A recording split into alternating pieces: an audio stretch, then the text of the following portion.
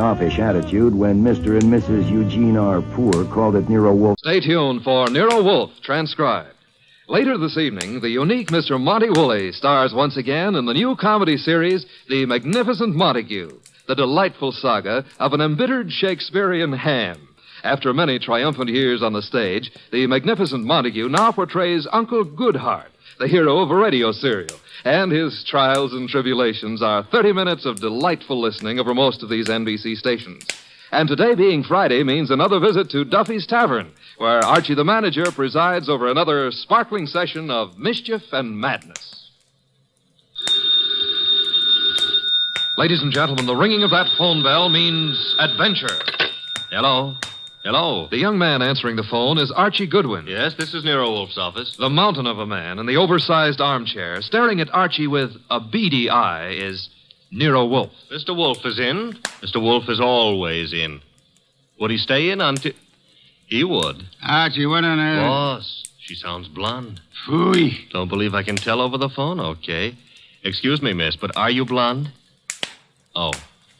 Go ahead and laugh. Thank you. Mr. Wolfe will see you. Goodbye. I did not say. No, but you will. Besides, she wasn't blonde. And I want you to see red. Oh, Archie, better think of some new ones. Ridiculous.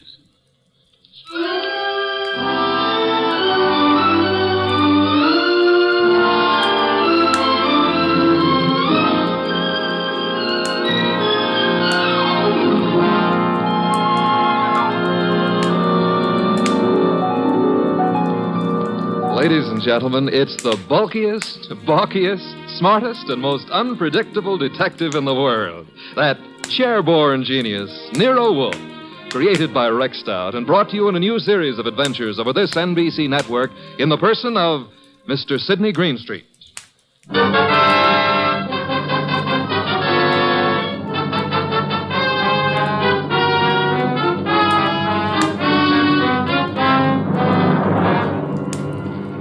Tonight, it's the case of the girl who cried wolf. In the old brownstone house on 35th Street, my boss, Nero Wolfe, with all his 300 pounds, sits at his desk from which he runs his world. We have been patiently waiting for the lady client. Then there's a knock at the door, and I admit her. A beautiful, frightened, and red-headed girl. Mr. Wolfe? Mr. Nero Wolfe? Not by 160 pounds. I'm Archie Goodwin. Oh, yes. I spoke to you on the phone. I'm Mary Dunning, Mr. Goodwin. I was wondering if... He's in. He's always in. Come on. We'll try getting him to admit it. This is Mr. Wolfe. Miss Mary Dunning. How do you do, Miss Dunning? Here, take this red leather chair. It's a nice match for your hair. You know, as old Dr. Titmouse has said to me, beware of a red-headed woman. But I never could believe Thank you, him. Mr. Goodwin. Your business, Miss Dunning? Do you mean what I do or why I've come to you? Both, if you please. Well, I'm Mr. Stevens' secretary at the Tolliver Ecological Foundation. Our offices are down on East 12th Street. Ecological? Field research as to factors operating on plant and animal development and survival, Archie. Animal development, huh? Miss Dunning, the foundation has several agricultural research projects throughout the country, hasn't it? That's right, Mr. Wolfe. And Donald Stevens is executive director. Or was until... Was? He's disappeared. It's been 3 days now. He's not been near the office nor his apartment. No message or... Apartment? Stevens been living alone? He's a bachelor. He's engaged to Laura Tolliver. She's a cousin of the original Tollivers. But she doesn't know where he is either. Have you come to me on Laura Tolliver's account or on behalf of the foundation? Well, neither, Mr. Wolfe. I'm just worried, and I'd heard of you as one of the finest private detectives in New York. You've heard of me, Miss Dunning. We see that you're here. I still fail to understand why. But I've told you. Mr. Stevens has dropped out of sight. And there's another thing. The last time I saw him, he had a caller with him in his office. Caller? Male? Female? I don't know. We're in a converted old brownstone house, and, well, the way the offices are laid out, I don't see all the people who come in unless they make a point of coming to my desk. I see. All I know is that Mr. Stevens stepped out for a moment, looking either scared or angry. I couldn't be sure which. and asked me to see if there was a policeman at the corner. Which corner? Archie, continue, Miss Dunning. Well, I started to go, and there were low voices arguing from the inner office. And then Mr. Stevens called me not to bother. Then what? He said I could go ahead and take my lunch hour then. So I did. And when I came back, he was gone. Leaving no message? Leaving no message. And you've neither seen or heard of him since? I've tried all over. By phone, going out myself. Miss Dunning, has Mr. Stevens been in the habit of making extended business trips? Well, once in a while to our research stations in Pennsylvania, or New Jersey, or up in Vermont, but not without letting me know. I have to make out his travel vouchers. Has there been any recent trouble at the Foundation? Trouble? Financial trouble? Personal trouble? No, there's been no trouble. Miss Dunning, you're wasting my time and yours. This is a problem for the police, if there is a problem. Oh no, Mr. Wolfe. I'd have gone to the police, except, well, if there should be an innocent explanation, it didn't seem fair to the Foundation to risk the unpleasant publicity of... I said for the police. Wait a minute, Mr. Wolfe. It's your say-so, but when a girl walks in here and asks... The young lady can depart by the use of the same rather trim legs that carried her here, Archie. Oh, now, look, boss, just because I Miss look at... Dunning, I can think of a dozen reasons that might take your bachelor director out of town for a few days without the formality of explaining his actions. Then you won't look into this? Despite Mr. Goodwin's frowns, no. Should Mr. Stevens not turn up tomorrow or so, I suggest you advise the police or whatever attorney acts for the Foundation. There is such a person, of course. Yes.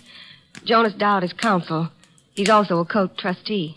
Consult him, then, by all means. But you don't seem to understand. If you'll excuse me, I'm overdue for an important conference with my cook.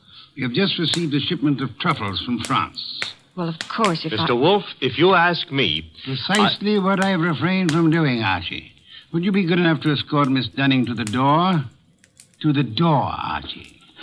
Good night, Miss Dunning. Good night. Good night. And thanks, just the same. Look, Mr. Wolfe, it's your shop and you can get as surly as you please.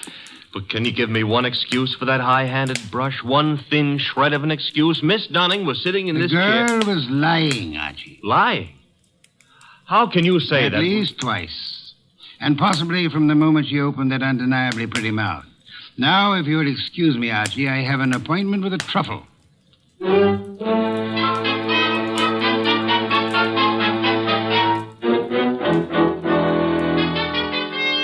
You say you have a surprise for me, Archie. Enough to yank you 3 inches out of that chair. Remember the girl who was here last night, Mary Dunning? You seem unwilling to let me forget her. Well, I took off on my own this morning to check up on that Foundation setup. Good, Archie. I ventured a small bet with Fritz that you would. All right. See if your bet included this. I found Stevens down there right in his office. Missing executive director. Yes, and the missing Mr. Stevens claimed he had just been on a business trip. Delayed getting back because his car had been smacked by a hit-and-run driver in New Jersey. Now, here's the payoff. He even tried to make out that he'd been thinking of calling you in a problem. Hit-and-run accident? No, something about the Foundation. But I didn't waste time letting him cloud it up for us. The point is... Archie, you brought him here, of course. Stevens? No, he's still down there. We'll want to grab him before the day is out, but I had something more important to run down first. It took me 3 calls on the way up here, but you can take it as confirmed. We've still got a disappearance case, and this one you're not sitting out. Indeed. And who has disappeared now? Mary Dunning. Stevens is back, but Mary's gone. Not at the office, not at her rooming house, and none of her clothes are taken. How'd you get going? Put a police call out on Mary? Back to 12th Street and get Stevens out of that office and up here as fast as you can. I'll phone him. You're on the way.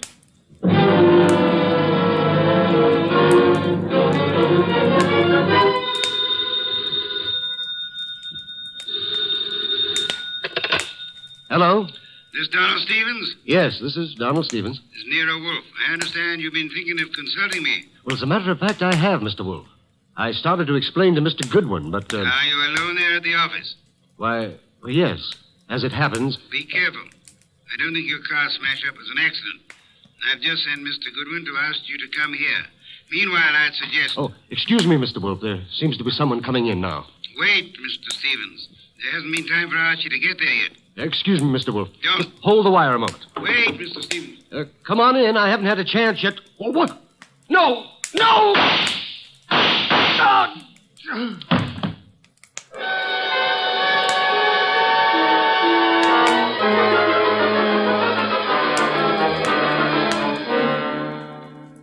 And that's all Inspector Kramer has been able to make of it, Archie? Not to hear him tell it, but that's all he's got. Stephen dead and the girl still missing. Did you find anything helpful at the office? I think the murderer started to tear up some account books and project ledgers, but I must have scared him away when I rang the bell. Couldn't have been more than 3 or 4 minutes after the shooting when I got there. But you saw no one? The murderer can cover a lot of ground in 3 or 4 minutes. You, naturally, by accident, since it is mildly illegal, you had a good look at the dead man? A very good look. Not to mention his pockets. Anything particular? Well, there was a half-eaten package of lifesavers in the left-hand trouser pocket. What's particular about that? The flavor was lime. I hate lime. Phooey. Archie, I called Jonas Dowd last night. The foundation lawyer? Yes, he set up the original charter under which Donald Stevens operated with an annual fund of $90,000. Ecology has its attractions. 90,000 attractions, to be precise. It indicates a possible reason for Stevens' murder. He was in sole charge of that money. Somebody donated 338 caliber bullets to him. Hardly a token of appreciation. Perhaps not. However, the shooting followed the attempt to stage an automobile accident. Archie, I've sent Saul Panzer on an errand for me. Saul, huh? He's expensive. True, he's the best man in the shadow job there is, but... You've got something, huh? Possibility. An angle I can't handle? Apart from your natural preference for curves, you've more than work enough here in New York. Finding Mary Dunning, for a starter. Or, her body? Or her body, as it may be. Is that what Saul's on, picking up a line on Mary? Among other chores, Saul is buying me some special groceries at the city market. You frown, Archie. I glower. But okay, play it cozy. You can send Saul off to Stockholm for smorgasbord for all I care. I'm still asking, what about Stevens and what about Mary? Where do we start? I'm expecting Laura Tolliver, the heiress, and the son of Jonas Dowd here within a few minutes. Jonas Dowd himself proved as difficult to pry from the office as... As you generally are from this one. Oh, good for old Jonas. Wait a minute, though. You said a son was coming. Would that be Peter Dowd? It would be. Could I trouble you to pass that second bottle of beer? It's your third. Stop auditing me, Archie. You reacted to the name of Peter Dowd. May I ask why? Kramer is ahead of you on that pitch. He's had Peter Dowd downtown already. And learned? Playboy, used to be in love with Laura Tolliver, now in line to take over Stevens' tidy $20,000 a year salary as executive director. To take over, phooey. Peter Dowd's no ecologist. He's got more important qualifications. His old man and Laura Tolliver are co-trustees under the Tolliver will, and the director can be anybody they name. Archie, you sound prejudiced against young Mr. Dowd. Yeah, that's what Kramer said. I'm just naturally suspicious of anybody who stood to pick up $20,000 a year, plus a whack at the $90,000 a year in house money, just by throwing 338 caliber slugs into Stevens. Particularly after getting rid of Mary Dunning to clear the way. The police still have no leads on Miss Dunning? A for effort, Z for results. Now, the way I see it, boss... Leg work now, Archie. Guess it's later. You might try Miss Dunning's landlady again for one, and try Peter Dowd's apartment. Now? Yes. I'd say go along and keep after the missing girl. Instead of sifting through the names in Stevens' appointment book you were asking about? It's 2 legs of the same animal. Names may help on the girl. Now, Archie, on your way.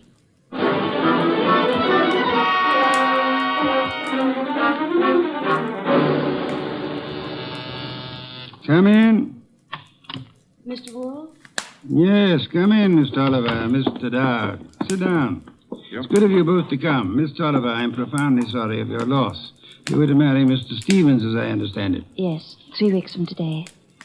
I was trying to warn poor Stevens just as the murderer came in. But he evidently knew his caller well enough to feel no alarm. The police told us that, Mr. Wolfe. We've just come from Inspector Kramer's office. I know, Mr. Dowd. Did you gather the inspector meant to see you again? Why should he? How could anyone think that Peter could have anything to do with this horrible business? I see that you have no doubts about Mr. Dowd here, Miss Tolliver. Easy, Laura. Yes, Mr. Wolfe, I I gathered that Kramer was interested in me. He's got a man outside here watching us now. You're alert, Mr. Dowd, or Oh, what? aware that Inspector Kramer may have grounds for keeping you under surveillance. Look, Mr. Wolfe, I didn't come here to be put through the jumps again. First Kramer and now you. I'm acting for the Tolliver Foundation, Mr. Dowd. I have been since your father retained me last night. Well, why jump on me, then? Young man, at my age and weight, the chances of my jumping on anyone are about as likely as, as unlikely as to expect that you're not still in love with Miss Laura Tolliver here. Mr. Wolfe, we haven't admitted that we... Miss Tolliver, you're concerned a moment ago at the possibility that this young man might be charged with Stevens' murder. Now, wait a minute, Mr. Wolfe. Climb back on me if you want, but let Laura alone. If you're trying to I'm no longer trying, Mr. Dowd. You both confirmed the point for me. All right. I am still in love with Laura. I think Laura's known ever since she accepted Stevens' ring that their engagement was a mistake. What are you going to make of that? Did Stevens know you hadn't given up on Laura? I told him twice. I even went down to the foundation just... Just when, Mr. Dowd? This morning while I was telephoning Stevens, for example? I haven't been near the foundation office for days. I've been out of town. Mr. Wolfe, you've no right to twist and turn everything Peter says. I do love him, but I... Laura. Oh, that's the first time you've come right out with it since... I'm sorry, Peter. I've wanted to tell you 1,000 times. But, well, you kept going away on all those trips, and I never knew whether it was for some other girl or... Mr. Dowd, Miss Tolliver, could this tender exchange be postponed till you two find yourselves alone? Go ahead, Mr. Wolfe. Ask anything you want, as long as I know it's all right with Laura here. Roundly spoken, Mr. Dowd. May I ask about Mary? What's Mary Dunning got to do with this? I'm glad you're aware of the Mary I meant. Well, I've met her at the foundation, of course. We've all heard she's missing. You couldn't suggest where she might be. How would Peter know? Let's return to Mr. Stevens. Can either of you explain his 3 days' absence from the city? I've been out of town myself. Miss Tolliver? He could have been inspecting any one of the research plants. He didn't tell me, if that's what you mean. Stevens said this morning he had been wanting to consult me. You can't suggest why? Well, no, I can't. About foundation business or personal business? .338 caliber bullets kept Mr. Stevens from making that clear, Miss Tolliver. Mr. Dowd's father is sending me over some material, but as yet it's not in my hands. Are you familiar with the personnel at the research stations? There aren't any more than 4 or 5 project managers. Halsey in Vermont, Schwartz down in Pennsylvania. Excuse me. Nero Wolfe? Archie, Yes, Archie. you can take it back about Mary Dunning. If she's a liar, she's just gone to a lot of trouble to make it look good. Dead? No, but knocked out with chloroform and stuffed in a closet in a man's apartment. And guess whose apartment? Spare me your charades, Archie. Peter Dowd's. That's where I'm calling from. Is he still with you? As it happens, yes. You better hang on to him. There's been another development. Inspector Kramer's got hold of a man named Schwartz. The Pennsylvania project manager. Right. Schwartz was at the foundation office this morning, and he says Peter Dowd was going in as he came out. When? Within minutes of your call to Stevens. Kramer's on his way to your place now to pick up young Dowd. Any instructions? I'd like more company. Well, the ball game is all wrapped up, isn't it? I'd still like more company. Right. Mary and Schwartz? If you can get them here. And Archie, Yes? get them here.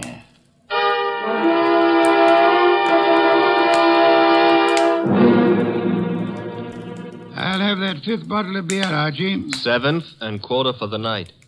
And when do you get around to calling in Mary and our friend Schwartz? In a moment, Archie, in a moment. After all that scramble to get him here. I've been studying these project reports that Jonas Dowd sent over. Fascinating field ecology. I know. The factors playing in the development and survival of living organisms. Too bad poor Stevens didn't figure on a factor named Peter Dowd. Archie, I'm ready for Mr. Schwartz now. No Mary? I'll risk you in the next room with Miss Dunning for the time being. Okay. One Schwartz coming up. Oh, come in, Mr. Schwartz.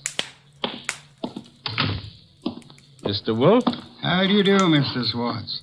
My apologies for this long wait you've had. And I'll try to make our business brief. Yes, sir.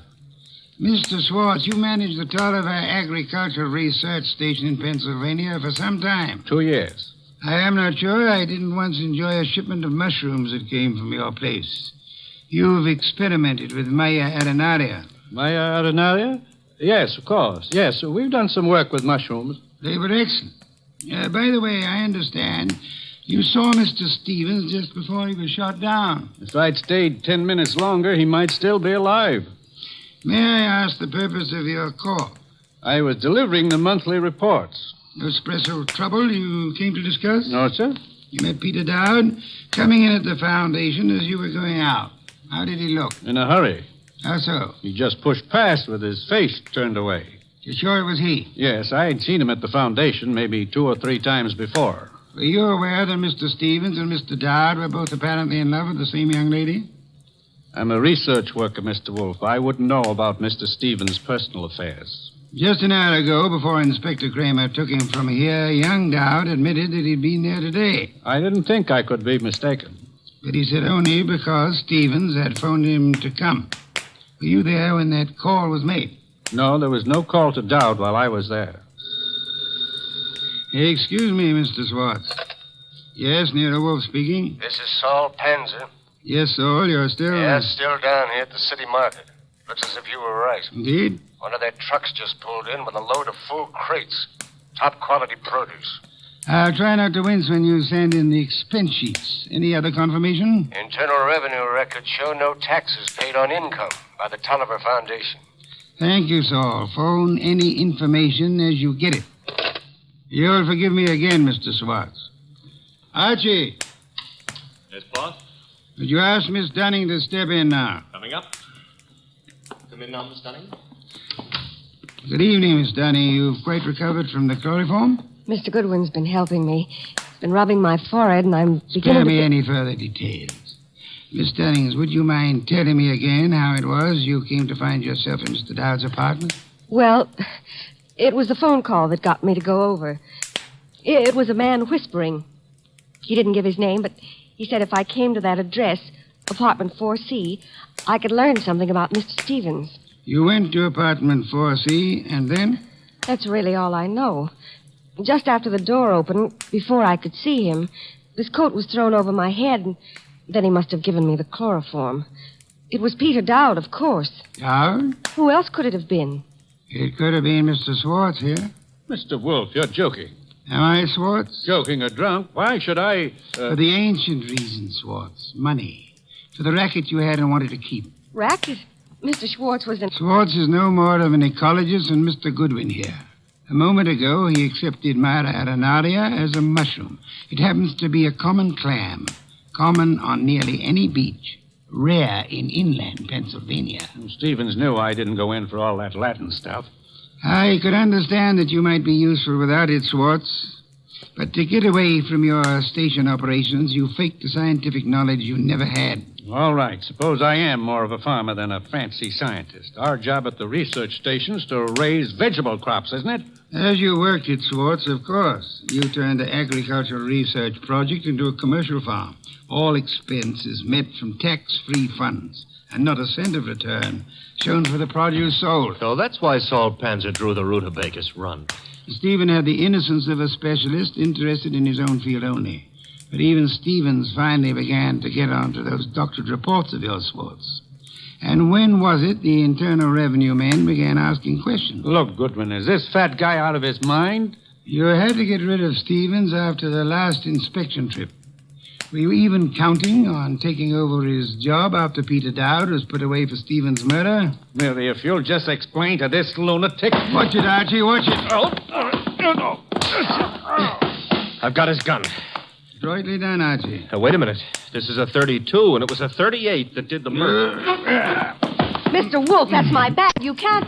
Take this pistol from it, I have, my dear. This extraordinary effort you put me to, of actually leaving my chair to secure this weapon, we'll add that to the score against you. Mr. Wolfe, if you aren't too tuckered to answer, that gun from Mary's bag. It's a 38. It may be the one used on Stevens. But Mary couldn't. She didn't. Ballistics tells us that this is the weapon. Then Swartz must have passed it to her for safekeeping, till it could be planted in young Dowd's apartment or car or whatever. I didn't have anything to do with it. Miss Dunning, you had to do it more than you know.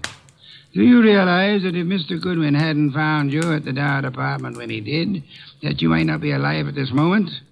You were the one person who knew Swartz's crime. Mary, don't listen to him. She's listening, Swartz. Miss Dunning, you thought the chloroform scheme was directed solely against Peter Dowd. And so you let Swartz talk you into it. Mr. Goodwin tells me the door of that closet was sealed with Scotch tape. I didn't know that. Schwartz actually tried... Your chloroform sleep was meant to turn into a permanent one, Miss Dunning. And I was trying to cover for him. All right, here it is. Schwartz planned it all. He did try the hit and run, and he did shoot Stevens. He's a liar. Mary, you've been juggling those books since... Say the details for Inspector Kramer, Swartz. There's guilt enough to be divided between you and guilt enough to burn you both.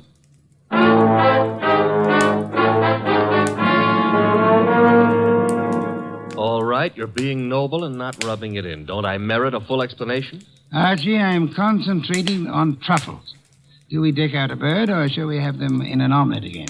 Mr. Wolfe, look, I've got a white flag up, and I'm asking. All right, Mary and Schwartz wanted Stevens out of the way. And all right, they tried to hang it on Peter Dowd. But why'd Mary come here and try to get you into it in the first place? As far as she knew that night, Archie, Stevens wasn't to get back to New York alive. Swartz hit and run ambush in New Jersey was supposed to take care of Stevens on his way back from Pennsylvania. By luck, Stevens survived the accident, and Swartz had to follow him here to finish him off. Yes, but I still don't see why. Mary came here to establish her innocence by pretending to seek our help. Oh. And she thought to keep suspicion from Swartz by creating the imaginary figure of a threatening caller at the office several days before. She knew Stevens meant to consult me about Swartz, and she could guess Jonas Dowd would call me in eventually. Stevens said he wanted to consult you that morning when I... That morning when you couldn't hear Stevens out because you were seeing him as Mary Dunning wanted us to see him. Oh, a trick operated with two vanishing acts to explain. Stevens's and Mary's. There you have it, Archie. And both fake. A straight business trip branded a run-out or a snatch only by Mary's account, and then the chloroform act at Dowd's apartment. You have it in full. Mm-hmm. Except how you knew she was lying to start with. Point one, the girl offered no fee, no prospect of a fee. Mm-hmm. Stay at that. Could anyone claim knowledge of my reputation, Archie, and still seriously expect that I would take an arduous labor for the love of it? Oh, I'm ashamed of myself. Point two, she told us of a caller coming to see Stevens. Of Stevens asking her to fetch a policeman, then changing his mind.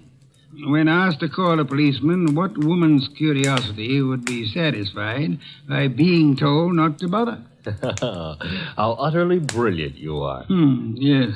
Archie, a bottle of beer. All right. And now back to a serious problem, you know. I think I see a compromise on these truffles. Between bird and omelet? Archie, why not both? Ah.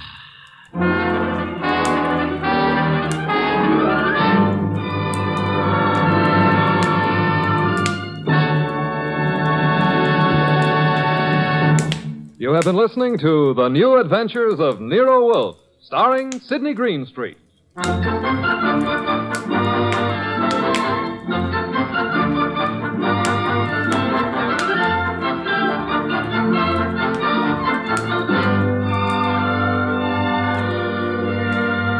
Tonight's transcribed story by Charles O'Neill was based on the characters created by Rex Stout. This is an Edwin Fadiman program produced and directed by J. Donald Wilson. In the cast were Larry Dobkin as Archie Goodwin, and Charlotte Lawrence, Howard McNear, Mona Keneally, Lamont Johnson, and Herb Butterfield. Next week at this same time, Nero Wolfe and Archie will bring you The Case of the Slaughtered Santa Clauses. Don Stanley speaking.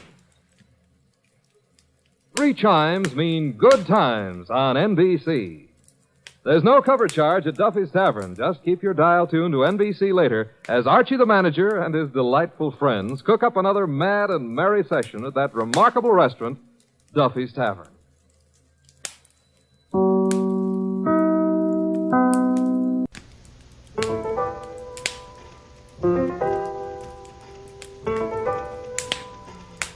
Rex Stout's Nero Wolfe.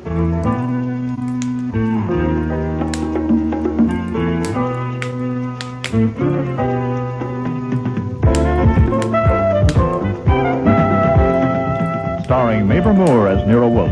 and Don Franks as Archie Goodwin.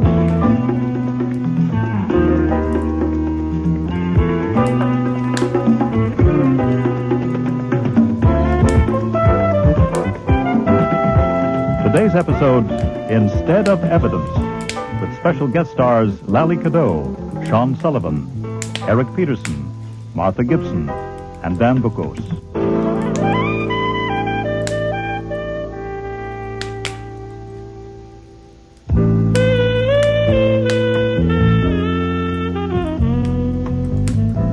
It is merely one facet of my complex character that I do not like men named Eugene. I admit it's a prejudice. That, and that alone, accounted for my offish attitude when Mr. and Mrs. Eugene R. Poor called at Nero Wolfe's office that Tuesday afternoon in October. Eugene. Yes, dear? You dropped your cigar. Oh, I'm sorry. Mr. Wolfe, I've come to you because I'm going to be murdered by a man called Conroy Blaney. Indeed. Yes. Mr. Poor, I suppose 200 men and women have sat in that chair and tried to hire me to keep someone from killing them. How many, Archie? 209. Have I taken the jobs? No, sir, never. For $2 million a year, you can make it fairly difficult for a man to kill you. That's about what it costs to protect a president or a king. And even so, consider the record. I don't expect you to keep him from killing me. That's not what I came for. Then what the devil did you come for? To keep him from getting away with it. Oh, I see. Con Blaney is so damn clever that it isn't a question whether he can kill me or not. The question is whether he can manage it so he's in the clear. I'm afraid he can. I would bet he can. Eugene. Yes, dear? You've got to try to relax. I came here, Mr. Wolfe, to give you the facts, to get the facts down and to pay you $5,000 to see that he doesn't end up in the clear. I want someone to know about it. Your wife knows about it. What if he kills her, too? There's no one else I can trust. Then why not go to the police? The police? I'm not sure they'd even remember I'd been there if it happened in a year or maybe 2 years. I can't pay them to remember. What's the matter? Don't you want $5,000? I wouldn't get $5,000. As my income tax now stands, I'd keep about 10%. If Mr. Blaney's as clever as you say he is, I wouldn't consider trying to uncover him on a murder for $500. No, sir. Mrs. Poor, may I ask why that makes you look so pleased? Because I need help, and I think you're going to help me. I don't approve of this. I didn't want my husband to come here. Where did you want him to go? To the Atlantic Detective Agency? Oh, no. If I'd been in favor of this going to any detective, it would have been Nero Wolfe, but may I explain? I am due in the plant rooms at 4 o'clock. I have 18 minutes. Then I'm going to use them. Eugene, please. It won't take 18 minutes, Mr. Wolfe. My husband and Mr. Blaney have been business partners for 10 years. They own the firm of Blaney and Poor, manufacturers of novelties. We make things like matches that won't light, chairs with rubber legs, and bottled drinks that taste like soap. Good heavens. It's the biggest firm in the business. Mr. Blaney gets the ideas and handles the production. He's a genius and my at it. husband handles the business part. Sales and so on. But Mr. Blaney is really just about too conceited to live. And now that the business is a big success, he thinks my husband isn't needed. He wants him to get out and take $20,000 for his half. It's worth a great deal more than that, 10 times as much. I won't do it. The argument has gone on and on. Until now, my husband is convinced that Mr. Blaney is capable of doing anything to get rid of him. Of killing him. And you don't agree? Oh, no, I do agree. I think Mr. Blaney would stop at nothing. Has he made threats? Oh, no, he isn't that kind. He doesn't make threats. He just goes ahead. Then why didn't you want your husband to come to me? Because he's simply too stubborn to live. There's a clause in the partnership agreement. They signed it when they started the business. That says if either one of them dies, the other one owns the whole thing. That's another reason why he'd kill me. What my husband wants is to make sure Mr. Blaney gets caught. That's how stubborn he is. And what I want is for my husband to stay alive. Martha, we've been over this My time husband and has time. saved over $200,000. He can get another $20,000 from Mr. Blaney for his half of the business. It's worth 20 times that much. Not if you're dead. With the income from that, we could live comfortably and happily. I thought you'd stand by me in this fight. I would if you could possibly win. But you can't win. Instead of winning, you'll probably die. I ask you, Mr. Wolfe, you're a wise and clever man. What would you do if you were in my husband's position? You put that as a question? Yes, I do. Well, granting that you've described the situation correctly, I would kill Mr. Blaney. What? But that's silly. Of course, you're joking, but this is no joke. I'd kill the bastard in a second if I thought I could get away with it. Maybe you could, Mr. Wolfe, but I couldn't. And I'm afraid you couldn't hire me for that. Your wife's advice is sound. Are you going to take it? No. Are you going to kill Mr. Blaney? No. And you still want to pay me $5,000? Yes, I do. Well, I advise you against that, too, under the circumstances. Here are the circumstances. Archie, take your notebook. Yes, sir. Make a receipt reading, received from Eugene R. Poor, $5,000, in return for which I agree, in case he dies within 1 year, to give the police the information he has given me today, and to take any further action that may seem to me advisable. Sign my name and initial it as usual. Get all details from Mr. Poor. Now, if you have anything further to ask, sir, ask it of Mr. Goodwin. That's no good. You don't even say what kind of action. At least you ought to I say advised you against it under the circumstances. Those are the circumstances. That's all I'll undertake. Suit yourself. Mr. Wolfe, I didn't mention that I brought the fee in cash. Speaking of income tax, getting it in cash would make it... Boy, I am not a common cheat, Mr. Poor. Not that I'm a saint. Given adequate provocation, I might conceivably cheat a man or a woman or even a child. But you are suggesting that I cheat not a man or a woman or a child, but 140 million of my fellow citizens. Ho! Mr. Poor. Yes? You dropped your cigar. Can I light that for you? Oh, thanks. Is he always like that? Oh, always, yeah. I'm the one who does all the work around here. I'm also an admirer of your wife. Your what? I admire your wife as an advice giver. Life is more fun outside the grave than in it, and with over $200,000. I've had enough advice. My mind is made up. Okay. Now, give me everything you think we'll need.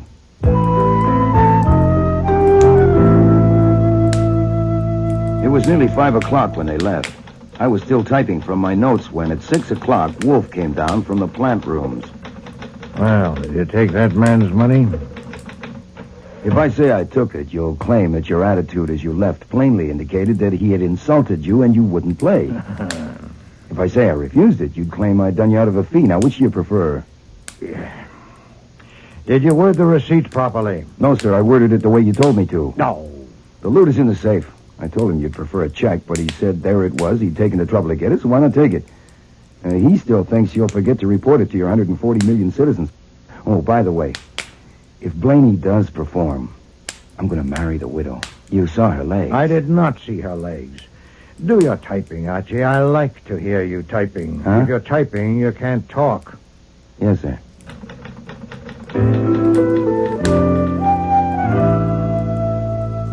It was after dinner at about 9:40 that the phone rang.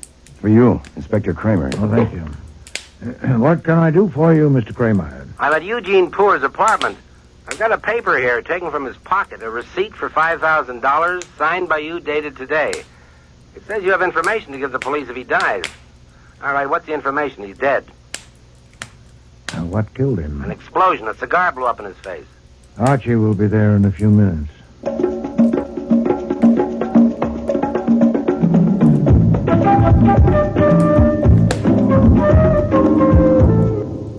You recognize him? Well, it's the same suit and tie anyway. Jeez, a cigar did that to him? So the wife says he lit a cigar and it blew up. I don't believe it. Yes, I guess I do. She says so. They make novelties. Now, that's a novelty. Yeah, we're all through here. Take it away, boys. Where's Mrs. Poor? Bedroom. I want to see her. The hell you do? I want to see our client. So you've got a client? You've seen the receipt. You've read my report. Give her a chance. I am. Let her pull herself together. Is this the box the cigar came from? Don't touch I'm that. just pointing, Inspector. I'm not touching. I just want to satisfy my curiosity. He smoked 2 cigars this afternoon in the office. Same brand? The same, Alta Vista. It's a fresh box, only one gone. You suppose the rest of these are loaded? The lab will answer that. You picked up the partner, Blaney? He's been sent for. I hope to God it's a wrap-up. Maybe it is. How did Poor seem this afternoon? Nervous, scared, what? He was mostly stubborn. Mind made up. What about the wife?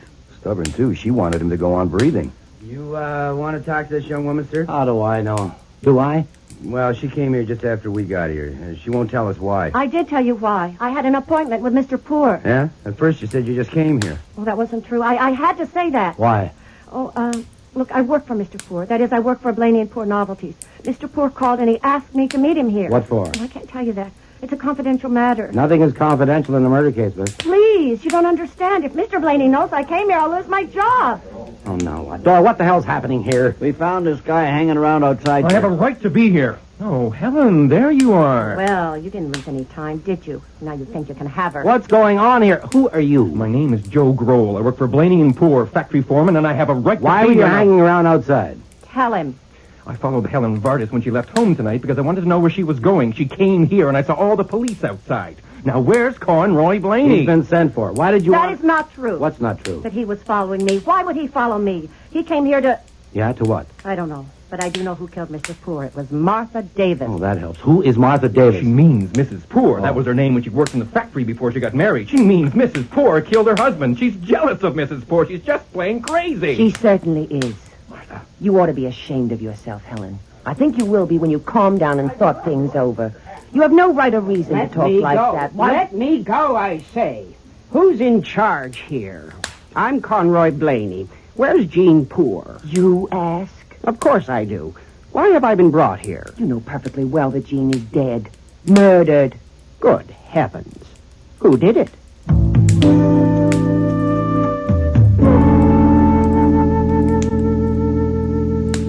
And that's when they removed me to another room. Did you get to speak to Mrs. Poor at all? Yeah, later. Much later, and only for a short time. Well? The Poors left here in their car a little before 5. She persuaded him to drive up to Conroy Blaney's place in Westchester, hoping they could talk it all out. She phoned ahead and made an appointment with Blaney for 6:30, but at the last minute, Poor balked and they stopped at Monty's Tavern near Scarsdale to debate. Poor won the debate. He wouldn't go. So she left him at the tavern and went on to Blaney's place alone. She got there at 6:15. Are you awake? Oh, yeah, sure. It's hard to tell when you close your eyes like that and don't move. Do you want me to go on? Go on. Blaney wasn't there. He lives alone, and the doors were locked. Now, she waited around till 10 minutes to 7 and then went back to the tavern. They ate dinner there, and then they drove back home. When he got home, he opened a fresh box of cigars. She was in the bathroom when she heard the explosion. Are you still awake? You say the face was unrecognizable? Yes, sir. Something concealed in a cigar. That's next to incredible. It's really incredible. So, what do we do? Do? Nothing. Nothing? There is nothing to do. I engaged to give that information to the police and have done so. Also to take any further action that might seem to me advisable, and I've done that. You mean you through with the case? Certainly not. I haven't started. There is nothing to start on. Mr. Kramer may do the job himself. I hope so. I resign. Nonsense. Do your work. No, sir, I'm going upstairs. I'm going upstairs to pack. If you're too lazy to wiggle a finger, very well, that's not news. But you're not even interested. Does it bore you because you've already collected the fees, eh? Too small a fee? Is it too obvious? Is it beneath you? Well, how about this in the Gazette, then? Man's naked body found in a lonely lane near White Plains, head crushed to a pancake by a car running square over him. Now, there's a case for a great detective like you. See, it might be Hitler, since his body has never been found. Answer the door, Archie. Yes, sir. Wolf doesn't like receiving unexpected callers. He likes me to check with him first. So I didn't. Inspector Kramer. Good morning, Mr. Kramer. To what do I owe I this? told him to hell with him. You wouldn't see him since he's working on the poor case and you're not interested. Oh, shut up, Archie. Sit down, Mr. Kramer. Why do you put up with him? He saved my life once. Once? Have you forgot? What can I do for you, Inspector? I dropped in on my way uptown because I thought it was only fair. I think I'm going to arrest your client on a charge of murder. You can't arrest my client on any charge whatever. Oh, no? My client is dead. And by the way, is he? I presume the corpse has been properly identified. Certainly. With a face as blown apart as that, it's routine. Fingerprints, dentist, doctor, the works. Why? What do you think it was? Insurance fake? No, I didn't think. Then you can't arrest my client. Goodwin says Mrs. Poor is your client. Oh, Mr. Goodwin is impulsive. You read that receipt? Yeah. Huh. So you are going to charge Mrs. Poor? I think I am. Indeed. Now, don't indeed me. God damn it, didn't I take the trouble to stop by and tell you about it? Well, go ahead and tell me. Okay, but first, why did you ask if we established the identity? There's not the slightest doubt it was Poor. Not only the corpse itself, other things like the elevator man who took them up when they came home, and the people up at the tavern where they had dinner. They identified him from a photograph? No, he was known there. There are no photographs of Poor, apparently. Oh, I wondered why the papers were carrying none. Are you doubting the identity of the corpse? No, that would be silly since you're ready to make an arrest. Goodwin told you about the box of cigars. Something. Well, that was it, all right. Poor smoked about a box every 2 days, boxes of 25. He bought them from a place near his office and factory. The box he started on Tuesday night. The 24 left in it are all loaded. Any one of them would have killed him 2 seconds after he lit it. Oh, that's hard to believe. Inside a cigar? Right, I thought so, too. The firm of Blaney and Poor has been making trick cigars for years, but they're harmless. All they do is make you jump. Now, what's in these 24 is anything but harmless. It was invented for the Army and still is on the secret list. Now, even this is confidential. It's made by the Beck Products Corporation. And their men and the FBI are raising hell trying to find out how this murderer got a hold of them. That's not for publication. I am not a publisher. Okay. Of course, the Alta Vista tobacco people deny all knowledge. Sure. They say the fillers are theirs, but the wrappers are not. Now, they say whoever sliced them open and inserted the things and rewrapped them was an expert. Now, there are 4 people connected with Blaney and Poor who are good at making trick cigars. Helen Vardis, one of their most highly skilled workers. Joe Grohl, the foreman. Blaney himself. And Mrs. Poor, who worked there for 4 years before she married Poor. Oh, good at making trick cigars. Well, how did you narrow it down to Mrs. Poor? How do you like this? Underneath the cigars in the box, we found 2 human hairs. They came from the head of Mrs. Poor, unquestionably. I think I'll charge her. Oh, I wouldn't do that if I were you, Mr. Kramer. Oh, you wouldn't? No, sir. Let me put it this way. You have her on trial. The hairs have been placed in evidence.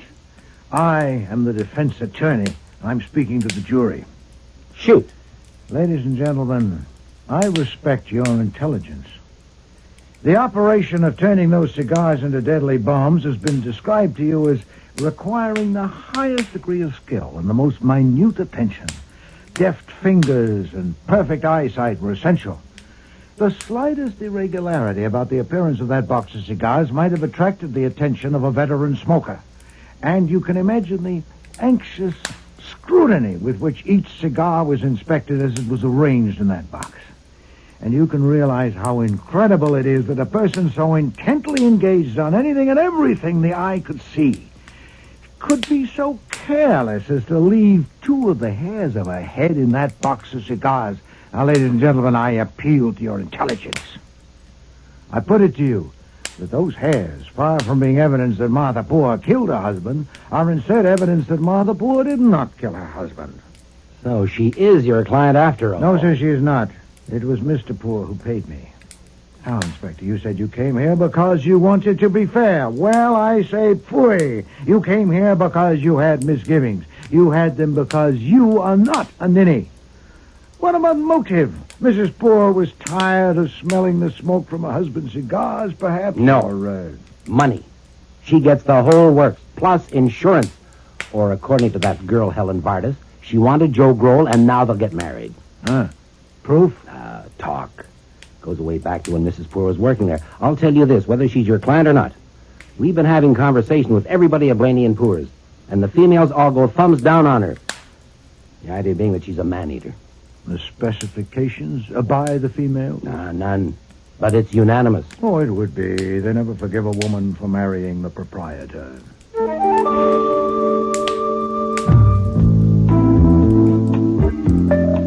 It's our busy day. Mr. Conroy Blaney himself to see you. Do I let him in? What does he want? I think he wants to confess. Oh, I warn you. His squeak will get on your nerves. Oh, confound it. Bring him in. We meet at last, Mr. Wolfe. I was thinking on my way here. Fate has thrown us together. You dominate your field and I dominate mine. We were bound to meet. Your field? That's right. I am supreme. I imagine you and I are alike in more ways than one. Now, I like to see things done in an orderly manner. So do you, don't you? Mr. Blaney, So first I'll give you my 4 reasons for coming here, and then we can take them up one at a time. 1, I want a copy of the report you gave the police of what Jean Poor and Martha, his wife, told you about me. 2, discussion of whether your giving that report to the police was publication of a libel and whether your withdrawal of it will satisfy me. 3, a proposal to make an orchid, guaranteed exclusive to you, an imitation orchid plant in a pot that would talk. When the pot was lifted, it would say distinctly, "Orchids to you," or anything of similar length. God, heavens! I knew we would have many things in common. That's my favorite expression, too. I use it all the time. Good heavens. But you probably want to know where I stand. I would if I were you. Tuesday evening up at Jean's apartment, I heard a man saying to another man, I presume they were detectives, something about Mrs. Poor being Nero Wolfe's client, and in that case, Mrs. Poor was as good as out of it, so Blaney might as well get his legs shaved for the electrode. Now, I really think it would be a shame to make yourself ridiculous, and I don't think you want to, so I'm willing to take this trouble. You're not a man to reach a conclusion without reasons. That wouldn't be scientific, and you and I are both scientists. Tell me your reasons one by one, and I'll prove they're no good. Go ahead. Archie, get him out of here. The truth is, you have no reasons, isn't that right? All right, then, about this talking orchid. When I get hold of a creative idea, I can't concentrate on anything else. You will have to give me 3 or 4 orchid plants to work from, and they ought to be your favorite plants. Now, here's the stroke of genius. I was saving this. The voice that does the talking will be your voice. Whoever you send it to, preferably a lady, she will lift the pot, suspecting nothing, and your own voice, the voice of Nero Wolfe, will say to her, "Orchids to you." Probably she'll drop the pot, but... I think you just performed a miracle, Mr. Blaney. Oh, yes? Yes. You caused Nero Wolfe to disappear. I don't understand. Oh, overlook it. He's eccentric. So am I. The geniuses are. Does he really think I killed Jean Poor? He does now. Why now? Oh, forget it. I'm eccentric, too. There's another possibility. The idea of the orchid having his voice doesn't appeal to him. Then how about it having your voice? What? You have a good baritone voice. I could let you have it at cost, and you could give it to him for Christmas. Let's hear how it would sound. Say it in the medium tone. Orchids to you. Hi there. Archie, is that man gone? No, sir. Now he wants Get him me... out of there at once. Phone Saul and tell him to come here as soon as possible. Yes, sir. Let's hear how it would sound. I'll close my eyes, and you say it to me, just naturally to me. Orchids to you. Are you ready? Oh, I'm ready.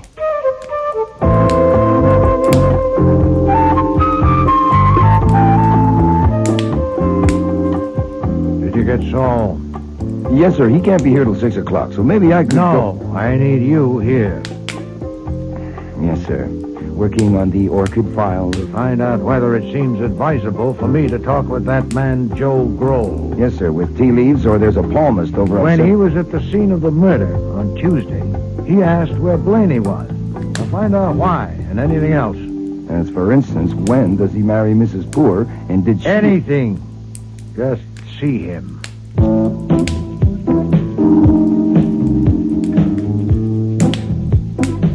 I picked Joe Grohl up at the corner of Varick and Adams at 5:30. Sorry to keep you waiting. It's okay. It's okay. I only quit being an Army hero 2 months ago, and they gave me my job back. But it keeps me busy catching up. Where are we going? There's a bar on 19th Street. Serves good scotch, all right? It's okay by me. As we pulled away from the sidewalk, I couldn't help noticing that behind us, someone's desire to find a taxi became frantic. To oblige, I took my time. When I saw in the rearview mirror that a taxi had actually been snagged, I fed gas and went ahead. When I parked, I made sure that there was a parking space behind us for the taxi. Joe and I went into the bar and ordered drinks. You're right. This is good scotch. Say, you mind if I ask you something? Go ahead. Well, I don't go for this theory that it was Helen Bartis that killed Ford. Do you? What are you talking about? What theory? Well, this theory that Helen Vardis would do anything for Blaney. And God knows why. She made the cigars for him. She went there Tuesday night. For Christ's sakes, who thought that one up? Well, it wasn't me. Don't get excited. That's right. Yes, I must remember that one. Don't get excited. They put you in a uniform and take you across the ocean into the middle of hell. Bombs, bullets, flamethrowers. Huh? Your friends die right against you and bleed down your neck, and after 2 years of that, they bring you home and turn you loose and say, don't get excited. Hey, cool down, will you? Look, I'm all right. Cool down. No, I'm all right. I'm sorry I brought it up. Okay, it's just that, hey, look, I come home, and what do I find? The girl I had been counting on has married the boss, and no one told me. Hey, now, that's a raw deal. It wasn't her fault. She never promised me anything, but I had been looking forward to seeing her. Oh, I did see her, but only because she was in trouble and asked me to help. Help how? She thought her husband was going to get killed by Blaney. And knowing Blaney as I did, I saw no reason to doubt it. She asked me to watch Blaney, and... Look, why am I spilling all this to you? I was in the Army, too. Oh, yeah? Yeah, I think I understand. Anyhow, I wasn't heartbroken, because Martha seemed a little older than I had remembered. Besides, there was another girl who had been nothing but a kid in the factory before, but now she'd grown up. You saw her the other night. Yeah, Helen Vardis. I fell for her like a Sherman tank. Oh, I thought I'd finished that drink. You filled it up. Thanks. Cheers.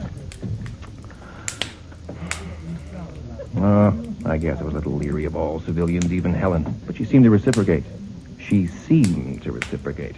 I just don't understand it. First Martha, then her. I saw her with him in a restaurant, and I saw them together in his car. Who, Blaney? Certainly not. Poor. Eugene Poor. Oh, boy. I can't understand what he had.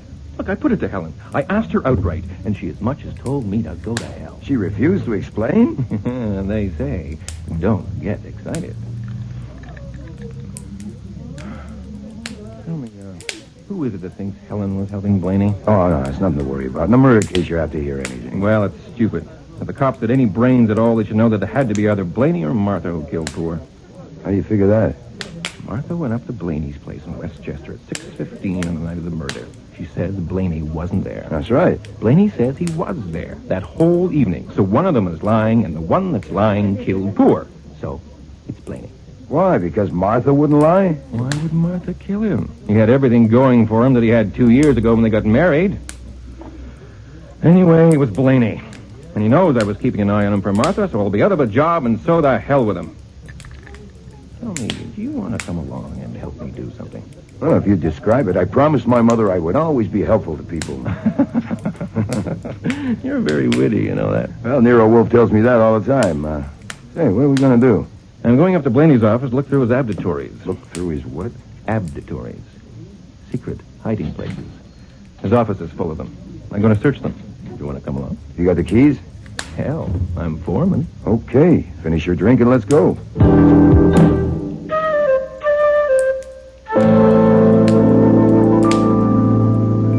You get in the car, Joe. I'll just be a minute. I want to talk to somebody in that taxi parked behind us. There's no sense in this, Miss Vardis. Look at that meter. Come on and ride with us. Get out of here. Hey, just relax, will you? I can't get out because I'm not in. Now, this is absolutely childish. You don't know the first principle of tailing. And this driver you happen to get is worse. Now, if you insist on tailing Joe, okay, we'll put him in a cab and we'll let him go ahead, and you ride with me, and I'll show you how it's done. You're smart as they come, aren't you? I'm at least smarter than you if you let that meter continue to tick. Now, pay him and come on. You seem to be in charge of everything. You pay him. Hey, I guess she got you, smartass. Here, keep the nickel change.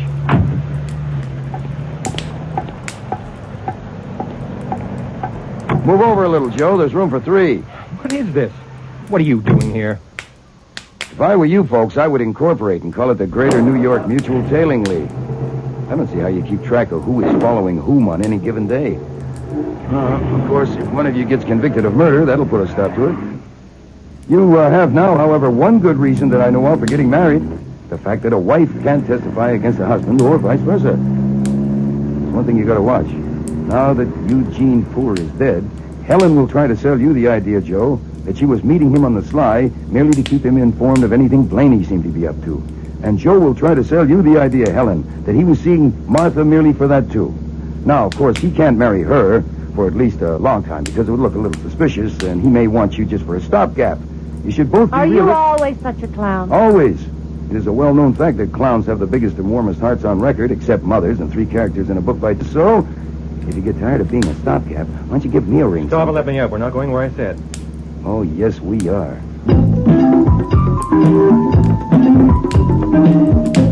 Trick dice, trick pencils. Are these are trick pencils? When you press, the perfume comes out. Perfume? Well, why would he bother hiding these in one of those... Abditories. Abditories. Conroy Blaney is a strange man. Tell me about it.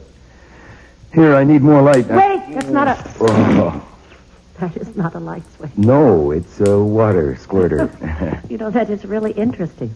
Oh, yeah? Yeah, some customers say that the person won't be standing in the right place. But you were exactly. A person not as tall as you would get it right in the eye. You are. I'm what? Not as tall as me. Oh, yes, but I've got better sense. Maybe you hadn't better touch those things. Thanks for the suggestion. What happens if I sit on this? Nothing. That one's okay. Oh, swell. Well, this is a new one on me. Helen, What? what is this thing, do you know? I haven't got the faintest idea. Here, let me see that. Where'd you find this? Did you see me find it? In that calendar on Blaney's desk. How many? Just one? No, 2 of them. Well, what are they, do you know? I think that it was one of these things that was in the cigar that Mr. Poor never got to finish. What do you think? I think you can damn soon find out. No, wait. That idea doesn't appeal to me. I suggest that we all 3 go and deliver these gadgets, calendar included, to Nero Wolfe. He may want to ask some questions. You take him to him. I think I'll go home. I think I'll go home, too. Nothing doing. You'll just follow each other and get all confused again. If I take these things to Wolfe without taking you, he'll fly into a temper and phone the police to get you. Now, wouldn't you prefer to come with me?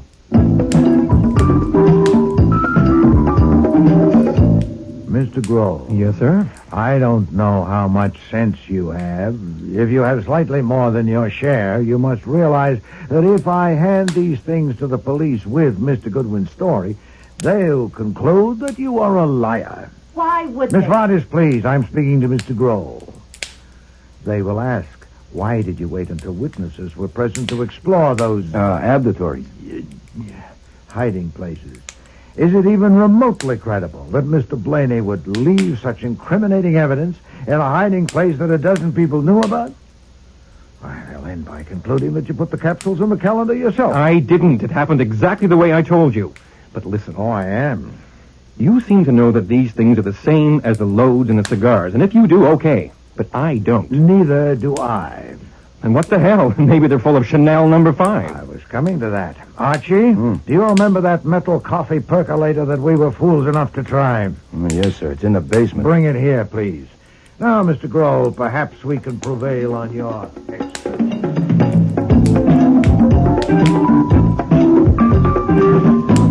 Ready? Good. All right, now, the rest you go out in the hall and I'll light it. But I want to see it. Oh, no, wait a minute. I saw Poor's face. You didn't. You go out in the hall. Oh, nonsense, Archie. That little thing, I'll be quite safe here at my desk. Okay. You've been warned. All right, here goes.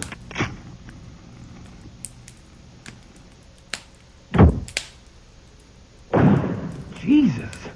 Are you all right, sir? My God, look at the hole in the plaster behind his head. It was the percolator lid. It missed me by inches. My God, what's in those capsules?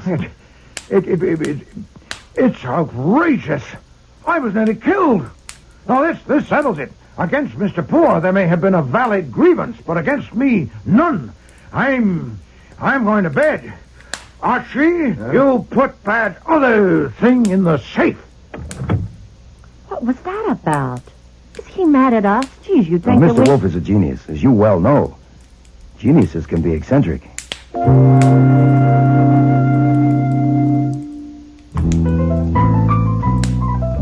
When I put the other capsule in the safe, I made a discovery.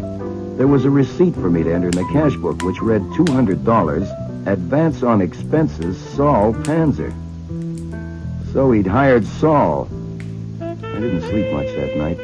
I tossed and turned until I finally solved the case. I did it with cold logic. All I needed was enough evidence for a jury. In the morning, I couldn't wait for Wolfe to come down from the plant rooms. Of course, nothing would interfere with his routine. We had a visitor, and she looked as if she hadn't slept all night either.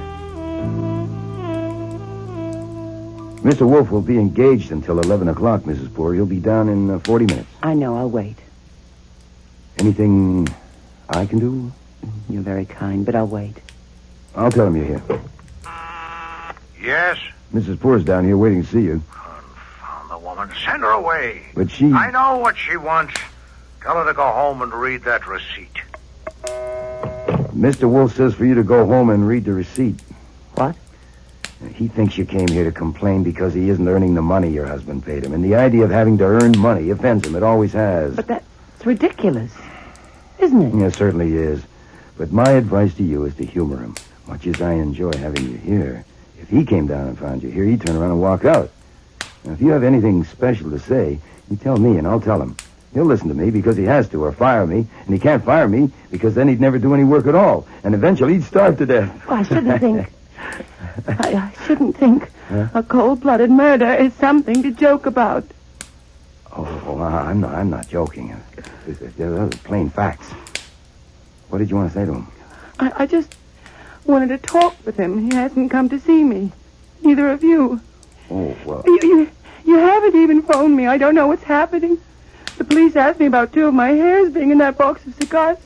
They must think don't that worry. Mr. Wolfe knows about that. In fact, I think he's proved to Inspector Kramer that those hairs are evidence that you did not kill your husband. Listen, isn't the funeral this afternoon? Yes. Okay, that's enough for you for one day. Leave the rest for me. I mean, if anything occurs that would help you to know about, well, I'll see that you know, right? Thank you, Mr. Goodwin. I'll drag you home.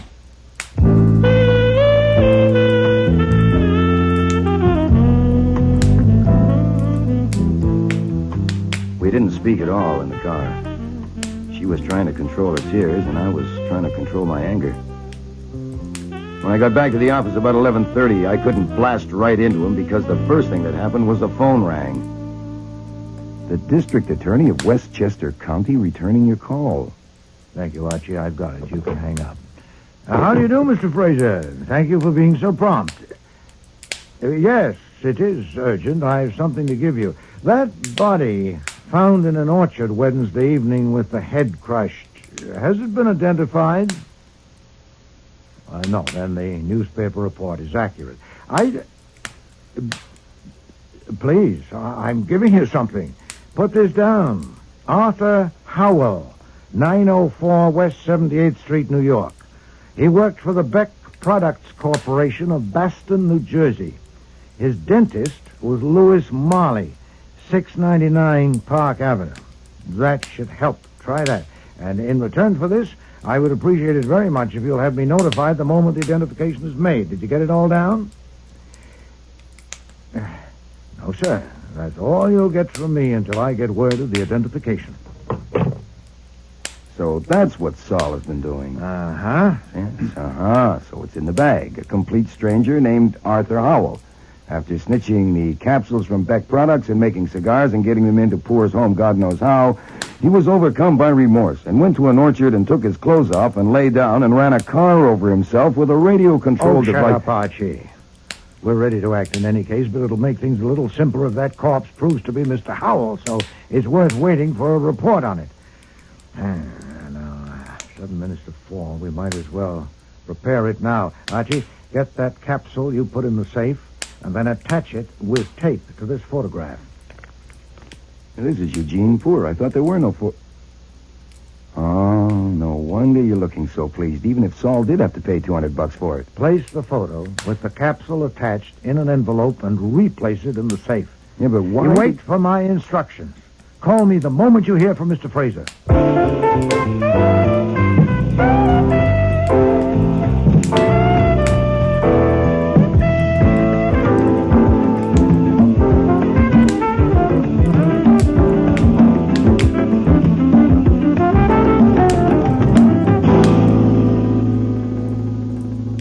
The mysterious body in the orchard is no longer mysterious. Arthur Howell? Right. Mr. Fraser was rather persistent. Indeed? He's on his way here right now with a couple of detectives. I think he wants to talk to you. Archie, you'll have to pay a call on Mrs. Poor. No, it's nearly 10 o'clock. She's probably tired. The funeral's this afternoon. Can't be helped. Saul will go with you. Saul? Yes, he's up in the guest room asleep. He didn't go to bed last night. You'll take her that photograph with its attachment. You should leave as soon as possible before that confounded Westchester lawyer gets you. I don't want to see him. Tell Fritz to bolt the door after you go. Get Saul to come down at once, then I'll give you instructions.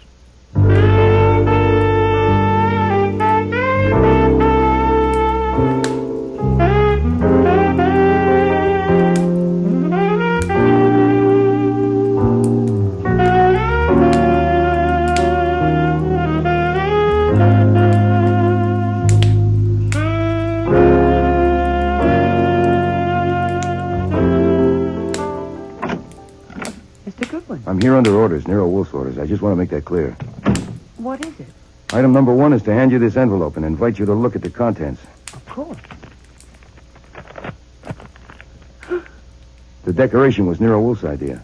I am not authorized to discuss it or the picture from any angle, except to remark that it is a very good likeness of your husband. Where did you get it? Sorry, out of bounds. As I said, I'm under orders. Item number 2, a man named Saul Panzer is out in the back hall on this floor, standing by the door of the service elevator. Number 3, that naked body found in an orchard not more than 10 minutes' drive from Blaney's country place has been identified as Arthur Howell, an employee of the Beck Productions Corporation. I don't know why you tell me about that. Arthur Howell? Did you say Arthur Howell? Yep, that's right. Howell, Arthur. Number 4, it is now 20 past 10. At 11:15, I'm supposed to either arrive back at the office or phone. If I do neither, Nero Wolfe will phone Inspector Kramer. Now, let's see. Photo and capsule, Saul out in the back, Howell, cops at 11:15, that's all. Without saying another word and with a photo in her hand, she turned and walked out of the room. Since I had to think about fire escapes, I went along. That game of follow the leader was one of my experiences that can stay unique and suit me fine. She might have been a deaf and dumb renting agent showing me the apartment and me the deaf and dumb prospective tenant. First, we did the master bedroom, her in front and me right behind. She opened a closet door, looked in a minute, and shut it again. Then she crossed to another door that was standing open. I had never seen a fire escape with an entrance through a bathroom window, but I thought it wouldn't hurt to look, so I did. It was okay. So I backed out, and she shut the door, staying inside. I looked out of a window at the dark for maybe 3 minutes, and apparently I forgot to breathe. When the door opened and she came out, I pulled in enough oxygen to fill a barrel. She was no longer carrying the photograph. Her next destination was the back door, leading from the kitchen to the service hall. With me at her elbow, she pulled the door wide open, and we were both looking at Saul. Saul? Archie. Back to the living room and onto the front foyer. I slipped ahead of her and stood with my back against the entrance door. And she simply turned around and kept going until she was in the bedroom again. I was right there. Then she turned in the middle of the room near the foot of the double bed where she had presumably slept with her husband. Archie Goodwin, you think I'm terrible, don't you?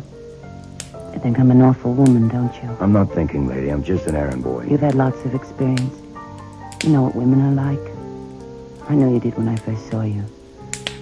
You know I'm a man's woman, but it has to be the right man. Just one man's forever. But I didn't find the man until it was too late. I didn't find him until this morning when you were so kind to me. You could have had me then, forever yours. You could have me now if anything like that was possible. I mean, we could go away together. You wouldn't have to promise anything. Only you could find out if you want me forever, too, the way I want you. Hold me, Archie. Listen, you are extremely good. There's no question about it. When you turn it on, it flows, but... As you say, it's too late. In 7 minutes now, Nero Wolfe will be phoning the police, so... You better fix your hair. You'll be having your picture taken. You... Oh, I hate men. God, how I hate men. She turned and walked into the bathroom. I sat down on the edge of the bed and did nothing but breathe. I suppose I did actually know what was going to happen.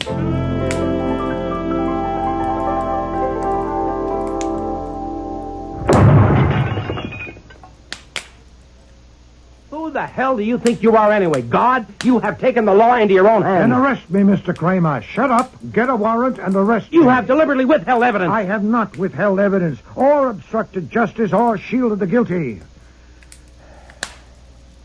I thought it possible that Mrs. Poor, confronted suddenly with that evidence, would collapse and confess. How could I know she would put that fuse in her mouth? How about confronting me with the evidence? Instead of evidence, what you confront me with is another corpse. Oh. And I know exactly why. The only evidence you had that was worth a damn was that photograph of Arthur Howell. If you had given it to me, Nonsense. I could have... You already had a photograph of Arthur Howell. Several of them. The Beck Products Corporation people gave them to you on Thursday. So they told Saul Panzer. And what good would one more do you? Okay, but I didn't know that Howell had come to see you on Tuesday with Mrs. Poor, passing himself off as her husband, dressed in the same kind of suit and tie that Poor was wearing that day. Only you and Goodwin knew that. I knew it. Mr. Goodwin didn't. He thought it was a photograph of Mr. Poor. Protecting your health, eh? How did you know it wasn't Poor, and when? You told me that Mr. Poor smoked 10 to 15 cigars a day. Mr. Kramer, you said the same thing. But the man that came here Tuesday calling himself Poor didn't even know how to hold a cigar, let alone smoke one. Oh, that's right, because when you left the room, he dropped his cigar again. It was a ludicrous performance, and he should never have tried it. When I learned that Mr. Poor was a veteran cigar smoker, the only question was who had impersonated him in this office. And the complicity of Mrs. Poor was obvious, especially with the added information, also furnished by you, Mr. Kramer, that no photograph of Mr. Poor was available. There are photographs of everybody nowadays. Mrs. Poor was an ass.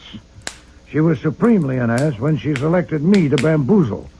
She wanted to establish the assumption that Mr. Blaney was going to kill Mr. Poor. Well, that was intelligent. But it was idiotic and insulting to choose me as the victim. She hated men. She certainly had a low opinion of men. In order to get what she wanted, presumably something like $500,000, counting her husband's fortune, the insurance, and a half share in the business, once Mr. Blaney was executed for the murder of Mr. Poor. For this, she was willing to kill 3 men. Her husband and Howell by direct action, and Blaney indirectly. But, except for the colossal blunder of picking on me, she was not a fool. The hell she wasn't. She was absolutely bad. No, sir, she was not. She was extremely clever at using what she had. The hostility between the partners, and her acquaintance with a man named Arthur Howell who had access to a supply of explosive capsules capable of concealment in a cigar, and who also resembled her husband sufficiently for her purpose. She didn't, of course, inform Mr. Howell that she hated men. Quite the contrary, she persuaded him to help her kill her husband, offering, I presume, a strong incentive. And she was good at offering incentives. She persuaded Mr. Howell to masquerade as Poor for the meeting in my office. They left here a little before 5 o'clock. Mr. Howell then made his way separately to Grand Plains, while she met her husband and they drove to Westchester to see Mr. Blaney. She talked him out of that, left him at the tavern, and drove somewhere to meet Arthur Howell, probably a railroad station. Then they drove off to that orchard, an isolated spot, where she killed him, removed his clothing, and ran the car over him to obliterate his face. Then she proceeded, first to Blaney's place to make sure by looking through windows that he was alone there so she could safely say she'd gone to see him and couldn't find him. I really don't understand. She was providing for all contingencies. If Arthur Howell's body was after all identified, known as that of a man who was with the Beck Corporation and had access to those capsules, it would help to have it established that Mr. Blaney had not been at home during the time that Arthur Howell had been killed. And Mr. Blaney would be blamed for that, too. Jesus. Then she returned to the tavern, dined with her husband, drove back to their apartment, and got him a nice, fresh cigar from a new box. And she was your client? No, sir. You've got the $5,000. Oh, I have. But Poor didn't pay it to you. You never saw Poor, so you weren't hired by him.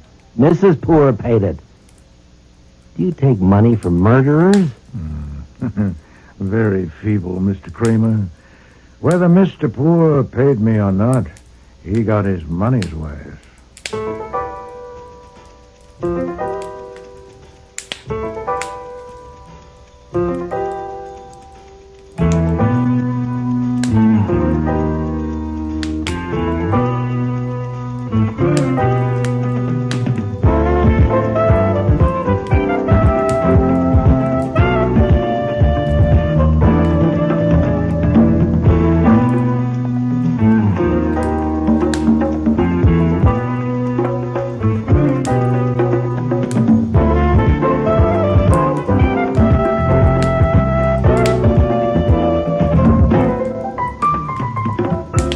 Starring in today's episode were Mavor Moore as Nero Wolfe, Don Franks as Archie Goodwin, and Cease Linder as Inspector Kramer. Lally Cadeau was Martha Poore, Sean Sullivan, Eugene Poore, Eric Peterson, Conroy Blaney, Martha Gibson, Ellen Vardis, Dan Bukos, Joe Grohl. Alfie Scott was Doyle, and James Morris was Stebbins. Music was composed and conducted by Don Gillis. Technical operations, John Jessup. Sound effects, Bill Robinson. Production assistant was Nancy McElveen, and casting consultant was Ann Weldon Tate. Instead of Evidence was written and produced in Toronto by Ron Hartman.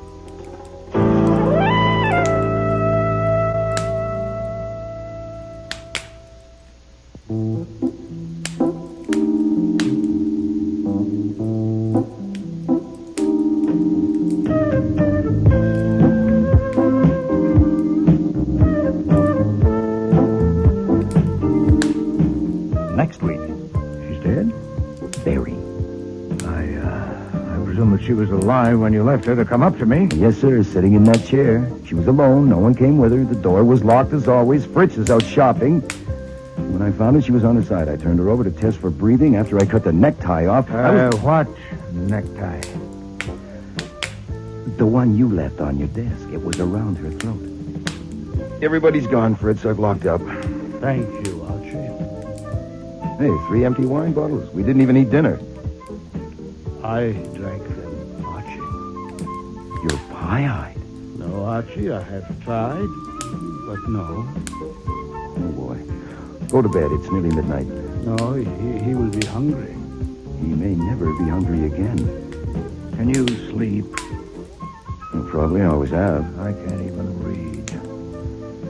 Archie, have you ever known me to show rancor? I'd have to look up in the dictionary. Vehement ill will. Intense malignity. No, I've never known you to show rancor. I have it now. And it's in the way. I can't think clearly. I have one thought. Go ahead. Will the police tackle Mrs. Sorrell? I doubt it. Not right away. She is young and comely. Oh, yeah. I've never seen her off stage. Well, you've seen pictures of her. Archie, you have a flair for dealing with personable young women. I thought that now that you left your husband, I might be able to do something, render some little service that would earn me a smile. Mr. Goodwin, I hardly know how to take you. You overwhelm me, really, you do. Have you any particular service in mind? Well, I can sew on buttons. So can I. I could walk along behind you and carry an umbrella in case it rains. I don't walk much. It might be better to carry a gun. Next week, Eeny, Meeny, Murder, Mo, with guest stars Charmian King, Bud Knapp, Aileen Seaton, Neil Monroe, and Dan McDonald.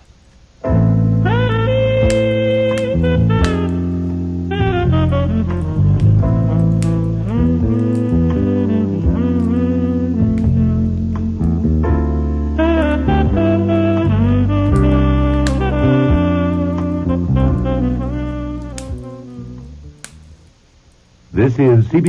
Stay tuned for Nero Wolfe. This Sunday marks the premiere of The Big Show on NBC. Not just any big show, it's the big show. NBC's hour and a half of comedy, music, and drama. The best of each. The Big Show will be heard every Sunday afternoon over most of these stations, with Tallulah Bankhead as Mistress of Ceremonies.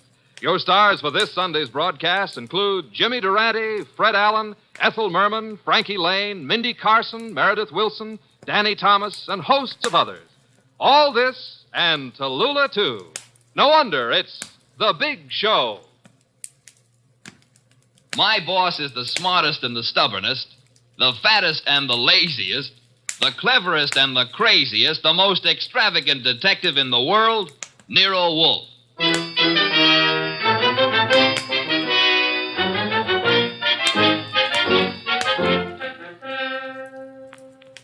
It's the adventure of The Case of the Dear Dead Lady, with that brilliant, eccentric private detective, orchid fancier, and gargantuan gourmet, Nero Wolfe.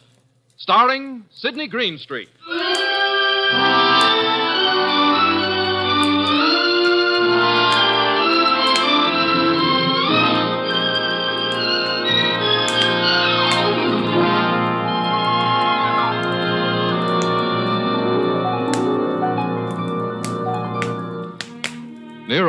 just come downstairs, having tended to his precious orchids.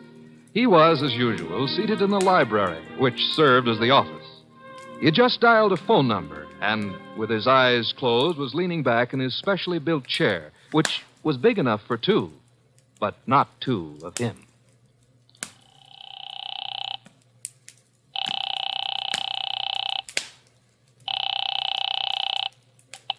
Halsbecker's Market, domestic and imported delicacies. Mr. Halsbrecker, this is Nero Wolfe. Oh, yeah, Mr. Wolfe. I was just about to ring you. Well, I have need of 2 pounds of duck liver. I do not, of course, refer to the commercialized Strasbourg pate. Well, I appreciate the order, Mr. Wolfe, but... Next, my cook Fritz informs me that we require 3 fine fat geese. Look, Mr. Wolfe, there's a little matter of an unpaid You bill. might add 12 cases of beer, a bushel of Vermont apples, green for stuffing, and a gallon of Marquesa Patricia Roman oil. Mr. Wolfe. In addition, Fritz has listed 6 dozen eggs, 4 braces of Sussex woodcock, and a few pounds of Westphalian ham. You have all that? Well, I can get it, Mr. Wolfe, but my bookkeeper... Thanks very much, Mr. Halsbrecker. That will be all. Now, now then, Archie. Yes, boss? You seem to be worried. Oh, I am. This means naturally that I'm supposed to handle Halsbrecker's delivery boy when and if he shows. I had thought of leaving that simple matter to you. And what about the simple matter of the money? Money? I hate to bring up a vulgar subject, but where is it coming from? Oh, of course. You're right, Archie. I should have said... Said what? Charge it. Boss, look, you don't realize I know, but we're into that truffle broker for 500-odd bucks and change. All right. Then give him a check. Okay. Okay, I will give him a check. And I hope they'll let you keep the orchids in your cell. You're a wit, Archie. Mm-hmm. You know, I'm on the bank's mailing list. We got a notice this morning. You don't mean... Oh, but I do. Again? Yeah, you just can't take money out of an account, boss. Sometimes you gotta put some in.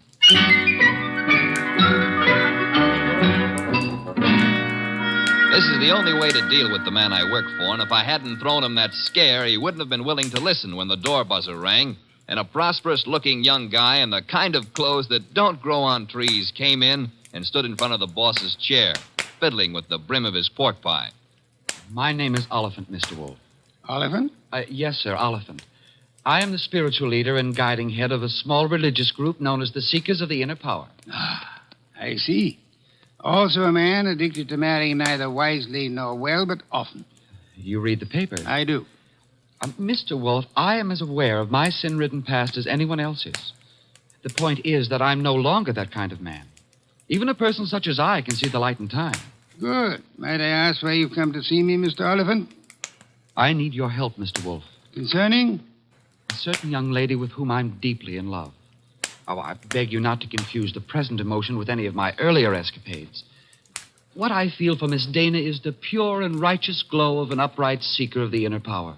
I promise to look on you as thoroughly redeemed, Mr. Oliphant. Proceed. Oh, by the way, do I recognize the name of your young lady as a Park Avenue socialite, an amateur swimming champion? Yes. But she's sweet, wonderful, beautiful. I've asked her to marry me, and she's given me some hope. In time, I fully expect to make her my wife. Well, then where's the problem? The problem is the presence of another man in her life. I'm sorry, sir. I'm a detective, not a matchmaker. This isn't a question of making a match, Mr. Wolfe. I have much too much respect for your talents to think of offering you such an assignment. Exactly. What do you want me to do? I want you to save Ilse Dana's life. A life? Mr. Wolfe, this other man I spoke of is insanely jealous. Not only of Ilse's present, but of her past as well. He has threatened to kill her. I don't doubt your earnestness in this matter, Mr. Oliphant, but how would you know? I was listening on an extension in Miss Dana's apartment a few days ago when Hunter called. Hunter? Yes, sir, Jack Hunter. Known as Jack the Babe Hunter. Wait a minute. I know that canvasback. Huh? Sure, he's a coffee and cake prelim waltzer. Oh, he's not. He's a boxer. Archie is being fancy. Overlook it, Mr. Oliphant. Is Hunter in love with this lady of yours? I doubt it. He's a man of complete moral and spiritual corruption, I believe. Naturally you would. But what are the facts? In my opinion, he's after her for her money. She has money? To burn. And you, Mr. Oliphant? Me? Can you also afford to burn? How much do you want?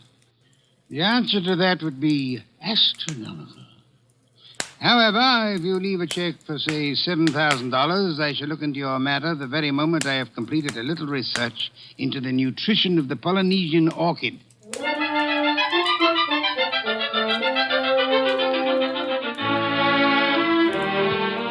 Oliphant's check gave our bank account a slight blood transfusion. I think it was the boss's plan to spend a week or two in the plant rooms before he got busy on the case. And he'd have done it, too, if that phone call hadn't come in about a little after 9, just after Wolfe had polished off one of Fritz's dinners and was settling back with a stein of beer in his hand. Don't disturb yourself, Archie. I'll get it. Now, well, look out you don't strain yourself, boss. You got to straighten out an elbow to reach that receiver. You have an unfortunate flair for mixing humor with impertinence, my friend. Hello, Nero Wolfe speaking. This is Ilsa Dana, Mr. Wolfe. How do you do, Miss Dana? We were discussing you only this morning. So I've heard. Through whom? Ted Oliphant. I see. The young man seemed to be quite worried about you. The young man should tend to his own affairs. Said you were in some danger. I know what he said, and not one word of it was true. Oh? I'd like to talk to you, Mr. Wolfe. I'm sure it'll be an immense pleasure. Where do you live? I have an apartment at 22 Blanton Street. Could you be here soon? I could be there in a quarter of an hour, Miss Dana. By proxy, of course.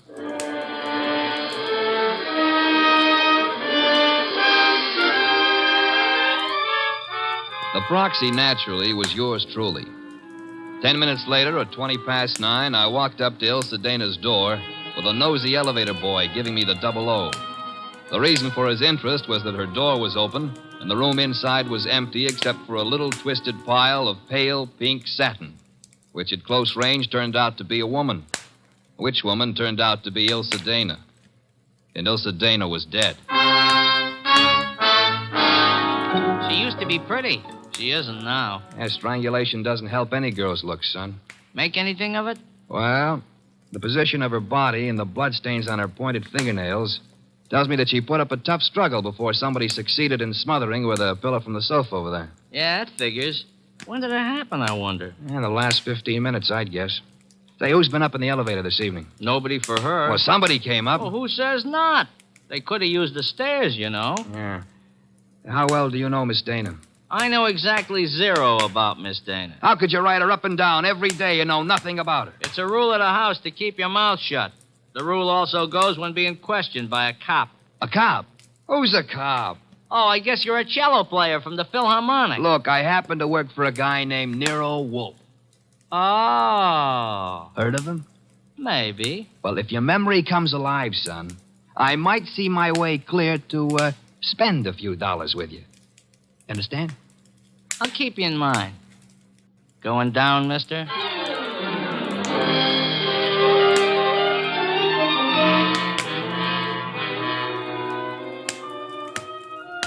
I spent time trying to get sense out of the superintendent and a set of chambermaids, but they were as quiet as a ballpark on Christmas Eve.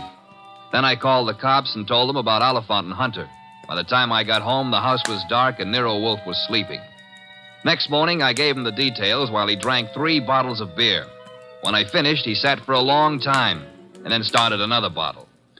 The prize fighter. What about the prize fighter, Archie? Hunter? Well, I phoned the hotel he lives in before you got up.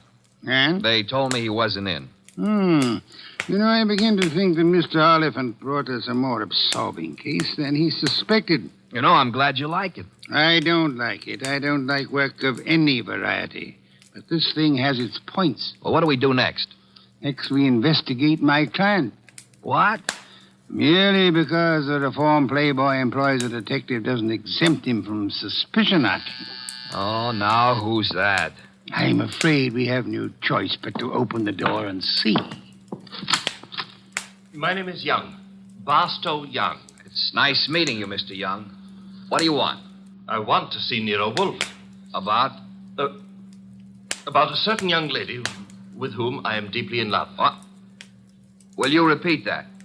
I want to see Mr. Wolfe about a certain young lady with whom I am deeply in love. Her name, please? Ilsa Dana. Is it possible that you entertain plans of making her your wife? Why, yes, but there's a problem involved. Another man? Yes. Well, do come in. Do come in. I think we've been waiting for you. Oh, Mr. Wolfe, here's another one. Ah, Mr. Wolfe. You've come to me about Miss Ilse Dana, sir? I have come to you, more specifically, about a man who has threatened her life. How unusual. He's the treacherous kind. Mild-mannered, you know. As we say in my profession, he underplays it. Your profession, then, is the stage. It is, sir. Go on, you interest me deeply.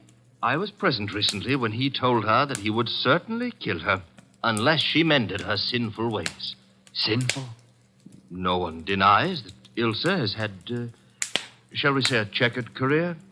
But the man's attitude is totally fanatical. What's his particular brand of fanaticism, Mr. Young? Theodore Oliphant is a religious maniac. Well, what do you know? He's come to give Theodore a bad report card. I don't understand. I've come to ask Mr. Wolfe to prevent his murdering Miss Dana. Am I allowed a direct question, sir? Why, of course. Where were you between 9 and 9:20 p.m. last night? 9 and 9:20. Why do you ask? You said I was permitted a direct question. Oh, I was walking in the park, as I remember. Do you make a habit of walking in the park? I have lately. I'm preparing for an important role in a forthcoming production. What's so important about last night? From your point of view, a great deal, sir. Well, what do you mean? Last night, Miss Ilse Dana was murdered. What? Mr. Goodwin here discovered the body. No. I'm afraid I must insist, Mr. Young. Why are you looking at me like that? Are you accusing me of... I have accused you of nothing, my dear sir. Well, now, look, you're making a mistake. Oliphant killed her. You may be sure of that. I have your word. I know him. He was trying to reform her, wanted to make her a devout follower of his cult, the Seekers of Power. I heard him tell her to her face that if she refused redemption, he would see to it that she didn't live on in her wickedness. You could produce other witnesses? Do you know, in your own smug way, you're as detestable a character as I have ever had. All right. Let's everybody take 5. Yeah? Nero Wolfe? He's busy. This is Archie Goodwin. You'll do, Goodwin. This is Jack the Babe Hunter. Oh? How are you? Great. Except the cops seem to want to talk to me about some murder fandango because, as I get it, you named my name. You got it wrong. I doubt it, and I'm coming over there to set you straight.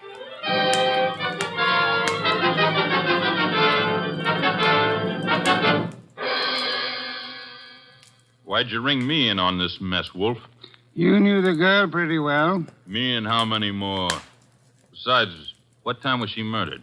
Last night between 9 and 9:20. I see. So if you would inform the police where you were at the time, that should be that. Yeah. By the way, Mr. Hunter, where were you at the time? I don't see your badge, Wolf. I was only wondering. I haven't been near the Dana woman for over a month. But if you're really interested, I'll give you the name of the killer. Please do not keep us in suspense, Mr. Hunter. A couple of years back, Ilse financed a guy in a big and lousy Shakespearean play that closed like a clam and nothing flat. Go on. It was money down the drain. The guy's got nerve. And he was in love with her, and he figured she'd do anything for him. So he comes back to her to finance him again. This time in Hamlet, no less. I see. I don't have to tell you what a flop that would be. You needn't tell me the actor's name either. You know? Mr. Barstow Young just left here. Yeah? Well, he's your man, Wolf. He got so sore when she told him she wouldn't toss any more moolah into his broken-down career, he went off his rocker and tore it down. Your reason for thinking so? I met him on the street one day, and he started beefing to me with blood in his eyes. It's all I could do not to punch him. The results might have been less fatal if you'd followed your instincts, sir. I couldn't. The guy's built like a broomstick. He's weak as a cat. Hit him once, he'd crack like dry plaster. I see. What's on your mind? This man you're accusing of Miss Dana's murder, Mr. Hunter, he was very much in love with her. She was thinking about marrying him, he said. He said? Yes, he did. I heard him, too. He was talking through his skull cap. Ilse wasn't going to marry anybody. No? No, she couldn't. Why couldn't she?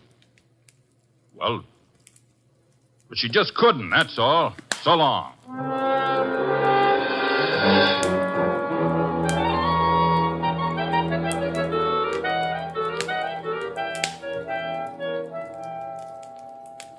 Well, Now we got a perfect circle with everybody pointing at everybody else and nobody able to prove a thing. What Hunter says isn't impossible, Archie. You think Young did it? I don't think at all yet. But if there's anything more dangerous than a woman scorned, it's an actor scorned. We have another visitor. Yeah, who are you expecting? At this point, anybody. Hi. Oh, you. Yeah, I told you might hear from me. Come on in. Who's this? Fellow runs the elevator at 22 Blanton Street. What do you got for me, kid? Postcard? Postcard? Here, the cops missed it, but I spotted the edge stuck under a rug. Nice of you to have delivered it. Or maybe he was just being curious. Curious? It's not every elevator boy who has a chance to see Nero Wolfe in the flesh. Oh, him? Come off it, High Pockets. I'm here because you mentioned something about spending a few bucks. Oh. I wouldn't cross the street to see the best gumshoe that ever breathed. Look, gumshoes don't breathe, and how would you like a sock? Archie, pay him and let him go. Yeah, pay me and let me go. Sure, Mr. Wolfe. Here you are. Thanks. Don't mention it. Anytime, pal. Anytime. How do you like that fresh little punk? Archie, the lad has done us nobly. Yeah? Typewritten card addressed to Miss Ilse Dana. What's it say? Rather peculiar message. Have you prayed tonight? It's signed with a single letter O. Have you prayed tonight? Yes. Signed O? Exactly. Weird, isn't it? Well, what's weird about it? What could be plainer? Have you prayed tonight? Now, I ask you, who is the man in this deal who's interested in praying? All of us, I hope, are God-fearing. All right. But I ask you again, what does O stand for? It could stand for O'Brien, Obituary, Omaha. What about Oliphant? Oliphant, too. Look, what's with this indifference? The case is cracking and you slough it off. You remember what Young said? Oliphant threatened to kill her because she wouldn't join that cockeyed movement of his. Don't exhaust yourself, Archie. We have a hard night ahead. Yes, but I don't understand. But I don't mean to stifle your imagination, my friend. But if you'd reserve your deductions for a little while, you could lend me some much-needed assistance. What do you want? I want you to become a burglar. A burglar? I want you to hurry over to the dead woman's apartment on Blanton Street and ransack it. For what? How do I know? We need help. Anything may help us. Go through the place with a fine tooth comb.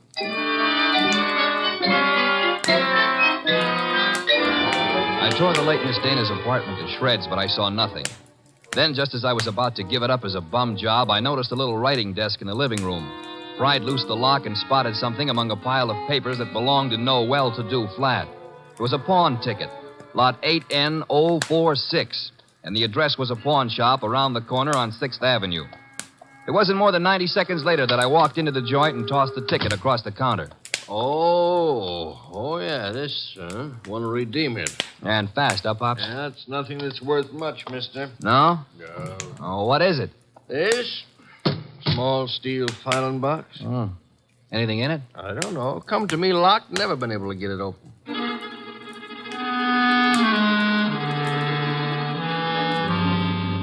We got it open, Wolfe and I. Smashed the front end with a poker.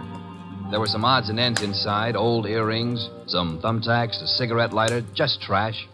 Then the boss stuck his fingers in and pulled out a plum. This is it? What do you mean, this is it?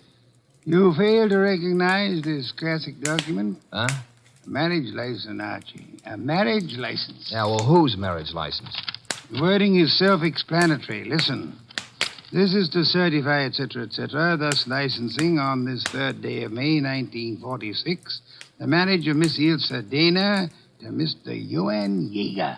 Johann Jaeger? Exactly. Well, who in the world is Johann Jaeger? We'll soon see. I don't get it. I can understand. It's a befuddling little puzzle. It'll be very easy for one to make a fatal mistake here. But, of course, you won't. I won't. 3 hours later, I'd herded all the suspects into the office, and he sat in his chair and glared at them. Oliphant, Young, and Hunter. It was tense and tight, and the boss let it stay that way, saying not a word to anybody while he calmly sipped his beer. It was Oliphant who cracked first. I didn't kill Ilse. I couldn't have. Jealousy is a very compelling motive, Mr. Oliphant. And you came to me, remember, complaining that there was another man in Ilse Dana's life? Whatever I complained about, and jealous as I was, I didn't kill her as the sacred power is my holy judge. Being unacquainted with your sacred power, I'll have to ask you for a better authority. Sacred power. It simply wouldn't have been possible for me to have done it. Why not? Yeah, why not? Because I was at Mickey's Night Owl Club last night from 7 until 4 a.m. Contemplating the sacred power, no doubt. That can be proved, Mr. Oliphant? Let me call now. Let the head waiter tell you. Well, you take your embarrassment as an indication that you're telling the truth. Hey, wait a minute. You can't let him off like that. Don't be bothersome, Archie. Yeah, but we got that card he wrote, the one about have you prayed tonight, signed with his initial. He didn't write that card, Archie. Now, look. And the O is not his initial, is it, Mr. Barstow Young? I'm afraid I don't understand. On the contrary, I'm afraid you do. But for the record, I'll explain. Oh, Archie. Yes, boss? Hand Mr. Young that large red volume off the shelf behind Mr. Hunter's head. This one? That one, thank you. Now then, Mr. Young, you will favor me by opening the volume to page 1133. But why?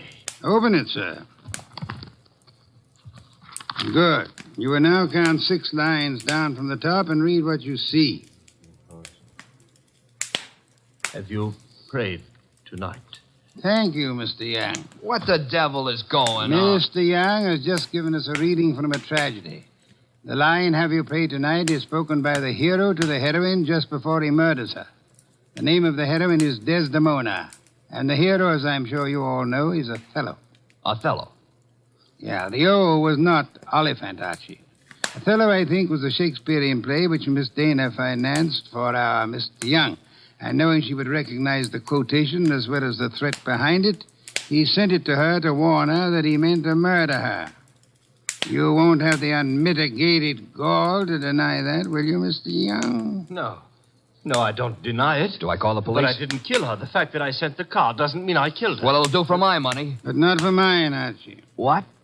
Mr. Young couldn't have killed Miss Dana. Why not? Because he lacks the strength to strangle such a healthy young woman, a champion athlete. Wide awake and full of fight. He's rather a frail person, as we know, and smothering Miss Dana with that pillow was no easy task. She struggled. Therefore, she clawed the wrists of the murderer.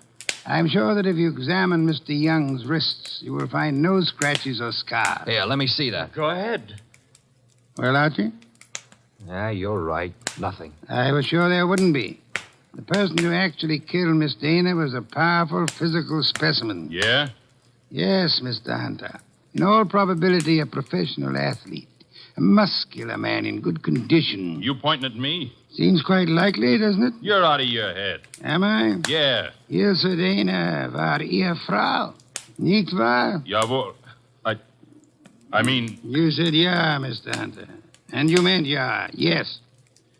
I asked you in German if Ilse Dana was your wife, and you, in the heat of emotion, answered me yes in your mother tongue. Look, what's going on here? Allow me to present Mr. Johann Jaeger, Archie. Him? I've known it since we first saw that marriage license. You see, Jack Hunter is the English translation of our friend's real name back in Germany, where he comes from, Mr. Johann Jaeger. Oh, what do you know? So you proved nothing. Yeah, I was married to Ilse. That's why I said she couldn't marry anybody else. But I didn't kill her. She was my wife. I loved her. Oliphant told us you were insanely jealous of her. What if he did? You know better. Do we? Sure you do. Ilse told you herself over the phone that every word Oliphant said was a lie. Interesting. What is? How you could possibly know what Ilse Dana told me over the phone. I haven't mentioned it to you or anybody else. Oh, well, you see... I see most clearly, Mr. Jaeger, that you must have been in the apartment with her listening on the extension phone, or you couldn't possibly have that information. And it was only a few minutes after that telephone call that Ilse Dana was smothered to death. And I see it's about time I said good night. Wait a minute, Jaeger. Wait a minute. Good work, Archie. I advise you to sit still, Mr. Johann Jaeger Hunter. I was right. I told you he threatened to kill her. But why? I've only guessed at the story. Reconstructed it, so to say. But I think you and Mr. Young ought to be congratulated. On what, sir? On not having won your fair lady. You've always thought of her as a sweet, demure society girl. But actually, she was a vicious person, as bad as the man who killed her, if not worse. She tortured him cruelly for 4 long years. How can you say that about her? How can you doubt it, Mr. Oliphant? There must have been a great many men in her life. We know at least 2 definitely, you and Mr. Young. But she was in love with me. She was in love with me. I'm sorry to shatter your illusions, but she was not in love with either of you. She was using you for her purpose. What was her purpose? Tormenting the man she married. That was her preoccupation day and night. She delighted in tyrannizing over him, as one might in breaking a bull or taming a wild mustang. Do I come near the truth, Hunter? Yes. Until I couldn't stand it any longer. May I ask then why you married her? Why? Because I couldn't help myself. I crawled for her. I married her on the terms that nobody should ever know I was her husband. She was too good for me, she told me that to my face over and over. That we belonged to different worlds. But I was crazy about her, so I took it. What I've taken you wouldn't believe. Oh, I'm sure I would, Mr. Hunt. I'm a very understanding man. The question is, will a jury believe you? And that we must begin to learn immediately. Archie. Yes, sir? Phone for Inspector Kramer.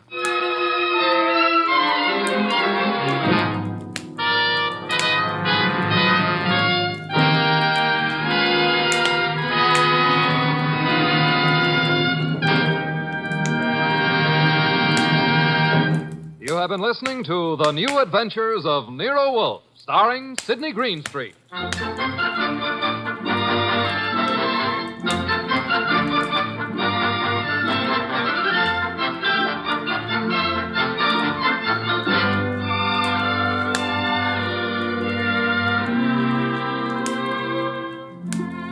Tonight's transcribed story by Peter Berry was based on the famous characters created by Rex Stout. This is an Edwin Fadiman program produced and directed by J. Donald Wilson. In the cast were Herb Ellis as Archie Goodwin and Lee Millar, Marna Keneally, Larry Dobkin, Barney Phillips, and Jerry Hausner. Next week at this same time, Nero Wolfe and Archie will bring you The Case of the Headless Hunter. Don Stanley speaking.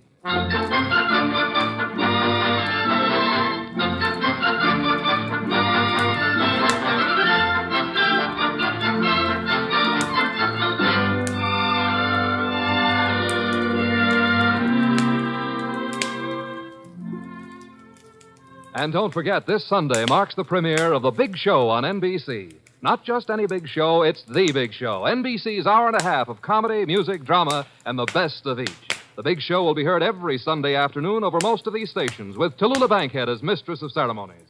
Your stars for this Sunday's broadcast include Jimmy Durante, Fred Allen, Ethel Merman, Frankie Lane, Mindy Carson, Meredith Wilson, Danny Thomas, and hosts of others. No wonder it's The Big Show. And Theater Guild on the Air this Sunday presents Judy Garland in Miss Alice Adams. So don't forget, Tallulah Bankhead brings you The Big Show Sunday on NBC. Stay tuned for Nero Wolfe, who follows transcribed in 30 seconds. Later tonight, over most of these NBC stations, Duffy's Tavern comes your way. And on the menu at Duffy's tonight, there's a blue plate special of grilled English language, served up by the delightfully ungrammatical Archie. Plus laughs garnished with chuckles, brought to you by Archie's remarkable crew. There's no cover charge at Duffy's Tavern. Just keep your dial tuned to NBC. And this Sunday means another broadcast of The Big Show. Your guests include Fred Allen, Douglas Fairbanks, Danny Thomas, and many, many more. Tallulah, of course, is your hostess on The Big Show. Ladies and gentlemen, that phone bell means adventure. Hello? Hello. The young man answering the phone is Archie Goodwin. The mountain of a man engaged in deep thought in the oversized armchair is Nero Wolfe. Mr. Wolfe, we've got a case. I'm not sure whether somebody's going to kill a rabbit or a rabbit is going to kill somebody, but either way, it's going to be murder. Please, Mr. Wolfe, even orchids have to eat. Phooey. Yes, sir, Mr. Wolfe will take the case. As a matter of fact, he's working on it right now. Money, work, bah. Greatest detective in the world. Only trouble is, he is.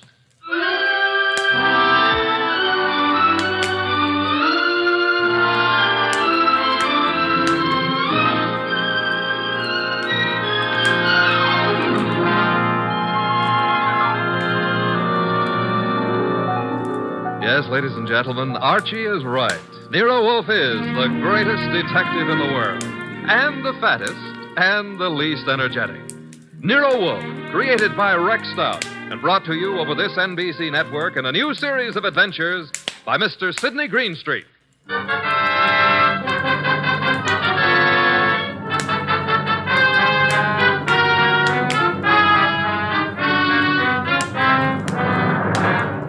Tonight, it's the case Nero Wolfe likes to remember as the case of the friendly rabbit. He sometimes prefers his proverb scramble. It began in lots of places. Let's take a look at a few of them. In particular, the richly appointed library of a man named V. Mr. V, what's happening? Relax, Haynes. Your blood pressure. I thought it was a gag, but you really are shutting the club down. I'm shutting it down. Why? I got the joint rolling. The suckers are pouring in. And next week, the governor's committee. Huh? It's moving out of Baylor County. Our joint enterprise is in Baylor County. I think the club needs a rest. Crime committees so rarely admire gambling. Oh, that's different. So it is. The club needs a rest. You need a vacation. Florida, perhaps? I don't like Florida. Pick any place you like, just so long as you get out of reach of a subpoena. The heat's on, huh, boss? You've just coined a phrase that may very well catch on. Get out and stay out of the state until I send for you. Okay, Mr. V. Sure, Mr. V. Marshal? Yeah? That about covers us in Baylor, am I right? You're right. The dear governor's dear committee will be sorely disappointed. However, I doubt it'll give up quite so soon. I wouldn't think so. Therefore, have the truck driver deliver another shipment of carrots to the rabbit farm. Eh, Marshal? Okay, boss.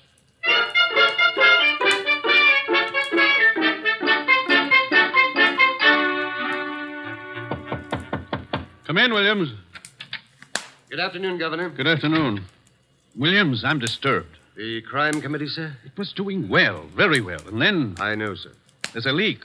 Someone is passing on confidential information. Who? That's the problem. Who? Started 3 weeks ago. A three-man committee, Wilson, McCarthy, Tolliver. One of them, Williams? I'd stake my life, sir, no. Then who? You've forgotten Collier, committee secretary. You have reason to suspect him? No, nothing that means anything. Except... You do suspect him? And he's been watched, telephone calls checked, mail. I have no reason to suspect him. Except that one thing bothers me. What's that? He has a small farm in Greendale County. He rarely went near the place in all the time he's been up here at the Capitol. But that suddenly changed. 3 weeks ago? Yes, sir. He's been staying at the farm for 3 weeks. Is there anything unusual about that farm? Nothing unusual. Except Jimmy Collier has gone in for raising rabbits.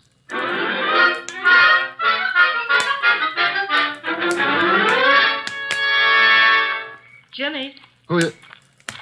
Oh, hello, Claire. you've been hiding from me. I've been out here with the rabbits. Jimmy, what's wrong? With what? You. There's nothing... You're lying. We grew up together, remember? We lived next to each other, Jimmy. We were going to be married. Hey, wait a minute. We still are, last I heard. You haven't heard recently enough. What does that mean? It means we're not getting married. But, Claire, You've been avoiding me, and you've been getting money, lots of money from someplace. And in a shady way, I feel.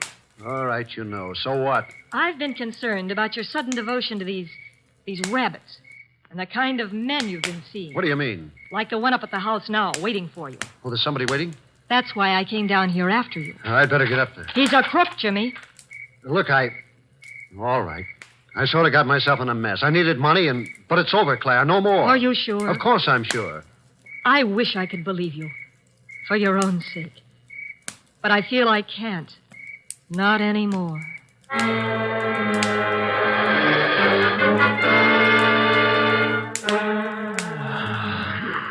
Archie. Yes, Mr. Wolfe. Either stop breathing so heavily or... Take the evening off? Stop breathing. Old Dr. Tidmouse wouldn't approve of that. Who in blue and assorted blazes is old Dr. Tidmouse? My family doctor. Mavis keeps your puny mind, but you don't have a family. Answer the phone. Oh, but it might be a case. It might be very important. It might mean work, Mr. Wolfe. Archie. W-O-R-K. You've got millions in the bank. Why worry? Confound you. Do you want me to answer that phone myself? Now you've got me. No, Mr. Wolfe. Couldn't let you knock yourself out lifting a telephone receiver. Nero Wolfe's office, Archie Goodwin speaking. What? Wait, Mr. Wolfe is to go up to Greendale at... Oh, now, look, friend. Mr. Wolfe does not go anywhere, and that includes Greendale. He wouldn't stir out of the house for anybody short of the... What? I see. Yes, sir, in an hour. Goodbye. Mr. Wolfe, brace yourself. You've got an appointment with a Mr. Williams at the Starlight Hotel in Greendale for 1 hour from now. You're insane. No, I'll admit I've been tempted. Sure. Were it not for the fact that often the native hue of resolution is sicklied o'er with a pale cast of thought. Quoting Hamlet will get you no place. I would fire you. And then who would drive you to the Starlight Hotel in Greendale? I'm not going to Greendale. Nevertheless, in an hour you will be there. And who, may I inquire, says so? The governor of the state.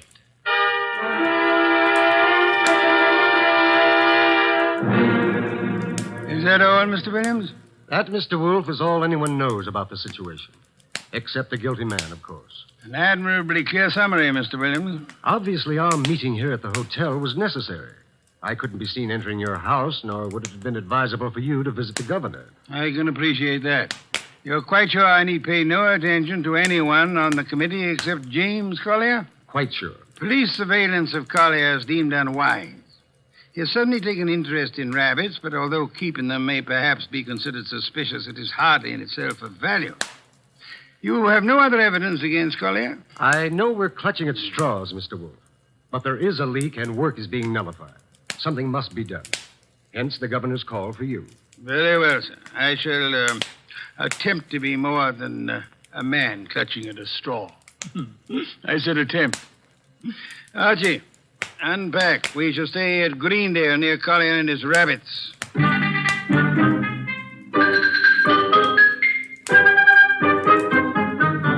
Mr. Wolfe? Mr. Wolfe? Oh, naturally, I know that shutting your eyes and pushing your lips in and out indicates you're thinking feverishly, but there's nothing for you to think about. Tui. Oh, I accept your correction. What are you thinking about? Hotel beds. They're notoriously flimsy. Oh, you gave up on the case so soon. Fiddlesticks. I already know exactly what role the rabbits play in our problem. Therefore... We're going to drive out to Collier's farm? You are. While you test the hotel beds. Fine. It'll be necessary for you to spend the night at Collier's place. You'll drive out there and pretend you've lost a cylinder or something. Oh, a lost cylinder. Oh, fine. Confound you, Archie. You can invent something plausible as a pretext, and if you are properly charming, Mr. Collier will, I hope, invite you to stay the night. And during the night I sleep, happily breathing the fresh country air. Trust not.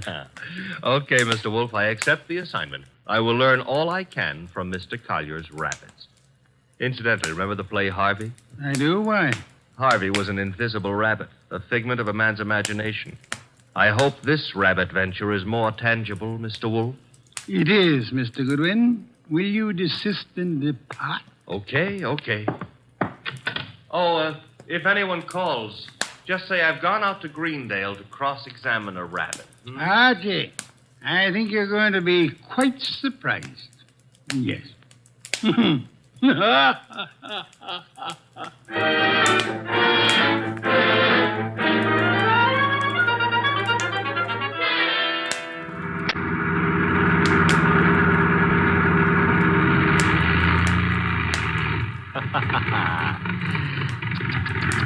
Running out of gas, and me such a big boy.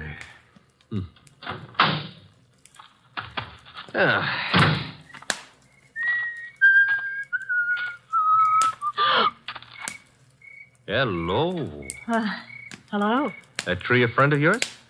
The tree? Yeah, the one you're clutching. Oh, I was leaning against it. It's an idea, but not a good one. Trees are notoriously skittish. The instant you really need one, they're out sowing wild oaks or something. You sound as if you know a lot about trees. Oh, I do. I was brought up in one. Look, now, if you really have to lean, I can recommend No, thanks. Well, I tried. Nice moonlight we're having. My name is Goodwin, and blondes call me Archie. I'm not blonde. Brunettes call me Archie, too. And what do redheads call you? Oh, we'll just skip that, huh?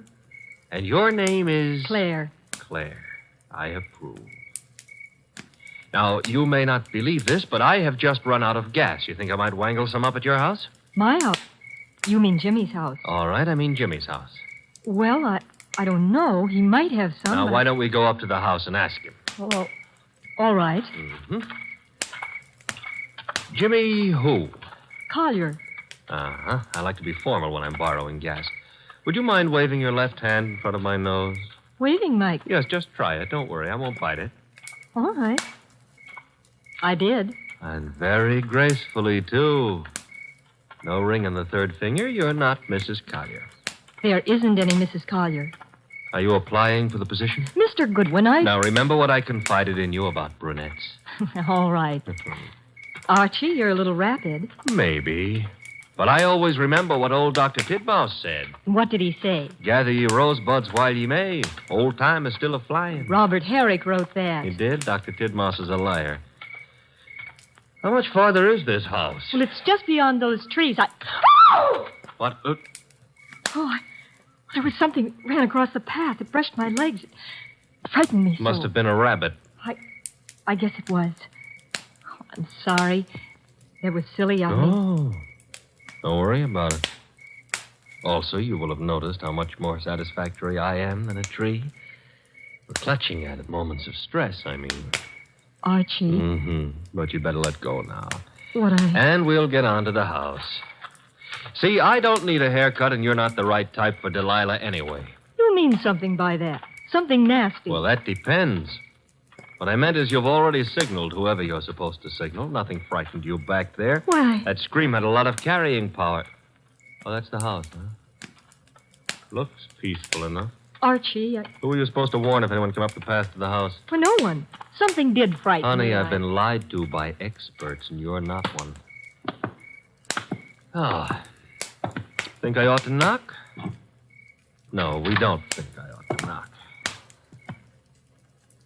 Dark inside, except for a handful of moonlight filtering in through the windows. Kind of early for Collier to turn in, isn't it? I wouldn't know. Let's go find out. Now, relax. Grandpa's making with the chimes. Time is, 10 o'clock. Oh, it's getting late. Come on. This would be the living room. Filled with early American furniture. The early Americans would be pleased. Nothing here. What's that door lead to? I don't know. Or won't tell? Smaller room. Dark as...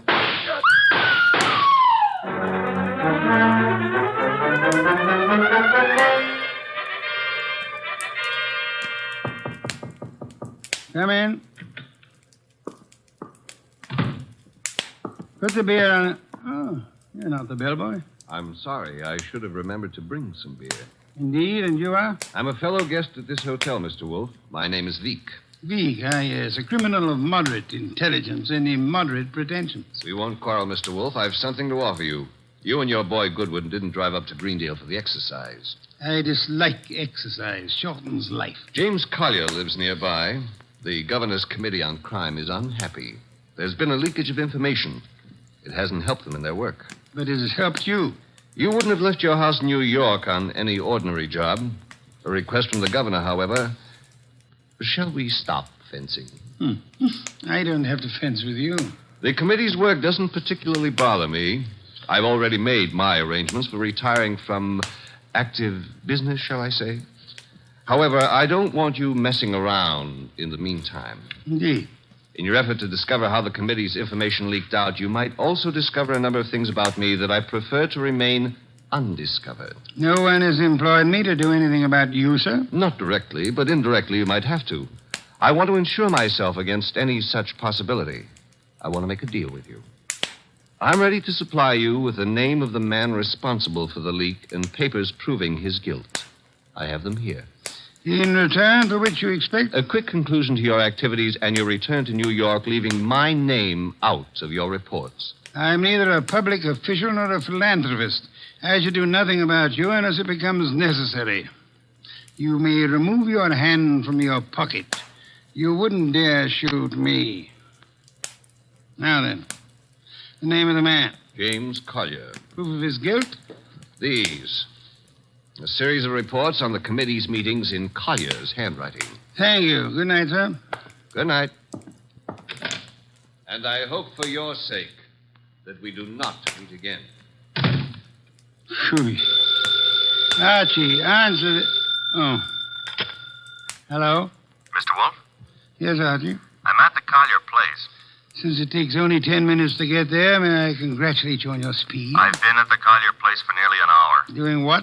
Oh, meeting Claire for one thing, discussing rosebuds. Your delay has been explained. Good night. And for another, I was being around when someone got murdered. Ah, you laid hands on the murderer? No, the room was dark. By the time I got Claire untangled from me and started looking for somebody with a gun, he'd left. I see. And the dead man, of course, is James Collier. No, sorry.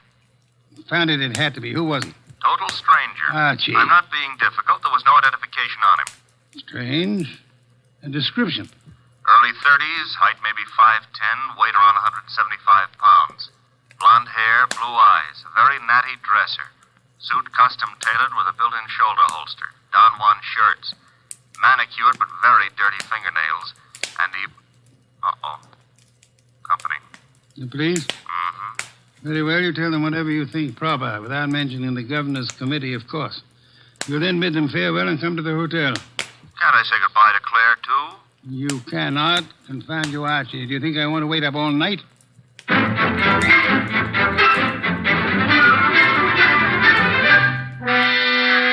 Police were not happy about letting me go, but I threatened to tell you on them, so they gave up. You have told me the entire story of what occurred at the Collier farm, Archie? Mm-hmm. All details. If you like, I wouldn't mind repeating the parts about Claire. Phooey. You may call it phooey, I call it love. By the way, did you know that it was Robert Herrick who wrote that Confound you, be quiet. Okay, push your lips around, but you've missed something. I have? Mm-hmm. The burning question of the day. Night, rather. Which is? Where is James Collier? Ah. Stop buying. The cops want him on suspicion of murder. The way it shapes up, he shot our unknown pal and then headed for the nearest border. Nonsense. Mean he didn't shoot our unknown pal?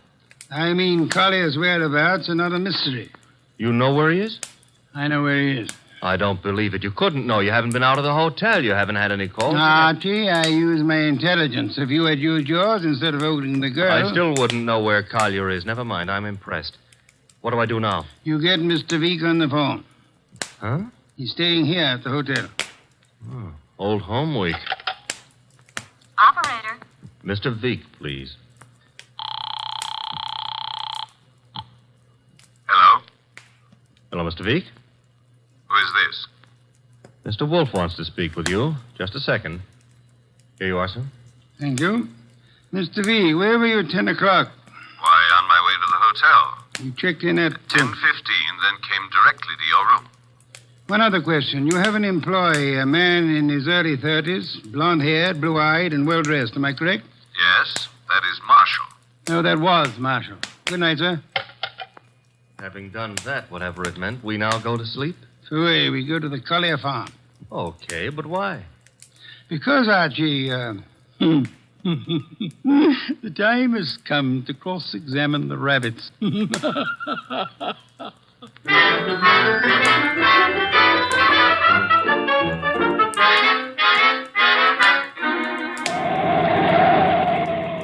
Confound you, Archie. You're not driving a truck. Be careful. Truck drivers are careful. Also, they're courteous. Indeed. Furthermore, they will always stop to help a motorist in time of trouble. Archie, are you training to become a truck driver, or have you fallen in love with a truck driver's daughter? Her name is Susie, her hair the color of wheat fields at high noon. Never mind turning purple. I'm about to change the subject. Boss, I have a theory. Stick to truck drivers. As follows. Our boy Collier, who'd been selling information to Veek, had a change of heart and decided to turn ethical. But Veek's man, Marshall, at Veek's orders, tried to apply pressure, so Collier shot him and headed for Canada. And the girl's role? Was to brighten my life. Oh, you mean about her playing sentry? Well, she's in Veek's employ, too. Boy. Don't like my theory. It's charming. It merely happens to be wrong. Merely happens to be... Why is it wrong? Because, Archie, of a dead man's dirty fingernails, Marshall's fingernails. Oh. Well, you made me bring you to the rabbit hutches. We have arrived. There are the rabbits. Go ahead, cross-examine them. A good many hutches. A large pen for the rabbits to run about in. Notice that they're all cowering at the far end of the pen, ran as we entered. That's because they don't like us, maybe, huh? One of them, however, seems to be friendly. The one up here, and at the corner opposite us. Oh, yeah, there is one here. He's not friendly, Mr. Wolfe. Indeed? He's dead. Somebody stove in his skull. Interesting. What's interesting about a dead rabbit? He may be dead now, Archie, but he was friendly. Too friendly.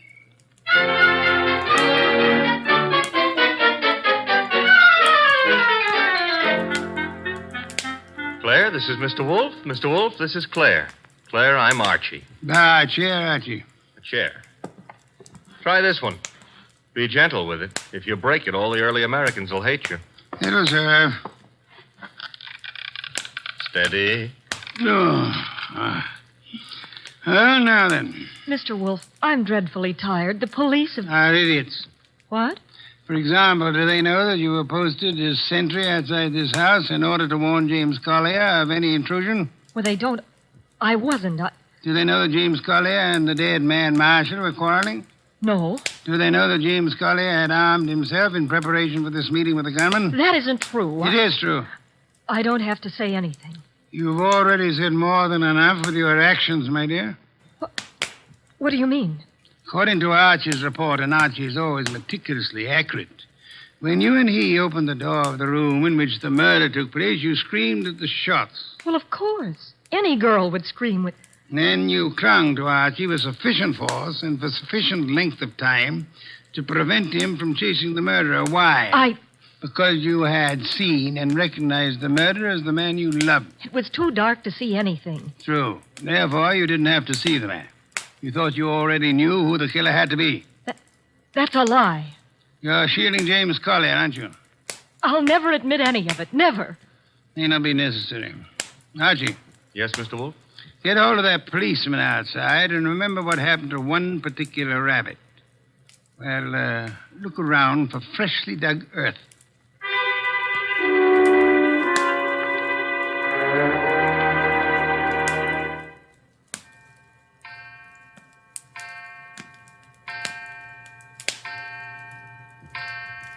Midnight. What are we waiting for? A return? Archie's? No, it'll take him longer. Well, then whose? Mr. Veek's, of course, complete with revolver. Come in, Mr. Veek. Couldn't have been easier. No one outside, only the two of you here. I warned you, Wolfe. Fiddlesticks. You merely tried to use me as a prop for an alibi and a rationalization for a motive. I don't understand. Mr. Wolfe does. Indeed, I do. Did you really think me fool enough to believe your proposal, Mr. Veek? It was plausible. It was nonsense. You pretended you were handing James Collier plus the proofs of his guilt over to me in an effort to keep yourself out of the picture. But your proposition was silly. No matter how much I might have wanted to help you, I would have been powerless once James Collier went before a jury. You're too intelligent not to know that. That couldn't have given you enough to go on. It didn't. You yourself gave me more.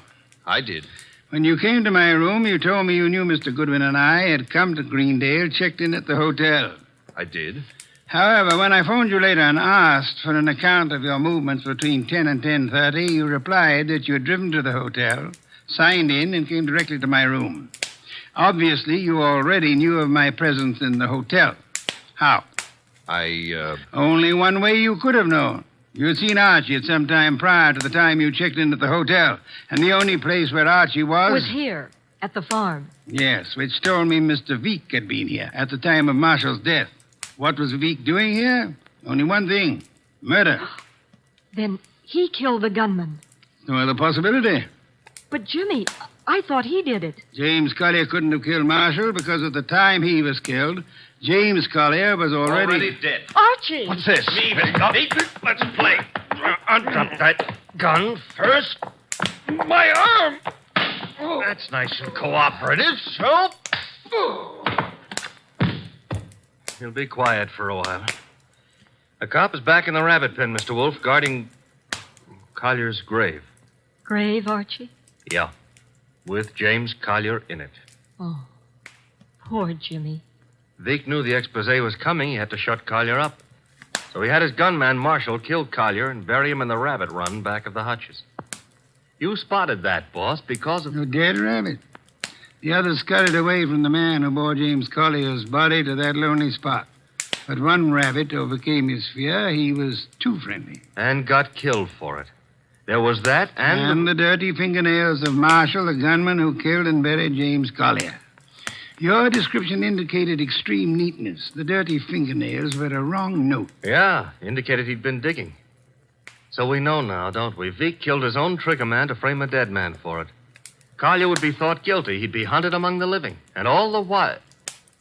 Oh, I'm sorry, Claire. It's all right, Archie. I didn't love Jimmy. That was all washed up.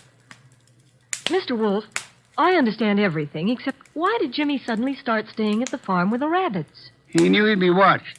He couldn't risk conveying his information by telephone or the mails. Nor could he be seen holding conversation with men who might be traced to Vic.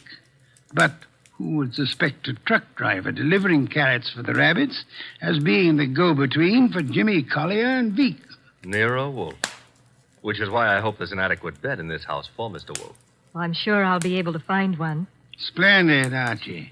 You will have the police remove Mr. Vic, and then... And then maybe Claire would like to go gathering rosebuds, huh? By moonlight? I would like to. Good.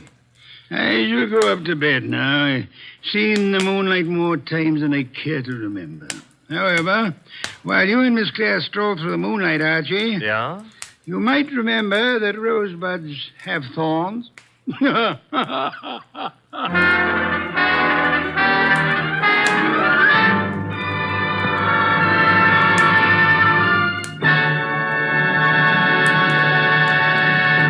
You have been listening to The New Adventures of Nero Wolfe, starring Sidney Greenstreet.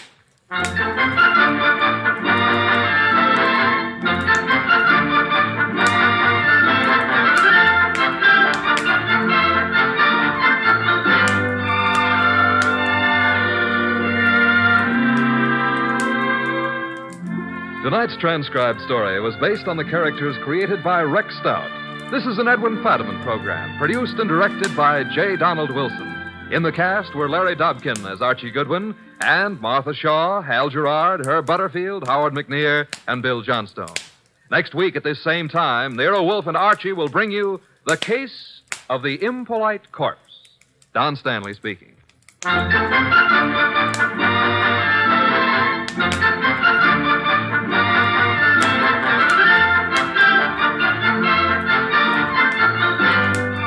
Three chimes mean good times on NBC. There's no cover charge at Duffy's Tavern. Just keep your dial on this NBC station this evening as Archie the Manager, played by Ed Gardner, and his remarkable friends serve up another blue plate special of grilled English language, fresh laughs and whimsy a la mode.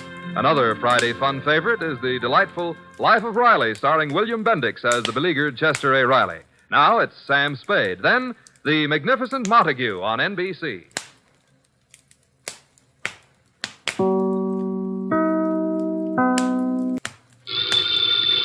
Ladies and gentlemen, the ringing of that phone bell brings you mystery, adventure. Nero Wolfe's office, Archie Goodwin speaking. What? Who? Who is this? Who wants to speak to Mr. Wolfe? Nobody. Nobody? I said that. Hang up. It's late and it's too cold. And even if it weren't, I would not consider for one moment moving from this room. Please, Mr. Wolfe, I can't hear a thing this old gentleman's saying. Does it matter? You heard what I said? No. Now, what did you say? You were late because she was killed. Well, who was killed? I can't hear you. What is it about, Archie? He says he was due here an hour ago, but she was killed. Who was killed? What does he want? Do you want us to solve the crime? I say, do you want us to find out who killed her? Oh. He says he knows who did it, but he has an important message for you. Well, then come right over. We'll be waiting, Mr. Jenkins. Archie, why do you insist on taking every silly little case? Because, boss, we need to recover for March 15th.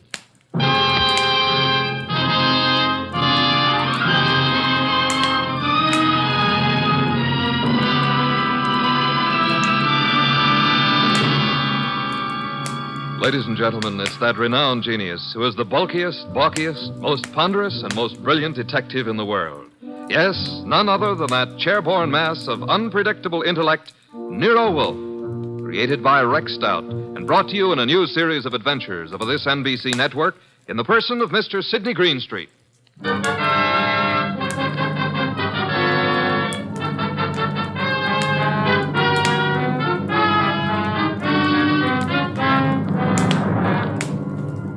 This case I like to refer to as the case of the Telltale Ribbon. Perhaps a better title would be Wolfe Goes A-Hunting. For in a way, this was one of those unusual instances in which my boss, of his own free will and without any coercion, actually decided to leave the house and go to the scene of the crime. It started when the strange old gentleman who phoned us finally arrived. Well, there's our client, Mr. Wolfe. Evening. It's me. Who's me? Oh, I just phoned you. I'm Jenkins. I got a dispatch for Nero Wolfe. Oh, you're Jenkins. Well, come in. Mr. Wolfe, this is Mr. Jenkins. Says he has a dispatch for you. Yep. Yeah. Are you Wolfe? I am. Where is the dispatch from? Don't know. You don't know? How come? Oh, I know, but I'm supposed to say I don't. See? That's my job. What is? Just to say I don't know. What about the murder? Yeah, who was killed? Oh, my goodness. It was a terrible thing. We were just crossing the turnpike, and this fella come at us out of nowhere. The killer? Yeah. Must have been drunk, I guess. Well, how did it happen? Did he shoot her, stab her? Oh, no. He ran into her with his car. And she was only 9 years old. Your granddaughter? No, it was Bessie. But the police got him. I have to appear, I guess. Probably get 90 days, he will. The murder? Murder? Was somebody murdered? I must have missed something. Look, we're talking about Bessie, and what do you want us to do about it? Nothing. Bessie's my old horse. Oh, no. But say, who was it that was murdered? Nobody yet. Good night, Mr. Jenkins. I thought you said it was important. It might be. At least that's the way I was told. What might be? This here letter I was bringing to you. This dispatch. Well, gotta get along now. Goodbye. Well, get him. What a pixie. What is in the envelope? Mr. Wolfe, look. 5 $100 bills. And the note says, Mr. Wolfe, your services are desperately needed. Come up this weekend as my guest. Signed E. Malott. Edward Malott, the wealthy manufacturer. Well, looks as though you're going out this weekend. Well, Archie, pay my respects to Mr. Malott, and I hope you enjoy the weekend. Good night.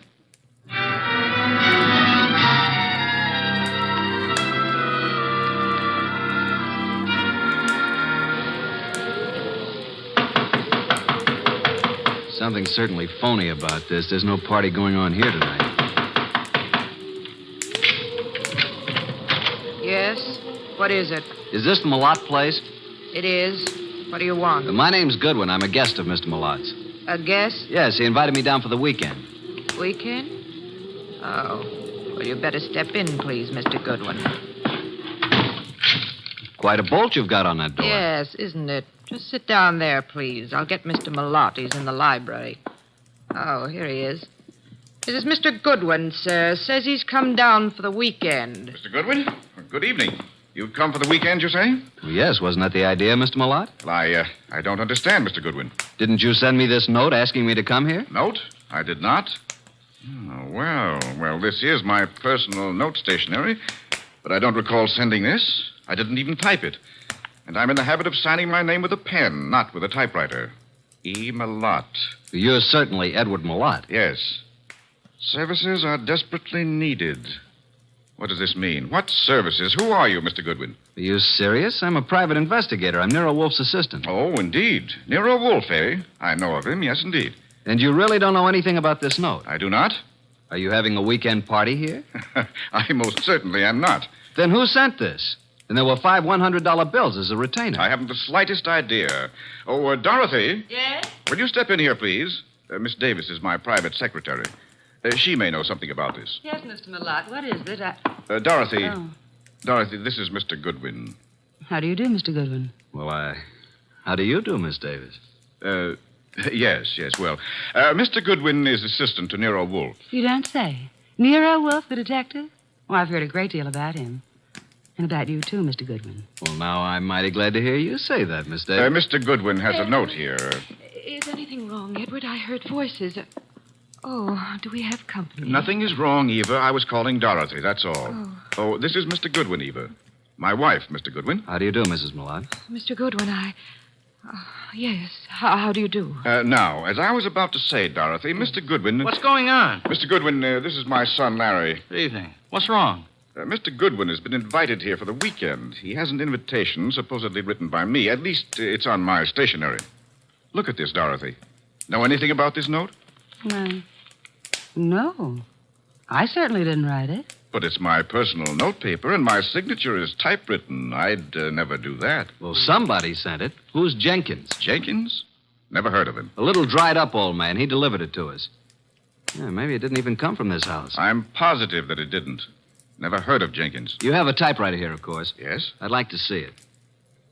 Certainly, Mr. Goodwin, in the library. How far have you come, Mr. Goodwin? From New York, Manhattan. Oh, and it's such a dreadful night, too. Yes, yes. And it is rather late. Late? It's only 7:30.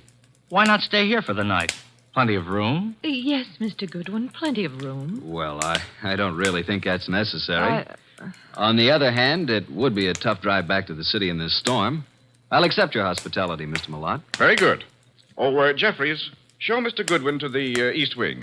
And take care of his car. Yes, sir. Good night, Mr. Goodwin. You mean you're all going to retire now? I haven't even had my dinner. We retire very early here. But Jeffries will prepare anything you want. Good night.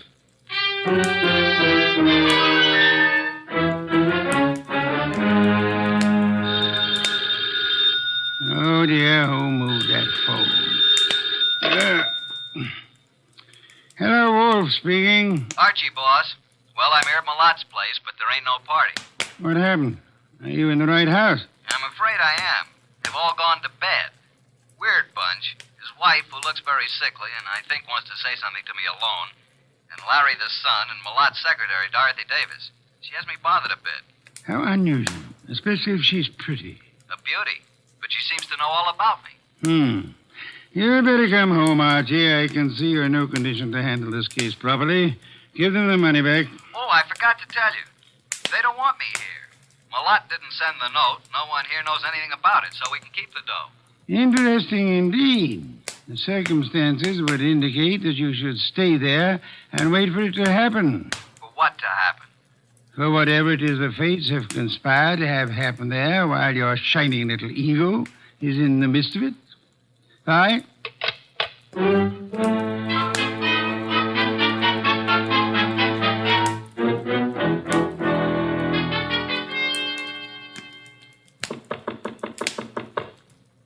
Who is it? It's Archie Goodwin, Mrs. Malott. Come in, please. I saw you give me the eye when I was about to leave. I've been waiting till I felt sure they were all asleep. Now, what's up? I wrote you that note. I sent for you. How do I know that? Old man Jenkins is a scissor and knife sharpener who happens along every month or so. They wouldn't know him. I put 5 $100 bills in the envelope. Okay, why? My life is in danger. I've been threatened. I received 3 notes through the mail. They were all postmarked in New York City. Could I see them? Here they are. All typewritten. The first one reads, "There is no love for you in Grey Gables." The second, "Why stay on in the face of death?" And the third, "The time is shorter than you think." Do you think this is an inside job, Mrs. Malott? Well, at first I didn't. But lately I've come to think it is. What caused you to think that? For some time I've been having severe spells. I thought it was indigestion. But then it occurred to me that I always broke out in cold perspiration. I was left horribly weak and terribly thirsty. Thirsty? You fear you're being poisoned? Yes. And since the thought came to me, I've been living in fear. Fear of every bite of food or drink. I had so shattered my nerves that I have to take these yellow sleeping capsules to even close my eyes. Well, as your husband and his secretary and your son Larry. Larry is my stepson. Which one do you suspect? The secretary, Dorothy, or my husband, or both. What's the motive? Oh, they're in love. She's been here over 2 years, and they've spent most of their time together. The idea never occurred to me till last week. And when I watched them, it was quite obvious. Anybody else know about these 3 notes? Oh, no. Then I'll keep them for a while. Good night, Mrs. Malott. And don't worry.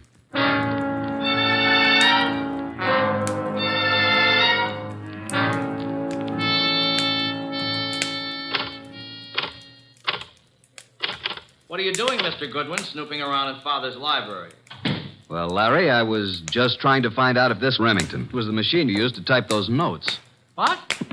What notes? The notes you sent your stepmother. Why, I don't know anything about any notes. Then why were you so startled? I'm not startled. Why would I threaten her? So you do know about them. I didn't mention the contents of the notes. I just happened to see them on the table in her sitting room. You don't care too much about your stepmother, do you? Oh, she's all right. You don't care too much about Dorothy either, do you? I certainly don't. Why not? Well, I don't like her tactics, making a fool out of my father. If anybody here sent those notes, she did. You think Dorothy would have a motive? I certainly do. Of course you wouldn't have a motive, would you? No. Well, I'm inclined to think you would. Well, just what motive would I have? You don't seem to like any woman who's too close to your father. Maybe because you'd resent anyone sharing in the estate if your father died. If I were you, Mr. Goodwin, I'd leave. Tonight. And the sooner the better. Good night.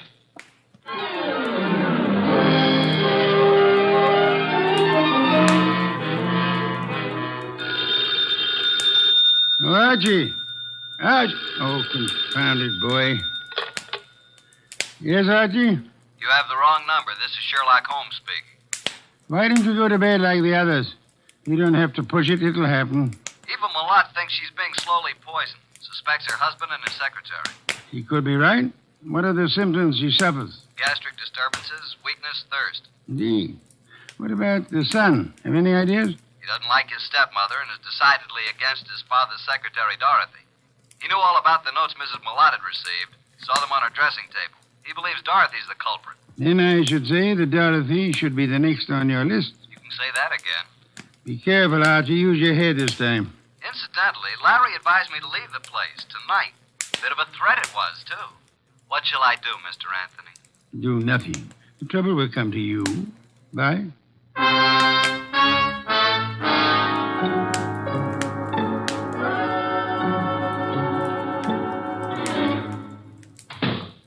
Oh.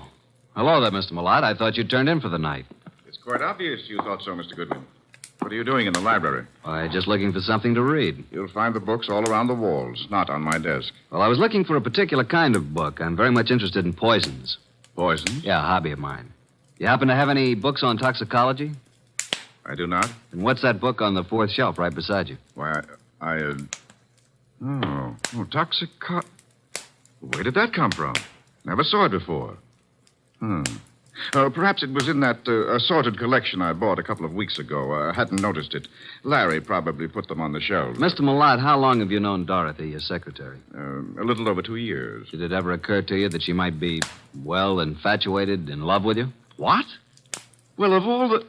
Now, see here. I don't know what you're up to, and I don't know how you got hold of my stationery to write that fake note. It isn't a fake note, Malott. I'm only trying to find out what's back of it. Mr. Goodwin, there is nothing going on here that requires the services of a detective, and Dorothy is not in love with me. I didn't say she was. I asked you if you thought she might be. Well, since this conversation seems to concern me, I suppose I am at liberty to come in. Oh, you're still up too, Miss Davis. Did you hear what this man said, Dorothy? Yes, I did, Mr. Malott. And I'd like to have a few words alone with Mr. Goodwin, if you don't mind. Mr. Goodwin, would you mind coming with me for a few minutes? No, not at all. And, well, it's rather late, Mr. Malott. Don't you think you should retire? It's a heavy day tomorrow. Well, yes. Yes, I suppose I should. And please, don't let this upset you. Mr. Goodwin has been misinformed. I'll straighten him out. Come on, Mr. Goodwin. The bar is right across the hall. I'll fix you a nice, soothing drink. That'll be nice. Well, now, what would you like, Mr. Goodwin? In the way of drinks? Oh, well, some 7-Up. Really? Just sit down over there. Okay, what do you want to talk about? Well, where did you get the idea that I was in love with Mr. Malott? First, suppose you tell me if you are in love with him. Yes, I am. But until a few minutes ago, he wasn't even aware of it. I worship him and his work. I never wanted him to know because he's married. It would have caused trouble, and I'd have had to leave here. But now he knows it's true. Well, now that he knows, what will happen? I'm going to leave tonight. Now. I see.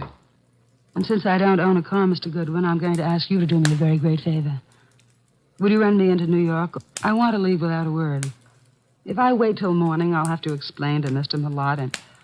well, that would be most embarrassing, Archie. Oh, now it's Archie. You don't really mind, do you? No, I guess I don't. I should, maybe, but... Don't you like your drink? What'd you put in this drink? What do you mean? What'd you dope it with? Archie, why would I do that? Might be several reasons. There's nothing in that drink. No? Then suppose you drink it. Why?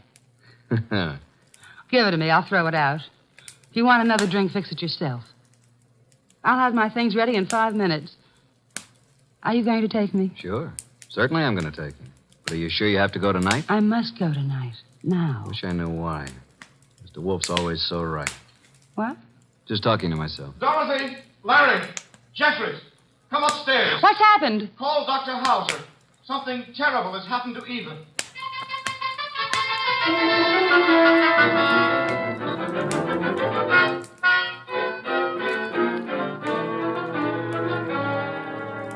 Well, Dr. Hauser? Oh, poor Mrs. Millot. No, there's nothing to be done now. It's all over. Eva. You'd better lie down, Mr. Millot. I'll phone and take care of everything. I'll be here if you need me. I have to make out the certificate.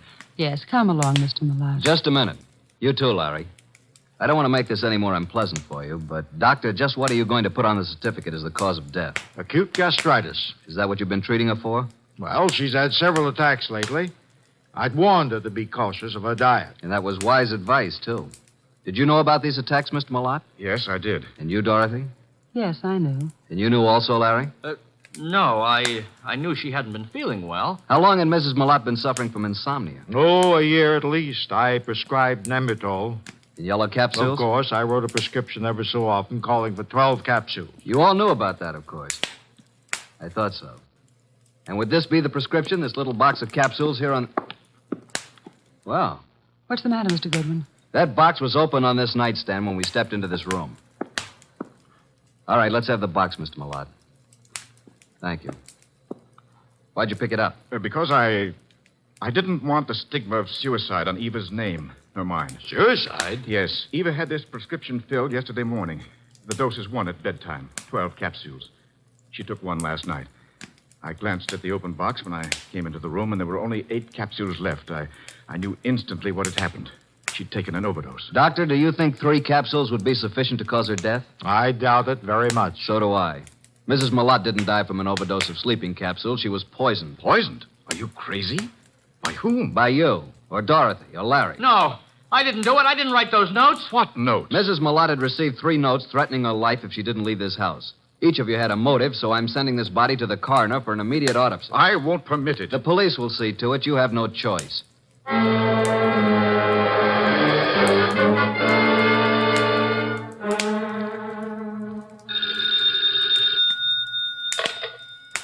Yes, Archie. What now? Do you know who did it? How do you know anything's happened? Let us call it extrasensory perception. Well, Mrs. Millot was right. She's dead. Her doctor knew nothing about the spell she was having as being caused by anything but indigestion. How about an autopsy? It's all in the works. Looks like a metallic poison, all the symptoms. Oh? Did you search the house carefully for such a poison? I did. And I'll check the drugstores in the morning. Somebody in that household purchased some poison. Let me know when the autopsy report is in. Right. Let's see now. We have Mr. Millot, Dorothy Davis, and Larry the son. He's Mr. Millot's son, but not the child of Eva Millot, remember? Yes. Is it true that Dorothy is in love with Millot? Yeah. Dorothy admitted it to me, but claimed Millot wasn't aware of it until tonight. And earlier this evening, Dorothy tried her best to get me out of the house, insisted that I drive her into town.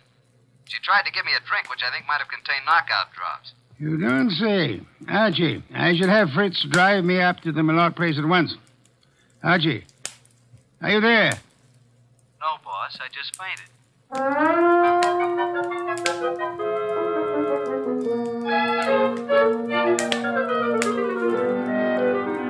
And that, Mr. Wolfe, is most of the story up to now. Very interesting. Yes, indeed. But it isn't true. I did not put anything in Mr. Goodwin's drink. Then did you ask him to take you into town? Yes. And I might have been found in a ditch. Oh, it's ridiculous. Why did you try to get Mr. Goodwin to take you to town? Because I felt it would be too embarrassing to remain until morning. Maybe you'd already given Mother the big dose of poison and wanted Goodwin out before it was discovered. Well, you Wait a minute. Now, Mr. Millot, you claim that you knew nothing about Dorothy being in love with you. Should we believe that? You can believe it or not. Dorothy had a motive to get rid of Mrs. Millot. It seems that Mr. Millot had one, too. And so did Larry. What? You admitted to me that you didn't like your stepmother. And that you disliked Dorothy even more. I didn't say that. You said Dorothy was making a fool of your father. You resented the possibility of any woman sharing in the estate. You knew about the sleeping capsules, and you could have put poison in some of them. You could have written those threat notes. And by getting rid of your stepmother and placing the blame on Dorothy, you'd be getting rid of them both. But I didn't.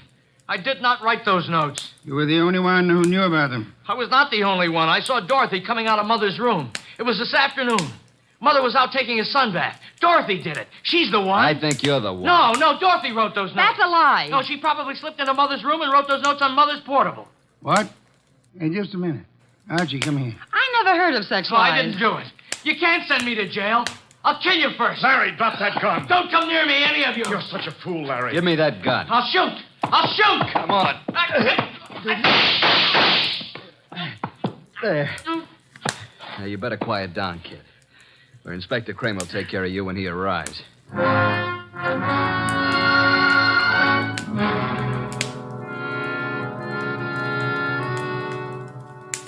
Well, Mr. Wolfe, what goes on here? Where's Goodwin? I sent him upstairs, Inspector Kramer, upstairs to Mrs. Malotte's room to check on something. Here he is. Yeah? What have you been doing, Goodwin? This, Inspector, is the pièce de résistance. This is what Mr. Wolfe has been waiting for. This little black box contains a typewriter, a portable noiseless Remington. Mrs. Malotte's typewriter. What? I didn't even know she had a typewriter. Larry knew she had one. And this is undoubtedly the very typewriter the threat notes were written on. All three of them. You were right, boss. Oh, I knew she had a typewriter, but I didn't write those notes. Oh, shut up. Archie, how do you know the notes were written on this typewriter? I've compared the type and the ribbon. They're both the same. These notes were written on this Remington. It was Dorothy. Larry, I don't believe a word you've been saying. Dorothy couldn't possibly be guilty of such a thing. If anyone is guilty, you yourself certainly have all the earmarks. Everybody's against me, even my own father. But I'm innocent, I tell you. Let me get it. I think I know who it is. Hello? Yeah, just a second. You better take it, boss. Wolf. Oh, yes, go ahead. Let's have it. Yes? He's here, but he won't mind. Yes? I see. Uh-huh. You just finished? Oh. Good. Right. Bye. Was it the coroner? The coroner, reporting that poison was found in the sleeping capsules. And the body. Did they find poison? They did. You were right again, boss. I'm going up to Mrs. Malotte's room for a while. I want you to come along with me.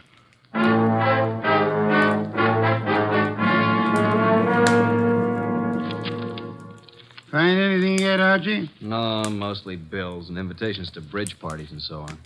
Ah. You find something, boss? Yes and no. This pocketbook detective story. What about it? I was just flipping through the pages, and I find this corner turned down. Well. What is it? Look and read. Why stay on in the face of death? Interesting. The very words used in one of the notes. Give me the book. Of course, this doesn't prove a thing either, but it does confirm what I was... Oh. What now? This cinches it. Get them all up here, Archie. Tell Kramer to bring them all to the bedroom.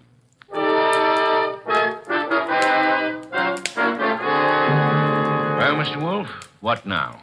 As you all know, Mrs. Malotte was poisoned by someone who had an opportunity to put it in the sleeping capsules. Someone in this household. Yeah, but which one? The kid? I never bought any poison in my life. Be quiet, will you? No, Inspector, it wasn't Larry. And I suppose you think I put the rest of that rat poison in your drink, Mr. Goodwin. No, Dorothy, it wasn't you. But how did you know it was rat poison? I didn't. I just guessed. I can think, too. Then if it wasn't Dorothy or Larry, you must mean me. No, Mr. Lott? Now, wait a minute. It had to be somebody. Yes. This is going to be painful for you, Mr. Malotte. Well, you mean that Mrs. Malotte did commit suicide? It was more than suicide. It was suicide with an attempt to have both you and Dorothy convicted of murder. She planted things? She did? I can't believe it. Show him the pocketbook, mystery. Here's the proof. Some of the threat notes were lifted bodily from this novel. Look on the back cover. Isn't that Mrs. Malotte's handwriting? Yes, and this is the other note, the one to you, Mr. Wolfe, composed in pencil before she typed it out on her machine. Then, Wolfe, the note you received was the same typing as the threat notes. See for yourself, Inspector. Then why the dickens didn't Archie compare them right away? Just one of those things, Inspector. There are times when even a good detective is a bit on the, shall we say, dull side. Don't you find it often true, Inspector?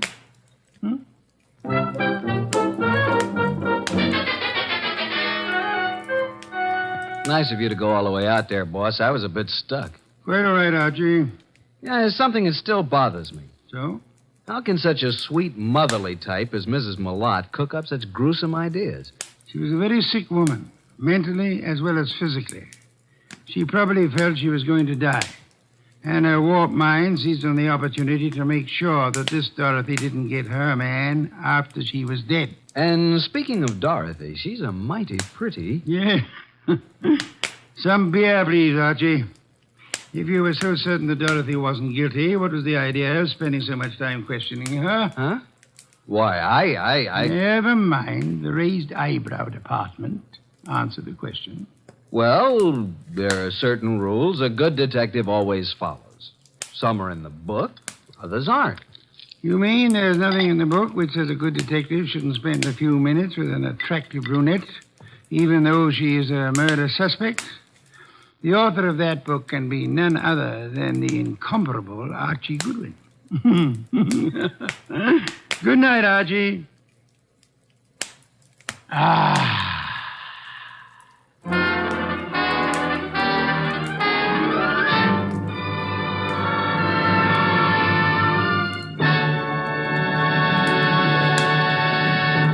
You have been listening to The New Adventures of Nero Wolfe, starring Sidney Greenstreet.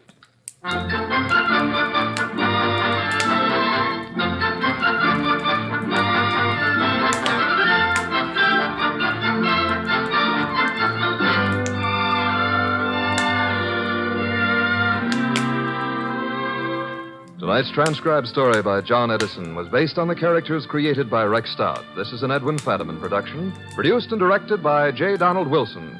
In the cast were Harry Bartell as Archie Goodwin, and Gene Bates, Irene Winston, Ted Von Eltz, Jerry Hausner, Vic Rodman, and Bill Johnstone. Next week at this same time, Nero Wolfe and Archie will bring you the case of the shot in the dark. Don Stanley speaking. 3 chimes mean good times on NBC. There's music in the air tomorrow evening, music and fun, brought to you by Dennis Day, Judy Canova, and Grand Ole Opry. Charming and boyish Dennis gets himself tangled in another bewildering situation, while Judy Canova gets together with her comedy pals for some mountain-style goings-on. And Saturday also means a kilocycle trip to Nashville for Grand Ole Opry. Friday's fun includes Sam Spade and, of course, the magnificent Montague on NBC.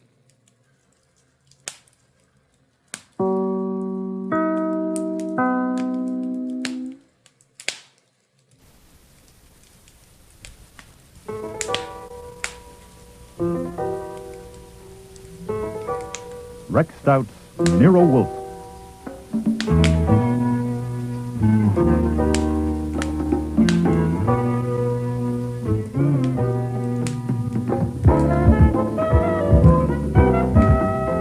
Starring Mavor Moore as Nero Wolfe and Don Franks as Archie Goodwin. Today's episode, Before I Die, with special guest stars Jane Eastwood, August Schellenberg, and Maria Loma. That Monday afternoon in October, life in the office of Nero Wolfe, where I work, was getting to be more than I could stand. What time is it, Archie? When you asked me 5 minutes ago, it was 3:25. It is now 3:30. And when you ask 5 minutes from now, it will be 3:35. But I won't be here to answer, because I am going out for a walk. A simple answer would have done. Indeed, it would have been all that was expected. Oh, boy. My walk will last for half an hour, by which time you will be upstairs with your orchids, which will give me a 2-hour break from seeing you in this pitiful state.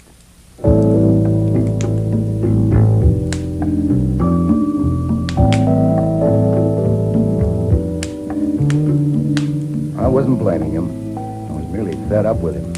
You see, it was smack in the middle of the great meat shortage after the war. And to my 270-pound boss, a meal without meat was an insult. He got so desperate that he started taking long walks, as, for instance, back and forth between his chair and the bookshelves. Anyway, I got my coat on and was just reaching for the front door. Your name's Archie Goodwin. Thanks. How much do I weigh? Come on out. Guy here in a car wants to see you. The black Cadillac. Yeah. Uh-huh. Oh, hold it for a minute.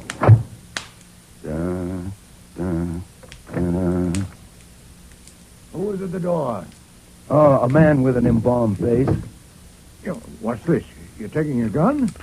I was asked to step down to the curb and see a man in a car.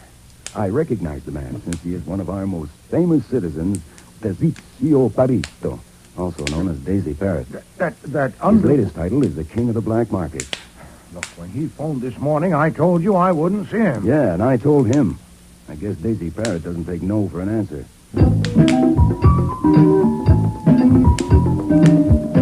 You're Archie Goodwin. And you're Daisy Parrot. What do you want? Hey, boss, he's got his hand on a gun in his pocket. And he's a damn fool to let you stand behind him. Mr. Wolfe knows you're here. Now, what do you want? I want to see Wolfe. Nope. No, sir. I told you on the phone this morning that Mr. Wolfe is too busy to see you. He's got more work than he can handle now. I intend to see him. Bring him out here. Now, look. Don't think I'm laughing you off. People who laugh you off are apt to show up at a funeral playing the lead, okay? But whatever you have in mind, Mr. Wolfe wants no part of it. Now, that may make you sore, which I'd like to avoid if possible. Archie! My God. Archie, what does Mr. Parrott want? Nothing. He just stopped by. He wants to see you. Then confound it, Archie. Bring him in here. What? Bring him in.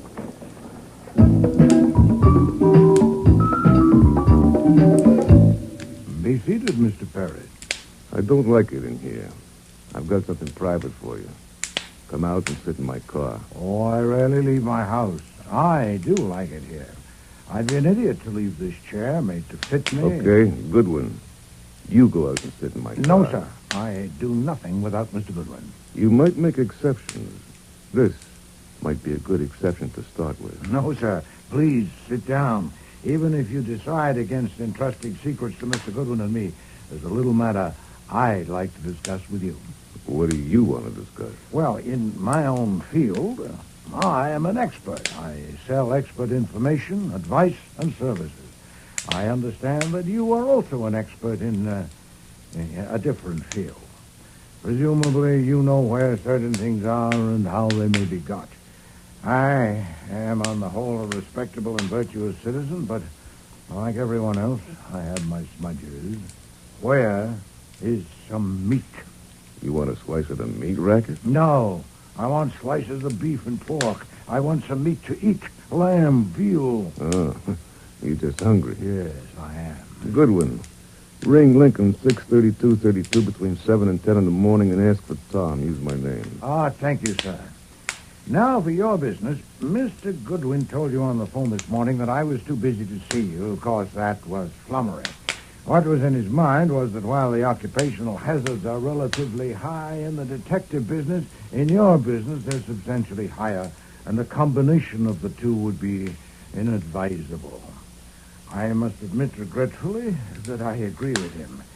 It would be foolish for you to entrust me with secrets only to be told that I can't undertake a job for you, so I tell you in advance I'm sorry. I need help. Doubtless, or you wouldn't have I don't often need help, but when I do, I get the best there is, and I pay for what I get. There. 50 C's. $5,000. That will do for a start. I'm being blackmailed, and your job is to stop it. But I've told you, Mr. Parrott, I'm being blackmailed by my daughter. Hold it. Nobody in this world knows about that except me, and now... I said, hold it. Now, I want to warn you that Mr. Wolfe is every bit as stubborn as you are. This is damn dangerous. We're all concerned. Now, he's told you he doesn't want to hear it. And neither do I. Now, Mr. Wolfe, what's wrong with egg salad sandwiches? But she's not really my daughter. The one who's blackmailing me. Now you know that, too. I have got a daughter, a real one. She'll be 21 next month. Where are you going? You'll have to excuse me, Mr. Parrott. You walking out on me? I always spend from 4 to 6 upstairs with my plants. Always. If you insist on confiding your troubles to me, tell Mr. Goodwin about it. I'll phone you later.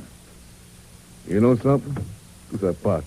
Huh? You're crazy, both of you. What's that gun in your hand for? Crazy as bed bugs.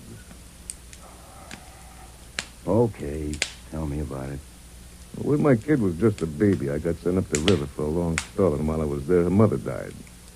It took me nearly 5 years before I found the kid, never mind how. And by then, I decided it wasn't safe for her to know who her father was, or for anyone to know I had a kid. So I found a way to send money to her, keep her in schools and all. Uh-huh. And I got reports on her every 3 months, and everything was okay.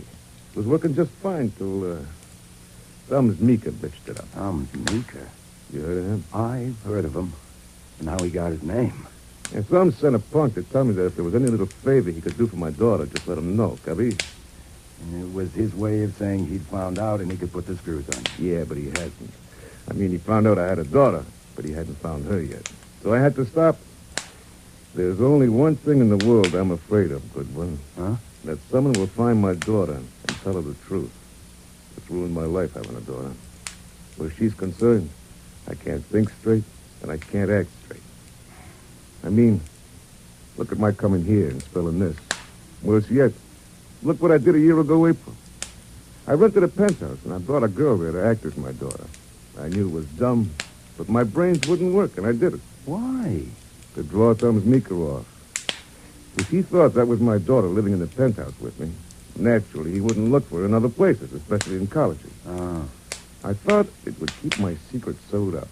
And everything seemed fine for a few months. Then the little bitch put the pliers on me. The phony daughter started blackmailing you? Yeah. First in small amounts. Then every month it got bigger. So far, she's in me for 25 grand. I don't get it. What? Well, how do I put this? Most people would wonder, with your reputation, why she hasn't had an accident, like getting in the way of flying pieces of metal or something. That's all exaggerated. Yeah. Rumors start and everyone believes them. Well, why didn't you handle her or have her handled? My daughter? My own daughter? Wait, she isn't. As far as everyone knows she is. I would have to do it myself, and even then it would have to be very risky. She's got it all figured out. What if she disappears? How would Thumb's Meeker dope?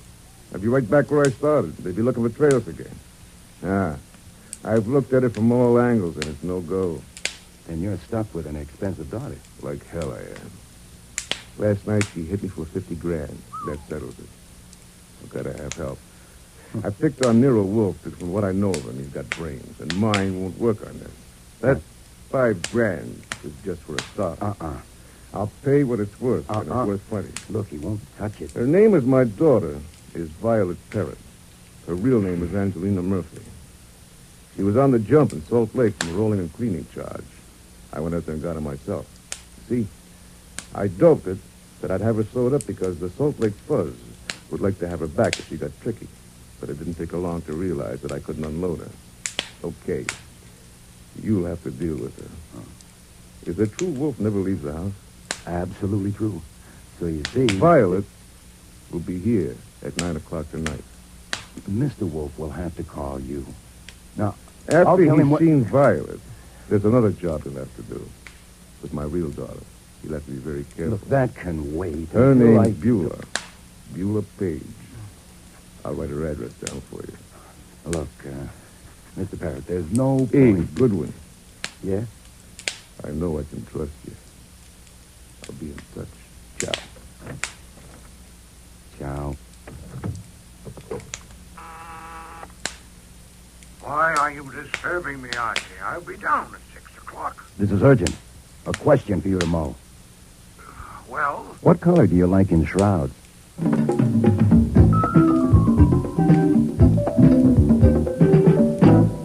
Beulah Page. This address is near Columbia University, less than half an hour away. Yes, sir. Get her. Now, if possible. But Parrott said... We don't even know there is a daughter. All we have is what Parrott told us. Miss Beulah Page is registered at the university. Medical and Social Services Studies honor student. I checked. I want to see her. At the very least, I want you to see her. You can introduce me to her? Boy, she's 20 years old. Flummox her.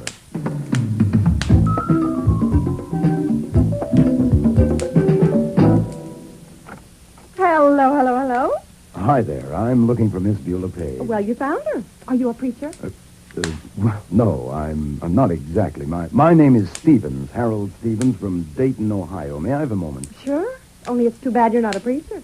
It certainly is, if you want one. What I want to ask, I would like very much to have a talk with you this evening because, well, I'll only be in the city a short while, and I want to tell you about the Dayton Community Health Center. How did you know I was interested in health work? Oh, Miss Page, we keep our ears to the ground at all universities. Your outstanding record is known to us, and of course we've read your thesis. You've read my thesis?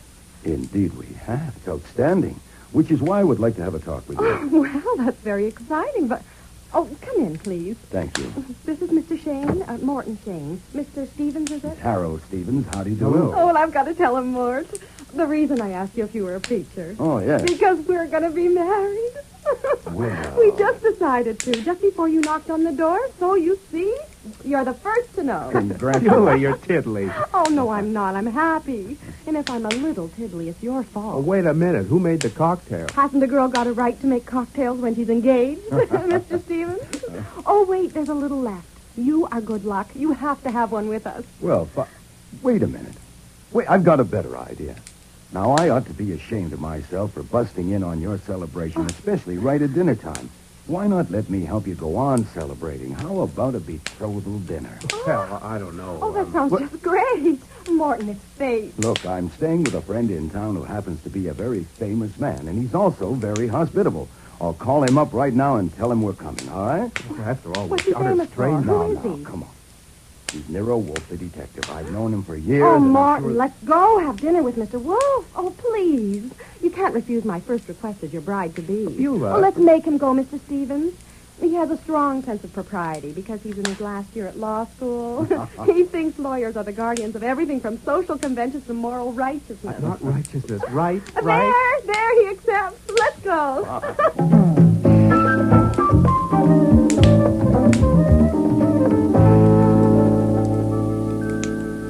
To my surprise, Wolfe helped out over dinner by hopping all over the place. Conversationally, that is. Which saved me from having to talk about the Dayton Health Center. He asked Beulah about his courses. He talked about cases he had handled, which fascinated Shane, which in turn fascinated Wolfe. He adores adulation. He even ended up calling him Morton, for God's sake. Morton, I hope you're prepared to face the fact that very few people like lawyers. I don't, as a general rule. You know, they're inveterate hedgers. They're insufferable word stretchers. I had a lawyer draw up a tort for me once. Look, just a simple conveyance, and he made it 11 pages. Oh, well, 2 would have done it. Have they taught you to draft torts? Oh, naturally, sir, that's in the course, yeah. I try not to put in more words that are necessary. Well, for heaven's sake, keep it brief. A little more wine. Thank you. Oh, there's a crack in your wine glass. Fritz, replace Mr. Shane's glass, please. Yeah. Well, Miss Page, let me give you another helping of zucchini a la... It was like that right through dinner. Almost more than I could stand. And after dinner, Wolfe and Beulah sang songs. Well, at least Beulah sang. She was in very high spirits. And Wolfe was moving a finger to keep time and evidently trying to hum. For him, that was drunken revelry. I'm sure his mood could only have been brought on by a girl whose father could get him a pork chop. I had to remind Wolfe of our appointment, or he would have ended up with both daughters in the house at the same time.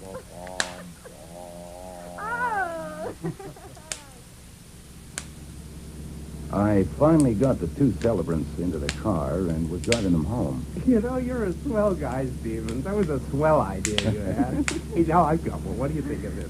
You drive us to Maryland and we'll get married. No. Now who's tiddly? Well, that's a good idea, isn't it? It stinks. Why? Look, I may not have any father or mother or even aunts or uncles, but I don't have to sneak off to Maryland in the dead of night to get a husband.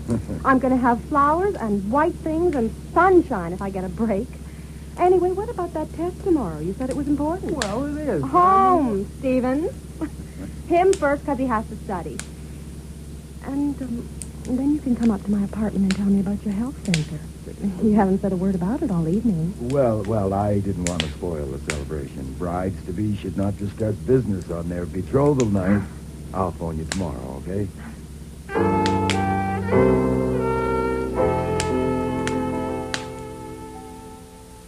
Sit down, Miss Murphy. I like eyes at my level.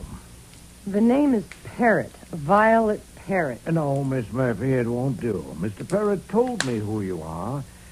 I do not intend to prolong this. He hired me to make you stop blackmailing him. Aha! My father told you Mr. that? Parrott sat there. Daisy Parrott telling anyone I'm not his daughter?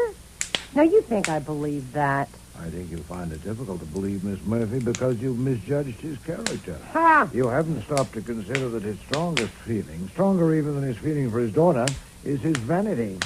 He cannot stand to have you diddle him. And how are you going to stop me? I don't intend to stop you. Then what am I doing? Mr. Parrott made the same mistake you did. He misjudged a man's character. Mine. You have demanded $50,000 from him? Collect it. I don't get you. Within 24 hours after you receive it, you will pay me $45,000. You may keep 10%. What? What makes you If you think don't pay me, the Salt Lake police will come and get you. But you goddamn fool. You can't do that to Daisy. He doesn't have to let you alone like he does me, you know. All I have to do is tell him. Naturally, I prepared for that. He won't believe you. I get it. I give it to you, and you hand it to him, and he gets off cheap. Well, now, wouldn't that be sweet? And Daisy thought I'd fall for that. I assure you, Miss Murphy, Mr. Parrott knows nothing of this. This is my own idea, and I intend to profit from it. So will you. You can keep 10,000 out of every 100,000 we get. Oh, look, come on. I've got more brains than that. And more guts than you give me credit for, too. Well, you think it doesn't take guts to stand up to Daisy Parrott? Wait, I'll show you. I'm wearing sleeves tonight. Here's why. He did that to you? That's not all. There's other places. But you'd have to pay to see them. And I took it. I told him, listen, I said, you can hurt me all you want, but don't think I'll just go, baby. And if you hurt me too much, well, I'm not dumb. I've taken certain precautions. What precautions? Just never you mind. But I've got Daisy Parrott, all right, and I'm the only one that ever did that and lived to tell it. And now he thinks he can get most of it back with this lousy runaround? Well, you'll have to think this through. The point is that even if you're 99% convinced that Mr. Parrott arranged for me to take this line, dare you risk that 1%? What if I am acting on my own hook? You'll never know what minute or where you'll feel that hand on your shoulder. Suppose I wasn't there. Oh, you're not thinking straight. If you disappear, Mr. Parrott might possibly decide not to find you for obvious reasons. I wouldn't. I would find you. I am fully as vain as Mr. Parrott, or every bit as ruthless, and I will not be diddled. This interview is over. I'm sure you'll give it your best thought. My God, is he fat. You know, I admire you. Mm-hmm. No, you really stood up to him. Well, luckily, you don't have to decide now. You got time to sleep on it, which is a good idea. Shall I take you home, tuck you in? Hey, you don't look like a grister. You look healthy and handsome. Inside, I'm clean but mean. I didn't offer to drive you home because I noticed you've got your own car, but I can go along just for the air. Air. Oh, boy, Dumpling, do I need air. We'll share it. 90% for you and 10 for me.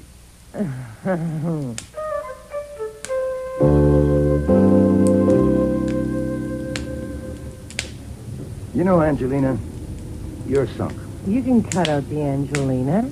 Just call me Angel Food. Ooh, I don't like angel food. I'll call you Maple Delight.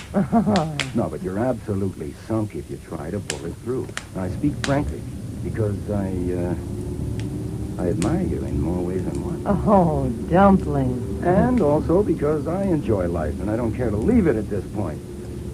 If you go on putting the B on Parrott and don't give Wolfe his 9/10, Parrott will find out sooner or later. Then not only will Wolfe get it, but I'm liable to get it, too. Even if I'm not as healthy and handsome as you thought I was there for a minute, I do have my skin on straight, and I kind of like it that way. Just go on talking. You haven't said anything yet, but your voice goes right through me. I don't even want to drink. Look, to show you how selfish I am, I've got a suggestion. You haven't got a chance to clean up. Not one in a million.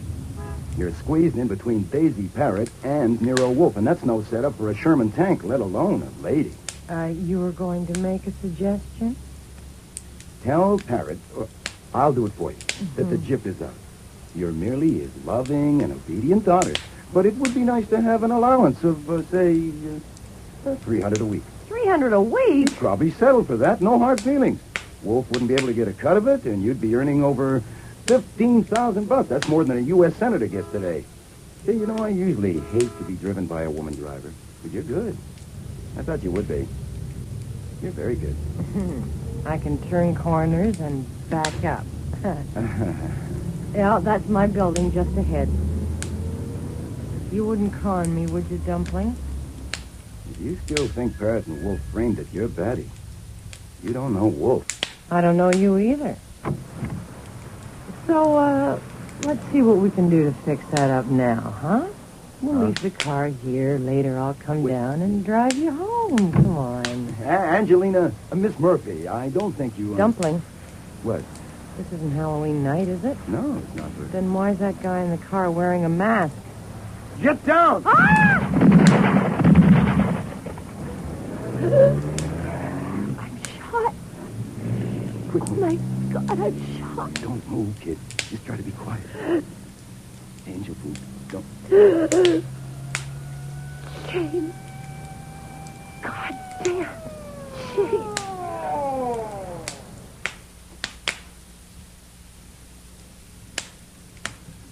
Okay, Goodwin, we lock you up. Oh, Inspector Kramer, you said that 4 times. I don't like the idea, and neither will Mr. Wolf or his lawyer, but I prefer it to more of this. Go ahead. Oh, damn you. Look, let me summarize it for you. Daisy Parrott came to see Mr. Wolf to consult him. If I had information for you on that, which I haven't, it would only be secondhand. Then in the evening, Parrott's daughter arrived, apparently to consult Mr. Wolf about the same thing as her father, and I've told you you'll have to get that from Wolf, too. And I've told you Wolf's door is bolted, and Fritz says he can't be disturbed. He's asleep.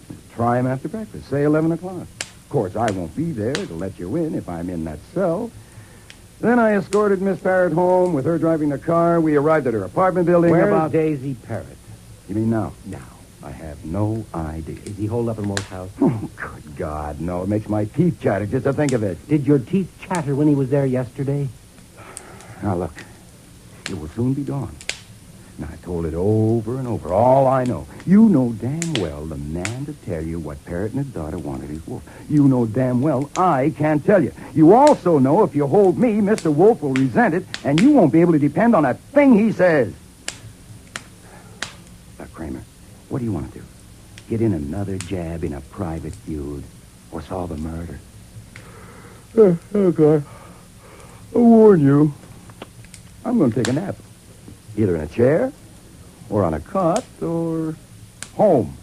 In bed. Get out of here. Go on, get. In the cab on the way home, I was trying to add it up, but I couldn't even begin. Why had Parrott decided to erase Violet? And what was the big idea of dragging Wolf in? Not to mention me. I decided I would have to shoot Parrott. It wasn't merely a hangover from my sensation as I watched Violet die on the sidewalk. It was a realization of where Wolf and I were sitting. To be tangled up in a gang war between Daisy, Parrott, and Thumbs Meeker wasn't taking a risk. It was checking out. But then as we pulled up to the house, I changed my mind. Killing Parrott was the worst thing I could do. The guy I really wanted to shoot was Wolf. All this for a pork chop.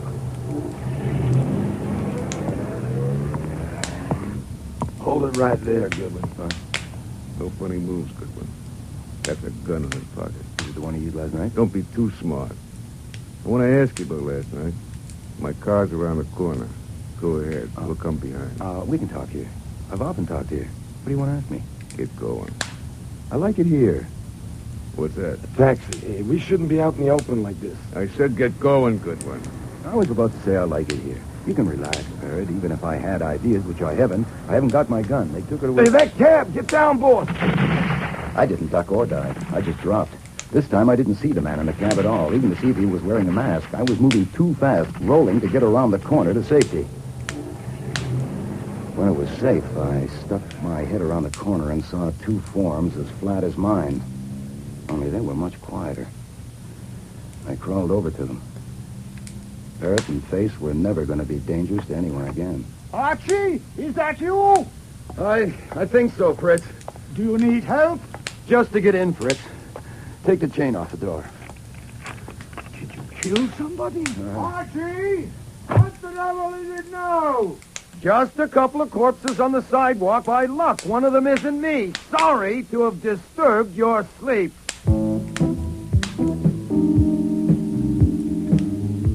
So Kramer didn't have to wait till after breakfast to see Wolfe. He and his squad of scientists arrived within minutes and stayed for hours. Wolfe told him almost everything about Parrot's visit, but he saved items like Violet being a phony and the kind of lever she had in her father. Her real daughter was left out entirely. And when the company finally left, the sunlight was entering the window beyond Wolfe's desk. That may have well been the longest night I ever spent. I hope they're... Nero Wolfe's office. Archie, Saul here. I want the boss. Hold on. Saul Panther. Good. Go up to your room and look at your face. It needs washing. Oh, so would yours. You spent the night rolling around on site. You mean you have private business with Saul? You got him working on something? Certainly, Mr. Parrott's job. Since when? I phoned him last evening when you were escorting Miss Murphy home. Why? Because of something that had been said that aroused my suspicions. If you're out of it, Archie, you won't have to lie to the police when you go downtown to sign your statement. Go and wash your face. Yeah, well, I'll be damned. Excuse me. Oh, by the way. Yes? I suppose it would be futile to call that number Mr. Parrott gave us, now that he's dead. I'm out of it.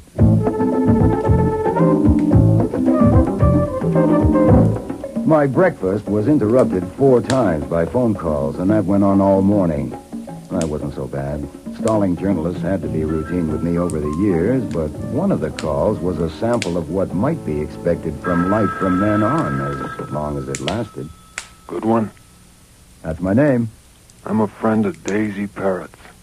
I want to ask you a couple of questions. Be at the 7-Eleven Club this afternoon at 2 o'clock. I'm tied up at the office, but if you'll give me your name and number, I'll ring you if I find I can make it. It's too bad you wasn't tied up at the office last night. When Wolfe is upstairs with his orchids every morning from 9 till 11, he does not like to be disturbed. So I buzzed to tell him about that call. That's all? You interrupted me to tell me that? Yes, sir. Oh, and another man called. Said his name was Schwartz, and he's Daisy Parrott's lawyer. He wanted to see you immediately. I told him 11 o'clock. But if you regard him as out of it, too, I can ring him and tell him not to come. No, 11 will do. Archie, did you try that Lincoln number? Mr. Parrott said between 7 and 10. No.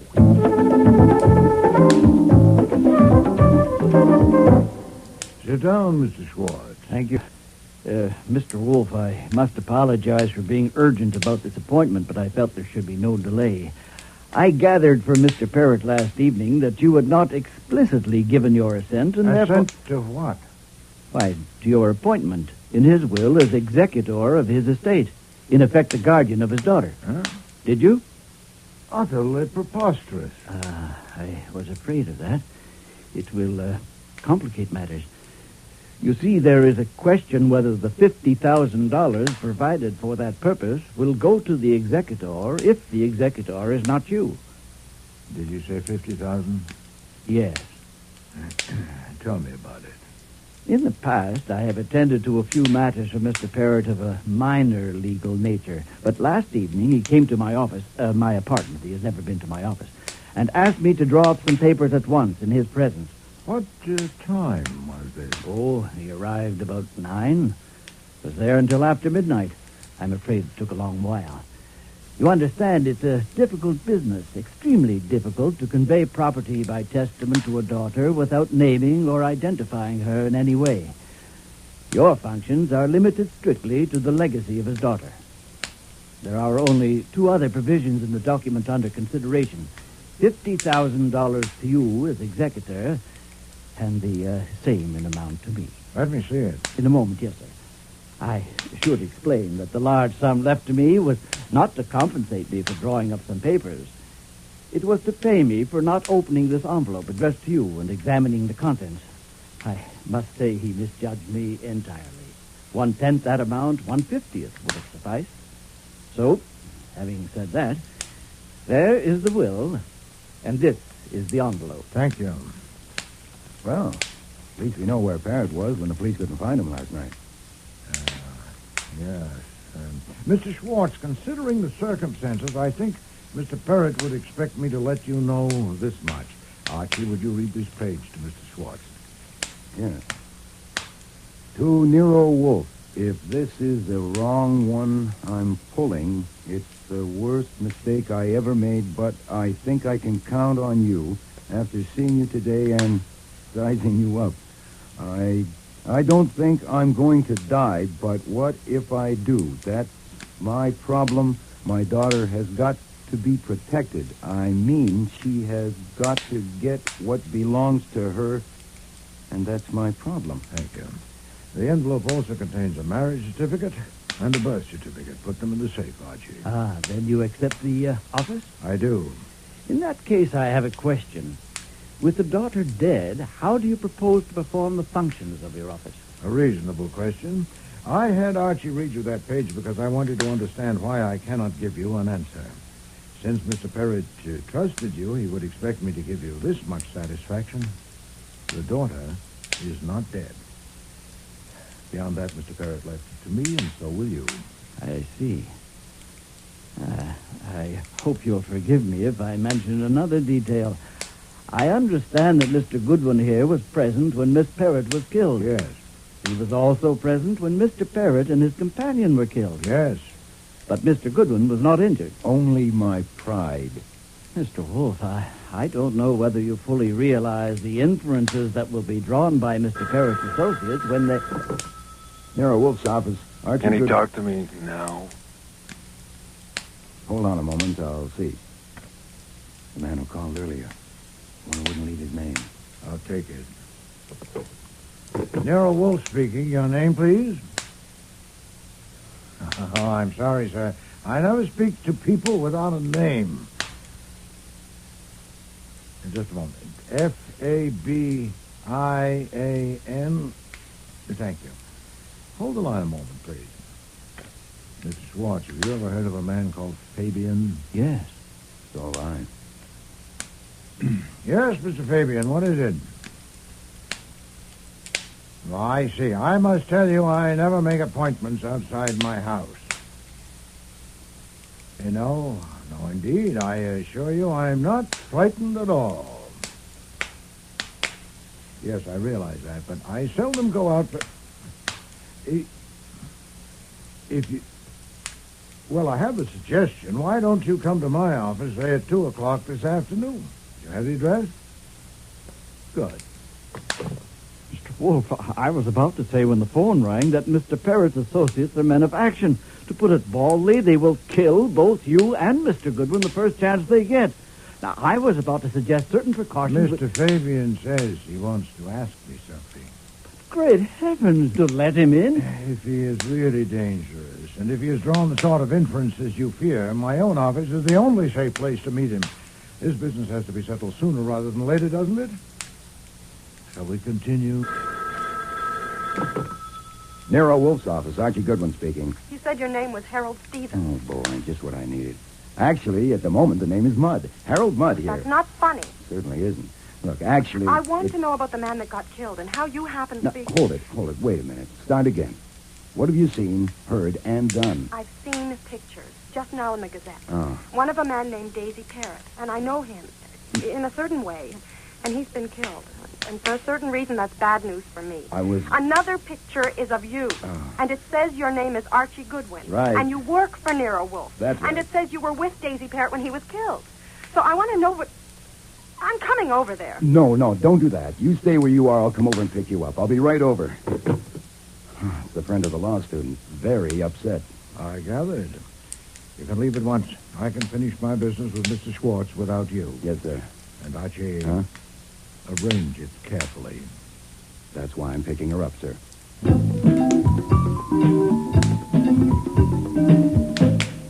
How do you do, Miss Page? And, Morton, I wasn't expecting you. He wouldn't let me come along. I certainly wouldn't. I'd like to know what this is all about. Goodwin saying his name was Stevens. And why were we sneaked in the back way like this? The sidewalk in front of our house was the scene of 2 murders, and quite conspicuous. I demand to know what is going on. Miss Page deserves an explanation, and she'll get it. Doubtless you'll get it later from her. Mr. Goodwin and I are taking Miss Page up to the plant rooms to show her my orchids and have a talk with her. Now, there are books and magazines down there. I must insist. No. Don't try. Archie, tell Fritz there'll be 2 luncheon guests at one shop.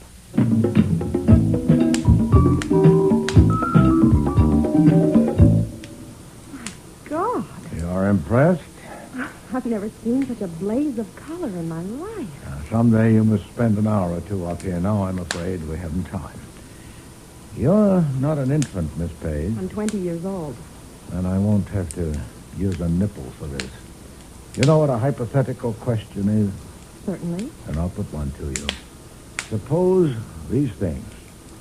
That with me as intermediary, your father has arranged to make available to you a considerable sum of money.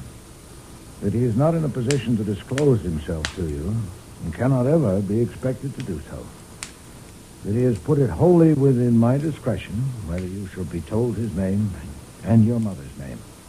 And that the circumstances are such that it will be one deuce of a job to keep you from guessing his name and guessing it right.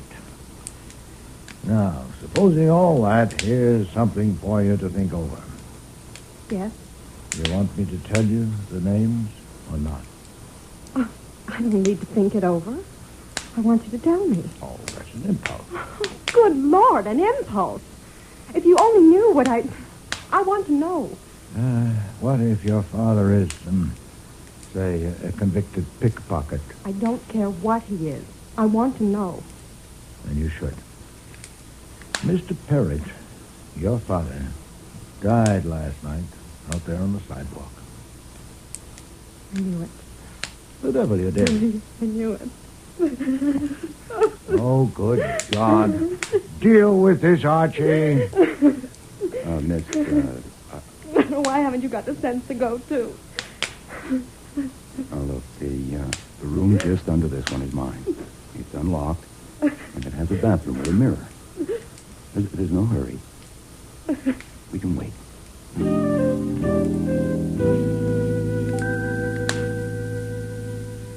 Down so soon, Archie? Is she all right?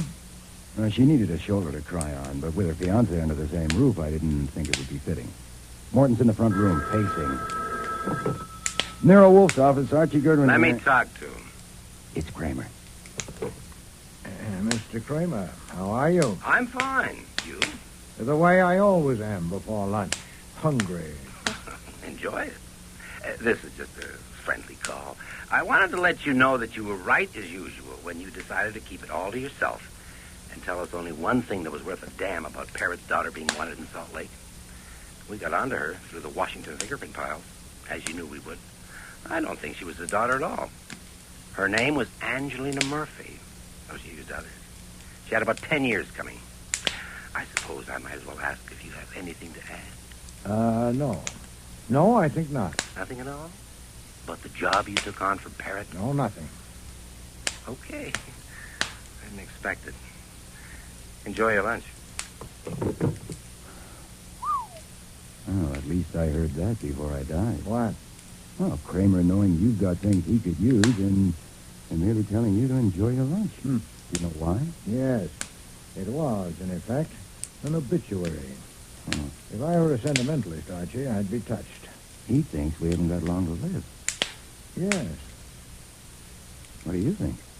I think we should enjoy our lunch.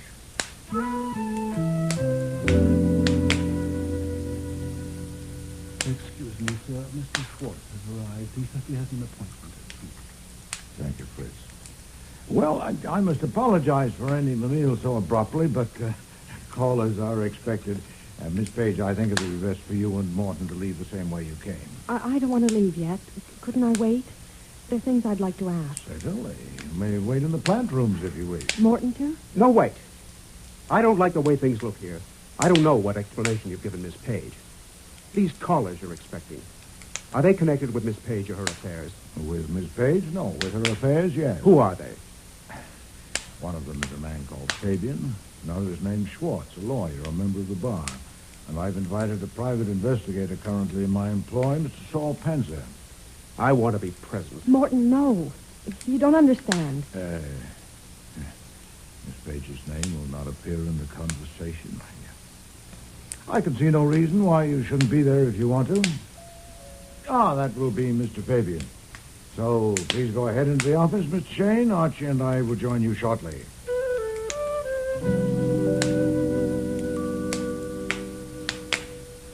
Mr. Fabian, it is part of your legend, sir, that you never go anywhere unarmed. You are calmed now? Yeah. Any objections? None at all, but I'm not calling you a liar, but I would be better satisfied if I saw proof. Where is your weapon? Easily available? It's available. Would you mind showing it to me? Comedy. Here. I could have had it out and in again 20 times. I came to get some proof from you and Goodwin here. Excuse me. We'll go into the office and sit down. This way, sir. You know, I must apologize to you, Mr. Fabian, for appropriating a few minutes of your time, but this will only take a few... Fritz has got it, sir. You're Schwartz. Yes, Mr. Fabian, you may remember. Yeah, I remember. Archie, you can't go in Fritz, there, sir. are you all right? How are you gonna stop me? Fabian, what you doing here? I got you covered, Thomas. Not here and now, Fabian. Who gave you the steer? Nobody. I came on business. Lift them up. Oh, Tommy Rocky, this is preposterous. Besides you two, there are 5 people in here. What do you expect to do, shoot all of us? Nonsense. Who the devil are you, sir? What do you mean bounding into my house like this? That's Mr. Thumb's Meeker, Mr. Wolfe, sir. You heard me, Fabian. Not here and now. He's right. I came on business. You came on business? What business? Who are these guys? Well, they're here on business, too. What's yours? I want to know if it's true that you told the cops that your punk put a finger on Parrott and his daughter for me. No. They seem to have that idea. It isn't true. Oh, I'm a liar? I don't know whether you're a liar or not, but if the police have made any such statement or intimation, they are. I would have expected you to be sufficiently familiar with police methods not to come running to me with anything as silly as that. You didn't tell him that? Certainly not. You're Goodwin. Yeah? Did you? No, am I a half-wit? Mr. Meeker, now that you're here, I suggest that you stay. Please, be seated. I was about to tell these people who killed Mr. Parrott and his daughter and how and why. It will be doubly interesting because the man who did it is present. I wouldn't want to miss that. Hey, I'm present. Yes, sir, but it wasn't you. Sit down. I don't like to talk to faces on different levels. And you too, Mr. Fabian. Yeah, that's better. Now then, first about Mr. Parrott's daughter. The police know that the young woman who was killed last night was not his daughter, but they don't know that he actually has a daughter. I do, and I know who and where she is because Mr. Parrott told me about her in this room yesterday. At this very moment, Go slow. If you please. No power on earth, Mr. Fabian, not even the kind of primitive power you rely on, will keep me from telling this properly. You can shoot me, but you're not going to, so don't interrupt. Mr. Parrott's real daughter is at this moment in this house, upstairs looking at my orchids. He told me... That's a lie. She doesn't think so, Mr. Shane. And don't you interrupt me. Mr. Parrott entrusted her interests to me, and I intend to guard them. Some 18 months ago, he discovered that you, Mr. Meeker, had learned of his daughter's existence and were trying to find her. So he tried a finesse.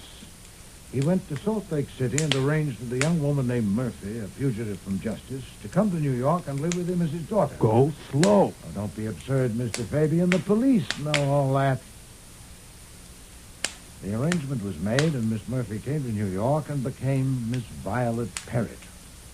But before long, she began demanding sums of money, increasingly larger, with the threat that she would make a disclosure if he didn't pay, and he paid. That's crazy. Daisy Parrott would never pay blackmail. Oh, but he did, Mr. Fabian, because, you see, Miss Murphy had somehow found out who and what and where his daughter was, and that put his daughter in jeopardy. Daisy would never have put up with that. He would have handled it. Mr. Parrott couldn't handle this because Miss Murphy had taken precautions. To protect herself, she told someone else. Someone else? With Mr. Panzer's help, I discovered the identity of that person. Who? Who was it? Miss Murphy, out west, had been attached to a man in some of her unsavory enterprises. That man came to New York, I don't know when, but it may be surmised that it was about the time Miss Murphy began demanding money from Mr. Parrott. Who is he? That man decided on a stroke of his own. Unknown to Miss Murphy, he contrived to meet the daughter, to pursue a friendship with her, to ask her to marry him, and to be accepted. He had enough temerity to masquerade as a law student. And indeed, his temerity was unlimited. He didn't even bother about an alias. He became engaged to marry Mr. Perry's daughter under his own name, Morton Shane. That's a lie. No, Mr. Shane, that is the truth. I know it. I can prove it. What I don't know yet is why. Why did you shoot and kill Miss Murphy and Mr. Perry? Merely to clear the track to get them out of the way since the daughter was betrothed to you? Possibly, but I doubt it. More probably, something had happened. You'd become aware of some deadly threats. Had Miss Murphy, by any chance, discovered your association with the real daughter? You'll eat all of this, you fat, lying son of a bitch. I'm going. Stay where you are. You got anything else? Nothing but proof. Last evening, Mr. Perrod's daughter and this young man dined with us. And one or two remarks he made stirred a faint suspicion in me. Faint, but simple to test. He said he was in his last year at law school, and I asked him if he'd learned to draft torts. And he said he had. Mr. Schwartz, you're an attorney. Is that possible? No, certainly not. A tort is an act, not a document, as any law student would know. You can't draft a tort any more than you can draft a burglary. I had my chef save your wine glass, Mr. Shane, and after you had left, I got in touch with Mr. Panzer. Through the FBI, we learned of your background and your record. And I also arranged that Mr. Panzer should pick you up last evening in front of the building where Mr. Perrod's daughter lives and keep on your trail. I'll kill you, you son of a...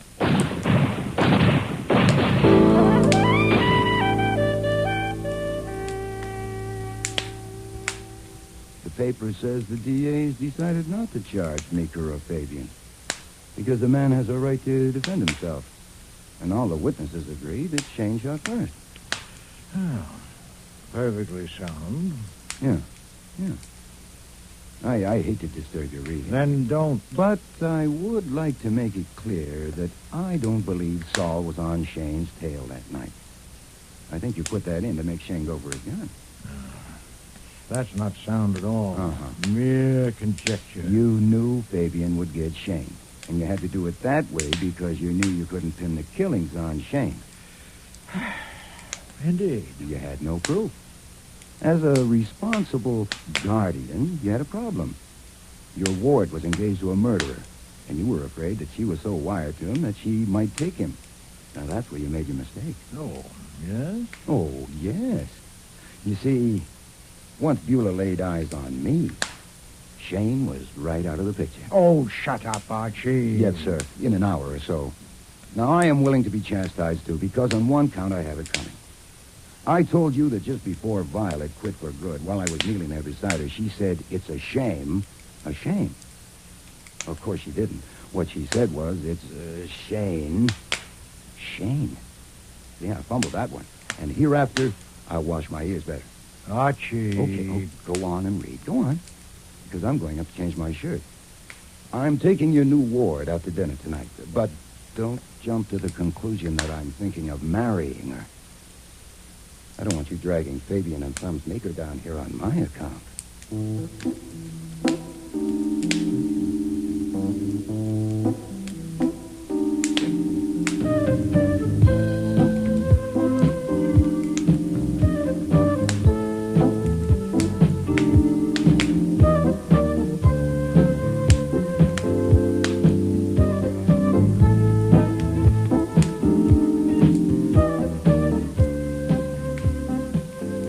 Starring in today's episode were Mavor Moore as Nero Wolfe and Don Franks as Archie Goodwin.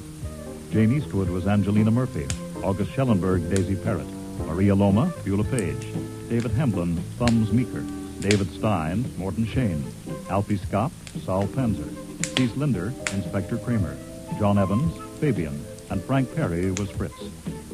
Music was composed and conducted by Don Gillis. Technical operations by John Jessup. Sound effects by Bill Robinson. Production assistant was Nancy McElveen, and casting consultant Ann Weldon Tate.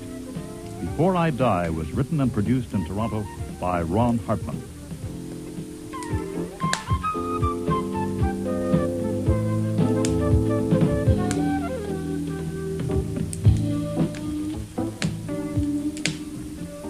Next week, Listen, I wouldn't trust no cop if he was a baby and stark naked. Nero and Archie meet Hattie Annis. A witch can be 20 minutes late. A what? Of course, nobody believes in witches anymore. Certainly I don't. but now I'm not so sure. Hattie owns a theatrical boarding house. Do you happen to know that all stage people are crazy? They have no monopoly. My name's Tammy Baxter, short for Tamiris. I haven't decided yet which one to use in the marquee when I'm a star. Hold it. What's the matter, Buster? Come here. Behind the sofa. Oh. Easy. Oh, my God. It's Tammy. Yeah. Now you'll never get your name up in lights.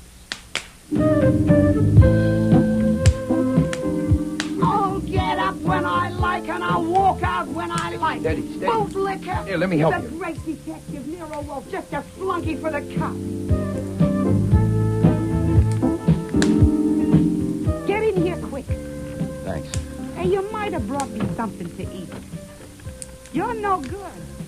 Well, if I'm no good, why'd you let me in? Because I thought you had something to eat. Actually, if I wasn't any good, would I bother to come and tell you to stay away from that door because they're going to bust it in? No, they won't. Why won't they? Because they know if they do, I'll shoot. You've got a gun? No, but they don't know that. Oh, All right, Buster. I've never hired a detective before. You want me to sign something? Who are you hiring, Miss Annis? I'm hiring you. To do what? What? To show the cops. To make them wish they'd never set foot in my house. No to way. make them eat dirt. Next week, Rex Stout's Counterfeit for Murder, with guest stars Joy Coghill, Brent Carver, Gilly Fennick, Lynn Griffin, and Sandy Webster.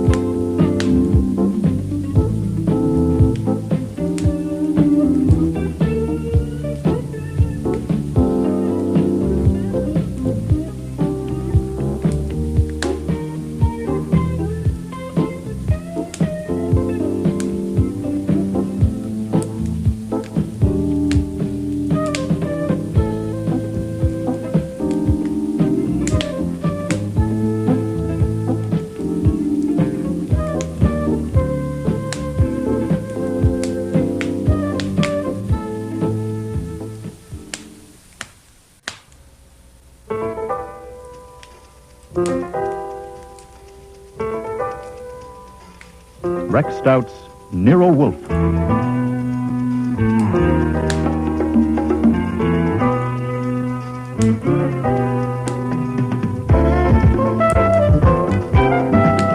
Starring Mavor Moore as Nero Wolfe and Don Franks as Archie Goodwin.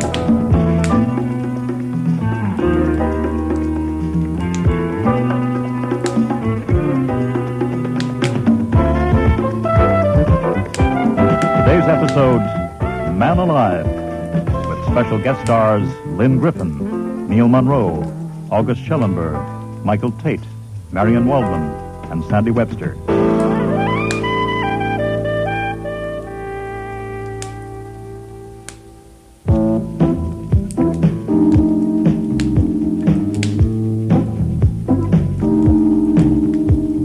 Everything about Carla Nieder was graceful. The way she angled her chin to show off her long neck, the way she perched on the edge of the red leather chair with her legs crossed at the ankles, and the way she managed her voice when she suspected me of kidding her.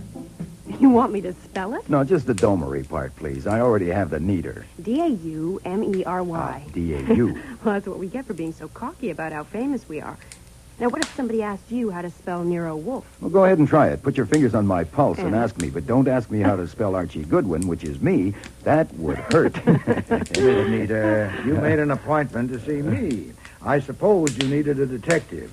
Now, if so, tell me what for without encouraging Mr. Goodwin to start caterwauling. It takes very little to set him off. Who or what are Domery and Nieder? Domery and Nieder is as good a name as there is on 7th Avenue. But, of course, if you're not in the garment trade and know nothing about it, I imagine your wives would know the name, all right? Wives? No wives, neither of us. That's why we caterwaul. Well, if you had one, she'd know about Domery and Nieder.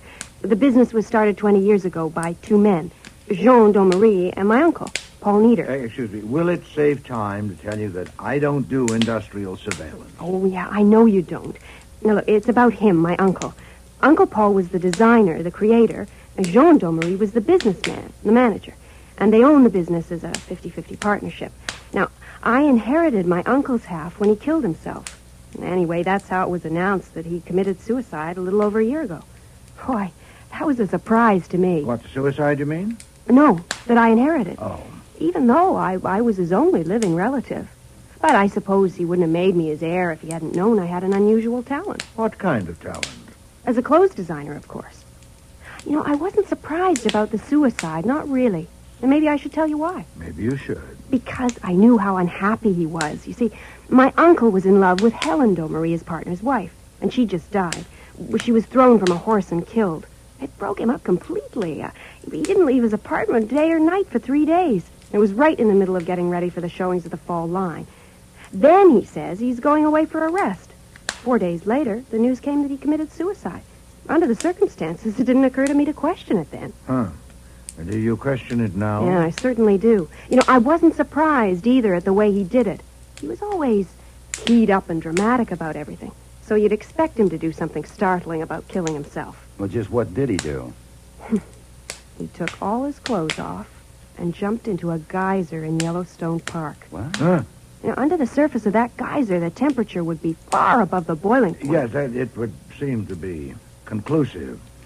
Why do you now question the suicide? Well, because I saw him last week, here in New York, alive. Oh, indeed. Last Tuesday. We were showing our fall line to the press, and there was a large audience. Now, I was modeling one of my own designs when I saw him in the 5th row.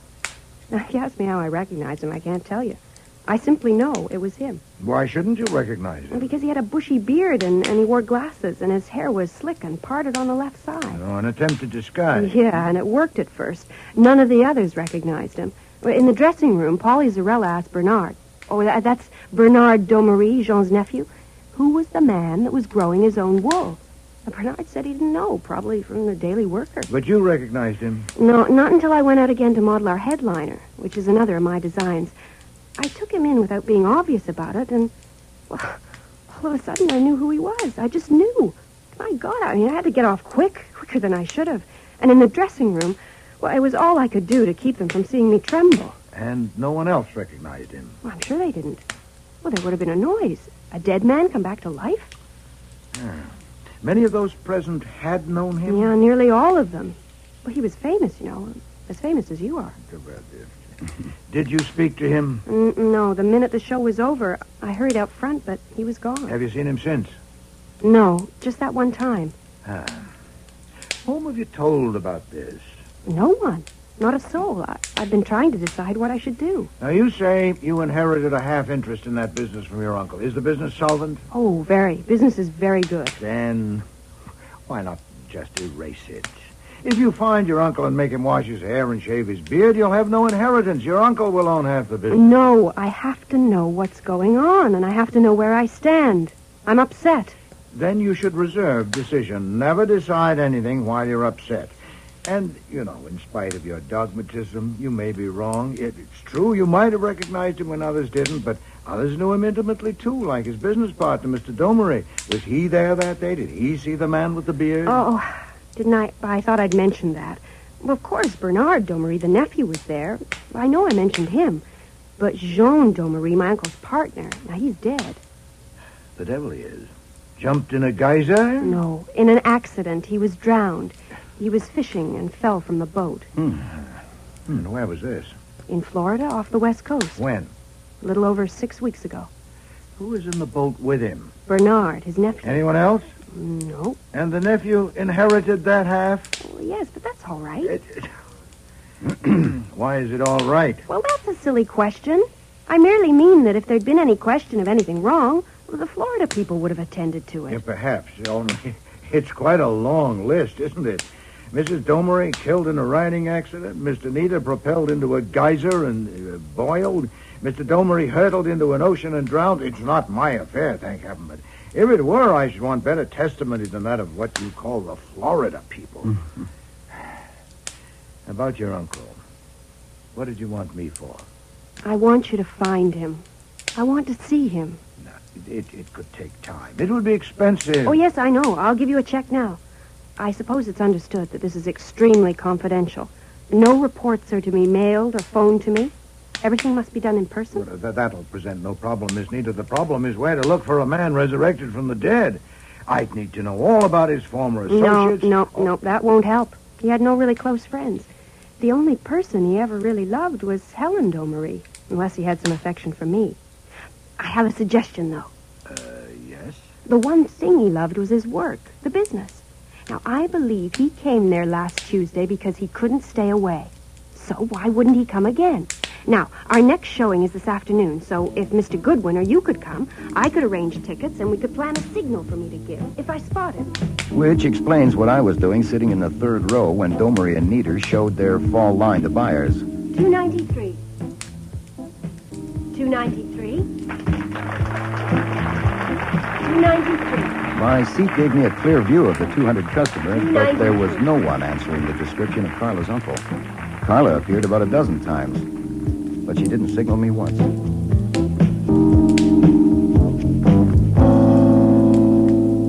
So the afternoon was a waste of time for you. Oh, no, sir. No, it's not a waste. I saw, let's see. Yes? 6 of the girls that I've been waiting to marry, if you count Carla Nieder, and I don't see why you shouldn't. As to making a choice, well... Look, type up a report and keep it in the client's file. I'm going to read now, Archie. Nope, I can't do it. You can't do what? Make a choice. The only way I can see to handle it is to send in an order for one of each. I'd have to marry all 6. Imagine it. After the weddings, I will, of course, have to take a good-sized apartment between 5th and Madison in the fashionable 60s. On a pleasant autumn evening, I'll be sitting in the living room reading the newspaper. I'll toss the paper aside and clap my hands, and in will come Isabel. She will have on a calf-exposing kitchen apron with a double hemline and will be carrying a tray of ham sandwiches and a pitcher of milk. She will say seductively, 293.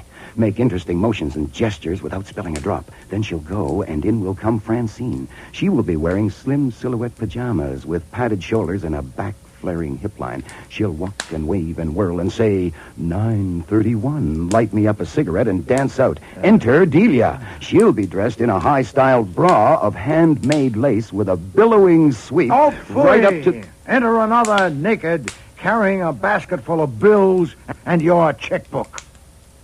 You have a very personal slant on women, sir.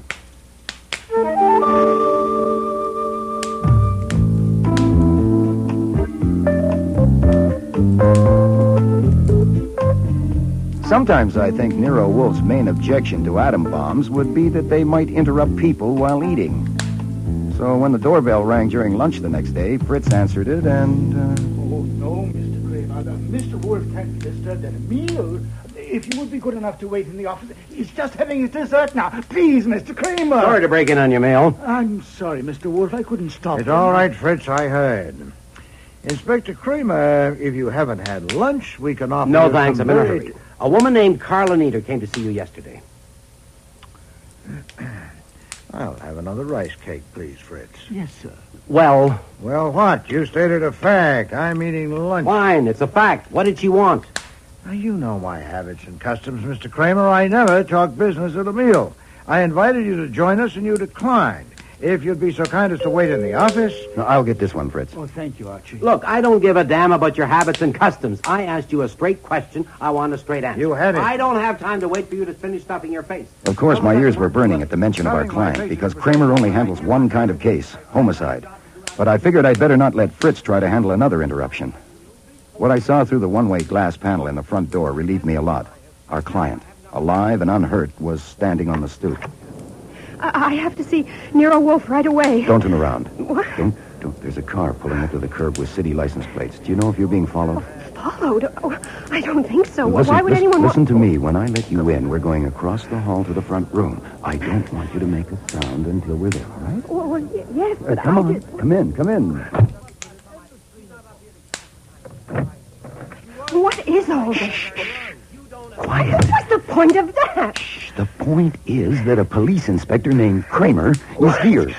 He's in the dining room asking about you. Now, do you want to see him? No, I've already seen him. What? They've been asking me questions for hours. Why? What happened? My uncle, Yeah? No. Take a deep breath. Come on. That's it. I want to see Nero Wolfe. All right, you stay here and sit tight till we get rid of Craig. This door connects with the office, and they may go in there, so please don't make a sound. Are you feeling all right? Huh? Yes. Yes, I'm all right now. It's all right. I've not finished my gobbling yet, as you put it. I would have eaten 2 more cakes, and I've not yet had my coffee. Come into the office. You broke in, and you're still here.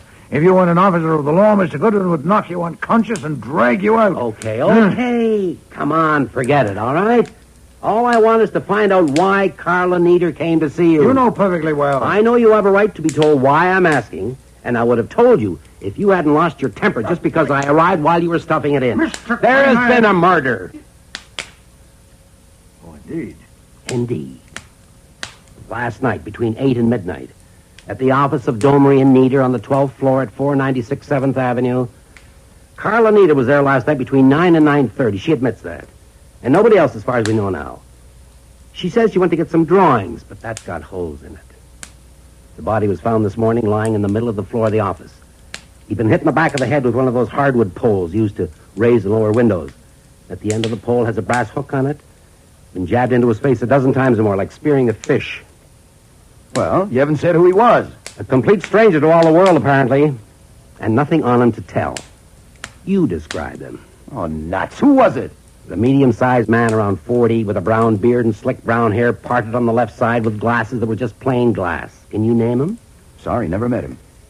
Under the circumstance, you may concede that I have a right to ask what she came to you for. It was only after she tried 2 lies on us about how she spent yesterday morning that we finally got it out of her that she came here. She wouldn't tell what she came for, so I came to ask you. Is Miss Nieder under arrest? Nero Wolfe's residence. Archie Let me talk to Inspector Kramer, Archie. It's for you, Inspector. Me? Thanks. Yeah, Levy. Here. Answering your question, Mr. Wolfe, Miss Nieder is not under arrest. They turned her loose and put a tail on her, and the tail was just on the phone telling Kramer that she came here. She's in the front room. I put her there because I know how you are about having your meals interrupted. Shall I bring her in? You snippy little bastard. I am not little. So the minute we let her go, she comes here. Archie? Yes, sir. Did Miss Nieder say why she came? No, just said she wanted to see you. She spent hours down at the station, and her tongue is tired. Bring her in here. Yes, sir. Inspector Kramer is here asking about you, Miss Nieder. Will you come in, please? I told you I'd already seen him. Miss Nieder, I am working for you, and you have paid me a retainer. Is that correct? Yes, certainly. Then first, some advice. The police could have held you as a material witness, and you'd have had to get bail. Instead, they've let you go to give you an illusion of freedom, and they're following you around. But why? Should you at any time want to go anywhere without their knowledge, Mr. Goodwin's an expert on that, and he can tell you what to do. I understand that Mr. Kramer and his men have dragged it out of you that you came here yesterday, but that you have refused to tell them why. Is that correct? Yes. That was sensible. You are suspected of murder. But that puts you under no compulsion to disclose all the little secrets you have locked up. My position, though, is quite different from yours. What you said to me was not the privileged communication. In my business, I need to have the goodwill, or at least the tolerance of the police, in order to keep my license. And besides, I respect and admire Mr. Kramer and would like to help him. I tell you all this so that you will not misunderstand what I'm about to do. What? Mr. Kramer, since your army has had several hours to poke into corners, you've learned, I suppose, that Mr. Goodwin went to that place yesterday and sat through a show. Yeah, I know about that. You didn't mention it. I hadn't come to it. Oh, you're reserved, eh? Well, you heard what I just told Miss Nieder. She came yesterday morning to consult me about her uncle. Yeah? What uncle? Mr. Paul Nieder. He's dead. Miss Nieder inherited half of that business from him. Back files of newspapers will tell you that he committed suicide a little over a year ago by jumping into a geyser in Yellowstone Park. What? Miss Nieder told me about that and many other things. I don't remember everything she said, and I don't intend to try. The only thing I can furnish that might help you is the conclusion I formed. You want to hear it? Yes. I concluded that Miss Nieder had pushed her uncle into the geyser and, becoming fearful of exposure, had come to me to get her out of it. Why, you... Shut up. Archie, was that the impression you got? Precisely. Thanks for the conclusion. Did she tell you that she had killed her uncle? Oh, no, indeed. Exactly what did she want you to do? Well, that's why I came to that conclusion. She left it vague about what I was to do. I couldn't possibly... Try telling me what you told Goodwin to do when you sent him up there. You remember, Archie? Oh, sure. Sure, I remember. You told me to keep a sharp lookout and report everything that happened. And what happened was I saw 6 of the girls that I had been waiting to marry. Now, after the wedding... You're a goddamn liar. Get a nice Mr. apartment. Kramer ain't tired of this. Mr. Goodwin can't throw you out of here once you're in, but we can leave you here and go upstairs, and you know the limits of your license as well as I do. I said you're lying. Prove it! For less provocation than you've given me by your uncivilized conduct in my dining room, I'd lie all day and all night. Regarding this murder of a bearded stranger, where do I fit? Oh, Mr. Goodwin, connect us if you can. Should you be rash enough to constrain us as material witnesses, we'd teach you something of the art of lying, and we wouldn't squeeze out on bail. We'd dislocate your nose with a habeas corpus and a sub judiceandum. Now, will you leave my house at once, or do we leave you here and go upstairs? You won't get away with this, Wolf. Believe me, you won't. Good day, sir. Oh, well, we won't invite him to lunch again, will we, sir? Shut up, Archie. Miss Nita, Yes. did you kill that man? Did I? Did I kill my Archie. Oh, she'll be all right. I think she just... Well, stop her. How do you stop her? Oh, I could slap her or kiss her. I think I'll try kissing her. What the hell? Why did you do that? To stop you. See? Now, you can't blame her. I doubt if it's fear or despair or anything normal like that. It's probably hunger. I'll bet she hasn't even had breakfast yet. Is that true, Miss Nita? Haven't you had lunch? No. They kept me there, and then I had to see you. Archie, Sir? have Fritz bring some sandwiches and beer at once. Beer, Miss Nita? I don't have to eat. Oh, nonsense. Beer? Claret? Milk? Brandy? Scotch and water. I could use that. Right. And Archie, have Fritz bring in the coffee and the rest of the rice cakes.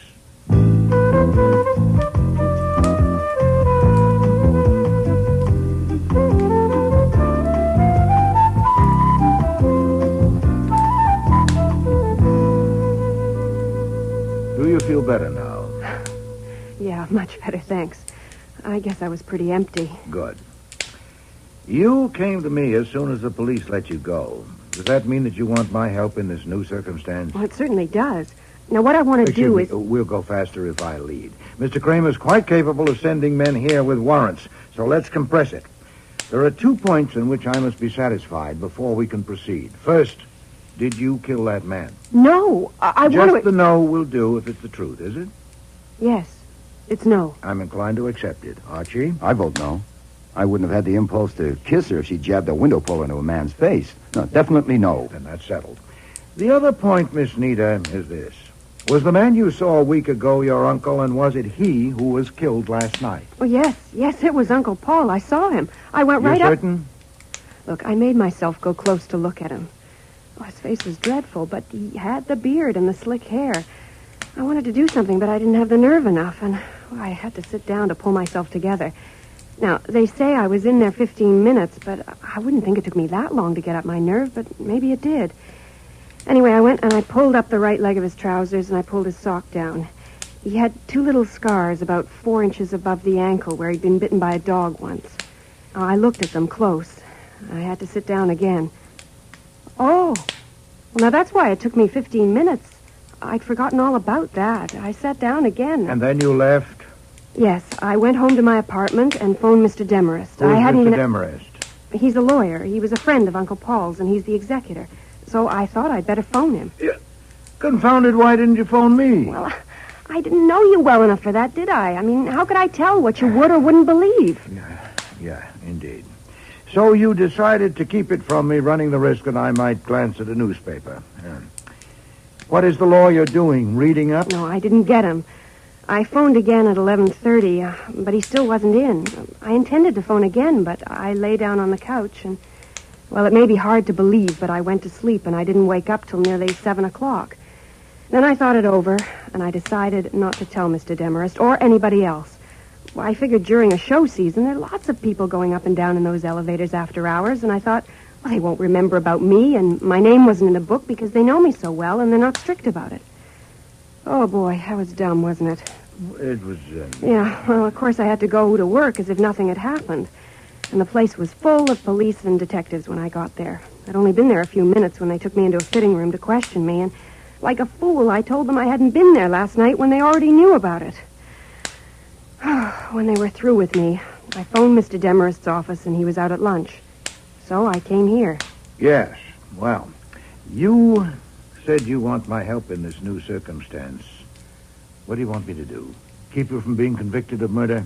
Convicted? Of murdering my uncle? Now, I told you... I suggest, sir, that you lay off unless you want to make me kiss her again. She's not a crybaby.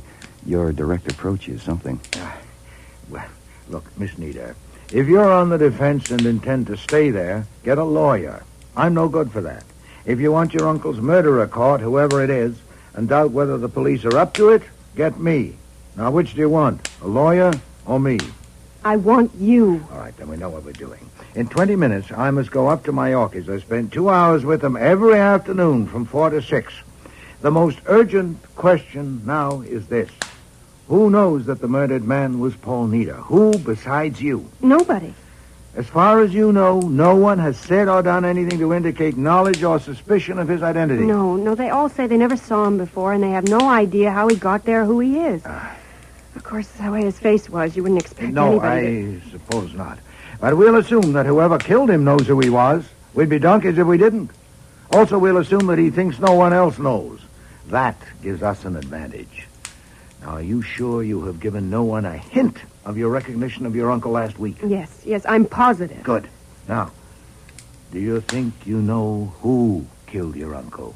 Well, no, of course not. You've no idea at all? No. How many people work there? Right now, about 200. Oh, phooey. Can any of them get in after hours? Not unless they have a key, or they're let in by someone who does have a key. Well, who has keys? Well, let's see now. I have one.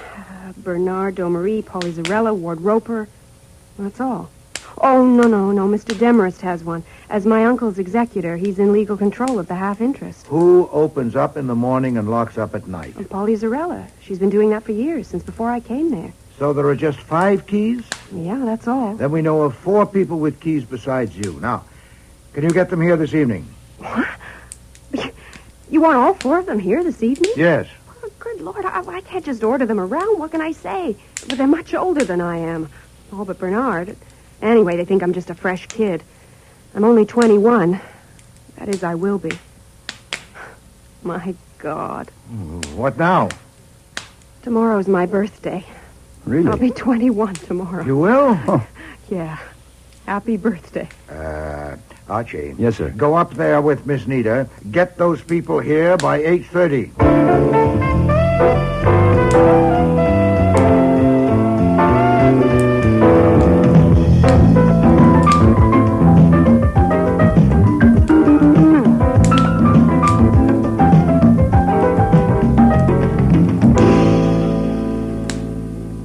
He's on the phone. He'll be with us in a minute.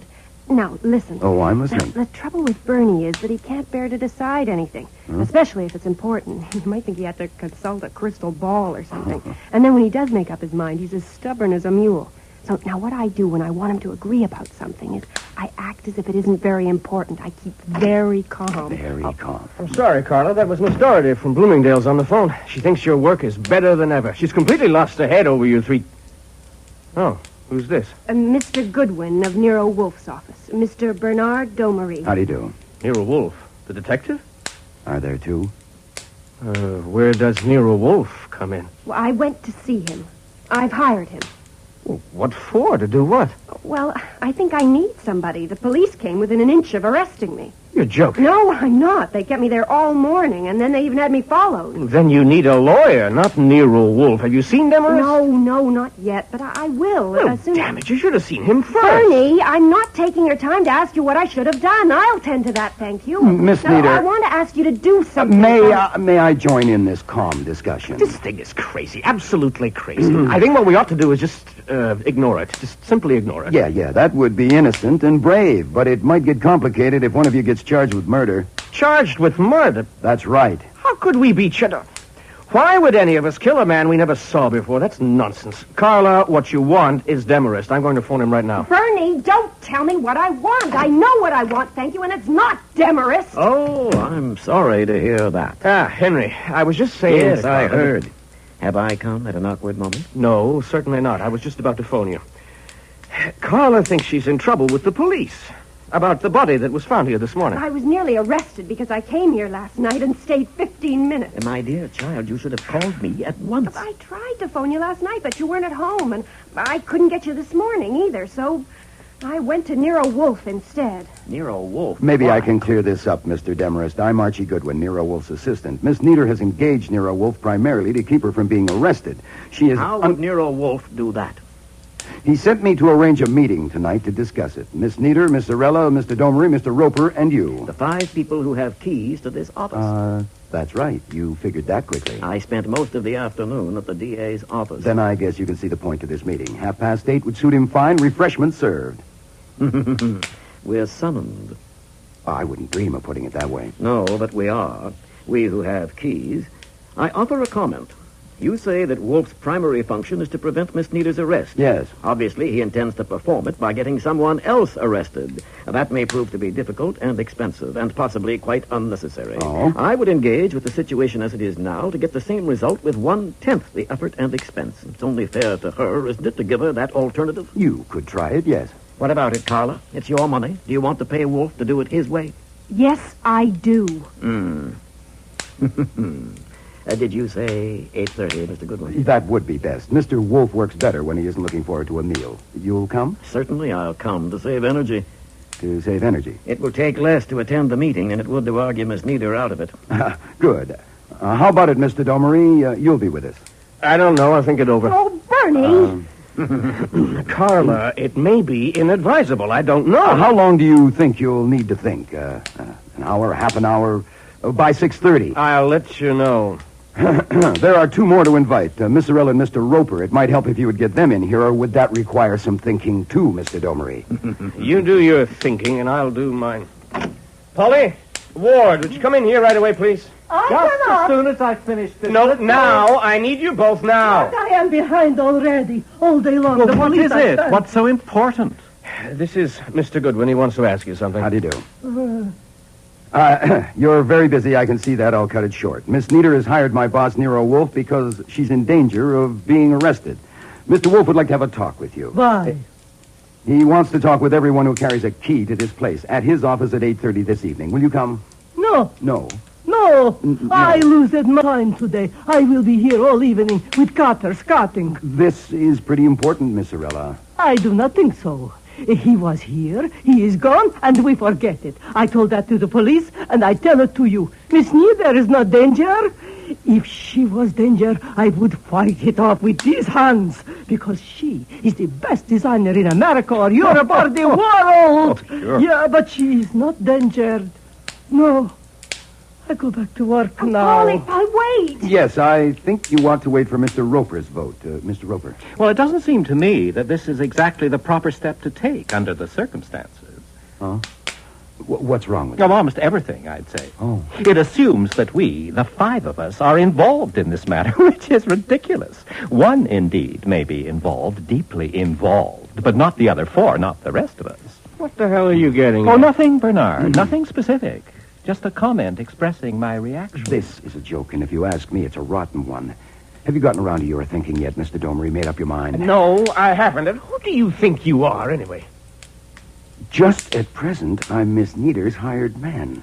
Now, who do you think Miss Nieder is? Some little girl asking you to please be kind and help her out? You damn fool. She owns half this outfit. Mr. Domery, you're her business partner. What couldn't she do to you if she felt like it? And the rest of you are just employees, her hired help. As Miss Nieder's representative, I hereby instruct you to report to the office of Nero Wolfe at 8:30 this evening. You confirm that, Miss Nieder? Yes, I confirm it. Good. You'll be there, Miss Zarella. But certainly I will be there with bells on. Fine. You, Mr. Roper. Well, the way you put it, I hardly know what to say. Is that right? It is true. Yes, it is true that at some future time Miss Nieder will probably own a half interest in this business, in the success of which I have had some part for the past 14 years. That is, she will if she's available. What do you mean, available? Well, isn't it obvious? Of course, you can't be expected to be objective, Bernard, but the police are usually right about these things, and you know what they think, so I merely ask. What if she's not available? Look, I warned you As for last night, your- Ward. I told you to watch your nasty tongue. Oh. Apologize to Carla and do it quick or I'll break your neck. Apologize? For I what? said apologize. Don't fire him. Don't fire him. Miss Nieder doesn't want him fired. She wants him there tonight. You'll be there. You'll be there, Ward. Do you understand? Answer me. Yes. Fantastic. Which leaves only you, Mr. Domery. You'll be there too, won't you? I'll decide later, and I'll let you know.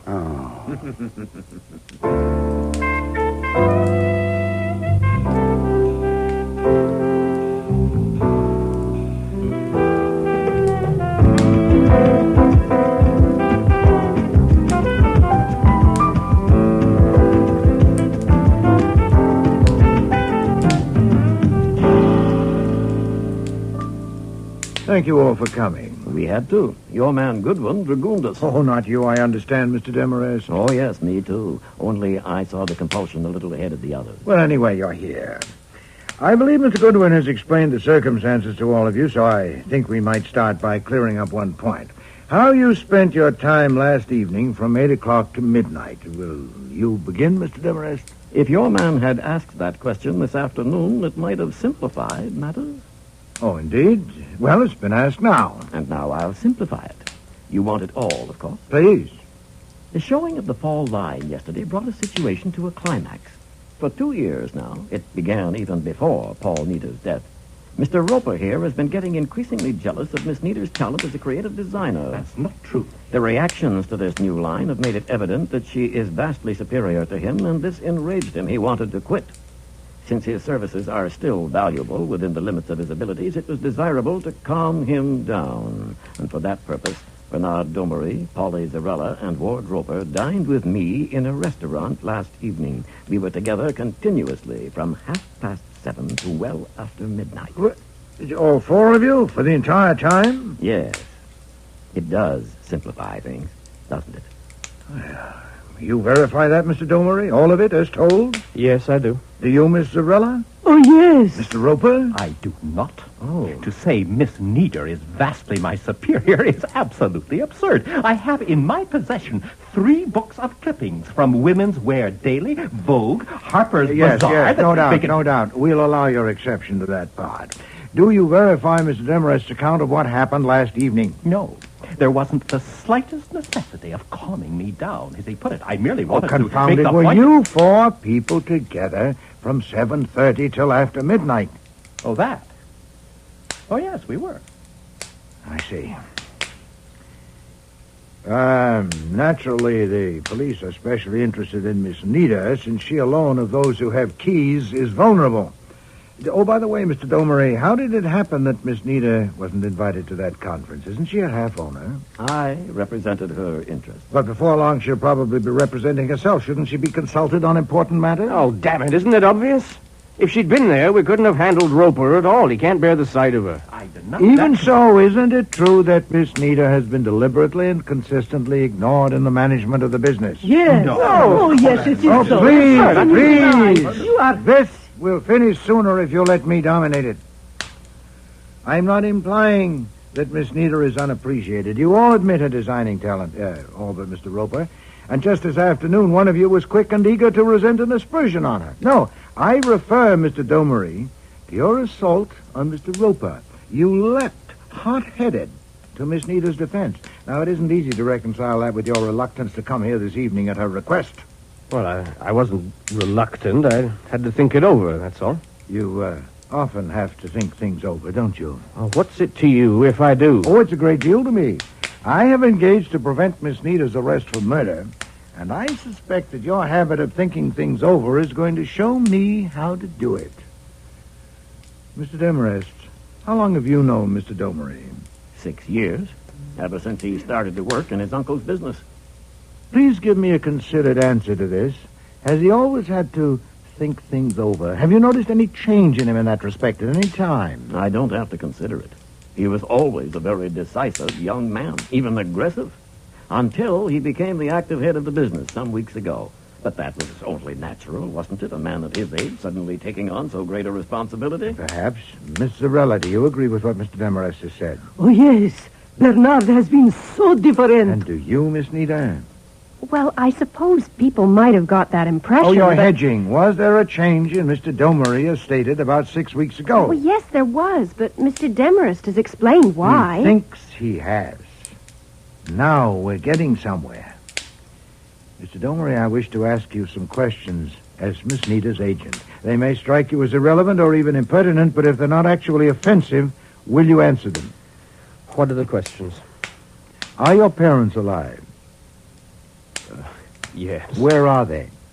In Los Angeles. My father is a professor in the university there. Is either of them conversant with your business affairs? Not especially. Well, in a vague, general way. Have you any other relatives that you see or correspond with frequently?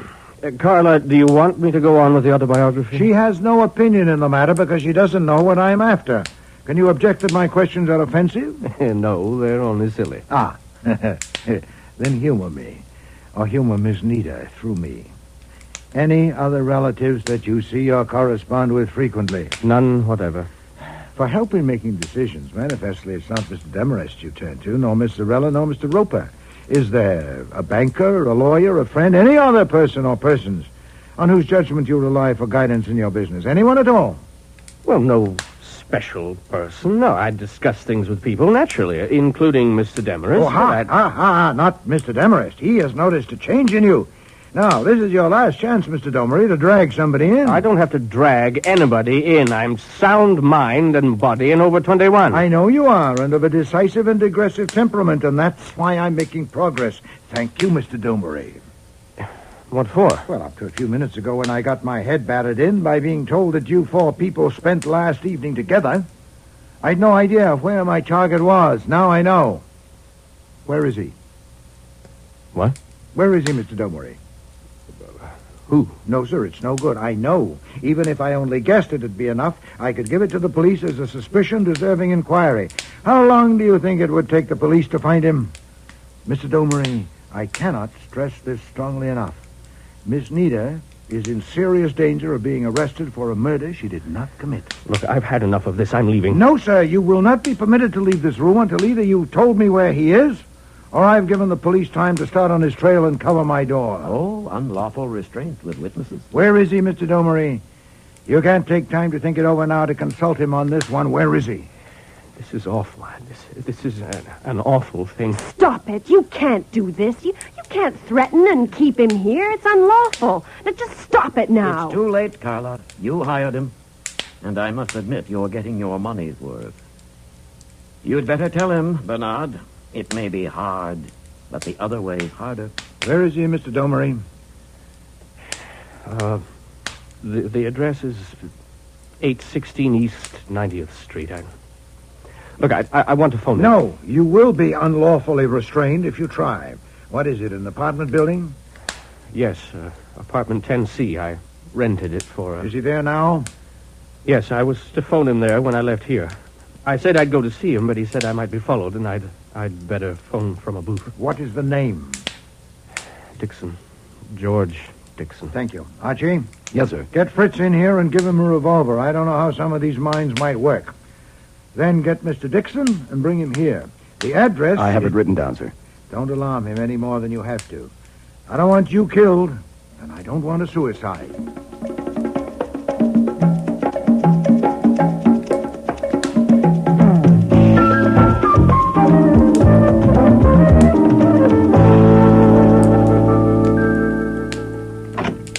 Mr. George Dixon? What do you want? I have a message from Mr. Bernard Domery. Yes? Are you George Dixon? I'm Dixon. Hand it through to me. I can't. It's verbal. Then say it. What is it? You'll have to open the door all the way. I have to see you first. You were described to me. Mr. Domery's in a little trouble. Thank you. Okay, what kind of trouble? He'll have to tell you about it. I'm just a messenger. All I can tell you is I was instructed to ask you to come to him. Why didn't he phone me? A phone isn't available to him right now. Where is he? At Nero Wolfe's office on West 35th Street. Who else is there? Well, several people. Mr. Wolfe, of course, and men named Demarest and Roper, and women named Zarella and Nieder. That's all. I think you're lying. What? I don't think Mr. Domery said for me at all. I think this is a put-up job, and you can get the hell out of here and stay out. Hey, okay, brother. Now, where'd I get your name and address from? A mailing list? Mr. Domery phoned you earlier to ask your advice about his going to see Mr. Wolfe. Now, my understanding was that if I didn't get you there by 11 o'clock, they'll all pile into a taxi, including Mr. Domery, and come here to see you. My car's waiting out front.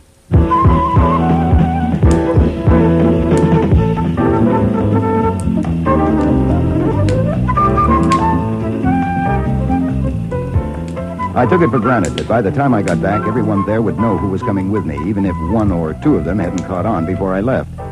I thought it would be interesting to see how they would welcome Mr. Dixon. But he took charge of the script himself as he entered the office. What the hell's the matter with you, Bernard? Can't you handle anything at all? Not this, I can't. This man Wolfe is one for you to handle. I only hope to God that you can. Well, I'm back, everybody. I would have been back soon anyway, but Bernard has hurried it up a little. Ward, you're looking like a window display in a fire sale. Surprised to see me? Still putting up with them, Paulie? Now you'll have to put up with me again. Carla, I hear you're on the way to lead the whole pack. You're all so quiet. Can't got your tongues. Where's Henry? I thought he'd be here. He's in the other room with Wolfe. I don't know this gentleman. This gentleman is Inspector Kramer of the New York Police. You didn't tell me the police would be here. Now, believe me, I didn't know. Nero Wolfe called and invited me. I just got here. What's going on, Goodwin? I'm still catching up. You'll have to ask Mr. Wolfe. Who's this man? George Dixon, so I'm told. What kind of charade is Wolfe pulling now? Oh, why don't you ask him? Here he is. Ah, Archie, you're back. Yes, sir. Excellent. And Mr. Kramer, your timing was impeccable. My apologies for keeping you waiting. Mr. Demarest and I needed to discuss something. Nero Wolfe? I'm Jean Domery. This is a real pleasure. How do you do, Mr. Domery? Please sit down. I was told that my nephew sent for me. He didn't. You got me here by a trick. What do you want? Sit down, sir. This may take some time. I can't give you much time. What do you want? I want to present some facts, offer my explanation of them, and get your opinion. There's a chair beside your nephew. What facts? You all have a right to know, I think, that the man who was killed last evening was a former partner in the business, Mr. Paul Nieder.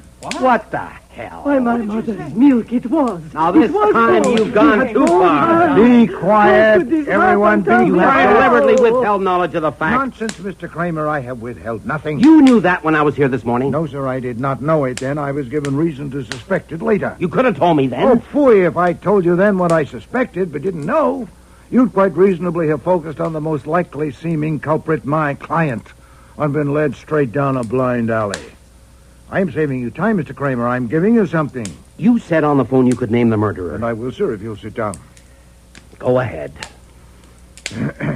We have here a situation that reads like a Wilkie Collins novel. Two men presumed dead, both returning to life. Now, some explanation is needed. Mr. Dixon Domery, won't you help us? You were going to give us some facts. So far, you've given us fantasy. I see. You won't help then? Certainly not. Why should I? It's your fantasy. Well, we'll have to go about it the other way then. When did you last see Paul Nieder? About a year ago, just before he left for a vacation. Well, that's not a very intelligent lie, sir. It can be checked. Mr. Kramer here has an army of men whose job it is to check such things. I'll ask you again. When did you last see Paul Nieder? You won't answer, eh? Then I will. Mr. Kramer, if you put your men on it, I think you'll discover a meeting between Mr. Dixon and the deceased sometime after last Tuesday's showing of the Domery and Nieder fall line. Quite possibly it was at Mr. Dixon's apartment. The address... He won't find anything. Oh, indomitable, are you? Ah. Then how about your meeting with Mr. Nieder last evening at the offices of Domery and Nieder when you killed him? Killed him? You accuse me in front of all these witnesses of killing that man? Oh, yes, sir. I'm certain of my ground. A record was kept of everyone that went into that building after hours last night. How did you do it, huh?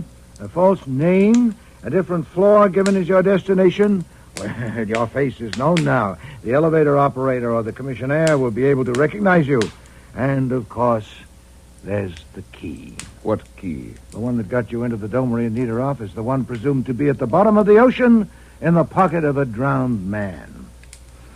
Is it in your pocket now, Mr. Domery, or did you leave it in your apartment? Oh, I see. I'm making you nervous. Look at his face, Mr. Kramer. I'm not nervous. Then perhaps you'll explain about your return from a watery grave. Why was it necessary to perpetrate such an elaborate hoax. I can explain that, and I will, at the proper time and to the proper persons, not you. It's no good, Mr. Domery. You're caught. Mr. Kramer and his men will find evidence to convict you even without this letter I have in my hand. What have you got? I'll read it to you. I suppose you all know, or most of you, that tomorrow will be Miss Nita's 21st birthday. Oh, yes. Well, I persuaded Mr. Demarest to anticipate the delivery date of this paper by a few hours. It was intended, as you'll see, only for Miss Nita, but as Mr. Kramer would tell you, evidence in a murder case has no respect for confidences. This letter is handwritten, as you can see. Yellowstone Park, May 16th of last year. It reads, "My dearest Carla, I'll send this to Henry, sealed, and tell him to give it to you unopened on your 21st birthday. You're going to get news that I have killed myself, but I'm not going to kill myself. I fully expect to be with you again and with the work I love. I'm writing this to explain what I'm doing just in case something goes wrong. I think you suspected that Helen and I loved each other. Jean found out about us and killed her. He intended to kill me, too, and he still intends to. And as you know, Jean always does everything he intends to. That's why I wouldn't leave the apartment those 3 days. That's why I came away, and why I have to pretend to kill myself. Once he thinks I'm dead, I'll find time to think straight again and see what I can do. It may be that I'll find a way of dealing with this and that I'll be back with you before your 21st birthday. And if so, I'll get this back from Henry and you'll never see it. But if I don't get back, I want you to know the truth by this letter.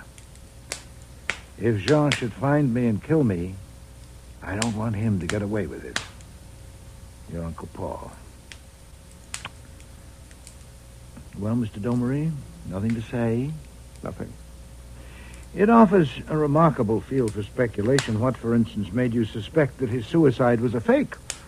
Possibly you were as well acquainted with his character as he was with yours. He was certainly right about you. You didn't forget or abandon your intention. To coax him out, you went on a fishing trip with your nephew and staged a drowning. Another speculation. How much did you tell your nephew? Did you have to let him in on all the... Listen to me, Carla. Whatever my uncle has done, that's up to him, but this is my part, and you've got to get it straight. He told me that someone had it in for him, and his life was in danger. He said nothing about Paul Nita. Of course, I thought he was dead. Shut up and sit down. You lied to me. You said your supposed death would force this person to take certain steps and that the situation would soon be changed so that you could reappear. You lied to me. Yes, I lied to you because you're a weak-natured fool. But I have told you the truth.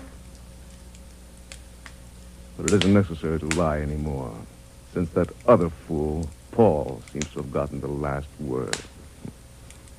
But I got him. I got Helen, and I got him. Take him away, Mr. Kramer. I'm through with him. I'll have that letter. No, sir, I'll keep it. Or rather, I'll destroy it. What? No, it's mine. Like hell it is. Certainly it is. It's in my writing. I wrote it while Archie was going for him, with Mr. Demarest's help. You won't need it. Just take him out of here and get to work. You... I hope you won't cop, Mr. Kramer. Surely the end justified the means. You got your murderer.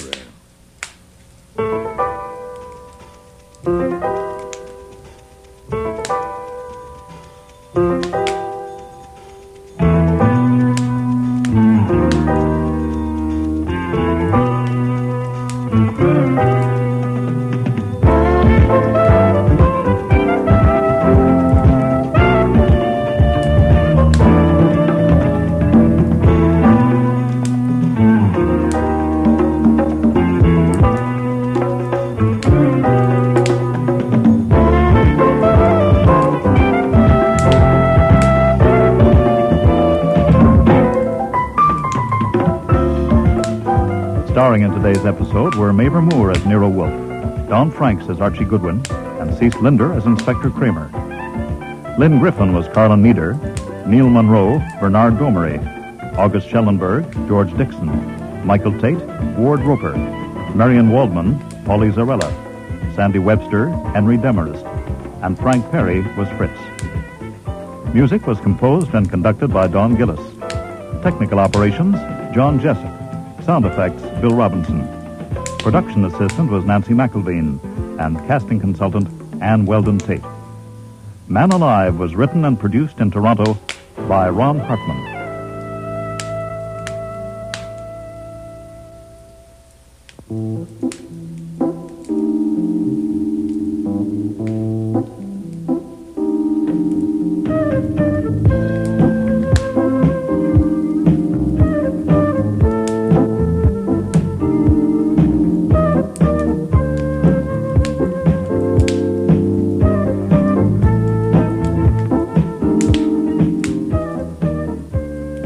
Next week.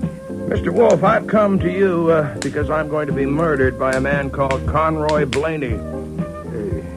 Indeed. Yes. Mr. Poor, I suppose 200 men and women have sat in that chair and tried to hire me to keep someone from killing them. And how many, Archie? 209. Have I taken the job? No, sir, never. For $2 million a year, you can make it fairly difficult for a man to kill you. That's about what it costs to protect a president or a king. And even so, consider the record. I don't expect you to keep him from killing me. That's not what I came for. Then what the devil did you come for? To keep him from getting away with it.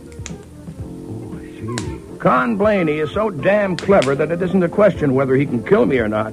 The question is whether he can manage it so he's in the clear. I'm afraid he can. Next week, Instead of Evidence, with guest stars Lally Cadeau, Sean Sullivan, Martha Gibson, Eric Peterson, and Danny Bucos.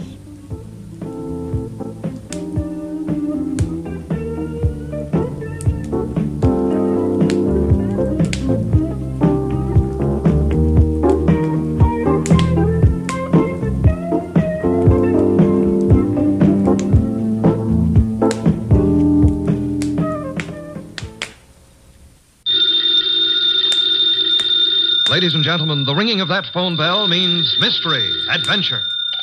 Nero Wolfe's office, Archie Goodwin speaking. Mr. Wolfe? No, he isn't. Huh? Oh, well. For you, maybe he is. I'm not here. Oh, yes. He's always here. I've gone out. No. He seldom ever goes out. I won't start on anything tonight. Oh, sure, he'd love to start on a case tonight. What's your name? Oh, that's a beautiful name. Address? Archie, it's another woman hang-up. No, honest. I'm not Mr. Wolfe, but I'm his agent. Yeah, I'll be right over, miss. Goodbye. What's her trouble? Where are you going? Well, she said she's received some threatening notes and she's afraid to leave her hotel. So long, boss.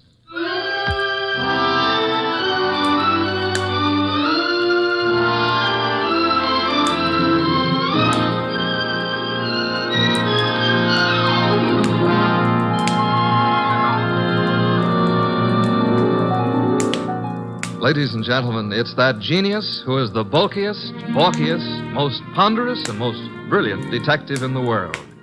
Yes, none other than that chair-borne mass of unpredictable intellect, Nero Wolfe. Created by Rex Stout and brought to you in a new series of adventures over this NBC network in the person of Mr. Sidney Greenstreet.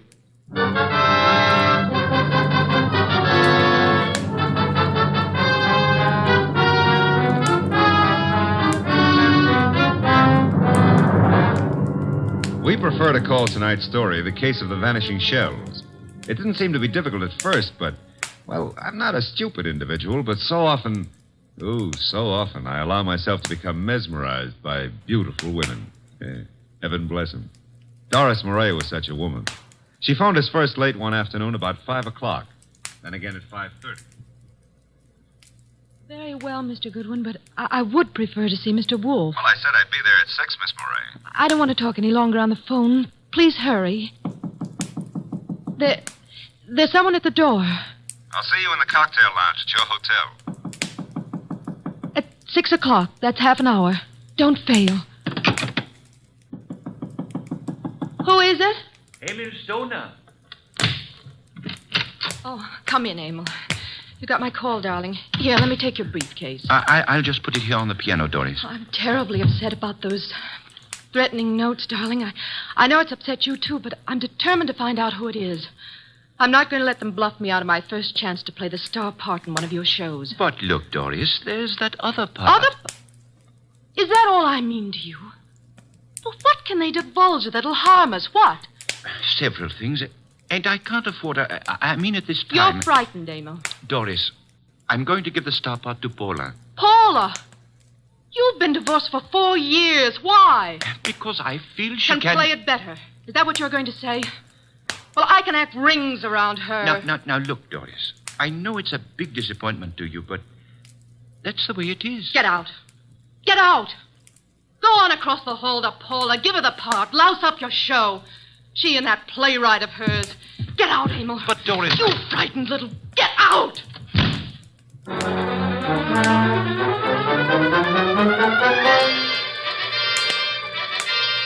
I believe, Mr. Wolfe, you're making a great mistake in not coming along. Indeed. I'm sure that what attracts you could not possibly be of interest to me. The gal needs help. Money is money. Girls, money, phooey. Yeah, well, we could have dinner out for a change. They have one of the finest chefs in town at that hotel. You're most impolite. I'm trying to read this book. Poetry. Archie. Yes, sir? Shut up. Well, we need money. That filthy green cabbage is necessary to our existence. This may be a tough case, you know. You're sufficiently intelligent. Sometimes. If I sat around like you do, I'd weigh 500 pounds, too. Archie, leave the room. Besides, it's only 300. What a way to run a business. Orchids, beer, books. Don't keep the charming client waiting. Okay, I'm going. And always remember there is a telephone.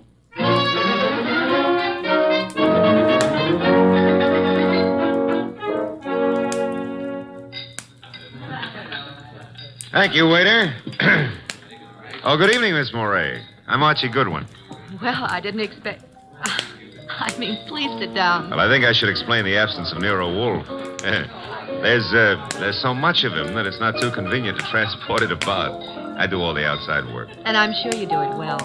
Mr... Well, you know, some women call me Goodwin and some call me Mr. Goodwin, and, Yes? the unattached call me Archie. Hello, Archie. Oh, splendid. I'm glad to hear it.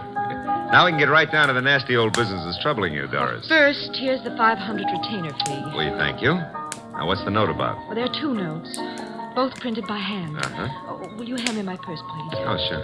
Thank you. I see. Doris Moray. If you fail to withdraw from the cast of Stoner's next production by start of rehearsals Monday, both you and Stoner will have a blasted reputation and perhaps other injuries from which you will be unable to recover. The other one is like it, only more vehement. Someone or a group of someones are intent on keeping you out of Stoner's shows, huh? It's too bad. His next one is said to be a sure smash hit and a star-making part for the leading woman. Yes, Emil Stoner wants me to play it. He's been planning on it ever since David Banning wrote the play. What does David Banning think of you playing the part? Well, I don't think he's too enthused about it. You see, Mr. Stoner and Paula Kenyon have been divorced for 4 years, but she has continued to be his top leading woman. Now she's engaged to David Banning, who wrote this play. Oh. Makes things a bit difficult. Well, of course, Rick Hunter, Stoner's director, is... Hunter's somewhat in favor of your playing the part. Well, Rick Hunter is very fond of my work. And very fond of you as well, huh? Yes, unfortunately. I like Rick Hunter tremendously, but Emil Stoner has been of greater interest to me. In fact, we're more or less engaged, Mr. Goodwin. Oh, well, had any words lately with the ex-Mrs. Stoner? Paula Kenyon, is that her name? Paul and I were great friends when I first joined the Stoner Productions, but I don't know, I don't think she appreciated the fact that Mr. Stoner and Rick Hunter, the director, took such an interest in me. Tell me, did you ever think you were in love with Rick Hunter? Yes, at first I was thrilled by his artistic imagination. And then as time went on, I realized that he was subject to melancholia. Mr. Stoner was more stable, and I needed someone older to advise me. Well, what's wrong with your reputation at Mr. Stoner's? Well, there's nothing I fear, but I'm afraid Mr. Stoner is somewhat disturbed by these threats. He feels there's something in his past of sufficient import to really harm him. I think it's nonsense. Well, then what we have to do is uncover this person or persons before you end up with ruined careers on Broadway. Where does the ex-Mrs. Stoner live? Well, as a matter of fact, she lives just down the hall from me. Lived here for years. Oh, well, I think it's advisable, honey, that you stay close to your room until we solve this thing. Oh, but I'm not afraid for my life, Archie. No? Well, I am. I'll see you into your room, Doris. Oh, now, please, Mr. Goodwin, if you... Oh, you don't trust the boy, huh? Oh, well, Such beautiful eyes. Oh, Lovely red hair. Yeah. You could have the lead in my new play. I never wrote one, but for you, I'll try anything. Come along. Here's your bag. Well, hello, Doris. Oh, hello, Rick. Mr. Goodwin, this is Rick Hunter. Hiya, Hunter. Nice shows you've been putting on. I've just been admiring your work, Goodwin. Oh, well, that's nice. I'm glad. Nothing like encouragement for a beginner, Mr. Hunter. You're ready for the big time from what I saw. Heard from Emil Stoner today, Doris? I talked to him once this morning. Have you been sitting in the cocktail lounge all afternoon? Yeah. That I have, honey. I want to see you play that lead, baby. And I think I've just about got it all settled. Dreaming about it won't settle it. Liquor never accomplished anything in itself, Rick. Come on, Mr. Goodwin. He's a very jealous man, Doris. In fact, right now, I can feel his thoughts piercing me between the shoulder blades.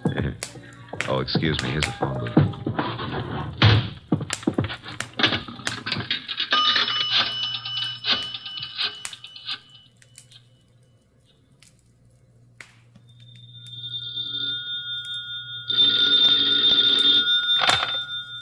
Yes, Archie? How do you know it's Archie? I felt the time was exactly right for you to call. I wish you felt it was time to earn some money.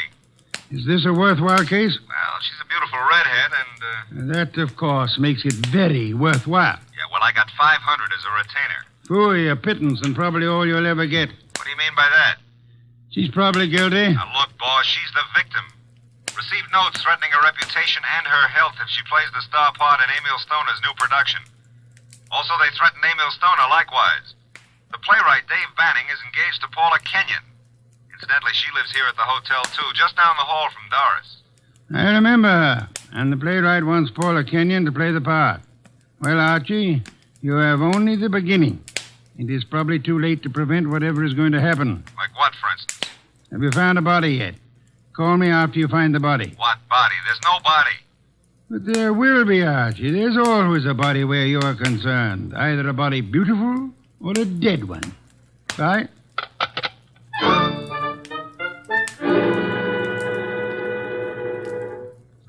Thanks for seeing me to my room, Archie. Oh, I'm not stopping here, Doris. I'll take a look inside. But I'm not. Oh, I insist. Part of my job, you know. If I fail to take every precaution, Mr. Wolfe would never... Oh, look in that chair. Emil. Emil? Emil Stoner? Oh, 3 red dots on his shirt front. Doris, hold on. I'm all right. Yes, I'm all right. All right, sit down. That's it. Now, let's see. The body's still warm. What's this crumpled in his left hand? A horoscope. Between the fingers of his right hand, an unlit cigarette. Monogram PK. Paula Kenyon. This horoscope is for March. Something he picked up from your desk here? I don't believe in astrology. Where'd he get this cigarette with Paula Kenyon's monogram? Poor Emil. Poor Emil. I didn't believe anyone would really harm us. Why was I so stubborn? When did you see him last? Please, shouldn't we do something? Call the police? No, not yet. When did you see him? Why, I saw him this morning. I'm so shocked I can hardly think clearly. Doris, Yes? there's a briefcase here on the piano with a newspaper on top of it. What? Oh, it is. Yes, it's Emil's. He must have left it here this morning. That's strange. Emil Stoner was bald, but... But what? Well, I'm sure he's a man who always wore a hat, but I see no hat. He must have come up the elevator as I went down to meet you. Who would know he'd come up here? Your director, Rick Hunter, he said he'd been in the bar all afternoon. What else was it he said? Thought he had everything just about settled. Oh, no, Rick couldn't. He just... Oh, Mr. Goodwin, I couldn't believe that. I can believe anything about anybody. I learned that the hard way. In my book, everybody's guilty until proved otherwise. Even you, baby. What? Even you. Yeah. A Herald Tribune newspaper. Are you sure you haven't seen him since this morning, Doris? What are you doing? Absolutely nothing. Someone came in here and shot him. Call the police. I insist. Maybe... What? Maybe I did leave my door unlocked. Why did I do that? Well, they couldn't have opened the door otherwise, could he? No. Give me the check room, please. Oh, hello. Did you, do you know Mr. Emil Stoner, the producer? You do? Well, tell me, did he check his hat with you this afternoon or this evening? He didn't, huh? All right, thanks. He must have carried it up here to this floor. Doris, do you have a gun? I own a gun. A small .25 automatic. But it's not here. Where is it? I had the handle repaired, and it's been in my dressing room for a week or two. I hate to do this, Doris, but I'm going to move the body away from the back of that chair. Oh. There. Yeah, 3 wounds. 1 bullet went through the upper part of the chest, out the middle of the back. I'd say right through the heart. By the angle of the wound, he was shot while sitting down. Please, Mr. Goodwin, must we stay here? I want to give this room a thorough going over. We'll go down to the lobby. I want to use that phone booth again. And, Doris, I hope... I know what you're going to say. You hope that gun of mine... is still in your dressing room at the theater.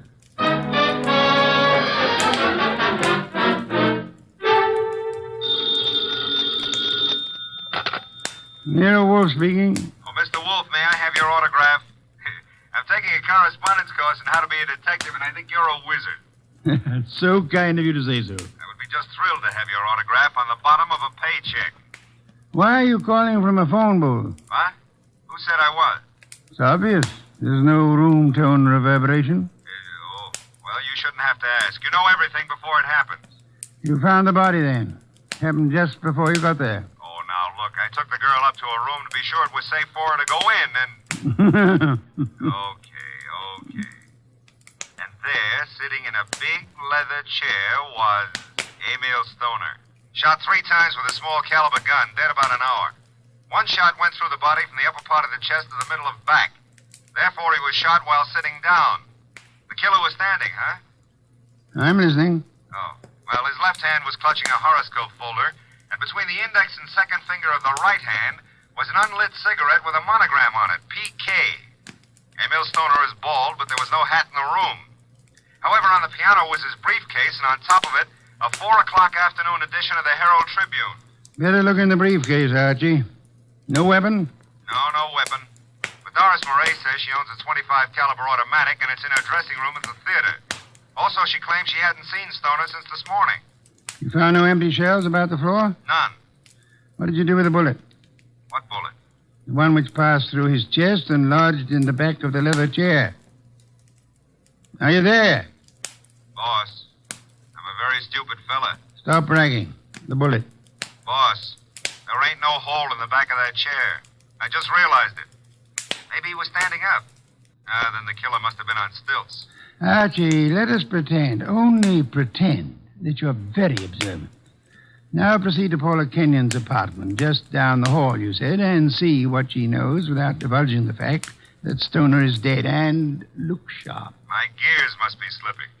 Archie, do you know what great event will be celebrated tomorrow? Yeah, my birthday. What'd you get me? Cuthbert's correspondence detective course in 4 easy lessons. Bye.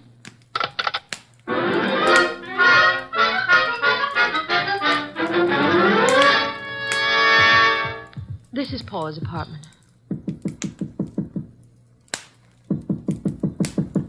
No answer. Let's see if it's open. Ah, there's no one in sight. Come on in. Now, look, if anyone walks in on us, we found the door open and we just came in to wait, huh? Which is the truth, isn't it? Yeah, that's right. Ah. Here on the desk we have a stack of horoscopes, Doris.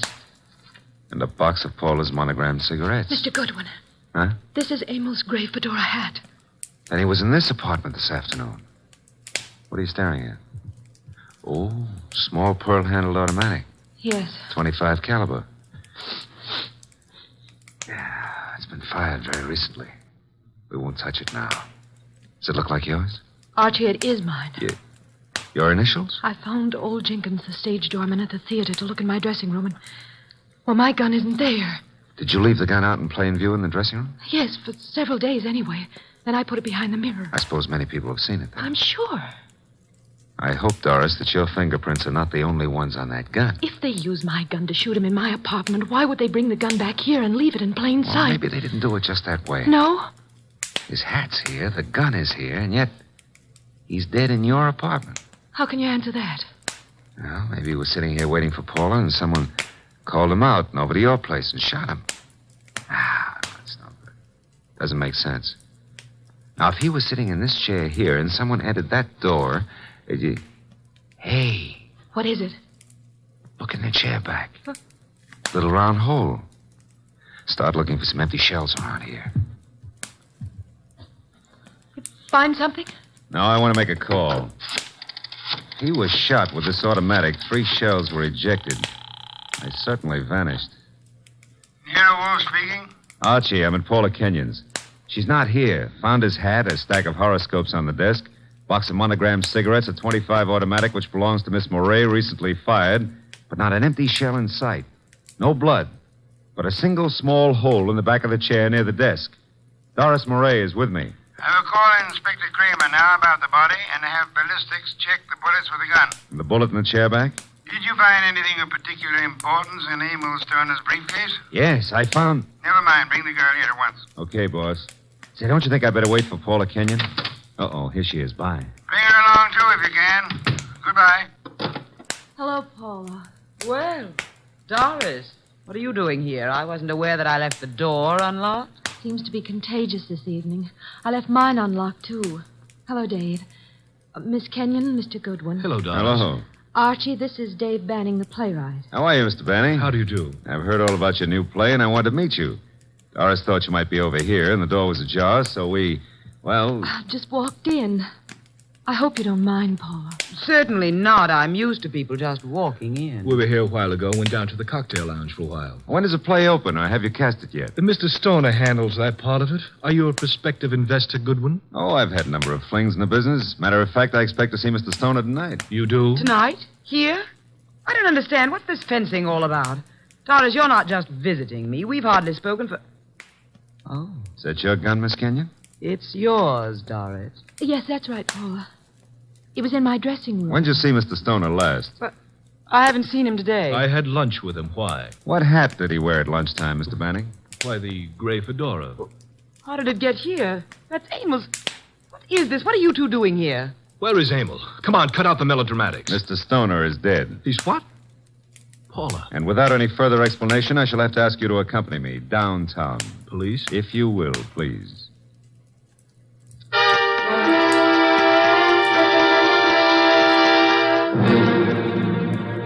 They're still in the front room, boss. I'll bring them into your office when you're ready. Yes, Archie. I'm sure they're all anxious to talk. They've been sitting there for an hour now. Maybe we ought to make some sort of explanation to them, huh? Why? This sort of technique should work very well in this particular instance. Yeah, but I don't know about that director, Rick Hunter. He may be difficult. Does anyone know that you found the completed and signed contract in the briefcase? No one. Mm-hmm. Good. Now we have the threat notes, the contract, the afternoon newspaper, the briefcase, the fedora hat, the gun, no ejected shells, the horoscope, the cigarette, and the 2 chairs. One with a small hole in it. Come in. Ah, Inspector Kramer at last. What have you? Well, we covered every inch of that place and didn't find a single empty shell. There were 2 bullets in the body and the one that passed through him into the chair back in Paula Kenyon's place. They were all 3 fired from Doris Moray's little automatic. Any fingerprints on the gun? None but Doris Moray's.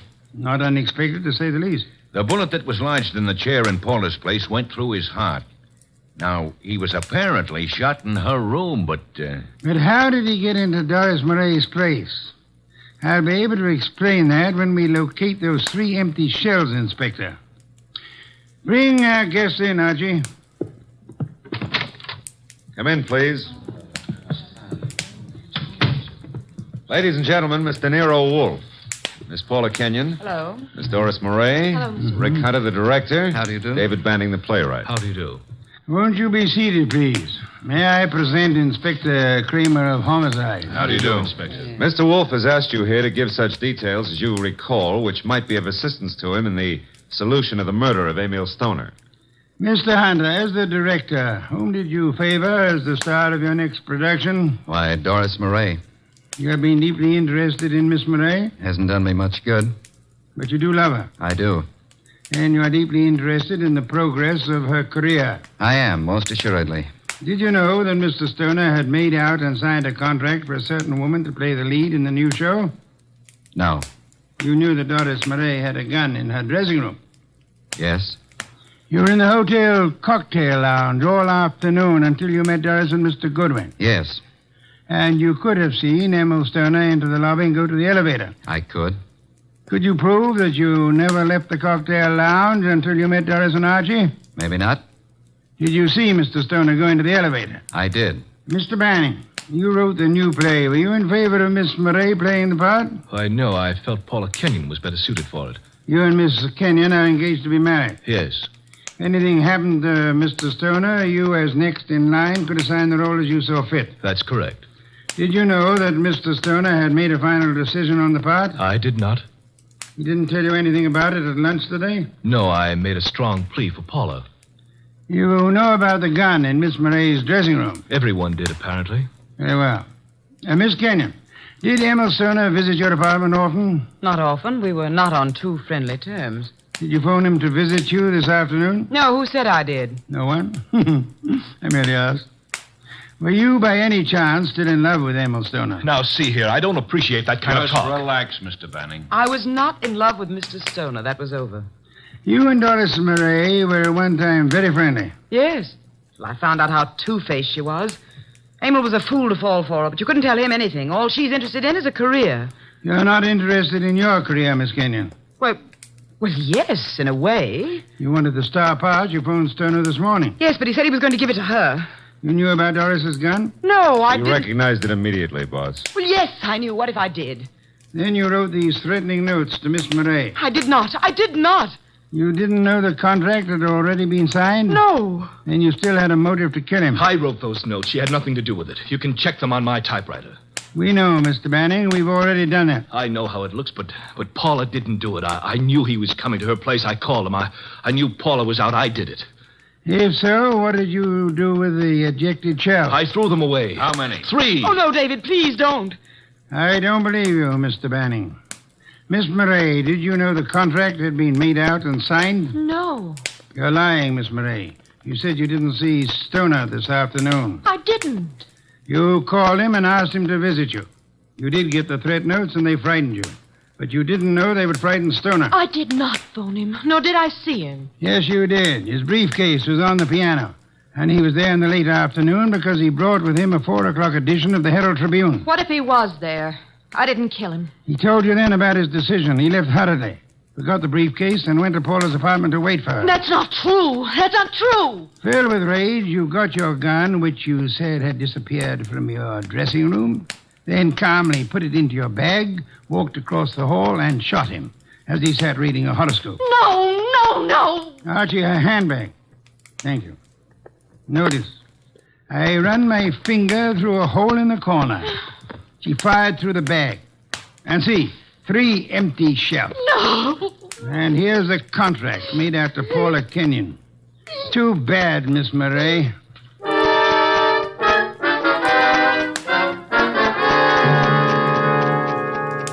Well, that's a good day's work, boss. Some beer, Archie. Right.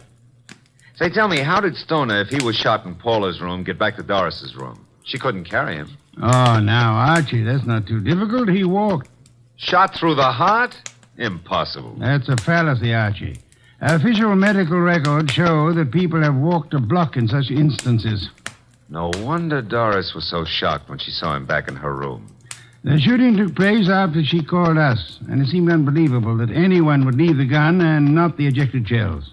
Ergo, the gun must have been concealed when fired. Yeah. Paula would have no reason to do that, because she was in her own apartment. And these men are not the type who would have fired through their coats. And Doris, before she started down the hall, would naturally conceal the gun, huh? In her handbag. Where else? Boss, midnight. It's another day. I'm a year older. Yes. Cuthbert's correspondence detective course in 4 easy lessons. Happy birthday, Archie.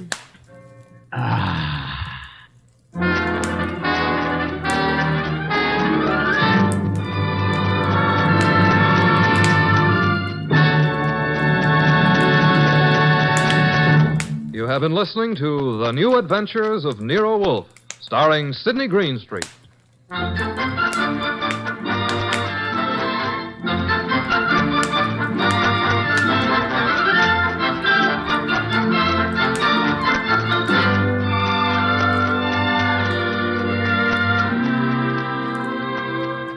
Tonight's transcribed story was based on the characters created by Rex Stout. This is an Edwin Fadiman program, produced and directed by J. Donald Wilson. In the cast were Gerald Moore as Archie Goodwin, and Gene Bates, Betty Lou Gerson, Bill Johnstone, Peter Leeds, and Vic Perrin.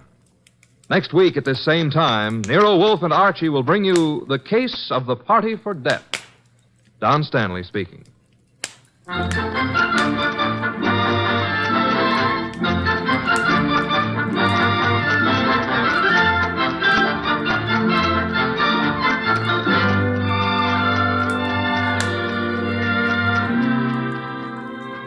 Three chimes mean good times on NBC.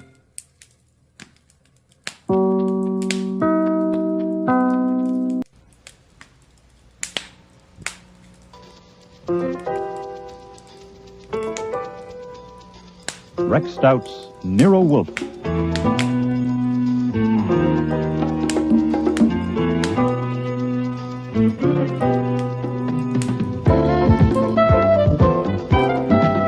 Starring Mavor Moore as Nero Wolfe and Don Franks as Archie Goodwin.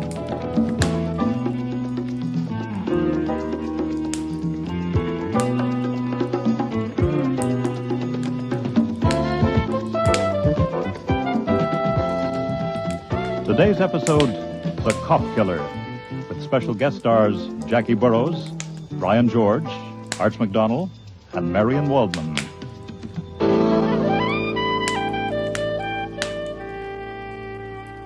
The truth of the matter is that everyone doesn't understand my sense of humor. It's not the first time my mouth has gotten me into trouble. Mr. Goodwin, you told me once that people in danger have only to mention your name. So when Tina and Carl from the barber shop turned up at the front door that morning, I didn't know at first how to deal with the situation. Nero Wolfe was due down from the plant rooms at any minute, and he's extremely finicky about seeing people without an appointment. Also, his fees are very high, and as his assistant, I am expected to screen would-be clients. I really should have sent Carl and Tina on their way. This is a so nice, safe room for you and Mr. Wolfe, two such great men. Oh, no, he's the great one. I just caddy and talk too much. Now, what's this about danger? We love this country, Mr. Goodwin. We love... Let me talk, Carl. We do love this country, Mr. Goodwin, and we want to see more of it. But you see, we don't know where to go. I have $50 here. Well, that wouldn't get you too far. Oh, no. The $50, this is for you. What? To tell us where to go. You know our name, Vardas. You know we are married. So there is no question of morals. Only all we want is to do our work and live in private, Carl and me. And we think... Archie, I want to see the germination records of those orchids. Oh, you didn't tell me we had callers. No, sir, because I knew you would be down soon. You know Carl. He takes your coat at the barber shop, and Tina's a manicurist there. It's all right. They're married. They just dropped in to buy $50 worth of travel. Yeah. Why he went? He's angry? No, sit down, please. As you said, he's a great man. It makes him a little eccentric. Now, you were We saying... don't want Mr. Wolfe mad at us. No, forget it. He's only mad at me, which is chronic. Now, why do you want to travel? Is what I said. We love this country, and we want to go more into it. Far in. You're both scared stiff, aren't you? Now, what's this danger Carl mentioned? I don't think that makes any It's no good, difference. Tina. We must tell Mr. Goodwin if we want him to help us. Please. Hi. I met Tina 3 years ago in concentration camp in Russia. If you want me to, I tell it you why is they will never let us get out of there alive. Not in 100 years, but I rather not to talk so much about it. It makes me start to tremble, as you can see. Okay, save that part. But you did get out alive. Oh, yes, we are here. But they think we are dead. You see, Vardas is not our name then. We take name later when we get married in Istanbul. You shouldn't tell any places. No places, no people at all. You are most right. Was not Istanbul. Okay. Istanbul is out. You got married somewhere in... Yes. And then later we nearly get caught again. We do get caught again, but... You're most right, Tina. At a certain time, in a certain way, we cross that ocean. We try very hard to come to this country according to rules, but it's in no way possible. I see. It is nearly a year now since we get the jobs at the barber shop, and life is be so fine and sweet that we are almost healthy again. Oh, what we eat. We even have some money saved. We haven't got... $50. You're most right, $50. We be happy beyond our dreams 3 years ago, except Except we don't know what minute someone comes and asks us how we get here. Ah, so the danger is... We will be sent back. Right. And we know exactly what will happen to us there. I am not surprised if you feel deep contempt when you see me trembling the way I do, but to understand situations like this, I believe you have to be somewhat close to it. As I am, as Tina is. The danger has come, Mr. Goodwin. This morning, a man came to barber shop and asked us questions. An official. What kind of an official? Was he wearing a uniform, you mean? No, in the regular clothes. But he showed us card from police department. His name was on it. Jacob Wallen. What time this morning? Little after 9 o'clock, soon after shop open.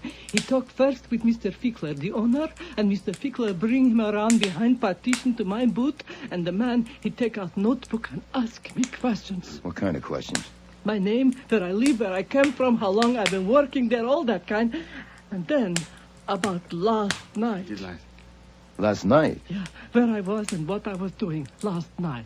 Did he say why he was curious about last night? No, he just asked questions. Did he ask to see your papers? No, that will come next. That's why we can't go back there. We have to leave here today, now. Did he question Carl, too? Yes. Right after me. And after Carl came out, he sent in Jimmy, but Carl and I knew we had to get out. So we wait till Mr. Fickler went to back up shop for something, and then we just walk out. And you came here? No, first we went to our room where we live, and we pack our stuff. Yeah, but then we realized that we don't know about where to go, and we might make some terrible mistakes, so we talk it over. We decide that best thing will be to come to you and pay you to help us. Why me? Because we don't know many people here, and you are a professional detective. And anyway, Carl like you, best of all customers. You don't tip him much, so it's not that. I have noticed you myself, the way you look. You look like a man who would break some rules, too, if you had to. Thanks. Ah, damn it. Now, why did you have to beat it? That alone fixes you. What else we can do? Well, he was questioning the others, too. He was concentrating on last night. What about last night? Now, what were you doing? Out there breaking more rules? Oh, no, we don't. We go straight home and eat in our room as usual. Then I wash some clothes. And I read book. About 9 o'clock we go for And walk. we are in bed by 10:30. Our usual time. Well, then why did you run this morning? Mr. Goodwin, policemen asking questions has different effect on different people. Right. If you have a country like this one and you are innocent of crime, all the people of your country are saying with you when you answer the questions. But two people alone can't answer policemen's questions anywhere in the world. Takes it whole country to speak to policemen, and Tina and I, we don't have it one. The country we had once, it is no longer a country. It is just a place to wait to die. Only if we are sent back there now, we will not have to wait. Please, Mr. Goodwin, take it $50. Take and tell us where to go. All little facts that will help us. Perhaps you can give us letter to some friends. It's not going to do any good. Now, if they're really after you, you'd be throwing your money away. Save it for a lawyer.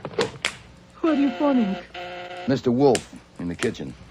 Yes, are they gone? No, sir, they got themselves into a mess. I'm putting them in the front room till I get back. Where are you going? To get a shave. You can dock me. All right, you two. All right, in here. And keep away from the window and don't budge from this room till I get back. Oh no. I don't think we can't. Carl? I like him.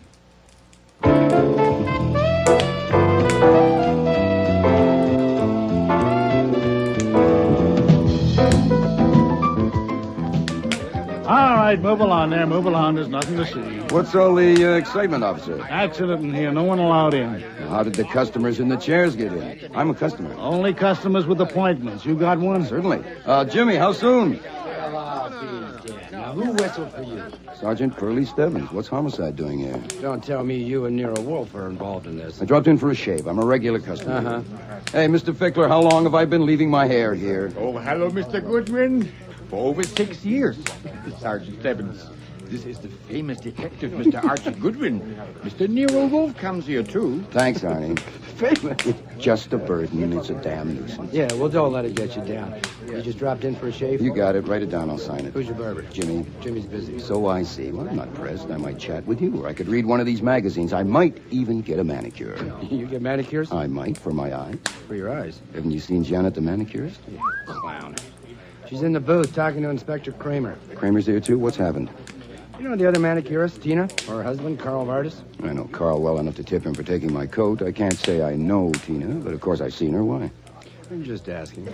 The sight of you or Wolfe anywhere near a case makes me want to scratch. Isn't that a shame? So let's get it on the record in case it's me. Have you seen Vardis or his wife this morning? Sure. You have? Yes. I put them in our front room, and I told them to wait, and I beat it here to tell you. Now, if you step on it, you can still catch them. Excuse me if I don't laugh, okay? Okay. I mean, they killed a cop. Or one of them did. Killed a cop? Yeah. A detective from 20th Precinct, Jake Wallen. Here in the barbershop? Yeah, this morning. The other side of that partition. Here in the barbershop? Yeah, this morning. The other side of that partition, in her manicure booth. Stuck a long pair of scissors in his back and got his heart. This was seen by someone? No, not seen or heard, damn it, but it was very busy in here, and those noisy massage things were going off and on. But you know it's them. Their prints on the scissors or something? Yeah, we'll do all right without prints. They hopped it. You'll do all right without prints. Now, Yeah, wait. we found out where they lived. They packed up and gone. That still doesn't mean they did it. I mean, some people get very scared at the sight of You blood. seem very interested. Why? Excuse me, Sergeant. Yeah? It's my lunchtime. Yeah. I just go down to the cafeteria at the end of the hall. Yeah. Hey, Jaffe. Yes, sir. Mr. Fickler here is going to lunch. Go along, stay with him. I want to phone my wife. Why not? Stay with him, Jaffe. Yes, sir. Thank you. If you settle for Carl and Tina, why does Arnie there have to have company at lunch? We haven't got Carl and Tina. Until we do, we're checking out everybody and everything. Now, I asked you, why are you so interested? Oh, it's just natural curiosity. What else? You could have a client. No, we don't. Yeah, we're looking for Well, one. don't make me laugh. Who in this barbershop could afford Wolf's fees? Yeah, I suppose, but I guess still I'm think... curious because I can't believe you'd hang it on those two just because they ran. Come on now, you must have something else. We have. There, you see? We think Jake Wallen came to take Carl. For what? Well, last night around midnight, a couple of pedestrians, 2 women, were killed uptown by a car. The car kept going. We found it a few hours later abandoned with a dented fender, blood, other items which studied. Carl's car? No, stolen. Reported earlier last night. 20th Precinct sent Jake Wallen to it. He was the first to give it a look. Wallen was supposed to go home when his shift ended at 8 this morning, but he didn't. He phoned his wife that he had a hot lead on a hit-and-run killer and was going to handle himself and grab a promotion. Yeah, but what led him to this shop? That's what we'd like to know. It had to be something he found in the car. We don't know what. The goddamn fool kept it to himself and got killed. But did he mention it or show it to anyone here? They say not. All he had with him was a newspaper. Today's News, the early edition out last night. We can't spot anything in it. There's nothing in his pockets, nothing on him that helps him. You know all the barbers here? Well, I know Arnie Fickler, the owner, Jimmy, who cuts Wolf's and my hair, Ed, who takes the appointments because he's next to the phone. The rest I only know to see. What do you know about them? To help you, probably nothing. Try. Okay. Fickler, the boss, was once attacked bodily in here in his shop by his ex-wife. Ed once slapped Fickler's face when Fickler accused him of swiping lotions. Jimmy has been here a year now, and he's the best barber, which is why Wolf and I go to him. But he plays the horses, and he infuriates Fickler because he sometimes takes magazines while they're still current. Now, Jimmy thinks Janet, the manicurist, must have a sideline like dope peddling. Oh, yeah? Why? Because she refuses his advances, which by him means she's got to be too independent. Oh, Jesus, Goodwin, You I mean, asked you for it, just... that's all I know. I mean, apart from that, they're all strangers to me. What the hell are you doing here, Goodwin? Good morning, Inspector Kramer. Ah, good. I see you finished with Janet. Now maybe I can get my manicure. Hello, Janet. Hello, Mr. Goodwin. I asked you what you're doing here. I'm just waiting for a shave. I'm an old customer here. Ask Burley. Go ahead. Straight, Stebbins? Yeah, he comes here regularly. I checked. Come in here, Stebbins, for a minute. Yes, sir. Yes, sir. Well, Janet, I was wondering where you were. What? Did you say something, Mr. Goodwin? No, there's nothing vital. And call me Archie. I'm not married. You're a detective, aren't you? Yeah. How can I keep them from putting my picture in the paper? You can't if they already have it, have they? I think so. I wish I was dead. Oh, come on now. Pretty young girl like you. I mean it. My folks in Michigan think I'm acting, or Modeling. I keep it vague and... Here, oh, my God. Oh, work is work. Anyhow, if your picture gets printed and it's a good likeness, who knows what'll happen? Yeah, this is my Gethsemane. You what? My Gethsemane, you know. I'm not sure. You know, where you have to make a decision. Oh, I see. What was the inspector asking you just now? I only wish I had some guts. Why? What would you do? I'd tell all about it. All about what? All about what happened. You mean last night? Why not try it out on me and see how it goes? How it happened this morning. How I was going back to my booth after I finished Mr. Levinson in Ed's chair. And he called me into Tina's booth and he seized me with one hand on my throat so I couldn't scream. And there was no doubt at all about what he intended. So I grabbed the scissors from the shelf and without realizing what I was doing, plunged them into him with all my strength. And his grip on me loosened. And he collapsed into the chair. That's how it happened? That's what I would tell them if I had any guts. See, I would have to be arrested and then have a trial and then... Hold it. Who called you into the booth? The man that got killed, of course. See? The marks on my throat. No, I don't. Too early for the bruises to show, I could say. Good Lord, that would get you top billing anywhere, wouldn't it? That's what I'm saying. Well, then go ahead and tell it. I can't. I simply can't. It'd be so damn vulgar. Yeah, it would be if it wasn't true. About your not being married, I hadn't even thought. There was an article in Collier's magazine last month about career girls getting married. Did you read it? No, I must have missed that one. Oh, that article was silly. I think a girl should get a career established first. That's why when I see an attractive man, I never wonder if he's married. But by the time I'm ready for one, these will be too old. See, that's why I wouldn't ask you if you knew anyone in show business. Because I wouldn't take help from a man. I think that a girl... Ready, Mr. Goodwin? Oh, good, Jimmy. Just scrape of the face. Did you phone? Huh? Did that fathead Ed forget again? Oh, no. I just got caught needing a shave, that's all. You seem to have had some excitement here, Jimmy. We sure did. Hey, Carl. You know Carl? Sure. He killed a man in Tina's booth. What? Then they both ran. I'm sorry for Tina. She was all right, but Carl, I don't know. Hey, how's that? Too tight? No, it's fine. Jimmy, I'd watch it if I was you. You know, it's a little risky to go blabbing that Carl killed him unless you can prove it. Well, he had fits. Fits? Yeah, like he'd shake all over. And what did he run for? I couldn't say, but I mean, the cops are still poking around here. There's even an inspector. This towel's hot now. Oh, yeah, it sure is. Hey, they're after evidence. You gotta have evidence. For instance, they want to know that man who was killed. Did he show me anything? Or did he ask me anything about some article from the shop? That would be evidence, see? Yeah. What did he ask you? Hell, what didn't he ask? You think I was taking out insurance or something, you know? I told him where to get out. Oh, yeah? Yeah. He asked me what was I doing last night. You believe it? Come on. Yeah. Oh, you didn't tell him, eh? Nah, he kept on at me, so I figured, what the hell, and told him. Why not? That's my philosophy, Mr. Goodwin. Why not? It saves trouble. As long as my wife doesn't find out, huh? Yeah, all us in there asking questions. One at a time. Janet was the last. Well, who found him dead?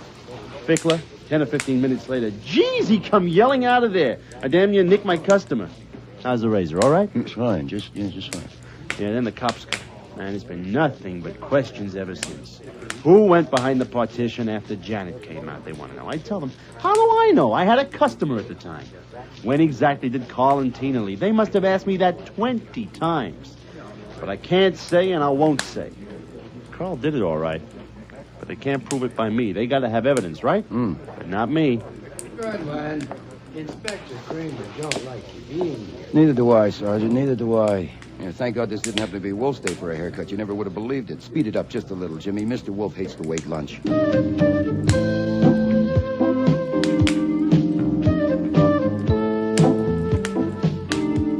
The first surprise when I got home was that Tina and Carl were not in the front room. The second surprise was to find them sitting with Wolfe at the dining room table. Than any other jackass. You're just in time, Archie. Mr. You like Goodwin. veal and mushrooms. I asked the Vardas to wait in the front room till I got back. I invited them to join us. I don't sit at my table alone when there are unfed people in my home. Yes, sir, but there's a problem. Yes, Archie. I know you have a paroxysm if I try to bring up business during meals, but 18,000 cops would give a month's pay to get their hands on Carl and Tina, your guests. Oh, indeed. Why? Have you talked with them? No, I merely invited them to lunch. I see. I ran into Kramer and Stebbins at the barber shop. Oh, confound it. Yes, sir, and the rest of their squad that handles only one kind of case. It's quite interesting, really, but first lunch, of course. I'll go and put the chain bolt on. Please dish me up some veal.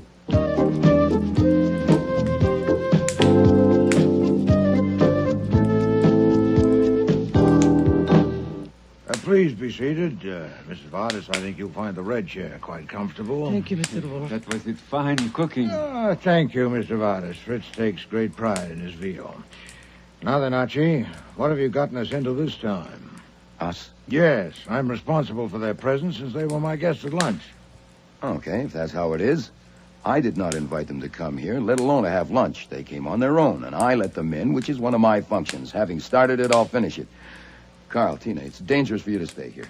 Now, I know of a safe place up in the Bronx for you to lay low for a couple of days. You shouldn't take a taxi or the subway, so we'll go around the corner to the garage, get Mr. Wolf's car, and you can drive it up there. Excuse me, you will drive us up there? No, I'll be too busy. Yeah, but I can drive car. I don't know how. Okay, then your wife will drive. Now, you can leave the car. No, she can't. She don't know it either. What do you mean you can't drive a car? Certainly you can. Everybody can drive a in car. In this country, yes, no. But we are new in this country. We have never had the chance to learn. You've never driven a car? No, never. No. Carl. Never. What the devil is this? It has a bearing, as you'll soon see. Now, here's how it is. A precinct detective named Jake Wallen called at the barber shop this morning and began asking questions. Fickler took him into Tina's booth, and he questioned Tina first. Then the others had sessions in this order. Carl, Jimmy, Ed, and Janet. After Janet came out, there was a period of 10 or 15 minutes when Wallen was in the booth alone. Then Fickler went to see, and what he saw was Wallen's body with scissors buried in his back. Carl! No. Oh, no. Oh, Carl, you didn't. Archie, make us stop. Tina, Mrs. Vardas, please. You understand? No. Mrs. Vardas. Stop. And that man was killed there in Tina's booth? Yes. Then, of course, this is end for us. But please, I ask you not to blame my wife, because we go through many things together. She thinks I can do things that are not possible for me. But I do not kill that man. I do not touch him. About driving a car. Was that flummery? No, sir, that comes next. Last night around midnight, a hit-and-run driver in a stolen car killed 2 women up on Broadway. The car was found parked at Broadway 96th Street. Wallen from the 20th Precinct was the first one to look it over. In it, he apparently found something that led him to the Goldenrod barber shop. He showed up there and called the roll as described, with the result also as described. Now, Kramer has bought it that the hit-and-run driver found himself cornered and used the scissors. And Kramer, don't quote me, is not a dope. Now, to qualify as a hit-and-run driver, you must meet certain specifications, and one of them is knowing how to drive a car. Then the best plan would be for Mr. and Mrs. Vardas to go back to the shop at once and submit to Mr. Kramer's questioning. Except for 2 things. What? 1, the fact that they landed will make it very tough. And 2, even though it is settled that they didn't kill a cop, their lack of documents will fix them anyhow. Wait, their lack of documents? Yes, sir, they're in the country illegally. They escaped from a concentration camp in Russia. Oh, confound it. An interesting angle is that you are harboring fugitives from justice, and I am not. I told Pearlie they're here. You what? That's the advantage of having a reputation for gags. You can say practically anything if you handle your face right. Oh. I told him they were here in our front room, and he sailed right over it. So I'm clean, but you're not. If you don't want to call Kramer yourself, which I admit would be a little thick since they were your luncheon guests, I could get Pearlie at the shop, tell him that they're still here, and why hasn't he sent for them? It might be better if you let us go ourselves, no? No. There is another alternative to consider. Oh, yes, sir, what? Since Mr. Kramer and Mr. Stebbins are still there at work, they may at any moment disclose the murderer. Oh, I doubt it. They settled for Carl and Tina, and what they're looking for is evidence, especially what it was that led Wallen to the shop. Mrs. Vardas, except for Mr. Fickler, that man questioned you first, is that right? Yes, sir. Did he produce any object? Did he show you any object whatever? No, I'm sure he did not. He had the newspaper in his hand. Yes, he asked about no object, anything in the shop. No. He took nothing from his pocket. No. The newspaper he had. Did he take that from his pocket? No. He had it in his hand when he came in from the booth. In his hand or under his arm? In his hand, I think. Yeah, I'm sure. Was it folded up? Well, of course, newspapers are folded. Yes, Mrs. Vardas. Just remember the newspapers you saw it in his hand. I'm making a point of it because there's nothing else to make a point of, and we must have a point if we can find one. Was the newspaper folded up as if he'd had it in his pocket? No, it was not. It was not folded that much. When he sat down, he put it at the table, and it was the way it is on newsstands, so that's how it was folded. But he didn't mention it? No. And you noticed nothing unusual about it? I mean the newspaper? No, it was only newspaper. What is it, Fritz? Inspector Kramer is at the door, sir. He insists on seeing you. Oh, confound it. Archie, quickly. See our guest to the front room. All right, now hurry, you two. Now sit there in the corner. Don't go near the window or doors. This time, don't move until I tell you. Is that clear? But... No, there's no but. Is that clear? Yes. Now, bring Mr. Kramer in, Fritz. Yes, sir. Mr. Wolfe will see you now. Well, it took you long enough. Good afternoon, Mr. Kramer. Fritz, will you bring beer, please? You'll have some beer, Mr. Kramer? I'm here on business. Indeed. How can I help you? You can tell me what Goodwin was doing in that barber shop this morning. Oh, I understand he went for a shave. Isn't that right, Archie? Yes, sir. I have learned over a stretch of years that when I find you or Goodwin within a mile of a murder, something fancy can be expected. Let me finish. I know you've been going to that shop for 2 years, and Goodwin for 6 years. But the owner, Arnie Fickler, says that in the 6 years Goodwin has been going there, he has never once gone for just a shave. Not once. He goes only for the works. Haircut, shampoo, and shave. So today, 2 hours after a murder, he goes there just for a shave. I don't believe it. Then you don't? I'm not responsible for your credulity quotient. No one would believe it. I don't see how we can help you. I believe that Goodwin went to that shop because he knew a man had been murdered there. Then you believe wrong. Your credulity quotient needs an overhaul.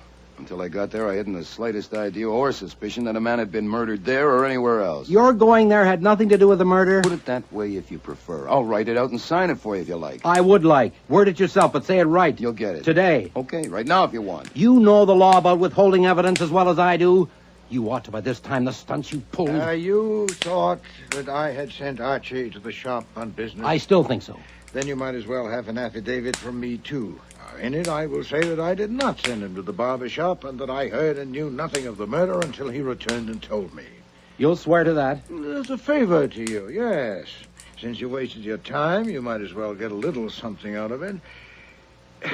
But, Mr. Kramer, I still don't know your real reason for coming here. According to Archie, the murderer is known. And all I have to do is find him. What could you expect to get from me? When I see Goodwin poking around, I want to know why. I don't believe it. Archie, I think you must be responsible for this. Me? How? You're brash. You talk too much. What? It must have been something you did or said. What was it?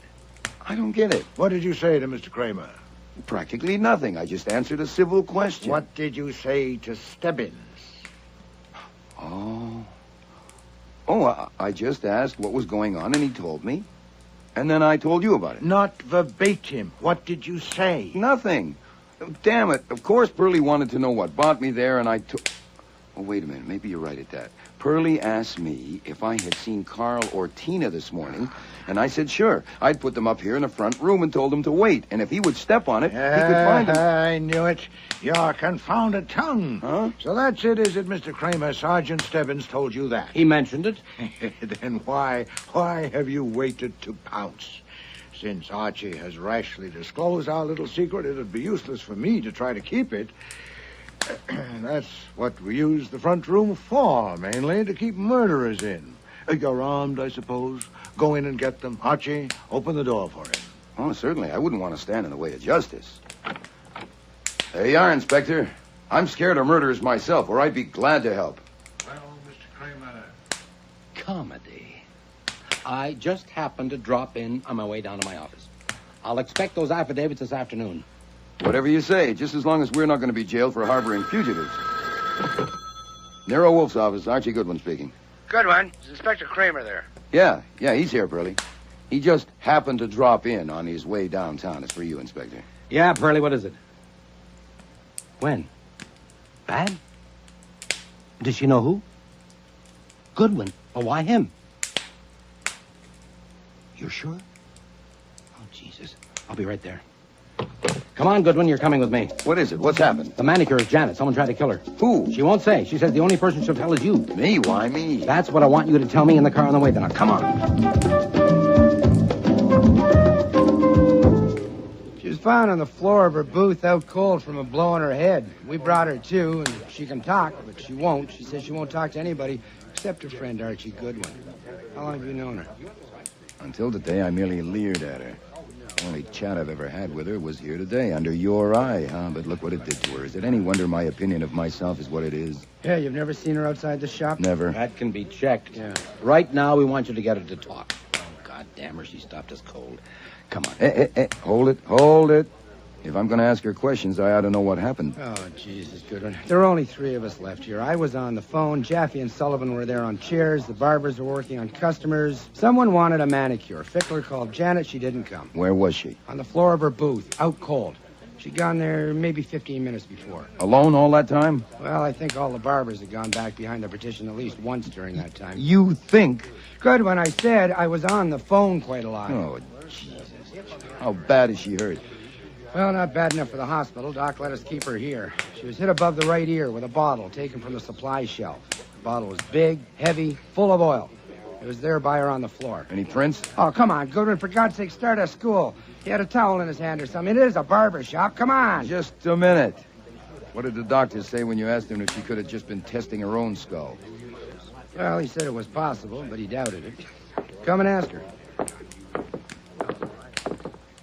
Here's your friend, Archie Goodwin, Miss Stahl. Hello, Janet.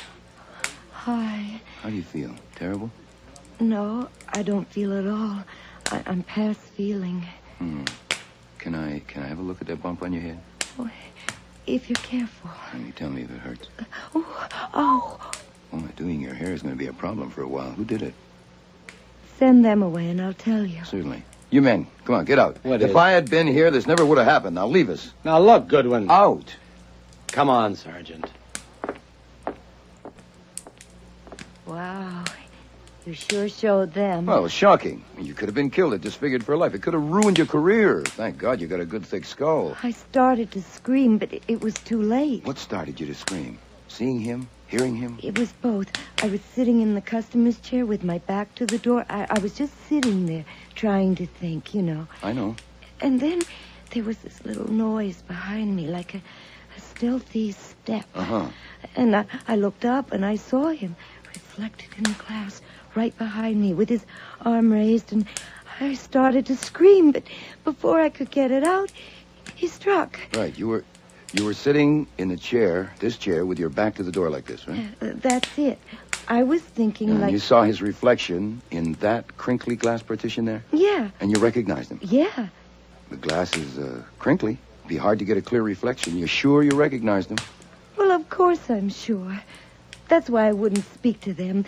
That's why I had to see you. Why did you have to see me? Because of who it was. Who was it? It was that one with the big ears and the gold tooth, the one they call Stebbins. Or they call him Sergeant. Are you telling me that Sergeant Stebbins hit you with that bottle? Well, I can't say it was him that hit me. I think people should be careful what they accuse other people of. I only know it was him I saw standing behind me with his arm raised, and then something hit me. From that, one can only draw conclusions. Yeah, but Janet... Besides, he was rude to me this morning, asking me questions, and all day he's been looking at me in a rude way. Not the way a girl is willing for a man to look at her, because she has to expect that. Yeah, but Janet, that doesn't make sense. Well, does it make sense for Mr. Fickler or Jimmy or Ed to want to kill me? Why would they? But why would Stebbins? I told you. I've never known him to strike a woman without a cause. Oh. What did he have against you? I don't know. When they ask me that, I'll just have to say I don't know. Now, that's what you've got to tell me, how to answer things to reporters. I can't keep on saying I don't know, or why would they print it? What hit you? I don't know. Who hit you? I don't know. Why did he want to hit you? I don't know. Oh, God. I mean, who'd want to read that? What should I say to them? I don't know. We'll come to that. First, we're No, we ought to settle it right now. That's how you'll earn your 10%.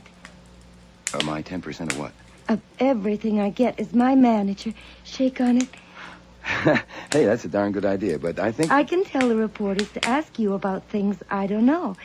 It's called referring them to my manager. Janet, you tell the reporters I'm your manager, and I'll give you a lump that'll make that one seem as flat as a pool table. Oh, but I need some answers to give.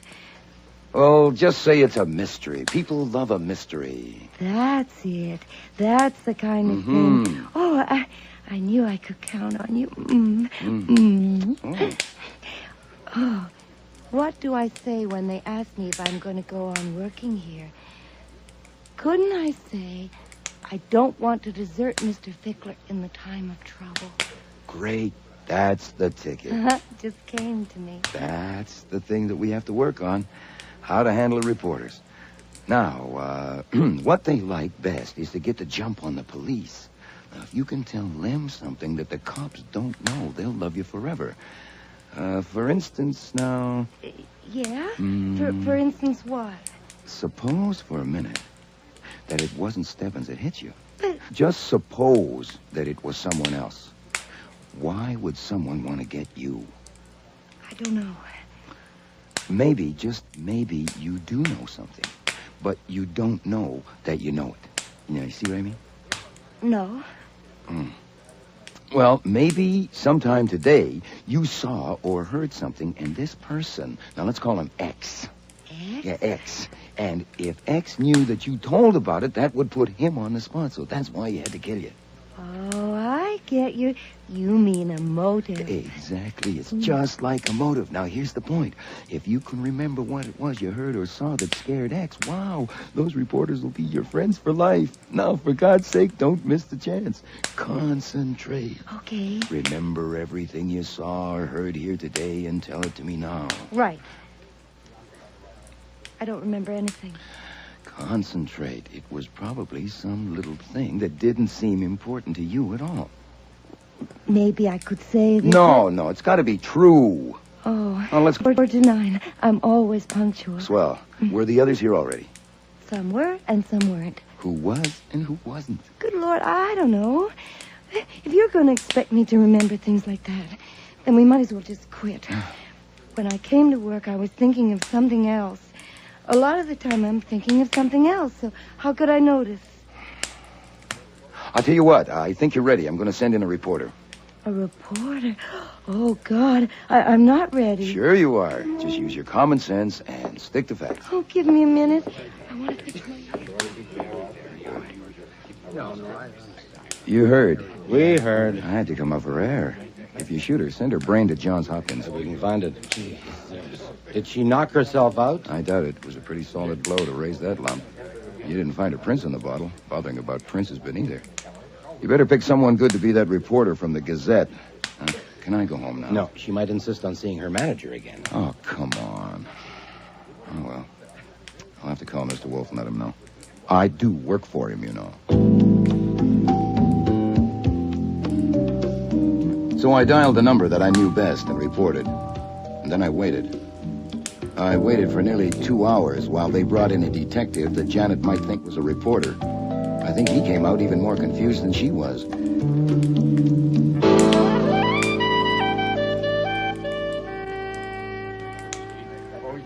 Mr. Kramer, will you ask this man to let me pass? Well, I'll be damned. I don't believe it. Let him in, Jaffe. Well, what happened? Dynamite? I came to get a haircut. Jimmy, are you free? Yes, sir. You want a haircut, huh? Yes, sir. As you can see, I need one. Oh, yeah. All right, Jimmy. Come and cut Mr. Wolfe's hair. You just dropped in? Like Goodwin this morning? Certainly not. Mr. Goodwin told me on the phone of his fruitless talk with Miss Stahl, and I thought it well to come. Okay, you're here. You don't leave your house on business for anybody or any fee, but you're here. And you're not going to leave until I know why. without any such crap as murderers in the front room.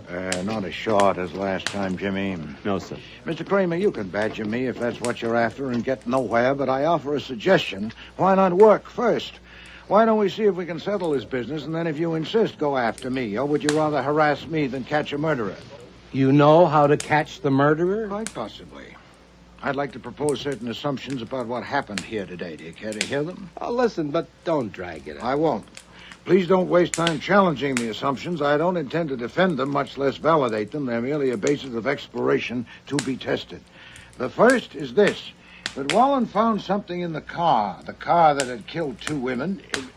No, Jimmy, I don't like it this way. I want a direct view, not reflections. Turn me around, please. Like this? Thank you. Janet isn't here. Do you want her? If possible. Can she sit up? Stebbins, she says it makes her a little bit dizzy. Who'd notice? Bring her. Yes, sir. You were going to make some assumptions? Yes. The first is that Wallen found something in the car that led him to this shop. Some object, obviously, since there was no one to tell him anything. We made that assumption without any help. And it still holds? Yes. That's fortunate, since all of my assumptions concern that object. The second is that Wallen had it with him when he came here. I can support that with strong You don't evidence. need to. We made it and we hold it. Very well, that saves time. Not too short back there, Jimmy. No, sir.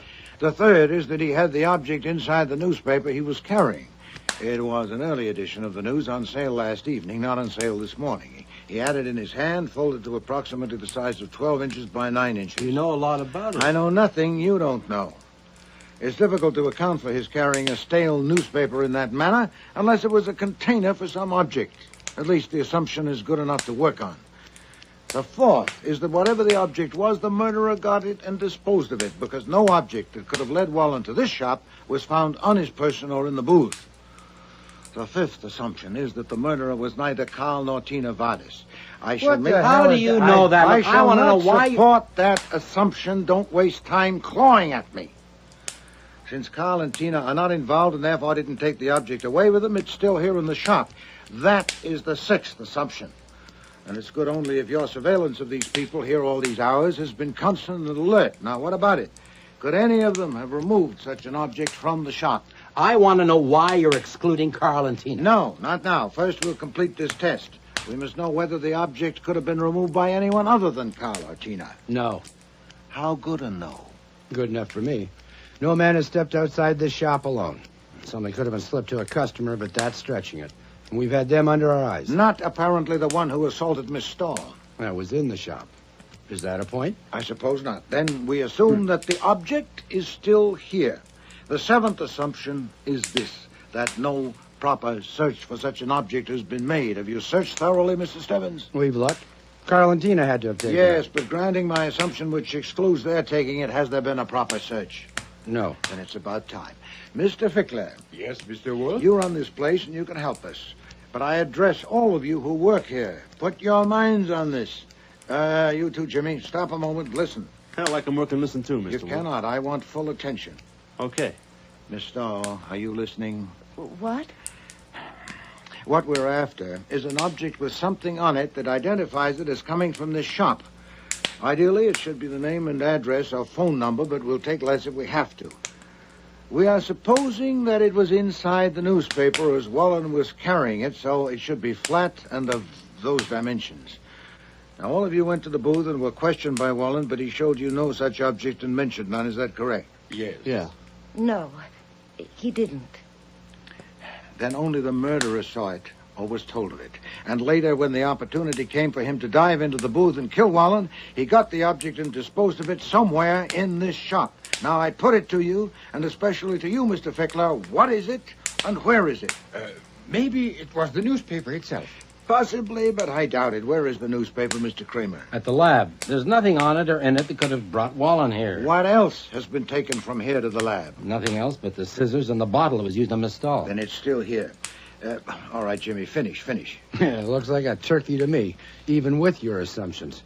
Say we find something like what you want. How do we know it's it? And even if we think it's it, where does that get us? We'll see when we find it. For one thing, fingerprints. Nuts. If it belongs here, of course it'll have their prints. Not their prints, Mr. Stebbins. Wallen's prints. As I understand it, he didn't go around touching things here. He entered, spoke to Mr. Fickler, was taken to the booth, and never left it alive. So if we find anything with his prints on it, we've got it. Have you your fingerprinting equipment here? Get it, Stebbins. And Wallen's prints from our file. The search must be thorough and will take time. First, I ask all of you to search your minds. What object is here, belongs here, that meets the specifications I've described? Now, surely you can tell us, Mr. Fickler. I don't know. Unless it's a towel. But why would he carry a towel like that? He wouldn't. Anyway, a towel wouldn't help us, so I reject it. Miss Stahl. I think he may have been keeping the paper because there was something in it he wanted to read. I know I often do that. Say it's an evening paper, and I don't have time to... Yes, we'll consider that. Jimmy? I don't know a thing like that in the store, Mr. Wolfe. Not a thing. Hoy! Either you have no brains at all, or they're temporarily paralyzed, or you're all in a conspiracy. I am looking straight at such an object right now. What? Where? On that table. The magazine? Of course. You subscribe to them, Mr. Fickler. They come through the mail, then the name and address is on them. That Time magazine, for example, the addressee is on the cover. Surely it deserves examination, and others, too. What if he took it from here and had it in his pocket when he stole the car and drove up Broadway, and in the excitement of his misadventure, he failed to notice it had dropped from his pocket and was on the seat of the car. And Wallen found it there, took it, and saw the name and address on it. Eh? You sent for the equipment and the prints, Mr. Stebbins? Then we ought to be able... Oh, I remember. You remember, Jimmy? This morning I was standing here, and you came in with a hot towel, and you had that magazine. You tossed it under there, and then you asked... Shut I up, you asked you, you've been steaming it. Too late, What? Jimmy. We all... Dumb brawler. Get those scissors from him. I don't want anything else to happen. Found it. My barber.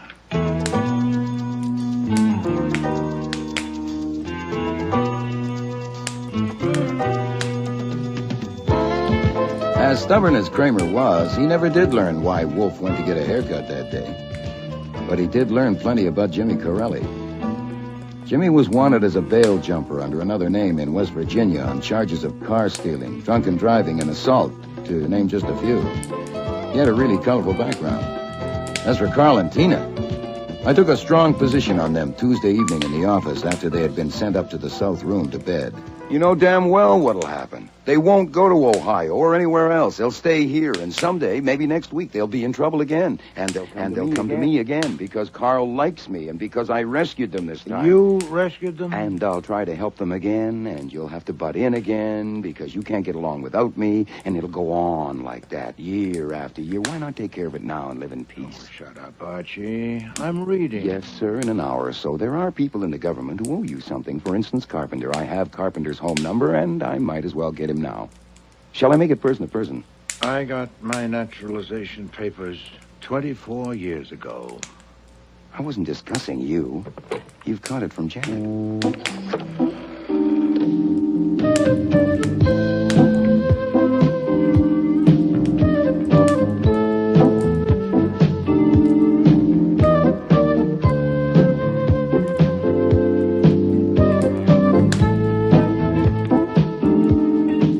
Starring in today's episode were Mavor Moore as Nero Wolfe, Don Franks as Archie Goodwin, and Cease Linder as Inspector Kramer.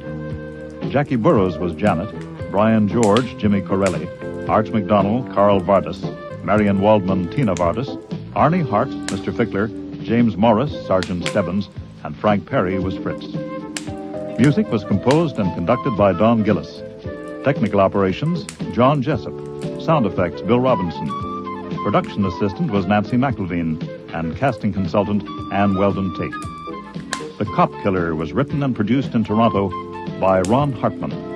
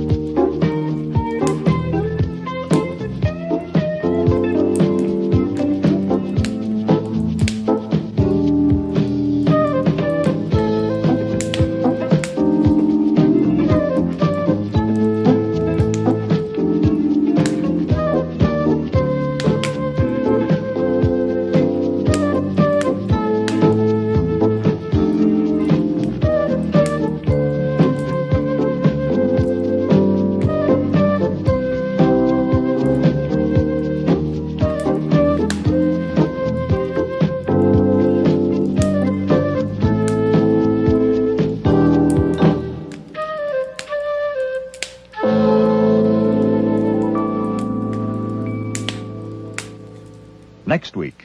What's this? Well, as you see, it's a marriage license for Archie Goodwin and Margot Dickey. It cost me $2. Flummery. No, sir. No flummery. I could be mushy about it, but I won't. I will only say that I'm hooked at last. Margot intends to spread the tidings at the Christmas office party, so I have to be there. You are deranged. Sit down. I suppose it is a form of madness, but there, I've got it. It's like what Margot was reading to me the other night, some poem. I think it was Greek. Oh, love, resistless in thy might, thou mightest Shut shine. up and sit down. Yes, sir. We haven't set the date yet. We don't want to rush it. I don't believe it. You will. Archie goes to a Christmas party. There. That makes it unanimous. Thank you, Alf. My secret public place. I'll start again. There are times when love takes over. Santa Claus, where's yours? You have to drink, too. Well, he can't drink through the mask. No, I suppose not. There are times... When love takes over. Thanks, Alf.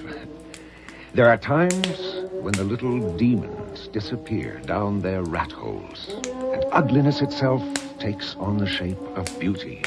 When the darkest corner is touched by light. When the coldest heart feels the glow of warmth. When the trumpet call of goodwill and good cheer drowns out all the babel of mean little noises. This is such a time. Merry Christmas. Merry, merry, merry, merry Christmas. What a lovely toast, Kurt. Simply lovely. Well, I must write it down and have it printed. That part about the trumpet call. Kurt! Oh, Kurt, what is it, Kurt? Merry Next week, Rex Stout's Christmas Party with guest stars Marty Marradin, Linda Sorensen, Patricia Hamilton, Gordon Thompson, and John Granick.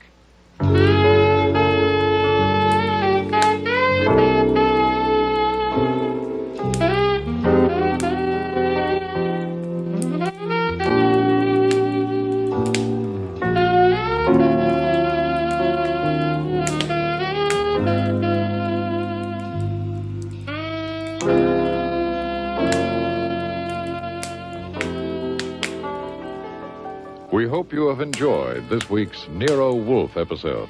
Be sure to join us for the remaining 9. If you enjoy listening to drama on radio, tune in tomorrow for Sunday Matinee on CBC AM, which features a story called The Eighth Wonder, a play about the original Siamese twins, Chang and Eng Bunker. The play is a first by Toronto writer Linda Zwicker, and deals with the twins in their later years as 2 distinctly separate men, but tied together for life by a ligature at the base of their chests. Ah! Oh, God damn it. God, that hurts. What are you doing, Chang? I stubbed my toe. Do you mind? Well, don't just lurch forward like that. You absolutely snapped my head. Why don't you watch where you're going? An accident's an accident. If they made these bloody hotel doors wider... Well, there's nothing you can do about that except to be more careful in future. Why don't you keep your sanctimonious advice to yourself? Why don't you shut your quarrelsome mouth and the door while you're at it?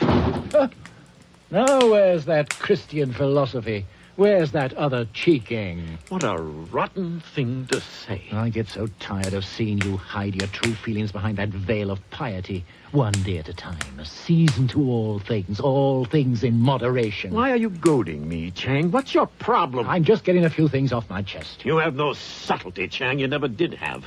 It never occurs to you to handle anything but head on. You always just bash right ahead. At least I have feelings. And I don't.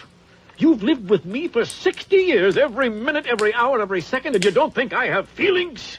The Eighth Wonder by Linda Zwicker, tomorrow on Sunday Matinee. Also coming up on CBC AM on Friday, February 12th, our Playdate series features 2 plays. The first is Stopover Point by Audrey Thomas, and the second, The Answerer by Rex Deverell.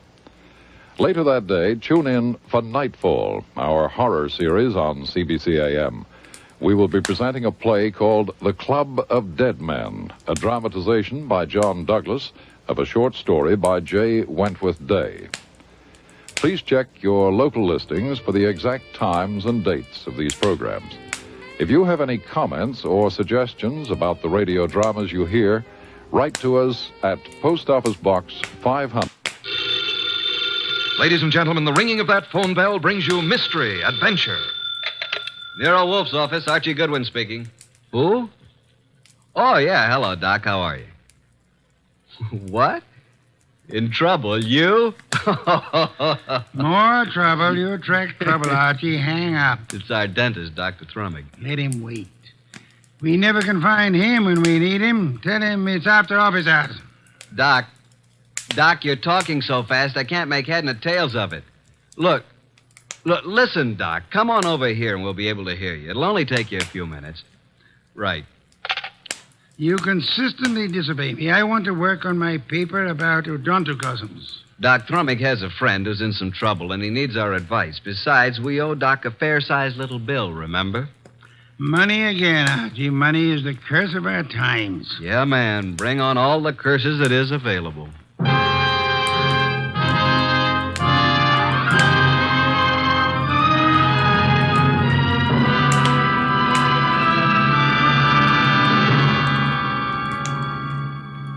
Ladies and gentlemen, it's that renowned genius who is the bulkiest, balkiest, most ponderous, and most brilliant detective in the world.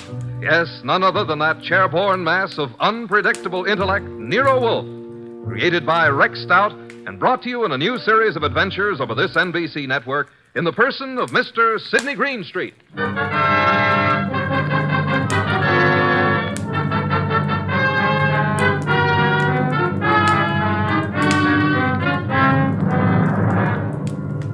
This story is one we referred to as the case of the Midnight Ride.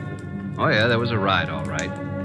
But it would never have happened if we hadn't received another phone call a few minutes after our Dr. Thrummig phoned. It was late in the evening, and Nero Wolfe was studying his paper on orchids while I was absorbed in playing some phonograph records. Archie, not so loud. I can't possibly think when you play that infernal thing at such volume. What was that you said, boss? I said I can't understand why you can't get music from a phonograph without vibrating the top of the instrument. That's right. I can't understand why the neighbors haven't called the police. Do you hear that, Archie? Archie! All right, I'll answer. You're fired. Naturally. Hello? Hello. Is this Archie Goodwin? I know, Mr. Wolfe's... What? Me? Archie. Yeah, who is it? I need help, Archie, please. Come at once. Please. Oh, please. You and Nero. Who is this? This is Gloria, but... No, don't. Gloria who? Ronaldo West. Hello? Hello? Well, did you hear that? Another female bar. What happened? Boss, who do you know named Gloria? Gloria? I know nothing about anyone named Gloria. She said her name was Gloria something. I couldn't quite get the last name. But she did say Ronaldo Road. Well, it's quite possible that she resides on Ronaldo Road. First, she asked if this was Archie Goodwin speaking, and before I had a chance to say anything, she asked me to come to her at once. She needed help. And for you to bring me along. For me to bring Nero along. You don't even know what you're talking about. Well, she said she was Gloria Bar or Mar or something like that, and then she said Ronaldo Road West, and then the scream, and that's all there was. The usual pattern of your experience with women. Sounded like a hand was slapped over her mouth, or she was grabbed by the throat. Bring Nero with you. I am taking no more assignments this week. Ronaldo Road West, where is it? I don't believe there is a Ronaldo Road West. If I remember correctly, Ronaldo Road runs north and south and is approximately 12 miles long. But she said west. What she probably tried to say when she was interrupted was Ronaldo Road Westchester. Westchester, of course. Asked Inspector Kramer to try to check on that phone call. I'll ask him to try. By the way, do you expect to find this Gloria alive, Archie? I certainly hope so. And are you aware that if someone strangled her, then they must have heard her speak your name? Yes, and yours, too. Shall I open it, boss? Why not? Let us face it, Archie, huh? It's me, Archie. Wait till I slide the night chain off, Dr. Thrumming. My nose. I forgot all about you, Doc. Where have you been? It's only been 3 or 4 minutes. I have never had such a disturbing night since I had my first patient. But at first I was afraid to leave the house. And why were you so afraid, Dr. Thrumming? But there were 2 men sitting in front of my place in a car. Oh, good evening, Nero. Were they waiting for you, Doctor? Well, why not? It's very likely. Since she called me, I've been so completely unnerved. Here, that Doc, here. Have some brandy. Oh, no. You know, I never... well, that is... a small one. I am upset. You understand, Archie. Well, that's better. Just who called you and upset you so? Oh, hello, Nero. Did someone call me? When? You phoned me frantically that a woman called you. I couldn't understand you on the phone. Oh, yes, poor Gloria. She was cut off. Oh, Gloria. Did you say Gloria? Well, didn't I? I thought I did. Oh, dear. What did you say? I said Gloria. Oh, my, isn't that strange? I thought that's what I said. No more, please. We just had a call from Gloria. Who is Gloria? Why, you remember. We all went to school together. That is... you do too remember. Gloria, you know, she was... Just what is Gloria's last name, Dr. Thrumming? Well, it was Gloria Barnsworth. I don't know what it is now. That's what she was trying to say to me, Barnsworth. Did she tell you where to find her? No, she didn't. Oh, dear me. She was just about to tell me when I said I'd call you and Archie and get your help. And then she was cut off. How do you know she's the Gloria Barnsworth you knew and I'm supposed to know? My. Could you open the windows? Why, yes. Archie. Oh, sorry, Doc. The air outside's contaminated. Oh, is that so? With what? Oxygen. These factories. Oh, well, I found her picture in an old class photo. Here it is. Oh, yeah, now I remember. But, Doc, you and this gal were several years ahead of me in school. I'm not in this picture, so she must be about 40 now. Well, gentlemen, you both seem to have the situation well in hand now. So, if you'll excuse me, I will retire to my room. Yes, but we don't have anything figured out yet. But you will. Let me know in the morning how successful you have been. Good night. Well, anyway, a woman called here, and just as she was about to tell me who she was and her address, she was cut off as though she was strangled. Yeah, Archie, did you say someone strangled her? I don't know, Doc. I hope not. Well, let's start our search along Ronaldo Road. Archie, don't answer it. They're after me. The men in the car, they saw me come in here. After you, nonsense. They found out Gloria phoned me. Don't let them in. Now, how could you know all that? Oh, dear me. Do you mind? A short one? I'm so weak tonight. Please, Archie, don't open it. I warn you. Now, just relax, Doc. I'll handle this. Good evening. Evening. Are you Archie Goodwin? No, he is. Yes. No, I'm not. He is. Put up your hands. Unhook the night chain. Now just turn off this light. Oh, I told you. Where's Wolfe? Oh, he's been in bed for hours. And who is this little man? Why, I'm... Don't you know? This is my brother Cuthbert. Yes, he's quite right. I'm a bit older than he is. Shut up, Cuthbert. All right, get your coats and hats off that rack. What for? We're all going for a little ride along the river, and it's a bit chilly. Oh, dear me. I feel faint. I'm getting dizzy. Get your hat. Yes. And put that bottle down. Yes, but it's so cold out Get tonight. along.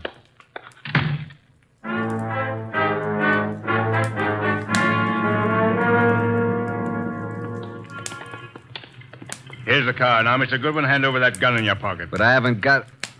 Okay, there you are. Thank you. Now get in the car. You get in the front seat with the driver, Goodwin. Your brother can get back with me. Okay, you know where we're going, driver. Yeah, but what?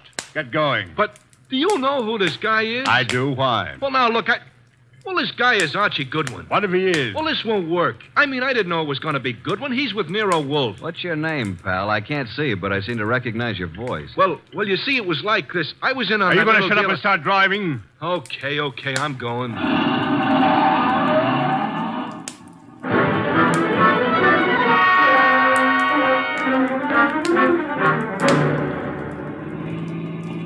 Now, see here, it's getting very late. I don't like this. Where are you taking us? Keep calm, Doc. Yeah, don't get excited. Just take it easy. Listen, Goodwin, I got a record Shut for up, you. you two. What's the idea back of all this, friend? Pull off the road here, driver. Yes, but we're way out in the country. Now, we'll all get out here. Now, wait a I minute. said get out. You too, driver. Oh, now, wait a second. What's the big idea? Now, all of you start walking over to that clump of trees. Go on. What's he going to do? What do you think? Okay, that's good. Just stand there. Now get out your gun, driver. Oh, now, wait a minute. This isn't Get the out way your you gun and don't turn around, driver. Now let him have it. Go on or I'll kill you. I don't go in for this kind of stuff. Besides, shoot Goodwin and is empty your gun into them. Go on. Now just drop your gun on the ground. There. Now I will take Goodwin's gun, and after I finish with it, I'll just toss it over beside his body. You what? Hey, now, wait a minute. You'll notice I have gloves on.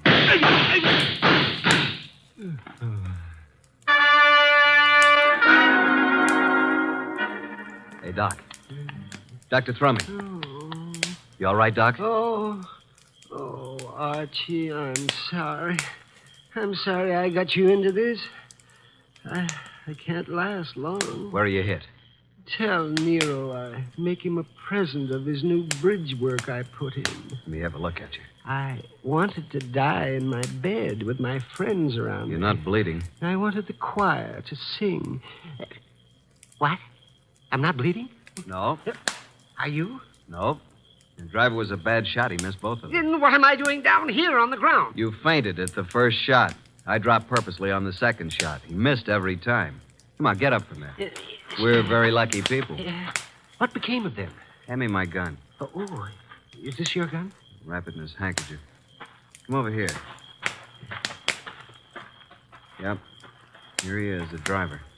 And he's dead. This is dreadful, Archie. What do we do now? You got a lighter? Here's my pocket flash. Well, here's his gun beside him. Don't touch it. Have a look through his pocket. You knew what he meant when he said he had a record for me someplace. A picture of a girl. Says, to Mike from Violet. Mike.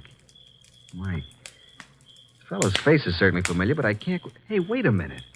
Mike Jordan, that's it. Mike Jordan? Yeah, Wolf cleared him on a frame-up 3 years ago, and this girl Violet is an entertainer in a nightclub downtown. Violet, yes, but what does all this have to do with Gloria? Strange, there's no other identification on him. Maybe the other guy took it off of him. Well, now we got to find Violet. How? We can't even find Gloria. I think now that this guy Mike Jordan missed us deliberately. Let's start hoofing it back to that last crossroad. There was a telephone there. I'll call Nero.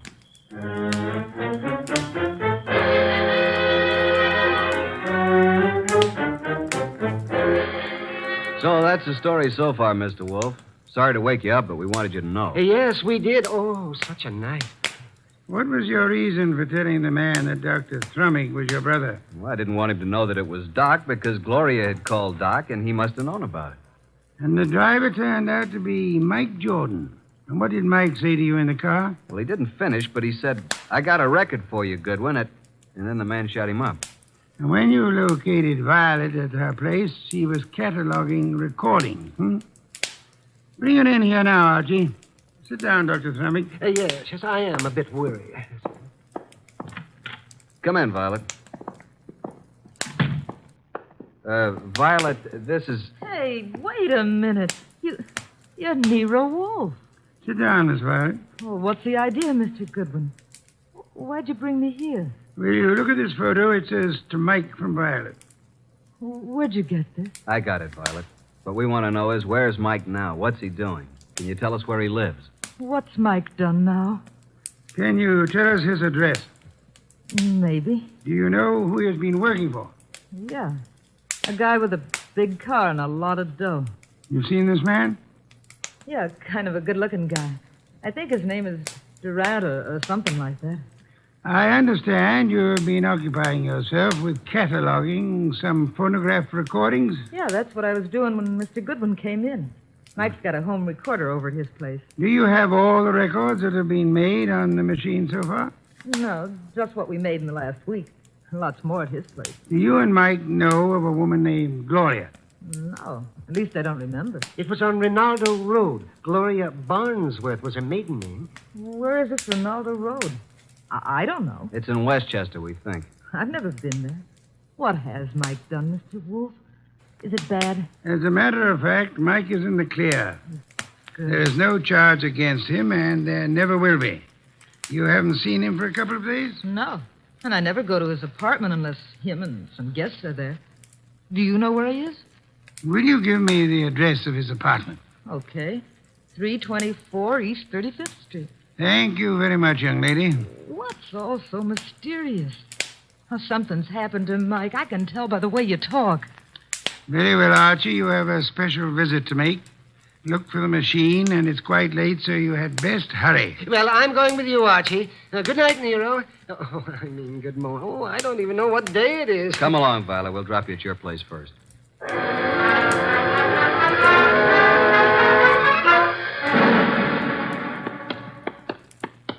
Well, here we are, Doc. Yes, has his name right on it. Mike Jordan. No, we're fairly certain that no one's in there. What do you know? It isn't locked. The lights are on. I know. Listen. Yes, a light humming noise. Huh. But where is it coming from? Over in that corner, those wall cabinets. There it is. A radio. And a phonograph combination. Yes, and a recording machine. And the recording arm's still down on the record. Just lift it off and put the playback needle on. Yeah, there we are. Look, I don't go in for that kind of stuff. You've been working for me for several weeks now, haven't you? Well, sure, boss, but I never went in for no kind of... We're going to pick this guy up and take him for a little ride. It ain't my line. All you do is drive the car. Okay, I'll take a chance, but remember, I'm just the driver of your car. If anything happens, I didn't know nothing. You'll do just as I say. Incidentally, I know a lot about you. Things the police would like to know. Okay, I'm working for you. I came out to Ronaldo Road to make an honest living. But I see I'm right back where I started. And worse. Guy just ain't got a chance. Oh, remind me. I better phone the place.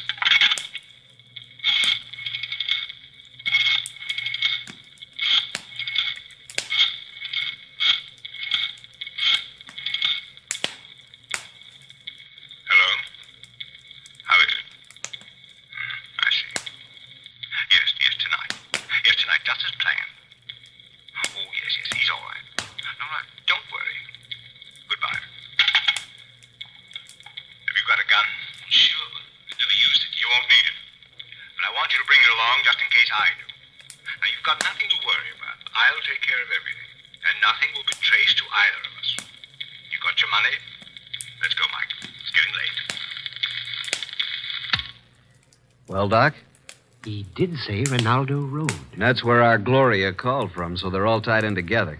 Come along, Doc. We're going back to Mr. Wolfe again, and we'll just take this record with us.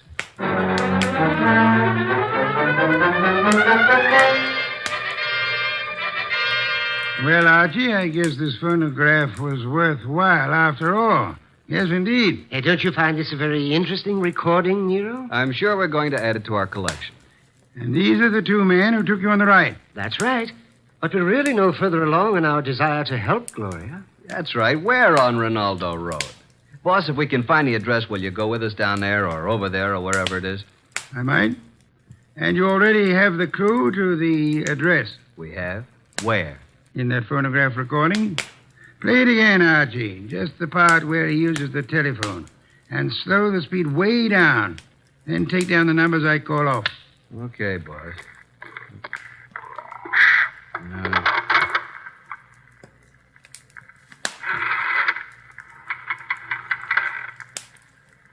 Six, 5, 3, 2,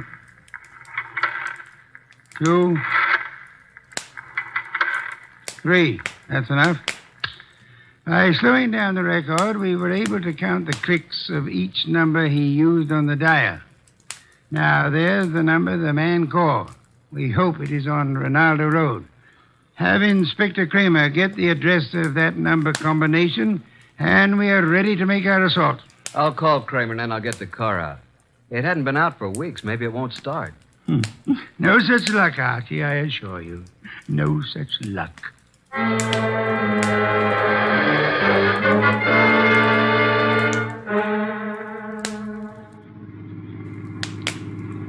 Oh, here it is. I think we must go through this big gate. Yes, there's the number. 23 Ronaldo.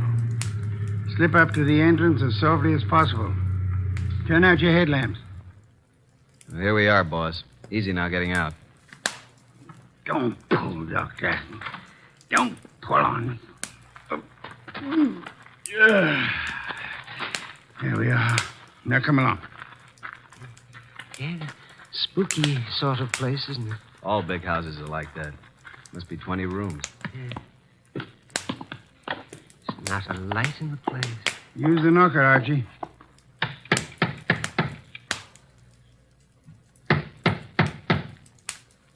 Uh-oh, stand back. Here comes somebody.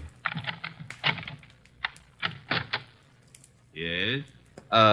Is Gloria in? What? Gloria? And who are you? We are here to see Gloria. Come. It's this hour of the night? Certainly not. Just a moment. She's an old friend of mine. Yes, and his too. He's Archie. My good man, what is your name? Jennings, sir. In the household is in bed at this hour. What is it, Jennings? Who's at the door? They're asking for you, Miss Gloria. For me? Well, come in, gentlemen. You may go, Jennings. Please. Very well, miss. Just as you say. Now, what did you want? Say, Doc, is this the Gloria? Well, I don't know. It doesn't seem... Are you Gloria? Yes. Well, why did you call us? Oh, then you're Archie Goodwin. Yes, and I'm Dr. Thrumming. But you I called you because I need your help. Desperately. Gloria, what is going on here at this hour? Oh, and who are these gentlemen? Well, you see, Uncle, Mr. Goodwin came... Came to see you? Why? Well, because I think you'd better go to your room, my dear. Don't you think that is best? Your room and rest? No, I don't want to. I won't. Go to your room. No, I won't. I can't. All those people walk in and out. They want to kill me. Jennings, take her to her room. Yes, sir. Come along, miss. No, I won't. Let me go. There are hundreds of people. They'll kill me. Come along. No, please. No. I'm so sorry. There's nothing we can do with her. Now, Mr. Goodwin. Yeah? What is it you wish? The girl called you Uncle. Oh, pardon me. I'm Nero Wolfe. How do you do, Mr. Wolfe? Yes, she called me Uncle, but I'm not really a relative. I'm Dr. Gunther, retained by the family. As you can see, the girl is quite ill. Well, we're old friends of Gloria's, and we'd like to see her. But you just saw her. We don't refer to this young lady. We have in mind the elderly Gloria. Now, come, Dr. Gunther. You know to whom we refer. What? You mean the girl's aunt? Well, it's very strange. If you are a friend of the aunt's, that you are not aware of her condition. Her condition? Yes. The aunt has been bedridden for nearly a year. Paralysis. And it seems to be most coincidental with your visit, but she passed away this afternoon. Died? Gloria? This afternoon? But how could that be? We'd like to see the remains, Dr. Gunther. Yes, we'd like to see the remains. Just where are they? They are here, Mr. Goodwin. And if you and your brother and Mr. Wolfe will step this way to the small parlor. There you are, gentlemen. I'll leave you alone. I'll be in the library. Well, gentlemen, there she is. What do you say? Do you recognize this woman? Well, yeah. It's been many years, but that is Gloria Barnsworth. Well, good heavens, yes. It's Gloria, all right. Poor woman. I remember now. She married a very wealthy manufacturer named Kenton, who died. She's remained a widow, I guess. He said she died this afternoon. Are you sure it was an elderly woman who called you this evening? And by the way, just feel her forehead. It's warm. She couldn't have been dead more than an hour. She isn't dead. No signs of pulse. Your cigarette case, please. Very slight moisture. Respiration barely perceptible. She's under heavy narcosis. Been given a heavy dose lately. Let's get out of here. Wait. Do you recognize the uncle, rather Dr. Gunther? No, do you, Thrumming? No. Does he look like the man who took you for a ride? It was too dark, boss. And he was all bundled up in heavy clothes. Let's get out of here. The door was locked after we came in. He's right. Come on, Doc, let's put our shoulders to it. 1, 2... Go! Well, gentlemen, what on earth does this mean? Why'd you lock the door? Oh, I'm sorry. It's a spring lock. I had no intention of locking the door. And I suggest, Archie, that you have it repaired. And now, Archie, will you step to the door and let Inspector Kramer in? He followed us up the driveway. Yeah, about time. Getting cold out here. Inspector Kramer, this is Dr. Gunther. In that room is a woman he claims is dead. She is actually under the heavy influence of narcotics. Yeah? Well, who is she? Mrs. Gloria Kenton, widow of the wealthy shoe manufacturer. And this attractive young lady coming down the stairs is supposed to be mentally ill, which I do not believe. Her name is Gloria, too. A niece of the elder Gloria. But Archie and I both knew Gloria Barnesworth. Kenton. Yeah, I get it. And I suggest that this man is not a doctor, but is young Gloria's husband, and they're attempting to force the Aunt Gloria to change her will in their favor. This is utterly ridiculous. The aunt was able to phone Doc Thrummig and me tonight, but she was apparently caught in the act. And this man, who is posing as the uncle, hired Mike Jordan to drive his car while he picked up Archie with the intent of killing him. Well, this is the same man? The same. And if Mike Jordan hadn't recognized Archie, both of you would be quite dead. This man double-crossed Mike and killed him, believing that the whole thing would be blamed on Mike. Mike deliberately missed. All right, so what are you going to do about it? Come on, let's get out of here fast. Look out, he's a cop. All right, now get those hands up and keep them up. Come along, Archie. I have another appointment. The inspector can handle it from here on.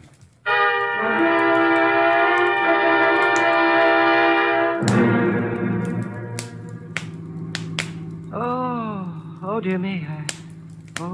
What happened? Am I all right? Yeah, you just fainted again when the shooting started. It's really quite fortunate that Mike Jordan recorded that conversation. Fortunate indeed. How did you know this uncle was the same guy who took us for a ride? First, by his speech pattern, he is undoubtedly a Canadian. But you must have missed the most important slip-up. What was that? When he escorted us to see the body, he said to you, Archie, if you and your brother and Mr. Wolfe will step this way... Now, how would he believe that Dr. Thrummig was your brother? No one mentioned it. Of course, the clue I planted and then missed myself. Quite right, Archie, quite right. What time is it? 8 a.m. I certainly appreciate your coming out for me on this deal. Oh, but I didn't do it just for you. There is an Orchid Lovers Convention this morning at 9 o'clock. What? And you mean... Yes. I'm sure you'll enjoy it tremendously. Both of you. Oh, brother. What's that? Nothing, Doc. Nothing at all.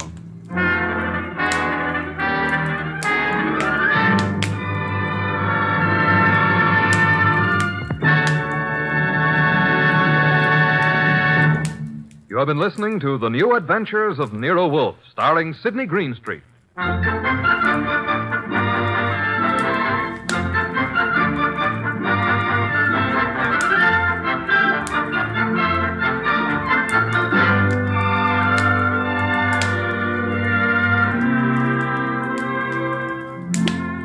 Tonight's transcribed story by John Edison was based on the characters created by Rex Stout. This is an Edwin Fadiman program produced and directed by J. Donald Wilson. In the cast were Harry Bartell as Archie Goodwin and Howard McNear, Gene Bates, Peter Leeds, Bill Johnstone, Grace Leonard, and Jay Novello. Next week at this same time, Nero Wolfe and Archie will bring you The Case of the Final Page. Don Stanley speaking. 3 chimes mean good times on NBC.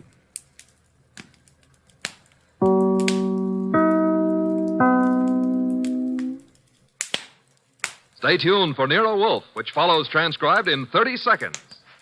What's on the menu at Duffy's Tavern tonight? Well, there's a full serving of laughs with Archie the manager, played by Ed Gardner, and his unpredictable friends, Miss Duffy, Clifton Finnegan, and Eddie the waiter. It's Duffy's Tavern later this evening over most of these NBC stations.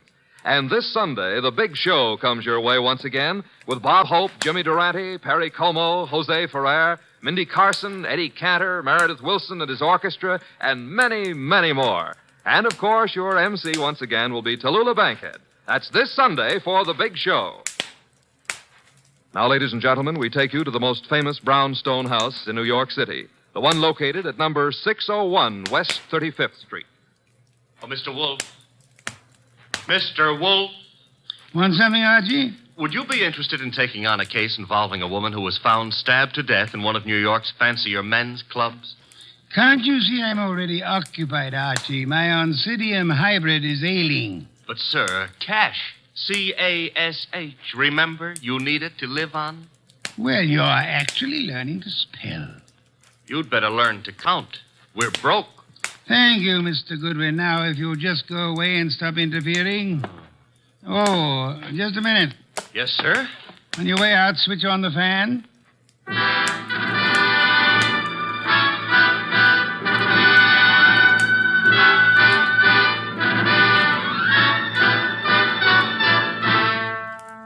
Yes, ladies and gentlemen, it's that one and only man of moves, the most famous detective in modern fiction, that corpulent, orchid-raising, beer-drinking gourmet who also happens to be a genius.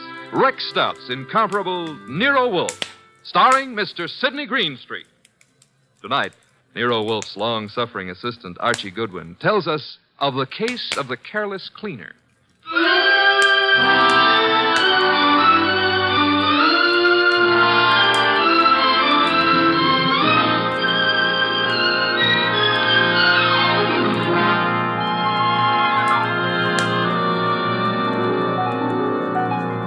We didn't know Clay Michelson very well at the time, though Mr. Wolfe had hung one of the Michelson's paintings on the library wall. But then I guess we should have considered ourselves lucky not to have known him or his wife, Phila. 2 weeks ago, they had a quarrel. Oh, Clay, darling, I didn't expect you home so soon. I thought you were going to the museum to see the Van Goghs. I decided not to, Phila. Oh. Well, if you plan to paint this afternoon, I'll get out of the studio. I want to run some errands anyway. Why don't you make your phone call from here, Phila? Phone call? Who is he, Phila? He? Who were you waiting for this afternoon? Please, Clay, don't start that jealousy routine again. Don't try to kid me. You're being stupid, Clay. I'm stupid, all right, but I'm getting wise pretty fast. I'm through, Phila. I've had enough. I'm leaving you. So stay out of my way and keep your boyfriend out of my way, too, whoever he is, or I'll kill him.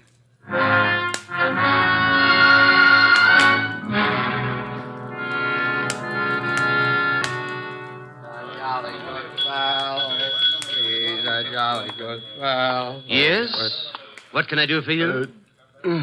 Sleepy. I want to have a drink and go to bed. I'm sorry, sir. The Garrison Club's a private establishment. No rooms available to the public. You think I'm drunk? Oh, no, sir.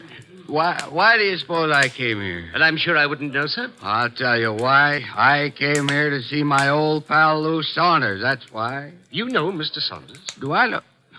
Look, I paint him. Lou sells them. Mr. Saunders is your agent? I'm Clay Michelson. Just call Mr. Saunders. Clay, what in the world?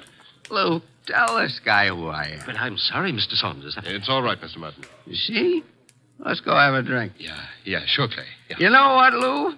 I left Phila. Yep, I walked out on her. Is there something I can do, Mr. Saunders? Yeah, have someone fix a bed in the other room of my suite. Mr. Michelson will be staying with me. At least for tonight.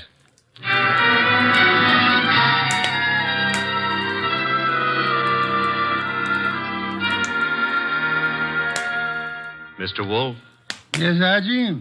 it's Friday. Good. Fish for dinner, then. Nope, I was not referring to dinner.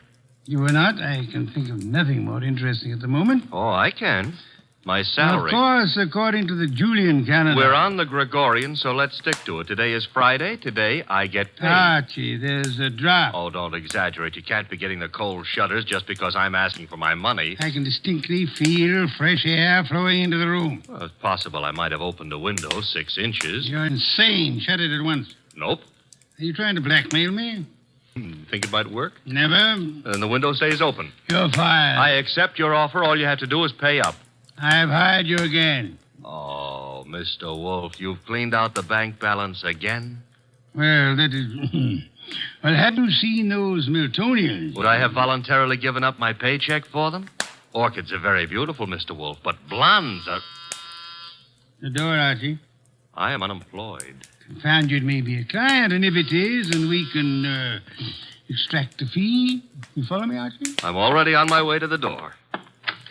Mr. Wolfe, I've got to see him at once. Well, come in. Thank you. Mr. Wolfe, this is... My name is Saunders, Mr. Wolfe. We've met before. I Yes, I remember. As a matter of fact, you sold me a painting of Michelson. Yes, well, that's why I'm here. It's about Michelson, Mr. Wolfe, that I've come. Frankly, I think the man's about to go mad. He and his wife have split up, and such a splendid artist, too. A pity. I don't know what to do. He's drinking like a fish. For 2 weeks, I've been letting him live in part of my suite at the Garrison Club. But, he's just steadily getting worse. I try a hospital. I can't. The publicity. Mr. Wolfe, Clay admired you so that time we all had dinner after the painting transaction. I thought maybe you could talk to him. Maybe you could get him on his feet again. I'm not a doctor, Mr. Saunders. But I'm sure he'd listen to you. Excuse me a moment, Mr. Saunders. Nero Wolfe speaking. Inspector Kramer. Good evening, Inspector. Got a guy called Lou Saunders at your place?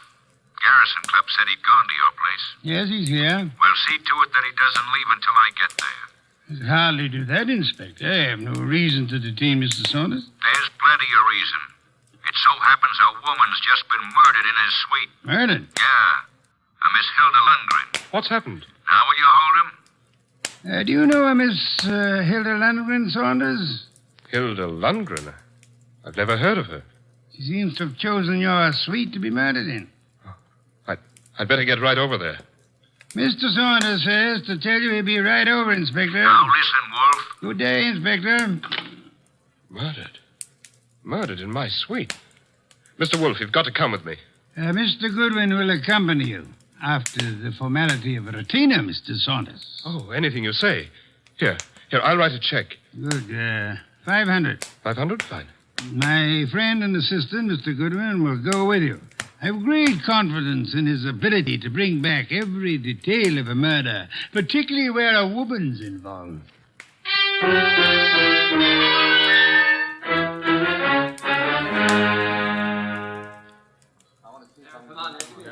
Okay, you photographers, picnic's over for tonight. Pick up your stuff and get out of here. You sound real mean today, Inspector Kramer. Well, if it isn't Nero Wolfe's favorite stooge. What are you doing here, Goodwin? I got bored with my knitting. Look, I wasn't asking for humor. I'm Louis Saunders, Inspector. Saunders? Ever seen that woman before? Yes, I believe I have. I can't remember where, but the face looks familiar. Lovely-looking woman. Blonde and really built. Well, she ought to look familiar. She's one of the cleaning women here at the club. She is? Cleaning? Well, since when have gals like this been reduced to cleaning floors? What's happening to the world? There ought to be a law. Yeah, there is. She was killed with a knife, or haven't you had time to notice? That's not a knife, Inspector Kramer. That's one of Clay's Chinese letter openers. What was that? Well, nothing. Nothing at all. Yes, it is a strange knife. What were you saying, Mr. Saunders? Just said that looked like one of the letter openers belonging to one of my friends. Who is this Clay? Clay Michelson, the artist. You can't possibly think he'd do a thing like this. I think everybody did it until we know otherwise. When were you last up here, Mr. Saunders? Me? Why, just a little while ago. I changed my clothes just before I went to see Mr. Wolfe. She wasn't here then? Well, I don't know. I didn't come into this room, just in my part of the suite. Your part? Who occupies this room? Mr. Michelson. He's been staying with me. Strange wound, no blood. What do you think you are, Goodwin, a medical examiner? Oh, but Yeah. The killer probably wiped the blood away. Saunders, have you any idea where your artist friend might have run off to? I haven't seen Clay all afternoon. He spends a lot of time down in the bar. Well, he'd hardly sit in a bar if he's killed somebody. Why would he pick on the cleaning woman? Oh, this is no ordinary cleaning woman. Get a load of that figure. Watch it, Goodwin, watch it. You're liable to stretch your brain. But you're wrong. In spite of everything, Clay's still terribly in love with his wife. He wouldn't... Hello, Lou. When did you get in? Yeah, who's this? Clay. We're your friends, Lou. They won't serve me any more liquor down at the bar. I gotta find my flask. Mr. Michelson, may I introduce you to Inspector Kramer of the police? Who's this guy, Lou? He's Nero Wolfe's assistant. Wolfe? Police? Well, what do you all want? Somebody park overtime?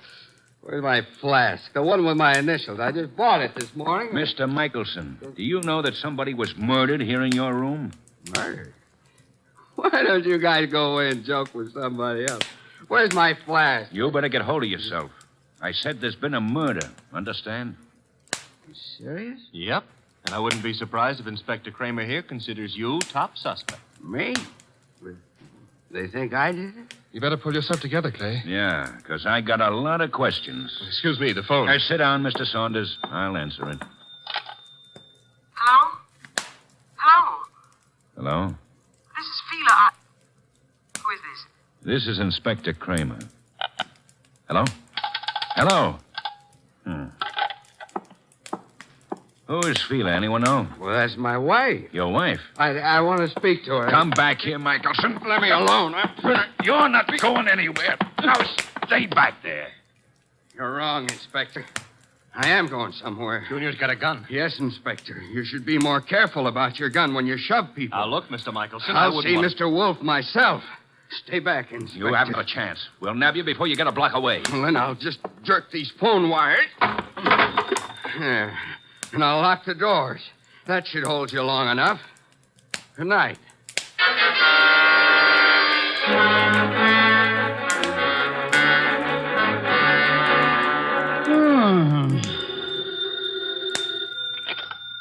Nero Wolfe speaking. Wolf Kramer.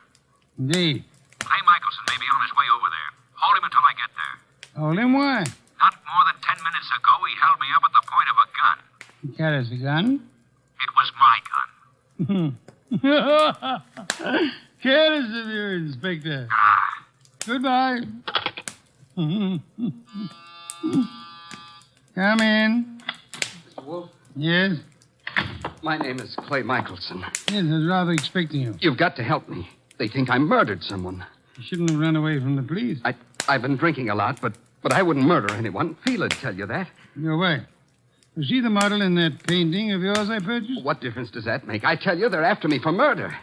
You obviously loved your wife deeply at the time you painted her. Oh, here you are, Mr. Wolfe. Michelson. Clay. Good Lord, man. The police are on their way over here. He came for my help, Mr. Saunders. Oh, I'm glad he did, Mr. Wolfe. But we left Inspector Kramer talking from a phone booth. He'll be here any minute. And we have only a minute to decide why anyone would want to kill a cleaning woman. I didn't kill anybody. She was a beautiful woman, Mr. Wolfe. I gathered that, Archie, from your unusual interest in the case. She was stabbed with a letter opener from Mr. Michelson's house. Which might add Mrs. Michelson to our suspect list. Fila? You can't suspect Fila. You're very gallant, Michelson. Just how was this beautiful young cleaning woman, this Miss Lundgren, stabbed? In the heart. Her eyes were wide open, pupils dilated with shock. And Details later, Archie. Kramer will be here shortly. The moment I would like to know where everyone was. Well, Mr. Saunders was here with us, you remember? I don't know where Mrs. Michelson was, but I could go see her and find out. No, it won't be necessary, Archie.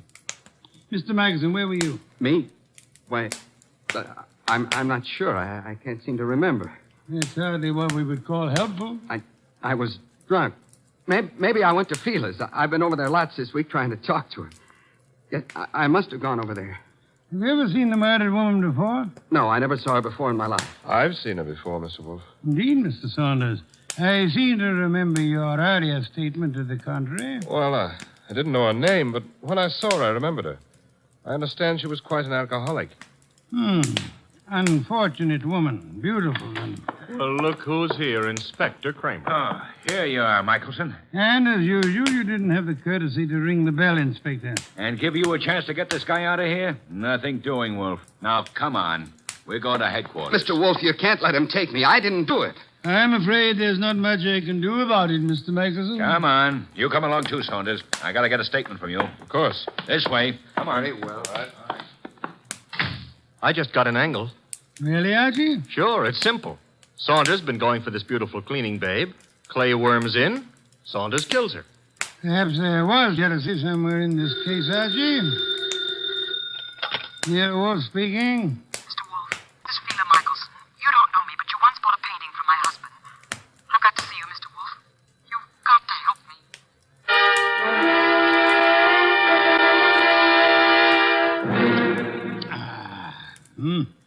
Mrs. Michelson, have some of this delicious beer. Another can, Archie.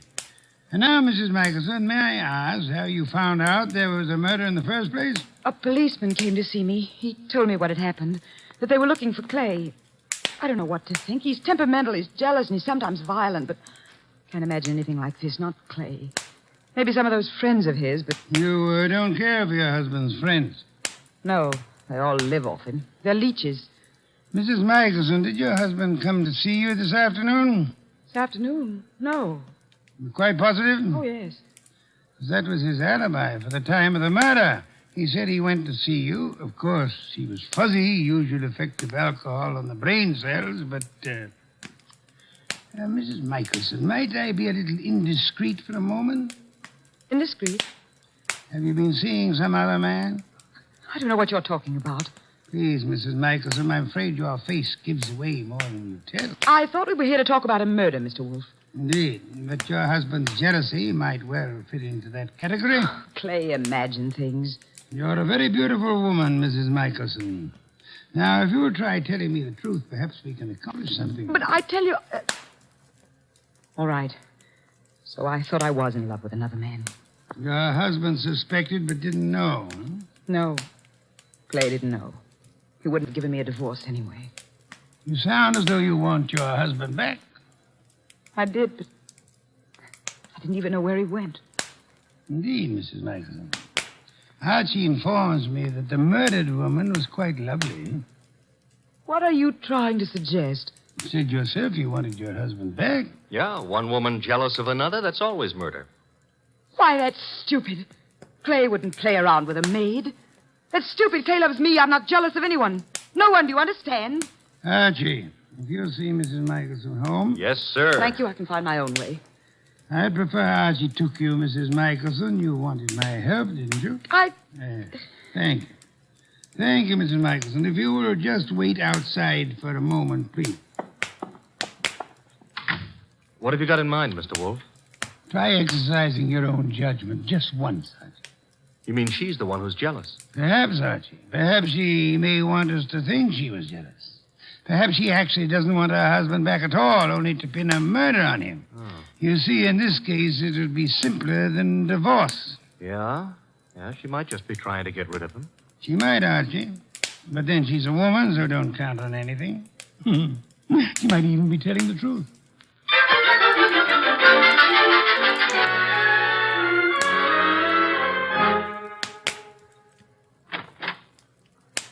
This is where I live, Mr. Goodwin. Nice. Very nice. I like Greenwich Village. I'm trying to figure out why Mr. Wolfe sent you along with me. I'm a sucker for beautiful women. I wonder. Archie, Huh? does Mr. Wolfe believe me? He hasn't made an official statement yet. Nice furniture and things. You sound like an appraiser or someone looking for something. That's because it's November. Mr. Wolfe sent you to search my You apartment. could be wrong. I don't... Oh. What's the matter now? Thought you said your husband hadn't been here today. He wasn't. And what's his flask doing among these papers on the desk? Very prettily decorated with his initials. He was looking for it at the club. Flask? I don't know what it's doing there. Yeah, sure. You're trying to help, Clay. Right into the electric chair. But... His only alibi was his being here this afternoon, and you said he wasn't. Then what is his flask doing here? He said he just bought it this morning, so he must have been here today. I don't know what you're talking about. Where's your phone? Well, you've got things wrong. I don't know anything about that flask. Hey, the lights... Who switched off those lights? Fila, put those lights on. Put on those lights.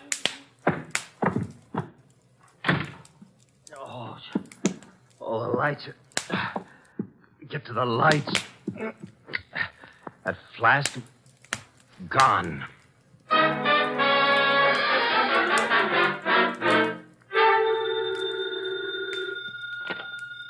Nero Wolfe speaking. Wolf, where's Fila Michelson? Fila, perhaps you might try the lost and found, Inspector. Now, look, I know she was over at your place. I thought you were interested in Clay Michelson. Well, I let him and Saunders go, for the present.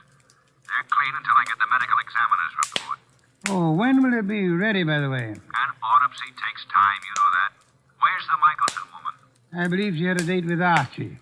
Why do you want her? I'm sure it never dawned on you, Wolf, but this cleaning woman who was killed was some dish. Maybe Mrs. Michelson was the jealous one. Your thinking is beginning to bear an amazing resemblance to Archie's, Inspector. Also, it maybe never dawned on you that Fila Michelson hasn't offered an alibi for the time of the murder. You're right, Inspector. Yeah, you are. Come on, Wolf, quit stalling. Where's Fila Michelson? What? Oh, I really don't know, Inspector, but perhaps as a last resort, of course, you might try her home. Good night, Inspector.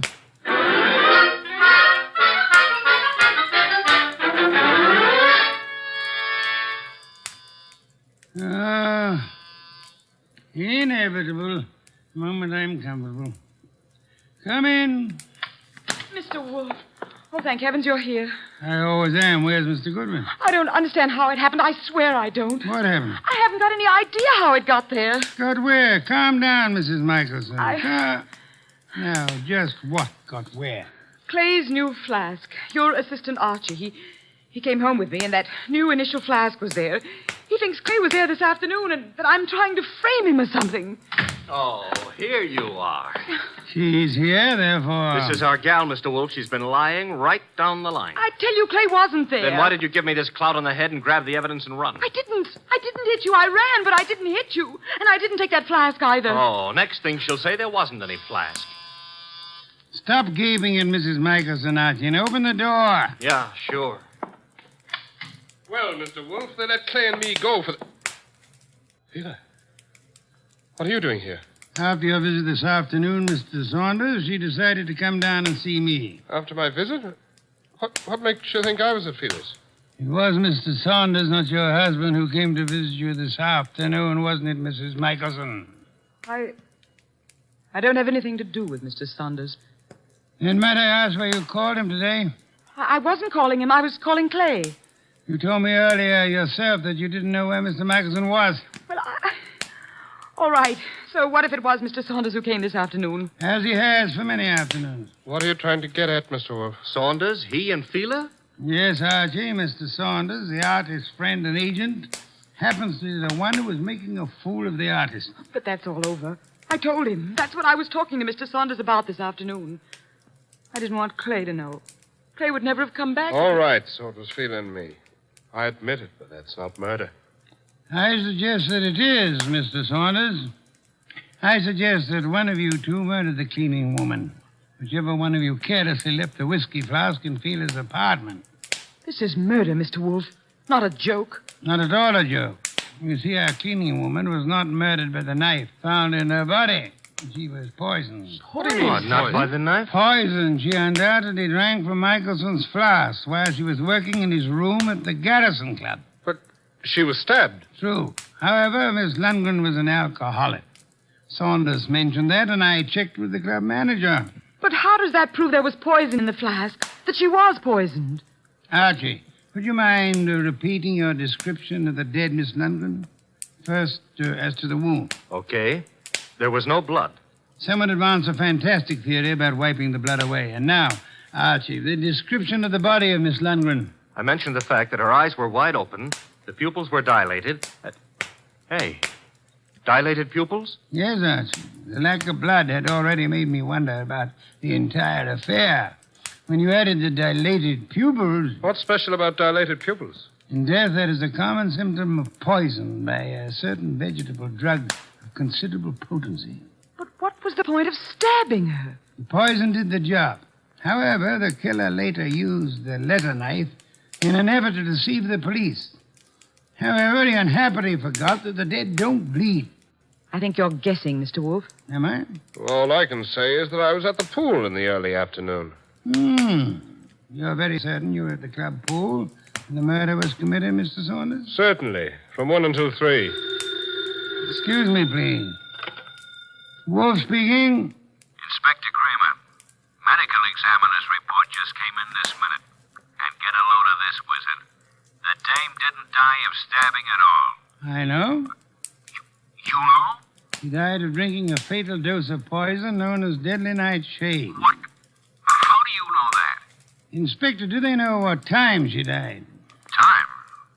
The medical examiner says 2:30. Thank you, Inspector. Oh, incidentally, if you care to drop over here, you may pick up the murderer. Goodbye. I heard him, Wolf. She died at 2:30. As I told you, I was in the pool at 2:30. Which is exactly how you prove yourself a murderer, Mr. Saunders. Oh, I proved myself... Even the police didn't know what time she died.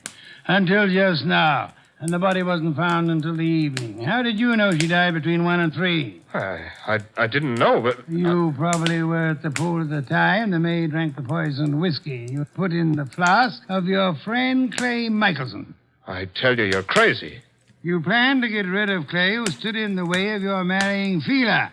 When you came back to your room at 3 and found that the maid had drunk it instead, you stabbed her with Clay's letter opener to cover up the real cause of the murder and throw suspicion on Clay. Oh, this is nonsense. Ridiculous. And then, when you learned that the woman for whose love you were willing to commit murder was through with you, you took Michelson's new flask to Fila's home, confident that it would be found there. Yes, and then he attacked me and stole that flask again in order to make it look like Fila had done it. Exactly, Archie. Mr. Saunders, the chances are that your fingerprints will be found on that whiskey flask, and they'll be able to trace the poison to wherever you purchased it. The chances are... Oh, no, you don't.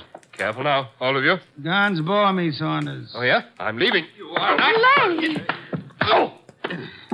Clay. Yes, Mrs. Michelson, your husband has been there for some time. Clay, are you all right? Yeah, I'm all right. Well done, Mr. Michelson. I think you proved that an artist's life may indeed be exciting. I've been an awful fool, Mr. Wolfe. Mr. Michelson, you might remember for the future that unreasoning and unjustifiable jealousy sometimes creates the very conditions that it fears. You're being very kind to me, Mr. Wolfe. How can we ever thank you? By prompt remittance of your check on receipt of my bill in the morning.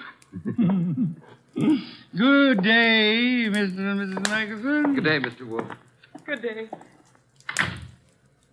What's the matter with Archie? You look glum. Yeah. I always have the lousiest luck. Meaning? A hectic case with 2 beautiful dames. Michelson gets one, the Undertaker gets the other, and what do I get? Hey, that reminds me. You got a fee. I get paid.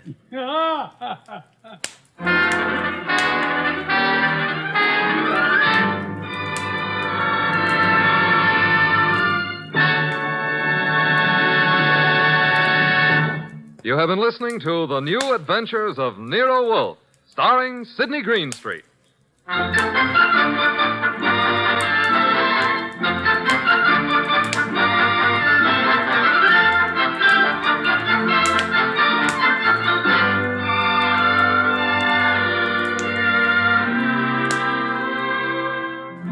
Tonight's transcribed story was written by Cheryl Hendricks and based on the famous characters created by Rex Stout. This is an Edwin Fadiman program, produced and directed by J. Donald Wilson. In the cast were Larry Dobkin as Archie Goodwin, and Betty Lou Gerson, Howard McNear, Dan O'Hurley, Vic Perrin, and Bill Johnstone.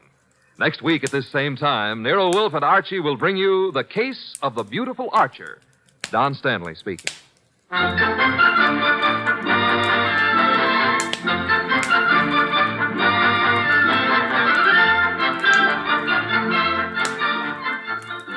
Three chimes mean good times on NBC. There's fun and laughs with the chimes later this evening when Ed Gardner stars in Duffy's Tavern. As usual, Duffy won't be there, but Archie the manager will definitely be on hand to spread his whimsical advice where it'll do the most damage.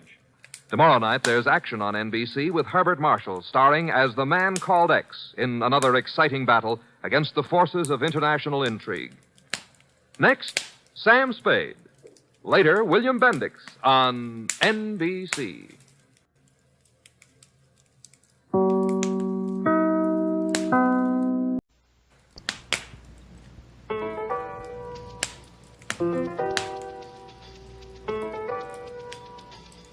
Rex Stout's Nero Wolfe.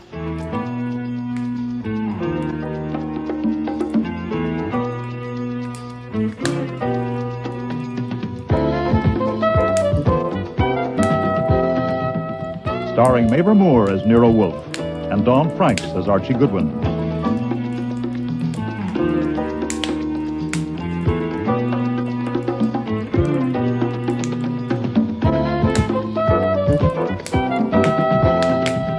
Today's episode, Christmas Party, with special guest stars Marty Meriden, Linda Sorensen, Patricia Hamilton, Gordon Thompson, and John Granick.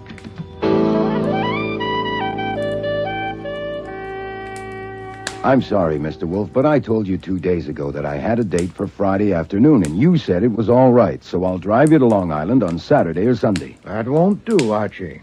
Mr. Thompson will be at Mr. Hewitt's place only until Saturday noon. He's the best orchid hybridizer in England, and I'm grateful to be invited to spend a few hours with him. We should leave here about 12:30. I really am sorry, but I have to keep that date Friday afternoon. It's a Christmas party at the office of Kurt Botvile. Now, you remember him. We did a job for him a few months ago. Yes. You may not remember a member of his staff named Margot Dickey, but I do. I promised her that I'd come to the party. Oh, pfui. A party? I have only one opportunity. Then take it. Your idea that a car is a death trap if I'm not driving is unsound. You can take a taxi. I hope to get some useful information from Mr. Thompson, and you will take notes. Not if I'm not there. Hewitt's secretary knows orchid terms as well as I do, and so do you. Archie, how many times in the past year have I asked you to drive me somewhere? If you call it asking, maybe 18 or 20. Not excessive, surely. If my feeling that you alone are to be trusted at the wheel of a car is an aberration, then I have it. We will leave for Mr. Hewitt's place Friday at 12:30. All right. All right. I didn't intend to spring this on you till tomorrow, but I guess it will have to be now. Here, take a look at this. What's this? Well, as you see, it's a marriage license for Archie Goodwin and Margot Dickey. It cost me $2. Flummery. No, sir. No flummery. I could be mushy about it, but I won't. I will only say that I'm hooked at last. Margot intends to spread the tidings at the Christmas office party, so I have to be there. You are deranged. Sit down. I suppose it is a form of madness, but there, I've got it. It's like what Margot was reading to me the other night, some poem. I think it was Greek. Oh, love, resistless in thy might, thou mightest Shut triumph. up and sit down. Yes, sir. We haven't set the date yet. We don't want to rush it. Now, you may not want me to be here anymore, but that's up to you. As far as I'm concerned, I'd like to stay. I'd hate to end such a long association. The pay is okay, especially if I get the raise at the first of the year, which is a week from Monday. I'm used to my room upstairs, and I like Fritz's cooking, and the billiard table in the basement, and the one-way glass panel in the front door. Archie, sit down. I've told Margot all this, everything, including the fact that you're allergic to women, and we've discussed it, and we think it might be worth trying, say for a month. When we get back from the honeymoon, we could take over the second floor, and if the trial works out, the new furniture or the decorating would be up to us. I mean, since she works for an interior designer, we could get things wholesale. I don't believe it. You will. What about Miss Rowan? We won't drag Miss Rowan into this.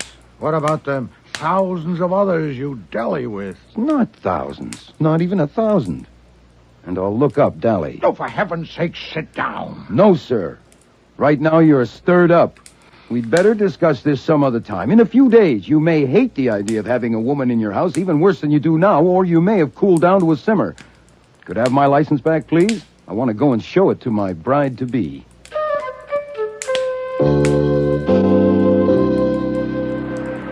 Archie, darling. Yes, my own. I've got it. Oh, Archie, I knew you could. How much do I owe you? This one's on me. Doesn't the groom always pay for the license? Besides, I've already had my money's worth out of it. Shall I send it over by messenger? No, I think I'd better collect it in person. Where are you? I'm in a phone booth. I'd just as soon not go to the office right now. Mr. Wolfe wants to be alone to boil. How about the Tulip Bar in 20 minutes? I feel like buying you a drink. Oh, no, lover. I feel like buying you a drink.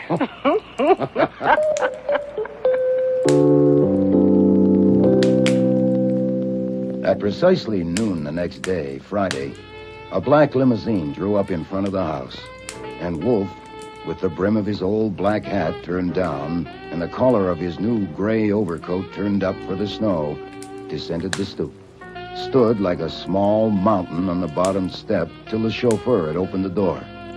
Then he crossed the sidewalk and climbed in.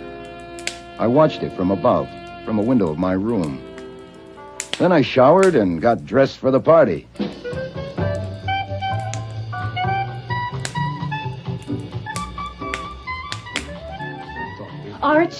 Archie, lover, you got here. Margot, my own.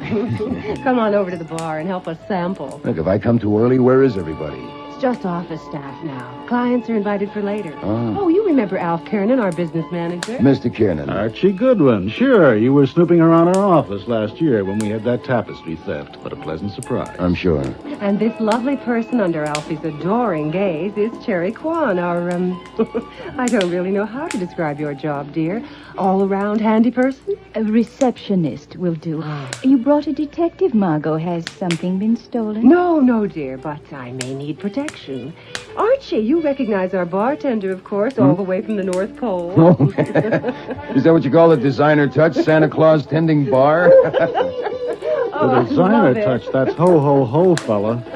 Santa, I think you're divine. And I love your sweet mask and all that lovely padding and your dear little white gloves. Now, if you want to hee-hee instead of ho-ho, that's all right by me. Oh, thank you, Miss. You're welcome. My friend Archie needs a drink, Santa. Oh, certainly, Miss. Champagne only, Goodwin. The designer touch. 3 different brands. The Kurt Bottweil touch. Yes. Shall we sample the Veuve Clicquot this time, Santa? Oh, certainly, sir. Santa, you're adorable. Stop tugging at me, Leo. Oh, here comes the angel on our Christmas tree, Mrs. Porter Jerome.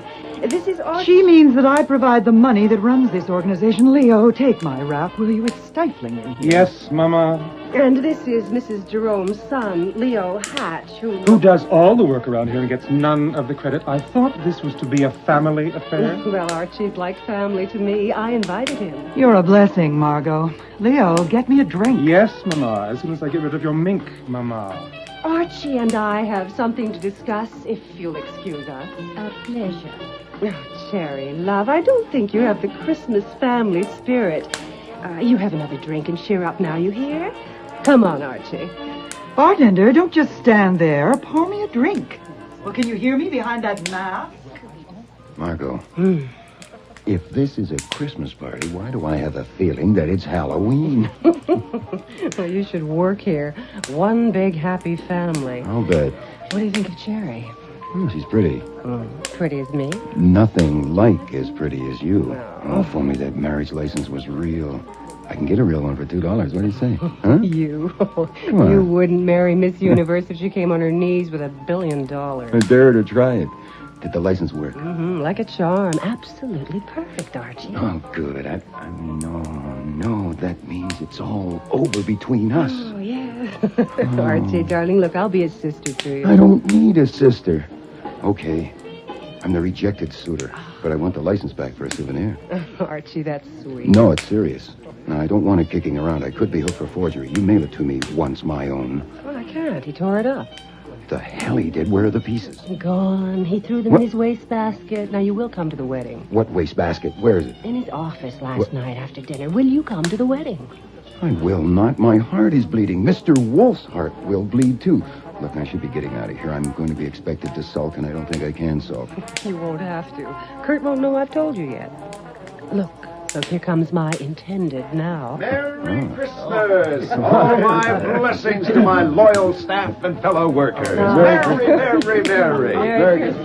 Goodwin, I didn't know you were here. Welcome. Thank you. Now, before the clients and other guests arrive, I have an announcement to make and a toast to drink. Is everybody's glass filled? Everyone ready? Right. Now, there are times when love takes over. There are times... wait a minute. You don't have a glass. You have to drink, too. Of course. Well, I'll just have a sip of champagne. Oh, nonsense. You should enjoy, too. I'll get your private bottle from your office. It doesn't have to be Pernod. I should drink what everyone else is drinking. Nonsense. You should enjoy it just as we do. Now, could I have a glass, please, Santa? There. That makes it unanimous. Thank you, Alf. My secret public place. I'll start again. There are times when love takes over. Santa Claus, where's yours? You have to drink, too. Well, he can't drink through the mask. No, I suppose not. There are times... when love takes over. Thanks, Alf. There are times when the little demons disappear down their rat holes, and ugliness itself takes on the shape of beauty. When the darkest corner is touched by light. When the coldest heart feels the glow of warmth. when the trumpet call of goodwill and good cheer drowns out all the babel of mean little noises. This is such a time. Merry Christmas. Merry, merry, merry, merry Christmas. What a lovely toast, Kurt. Simply lovely. Well, I must write it down and have it printed. That part about the trumpet call. Kurt! Oh, Kurt, what is it, Kurt? Mary Get a doctor.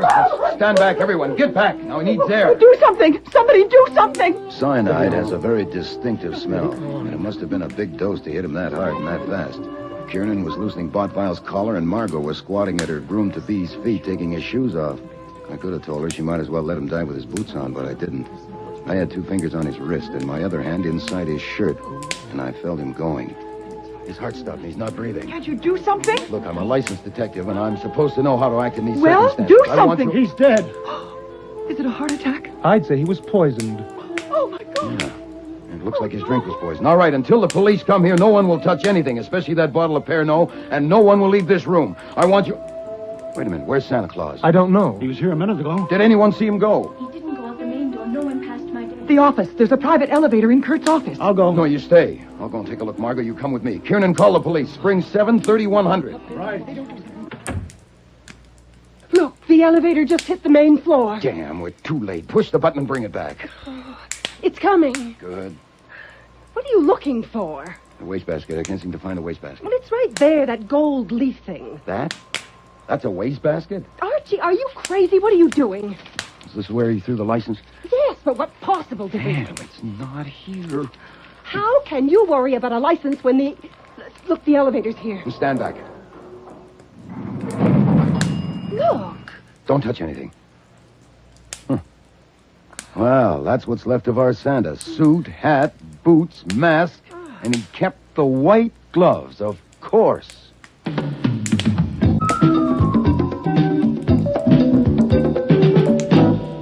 Mr. Kiernan and Mr. Hatch will be taken to the district attorney's office for further questioning.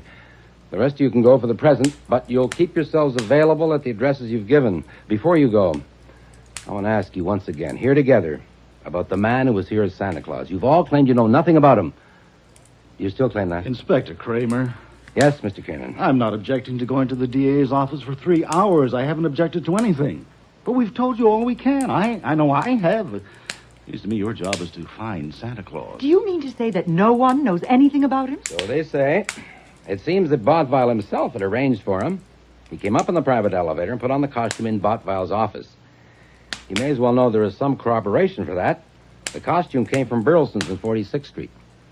Botvile phoned them yesterday afternoon, ordered it sent here, marked personal. Miss Kwan admits receiving the package and taking it to Botvile in his office. I didn't admit it, Inspector. I said it. We're also covering agencies which might have supplied a man to act Santa Claus, but that's a big order. It's also a waste of time. If he was just a hired person, why would he kill Kurt? And besides, he wouldn't have known that the poison was kept in my workshop downstairs. We waste most of our time, Mr. Hatch, but our job is to be thorough. We're going to find that Santa Claus, and when we do, we'll see. If we can't see him for it, we'll have to look further. And we'll expect all of you to help us. I'm taking it for granted you all want to help. What does that mean? That we are under suspicion? I and my son are under suspicion? What I said, Mrs. Jerome, is that we'll expect help from all of you. Don't you want to help? Well, I would help if I could, but I know nothing about it. I only know that my very dear friend is dead, and I don't intend to be abused and threatened. What about the poison? The medical examiner expects the autopsy to verify that it was cyanide. Your son uses potassium cyanide in his work with metals and plating. There's a large jar of it on a stair from Botvile's office to the workroom. Now, anyone who knew that, and who also knew that Botvile kept an open bottle of Pernod in his desk, couldn't have asked for a better setup. 4 of you have admitted knowing both things. You, Mrs. Jerome, admit knowing about the Pernod, but not the poison. That's not true. She did know about it. You little slut. How dare you lie about me? There. You tell that lie again, and I'll slap the other side of your face. Sit down, Mrs. Jerome. But she's lying. She can't I said tell sit down and stay sitting. Miss Kwan, you say Mrs. Jerome knew about the potassium cyanide? Of course she did. In the workshop one day, I heard her son telling her how he used it and how careful he had to be. Mr. Hatch, do you verify... Oh, nonsense. What if he did? Perhaps he did. I'd forgotten about it. I told you I won't tolerate this abuse. So far as I know now, only one of you has told a lie. You. That's on the record. I'm telling you lies only make it harder for you. But sometimes they make it easier for us. I'll leave it at that for now. Mr. Kiernan, Mr. Hatch, my men will take you downtown. The rest of you can go. But remember what I said. Goodwin, I want to see you. I'll go sit in my car.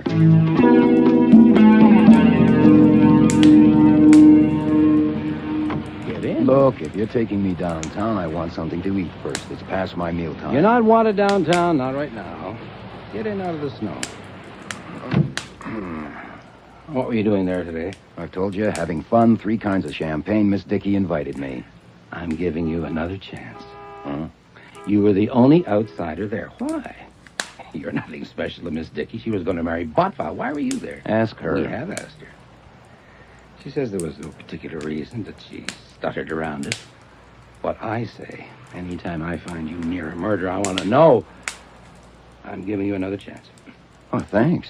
But I can't use it. I have nothing more to tell you. Lay off and go find your murderer. I know you, Goodwin. Yeah, you even called me Archie once. You know, I treasure that memory. I know you. Treasure it. Do you expect me to believe that guy got out of that room and away without you knowing it? Look, I was kneeling on the floor watching a man die. Huh? You're just talking to hear yourself. You don't think I was an accessory to the murder or the murderer's escape? I don't say he was the murderer. But if you knew who he was and didn't want him involved in it for some reason, like maybe earning a fee and let him get away, what about that?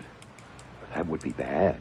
If I asked my advice, I would be against it. God damn it. Do you know who he is? No. Did you or Wolfe have anything to do with getting him there? No. All right, pile out. I'll be wanting you downtown sometime. You know where to find me.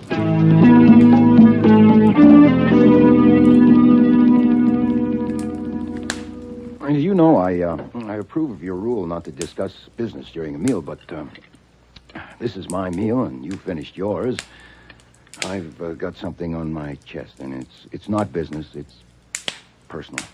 The death of Mr. Bottvile was reported on the radio at 7 o'clock. Oh, yeah. You were there. Mm-hmm, yeah, I was there. I was kneeling by him when he died. But what I want to report is what happened before he died. It's about the marriage.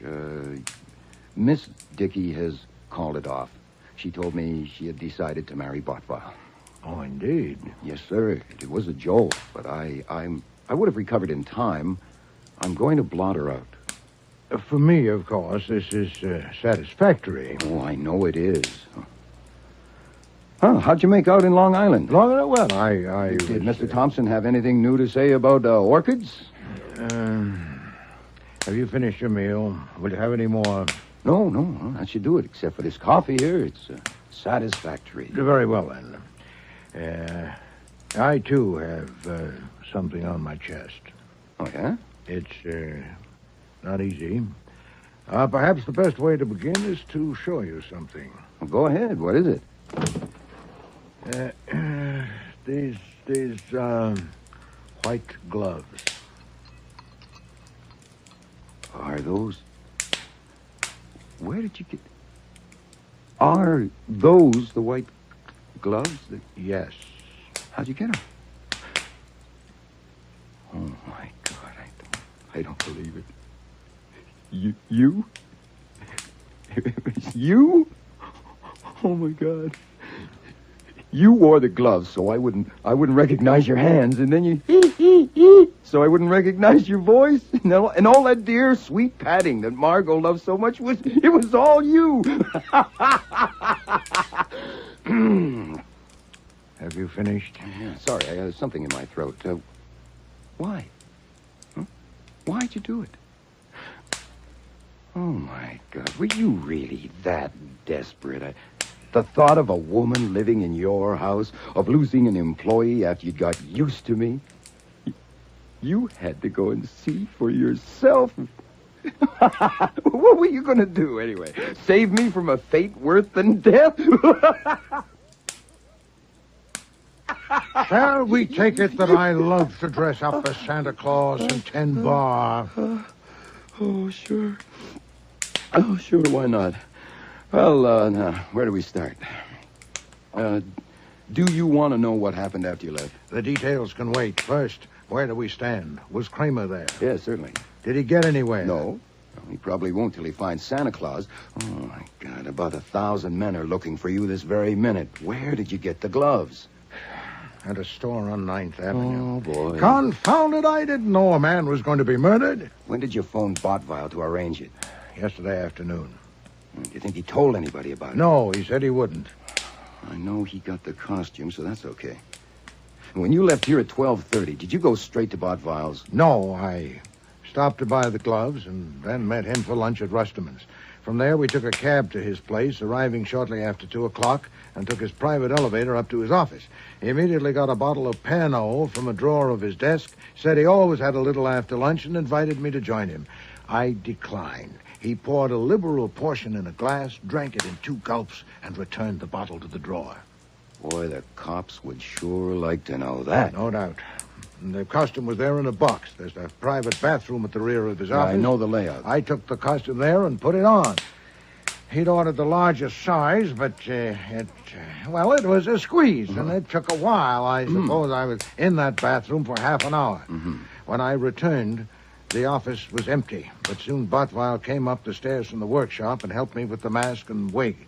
They'd barely been adjusted when Mrs. Jerome and her son Leo appeared, also coming up the stairs from the workshop. I left and went into the studio and found Miss Kwan, Miss Dickey, and Mr. Kinnan there. Yeah, and before long I was there, so none of them saw you unmasked. No. When did you put the gloves on? The last thing, just before I entered the studio. Oh, then you left prints. Archie, I know. You didn't know there was going to be a murder. You left your clothes in the bathroom. Are you sure you got everything when you left? Yes, I'm not a complete ass. Private elevators at the rear of the hall downstairs. Did anyone see you leaving it or passing through the hall? No, the hall was empty. How'd you get home? Taxi? No. Fritz didn't expect me until 6 or later. I walked to the public library, spent some 2 hours there, and then took a cab. You walked all the way to the library because you couldn't admit to Fritz that you hadn't been to Long Island, that you had been playing... Confound it! Marry the woman and be damned! I beg your pardon, but you have to admit the situation is a little unusual.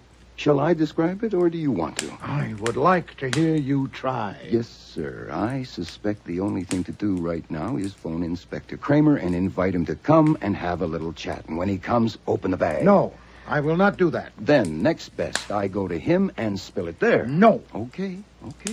They have 1,000 men looking for Santa. They'll check the prints they find in the office, and eventually they'll match it to yours. Now, they'll cover all the stores for sales of white gloves to men. They'll trace Botvile's movements and find that you lunched with him. Now, you're sunk.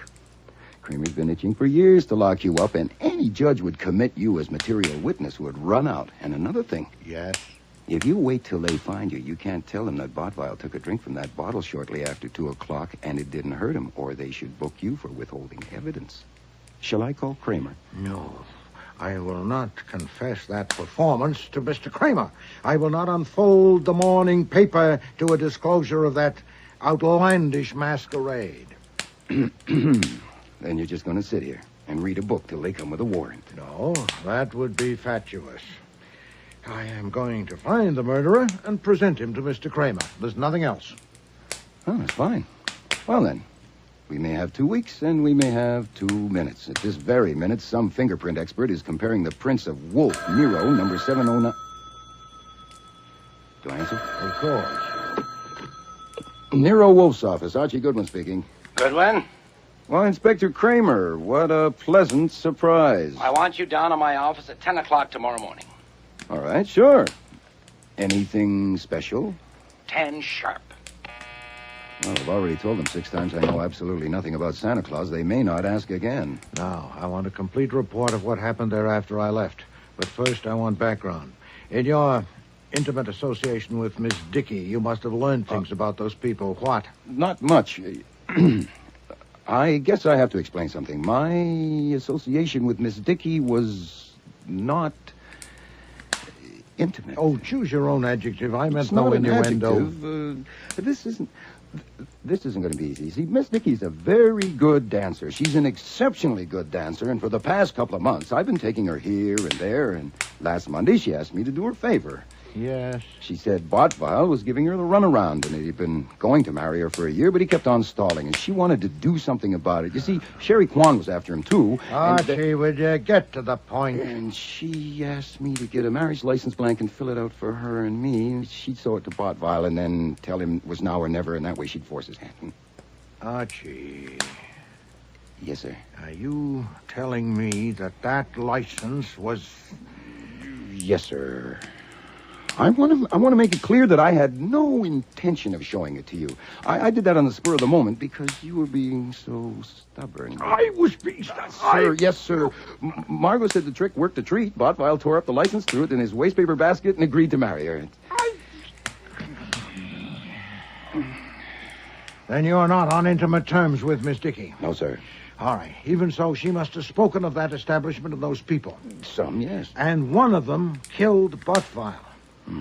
The poison was put in the bottle between 2:10 when I saw him take a drink and 3:30 when Kennan went in and got the bottle. It's a strong possibility that the opportunity was even narrower, that the poison was put in the bottle while I was in the dressing room. Since two of them, Mrs. Jerome and her son, were in the office with Botvile when I left. It must be assumed that one of them, or one of the three people in the studio, had grasped an earlier opportunity. Now, what about them? Had any of them reasons to do away with Botvile? There are motives aplenty. Mrs. Jerome has put $500,000 in the business. She thinks she owns Botvile. Very upset and jealous of Margot and Sherry Kwan. Son Leo, who has vinegar in his veins, not blood, very jealous of Mama's interest in Botvile and of all his future inheritance being spent on Botvile. Kiernan, I don't know about him for sure, but judging from the looks he was giving Sherry Kwan, I suspect he would like to mix some Irish with her Chinese. And if he thought Botvile had him stymied, he might have been tempted to take steps. That can't be Kramer, but he could have sent someone. Oh, let Fritz get it. He knows how to handle police. Continue. Had Miss Dickey a motive? Oh, I got her a license to marry, not to kill. If she was lying when she said it worked, she's almost as good a liar as she's a dancer. Well, maybe she is. Well, if it didn't work, she might have been tempted. And Miss Kwan? There you've got me. You know, I think she works at being inscrutable. Sherry Kwan is a mystery to me. Yes, Fritz, what is it? Miss Cherry Kwan to see you, Mr. Wolfe. She says it's extremely urgent. Bring her in. Yes, sir. Speak of the devil. Will you come in, miss? I was afraid to telephone because you might tell me not to come. So I just came. Will you forgive me? Take a chair, Miss Kwan. Oh, I must get myself together. I'm nervous because it's so exciting to be here. I've read about you so much. Oh, there's the famous globe, and the bookshelves, and the safe, and the couch. Oh, and of course, Archie Goodwin. And you, to actually see you behind your desk in your enormous chair. Miss Kwan, Of course, I saw you this afternoon, but that wasn't the same thing. You could have been anybody in that silly Santa Claus costume. I wanted to pull your whiskers. If I understand you, Miss Kwan, I'm at a loss. If you think you saw me this afternoon in a Santa Claus costume, you're mistaken. Oh, I'm sorry. Then you haven't told them? Madam, if you must talk in riddles, talk to Mr. Goodwin. He enjoys them. But I am sorry, Mr. Wolfe. I should have explained first how I know. This morning at breakfast, Kurt told me that you had phoned him and arranged to appear at the party as Santa Claus. That's how I know. But you haven't told the police? Then it's a good thing I haven't told them either, isn't it? This is interesting. What do you expect to accomplish by this fol-de-rol? Oh, dear. You with so much sense. You must see that it's no use. If I tell the police, they will investigate. Very well. I concede that you could create an unpleasant situation by taking that yarn to the police. I don't suppose you came here merely to tell me that you intend to. What do you intend? I think we understand each other. I understand only that you want something. What? You are so direct, so very abrupt that I must have said something wrong. But I do want something. You see, since the police think the murderer was the Santa Claus who ran away, they may not get on the right track until it's too late. You wouldn't want that, would you? Well, that's your premise. I wouldn't want it. I wouldn't want whoever killed Kurt to get away, no matter who it was. But you see, I know who killed him. Oh, you do? Oh, yes. I have told the police, but they wouldn't listen until they find Santa Claus. Or if they listen, they think I'm just a jealous cat. Who killed him? I'll tell you. Margot Dickey and Kurt were having an affair. A few months ago, Kurt began on me, and it was hard for me because I had a feeling for him. I had a strong feeling. But you see, I am a virgin, and I wouldn't give in to him. I told him the first man I slept with would be my husband. Can you understand that? I think so. Last night, late, it was after midnight, he phoned me that he had broken with Margot for good, and he wanted to marry me. He wanted to come and see me, but I told him I was in bed and we would see each other in the morning. He persuaded me to go to his apartment for breakfast, and I did this morning. But I am still a virgin, Mr. Wolfe. That is your privilege, madam. Oh, is it a privilege? When I got to the studio, I was surprised to see Margot there and how friendly she was. That was part of her plan, to be friendly and cheerful with everyone. She has told the police that Kurt was going to marry her, that they had decided last night to get married next week, Christmas week. Have we reached the point? Did Miss Dickey kill Mr. Botvile? Yes, of course she did. And you told the police that? Yes. I didn't tell them all that I have told you, but enough. With evidence? No. I have no evidence. Then you're vulnerable to an action for slander. Does that matter? When I know I am right, when I know it? But she was so clever, the way she did it, that there can't be any evidence. But it has got to be proved somehow. There has got to be evidence to prove it. And you want me to get it? It would be very good if the evidence proved who killed Kurt and also proved who Santa Claus was. Wouldn't it? Go on. You have men who do things for you. And one of them can say that you asked him to go there and be Santa Claus. And he did. He can say that while he was in the dressing room putting on the costume, he heard someone in the office and peeked out to see who it was. And he saw Margot Dickey get the bottle from the desk drawer and put something in it. I see. He can say that he ran away because he was frightened and wanted to tell you about it first. I don't think they would do anything to him if he went to them tomorrow morning and told them all about it, would they? Oh, just like me. I don't think they would do anything to me if I went to them tomorrow morning and told them that I had remembered that Kurt told me that you were going to be Santa Claus. And that's what you want. Did I say it so you understand me? Oh, you did indeed. You put it admirably. Buzz for Fritz, Archie. I suppose, Miss Corn, it's futile to advance the possibility that one of the others killed him.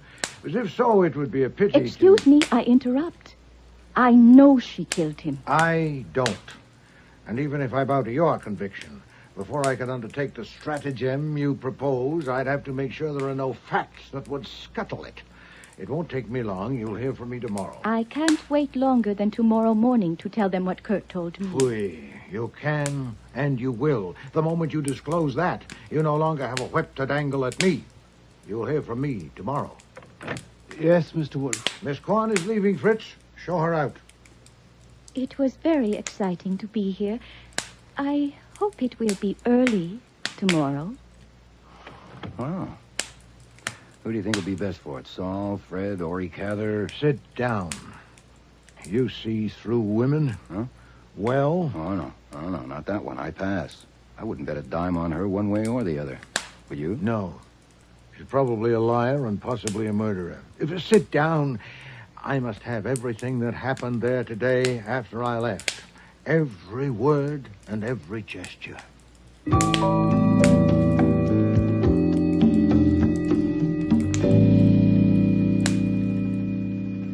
Read your statement over?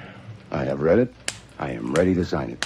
And you've left nothing out? Nothing I can think of. Nothing in any way relevant. Goodwin, I'm going to give you a break. Again? That statement says specifically that you've reported everything you did there yesterday afternoon. Yeah, as I said, I've read it.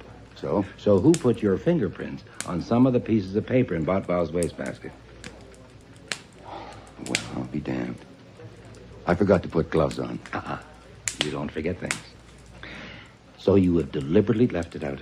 I want to know why, and I want to know what you took from that wastebasket and what you did with it. I'm also damned because I thought I knew how thorough you are, and apparently I didn't. I wouldn't have supposed you would go so far as to dust the contents of a wastebasket when there was nothing to connect them. But I see I was wrong. Oh, boy, I hate being wrong. Well, we learn something new every day. You haven't answered my question. Now, look. Santa Claus had run. Kiernan was calling the police, and I guess I was a little rattled. And I must have looked around for something that might give me a line on Santa Claus, and my eye lit on the wastebasket, and I went through it.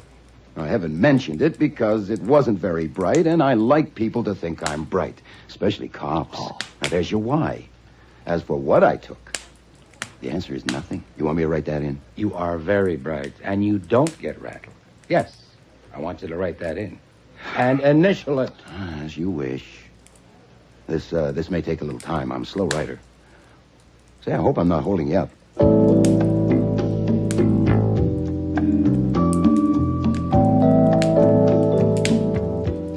Wolfe wasn't in the office when I got home, of course, because his afternoon session up in the plant rooms is from 4 to 6 without fail. There was no note on my desk from him, so apparently there was still no instructions. But there was information on it. My desk ashtray, which is purely decoration, since I seldom smoke, had 3 cigarette butts in it, Faro brand. The kind Saul Panzer smokes. Yes, Fritz. No, it's not Fritz, it's me. I'm back. Oh, you. Yeah, me. There's nothing urgent to report. They found my prints on the stuff in the wastebasket, but I escaped without loss of blood. Is it all right for me to empty my ashtray? Yes, please do so. But then what do I do? I'll tell you at 6 o'clock, possibly earlier. Damn. Nero Wolfe's office. Archie Goodwin. Archie, it's Saul. Glad to hear you're back home safe. Well, I'm glad somebody is. What's up? Message for Mr. Wolfe. Yeah, Tell him everything is set. No snags. that's all? Right? Be seeing you.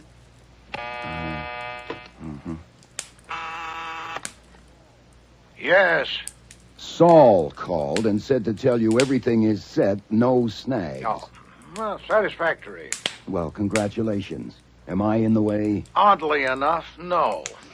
Have chairs in place for visitors. 10 should be enough. 4 or 5 will come shortly after 6 o'clock. I hope not more. Others will come later. Refreshments? Liquids, of course. Nothing else. Anything else for me?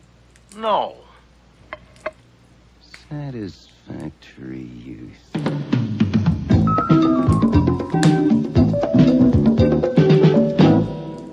I don't thank you for coming because you came in your own interest, not mine. My mother and I came to find out what you're up to. You will, Mr. Hatch. I sent each of you an identical message saying that Mr. Goodwin has certain information which he feels he must give to the police not later than tonight. But I have persuaded him to let me discuss it with you first. Before I didn't know Cherry Kwan would be here. You do now. I hope Miss Dickey and Mr. Kiernan will join us soon.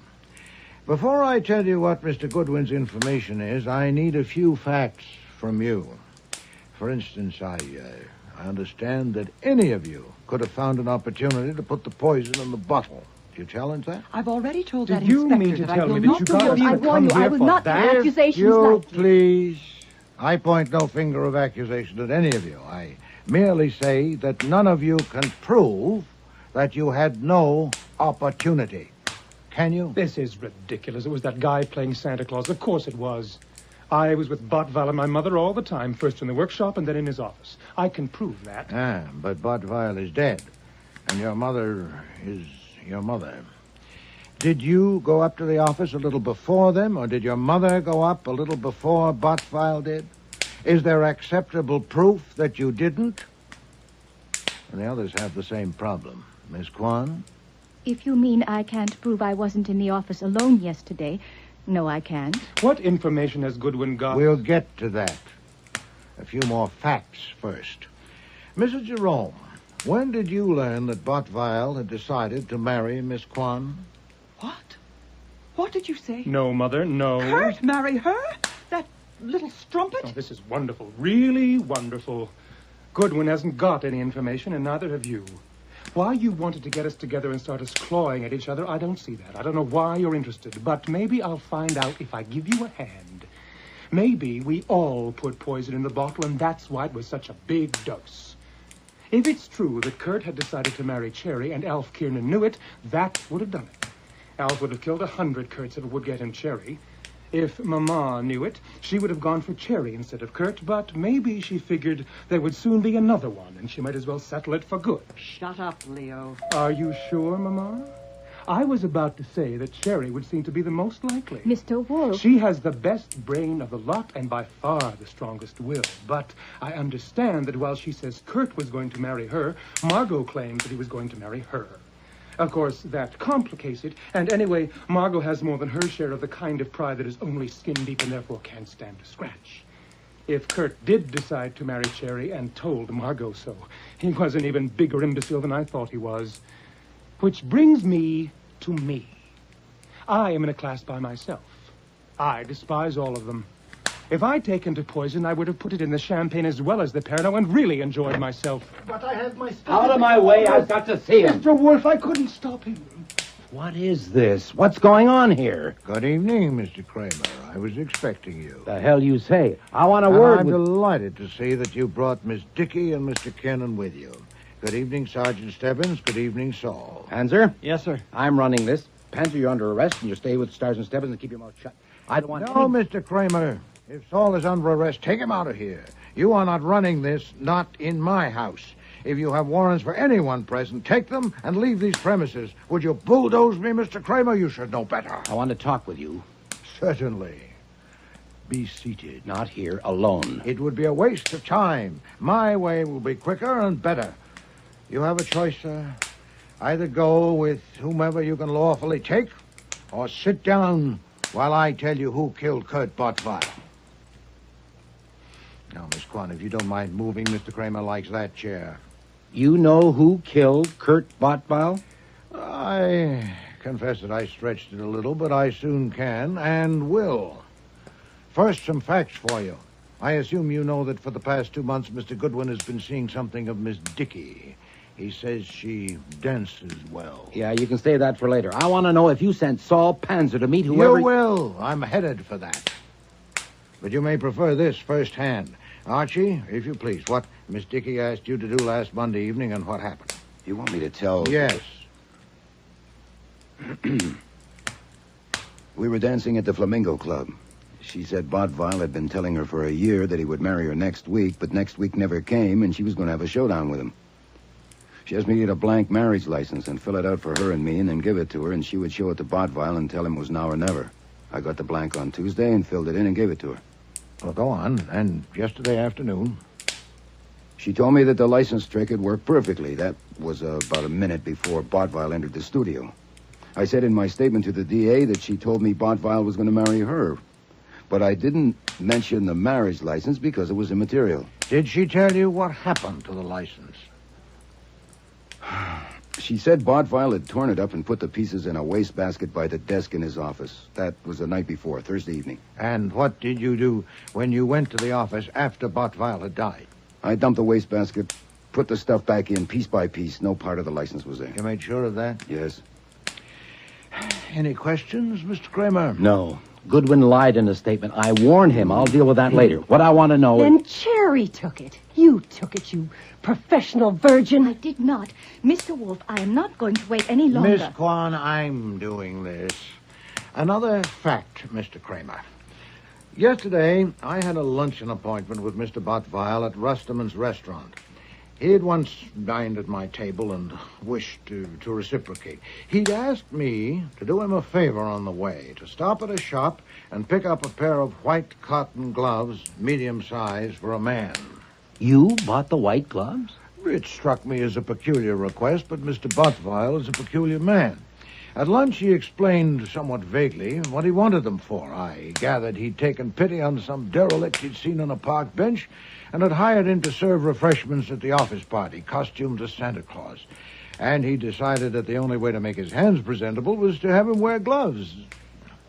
You shake your head, Inspector. You're damn right I do. You would have reported that. No reason on earth not to. I didn't report it because I thought you'd find the murderer without it. The derelict Santa had obviously skedaddled out of fright, since he couldn't possibly have known of the jar of poison in the workshop, among other things. And, as you know, I have a strong aversion to involvement in matters where I've no concern or interest. You're reporting it now. I am indeed, because I understood from Mr. Goodwin that you were intensifying your search for the man who was there as Santa Claus. And with your army, it probably wouldn't take long to get to me, and I'd be under inquisition. I must report the episode now, and suffer your rebuke for not reporting it earlier, but in the meantime, I wanted to make use of my singular advantage. I knew that the man who acted Santa Claus was almost certainly not the murderer, and I needed first to have a talk with one of these people, and I did so when Miss Kwan came here last evening. Why, Miss Kwan? Mr. Wolfe. You can decide later whether such details matter. With Miss Kwan, I discussed her associates at that place and their relationships, and I became satisfied that Bottweil had, in fact, decided to marry her. That was all. You can also decide later whether it's worthwhile to ask her to corroborate that. I ask her now. Miss Kwan... Mr. Wolfe is speaking. I'll wait till he's finished. Thank you. This morning, I acted. Mr. Goodwin was at the district attorney's office with you, so I called in Mr. Panzer to do some errands. Would you tell Mr. Kramer about the first one, Saul? Yes, sir. I was to learn whether Bottweil's wastebasket had been emptied since his conversation with Miss Dickey in his office Thursday evening. I got the name and address of the cleaning woman who worked at that establishment, and I found her, and I had a talk with her. She told me that the wastebasket had been emptied at about 6 o'clock Thursday afternoon, and not since then. Cherry must have taken them. Meanwhile, I was phoning everyone concerned, Mrs. Jerome and her son, Miss Kwan, Miss Dickey, Mr. Kiernan, and inviting them to come here for a conference at 6:15. I told them Mr. Goodwin had information which he intended to give to the police, which incidentally wasn't true, and that I preferred to discuss it first with them. I told you so. Mr. Panzer's second task was the delivery of some messages. He'd written them in longhand at my dictation on plain sheets of paper. They were identical and ran as follows. Saul? When I was there yesterday putting on my costume, I saw you through a crack in the door, and I saw what you did. Do you want me to tell the cops? Be at Grand Central Information Booth, upper level, at 6:30 today. I'll come up to you and say, St. Nick. By God, you admit you got Panzer to do that? I proclaim it. The messages were signed Santa Claus and put in plain envelopes, and Mr. Panzer made sure they were delivered. Now, these were not so much shots at random as they may appear. If one of those people had killed Bottweil, it was extremely likely that the poison had been put in the bottle while the derelict was donning the Santa Claus costume, so it was highly probable that the murderer would believe he'd been observed and would be irresistibly impelled to meet the writer of that message. One of the shots would reach its target. The question was, which one? Are you going to tell us now? Yeah, there was the possibility, of course, that one or more of them would go to you with the message, Inspector. Only the murderer would go to the rendezvous without first consulting you. So, you may now report. What happened in the vicinity of the information booth after you arrived?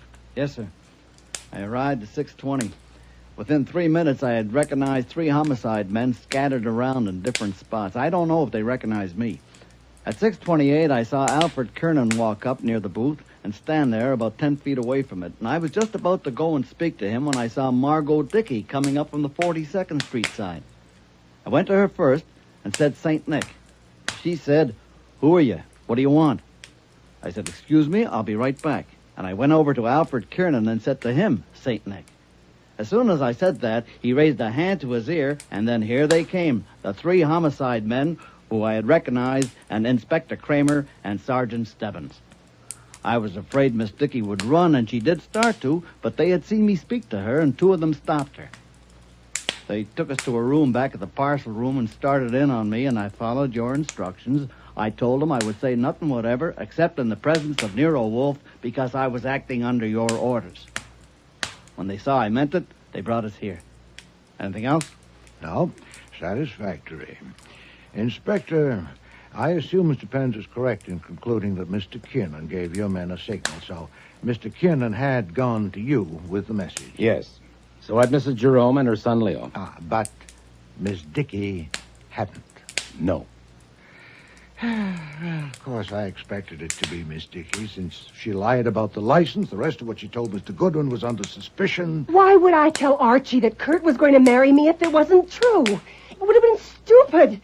He'd find out. Not so stupid if you knew that Bottfile would soon die. Far from stupid. If you'd already put the poison in the bottle, it would purge you of motive, or at least help to do so. Kurt was going to marry me. No, Miss Dickey. It's a fair surmise that on Thursday evening Bottfile told you that he would not marry you, that he had decided to marry Miss Kwan, and you decided to kill him and proceeded to do so. And it must be admitted that you would probably never have been exposed, but for the complications injected by Santa Claus and my resulting intervention. Have you any comment, Miss Dickey? Don't answer. I'm running this now. You may. Inspector, Cherry took those pieces from the wastebasket. She did it. She killed him. No, Miss Dickey. She didn't go there to meet a blackmailer, and you did. Take her, Stebbins.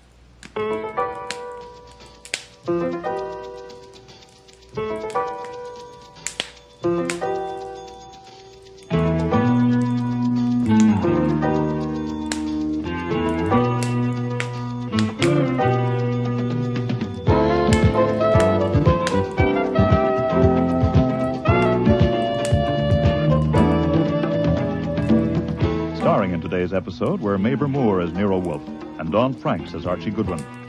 Marty Meriden was Cherry Kwan, Linda Sorensen, Margot Dickey, Patricia Hamilton, Mrs. Jerome, Gordon Thompson, Leo Hatch, John Granick, Kurt Bottfile. Cease Linder was Inspector Kramer, Alfie Scoff was Saul Panzer, and Frank Perry was Fritz. Music was composed and conducted by Don Gillis. Technical operations by John Jessup. Sound effects, Bill Robinson. Production assistant was Nancy McElveen, and casting consultant was Ann Weldon Tate. Christmas Party was written and produced in Toronto by Ron Hartman.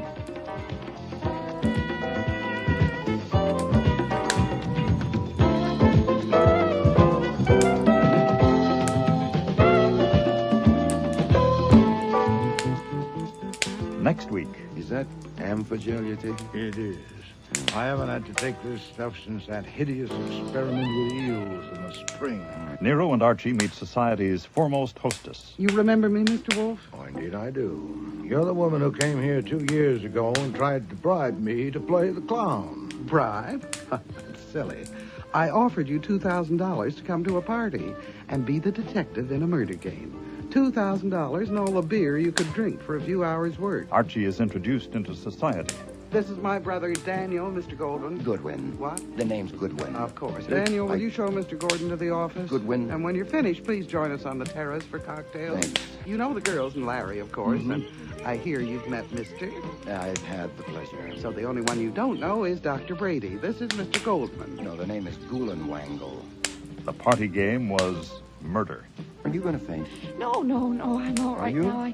I never scream, really. I never do, but it just seems so, cutting myself with glass so soon after Miss Huddleston. Yeah, well, just take it easy. I didn't scream when I cut myself. I'm not quite that silly, really. I'm I not. know. But I screamed when I saw the piece of glass lodged in the bath brush. It seemed so... Let me see that.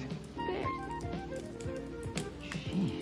Next week, cordially invited to meet death, with guest stars Barbara Hamilton, Terry Tweed, Ken James, Lynn Darragon, and Tom Harvey.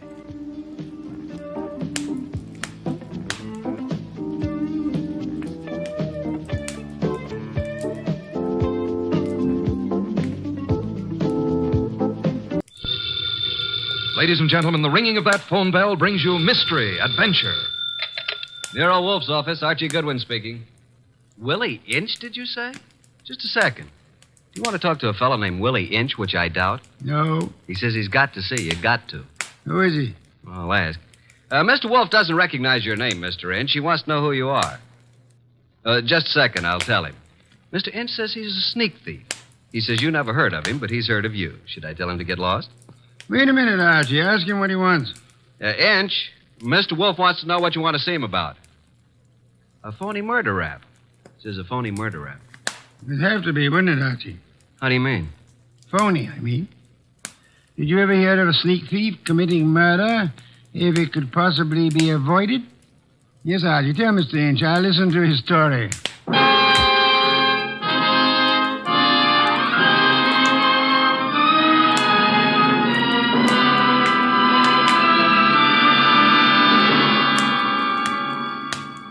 Ladies and gentlemen, it's that renowned genius who is the bulkiest, balkiest, most ponderous, and most brilliant detective in the world. Yes, none other than that chair-borne mass of unpredictable intellect, Nero Wolfe, created by Rex Stout and brought to you in a new series of adventures over this NBC network in the person of Mr. Sidney Greenstreet.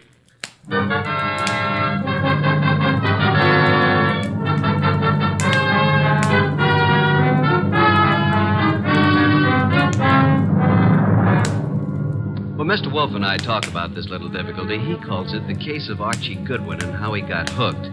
However, I call it the case of the disappearing diamonds. I prefer my title. He prefers his. Anyhow, it started with an improbable character named Willie Inch. That'll be our sneak thief, Archie. Let him in. Okay, boss. Okay? Inch? Yeah. Come in. In there. I'll follow you.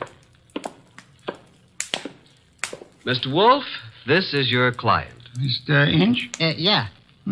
Tall fellow. Must be over 6'6". Sit down. Where?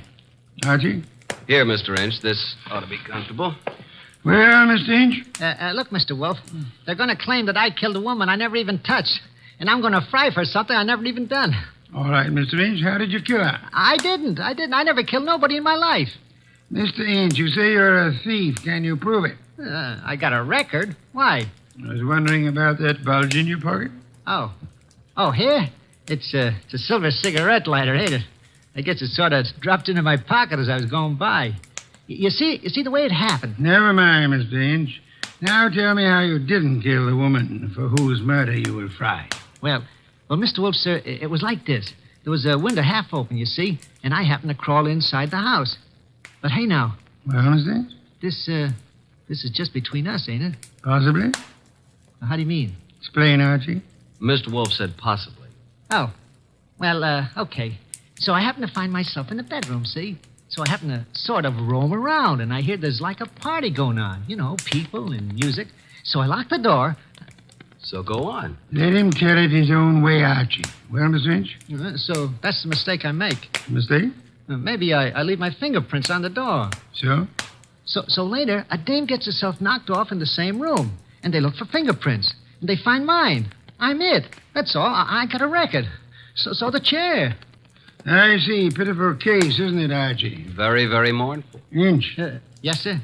I presume you came away with some souvenirs? Oh, nothing. It wasn't worth the trouble. You know, just odds and ends, junk. Have you got the junk with you? Yeah. Let me see. Here. Cigarette case, platinum. Lighter, gold. Vanity case, gold. That's all? Positively. Junk, the man says. I promise nothing, Mr. Inch, but it might be better if you told the truth. Me? You. Oh, well. One square-cut emerald ring. I just happened to find it. Here's something more. A pewter ashtray. Look, the room is dark. I can't see. Piles of coats under beds and hats and handbags. I take what I find. Why didn't you turn on the lights? One of these big standing lamps. You know what I mean. Go on. I bump into it, and it scares the living... it scares me. So? I turn the switch. It don't work. Archie. That sounds like the law, boss. The law? Stay right where you are, Willie. May I suggest that there is a way to find out, Archie? Okay. We don't want any. Good morning, Goodwin. You remember me, your old friend, Inspector Kramer? Two gentlemen with me are also with the department, Pearlie and Ostrakovich. May we come in? What do you want? We want a murderer, and we want some rocks worth $250,000. Does that answer your question? What makes you think you'll find all those goodies here? Come in, men. We know Willie Inch is here. Where is he? Now, just a second. We're coming with you, Goodwin. Okay, Inspector, come along. Well, Archie? The law. That's Willie Inch. Frisk him. No weapons? Okay, just put the cuffs on him. Inspector Kramer. Oh, yes. Hello, Wolf.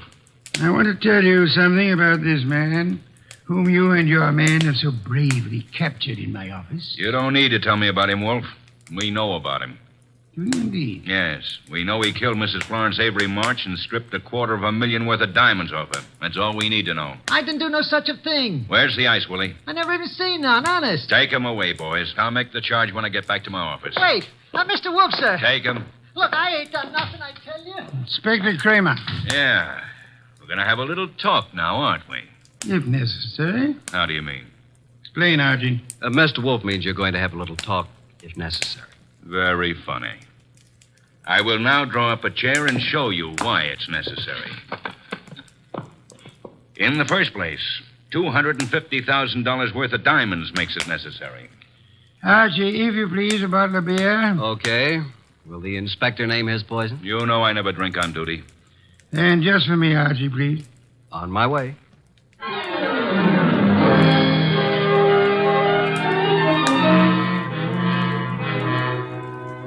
While I opened a bottle of imported beer, it occurred to me that I had something to be grateful for.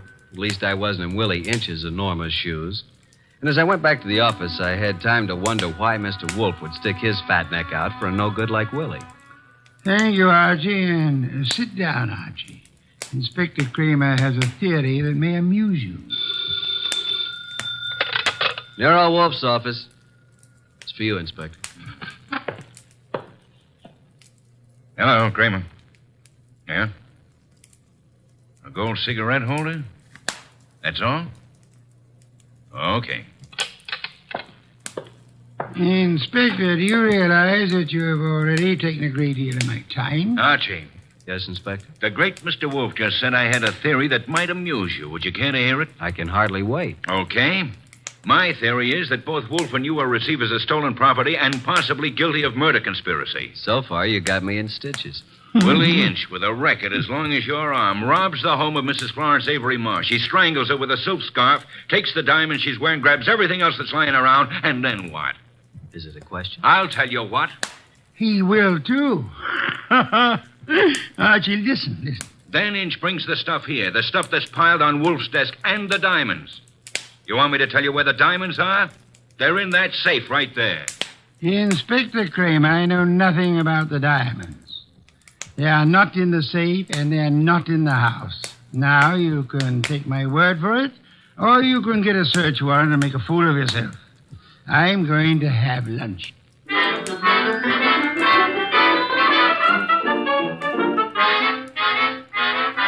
By 2 o'clock, the newspapers were full of the murder of Mrs. Florence Avery March. The suspect was already in custody, caught at the home of Nero Wolfe, well-known private investigator.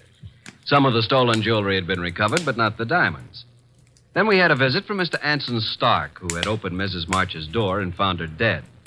Stark was a big athletic guy of about 30 or so, with the large, capable hands of a surgeon or a laboratory worker. He seemed annoyed at the inconvenience we caused him, but that was only natural. That's the story, Mr. Wolfe. I don't see how I can add anything more to it. You had known Mrs. March for several years, huh? Casually. When you broke the door open, was it difficult? Not very. You were the first into the room? There were 3 or 4 of us. We pushed in together. You saw the body of Mrs. March immediately? She was lying across the bed that was heaped with coats and hats and handbags. You knew she was dead? Of course not. In fact, somebody else discovered that she had been choked to death. And who discovered that the diamonds were gone? I don't know. I didn't. Were there many diamonds, Mr. Stark? No, just a few, but big ones. She wore them on a pendant around her neck.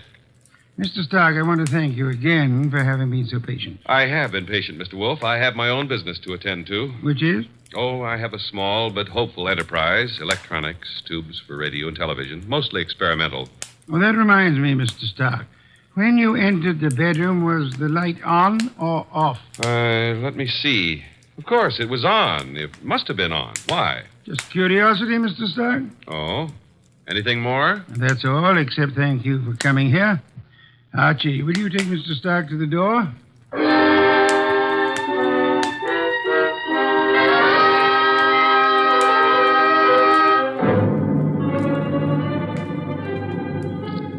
Clark departed like a man who'd been delayed by a petty annoyance. A few minutes later, the door buzzed. And I went, expecting anything. Anything but what was standing on the threshold when I opened up. A honey blonde. Or, to put it another way, a blonde honey. I said hello. No, more like hello. Are you Mr. Wolfe? I'm his assistant, Archie Goodwin, and what can we do for you? Well, I'm Valerie Ladd. And I'm Archie Goodwin. Or did I tell you that? Well, that's exactly where I came in. Well, I mean, where I thought you were going to ask me to come in. Oh, come in. I'm sorry. Well, is he here? Wolf? Mm-hmm. Does he know you? No. Is he expecting you? No. I see. Of course you don't see, do you? Well, this is it, Mr. Goodwin. I'm a writer. Well, I may not look like it, but that's what I am, and I want to do a profile, a character study of Mr. Wolfe for a magazine. Uh-oh. Well, what's wrong? Well, you see, there's a writer named Rex Stout. Oh, I know. He's written a lot about Nero Wolfe, but, well, can't I write about him, too? I don't know if he's going to like it, but you can't be shot for trying. Come on. Mr. Wolfe, this is Valerie Ladd. Pardon me for not rising, Miss Ladd. It is not impolite. It is merely impracticable. Miss Ladd wants to write about you for a magazine. Please, Mr. Wolfe. Nonsense. Mr. Wolfe, if I could just spend a few hours with you, that would be enough. Would it indeed? Oh, yes. Have you written much, Miss Ladd? Oh, reams. You know, the habits of writers interest me. The habits? Yeah, the writing habits. For instance, do you use a pen or a pencil? Do you dictate, or like most writers, do you do your own typing? Mr. Wolfe, if you knew the hours and days and years that I've pounded a typewriter. Of course. Archie. Yes, sir?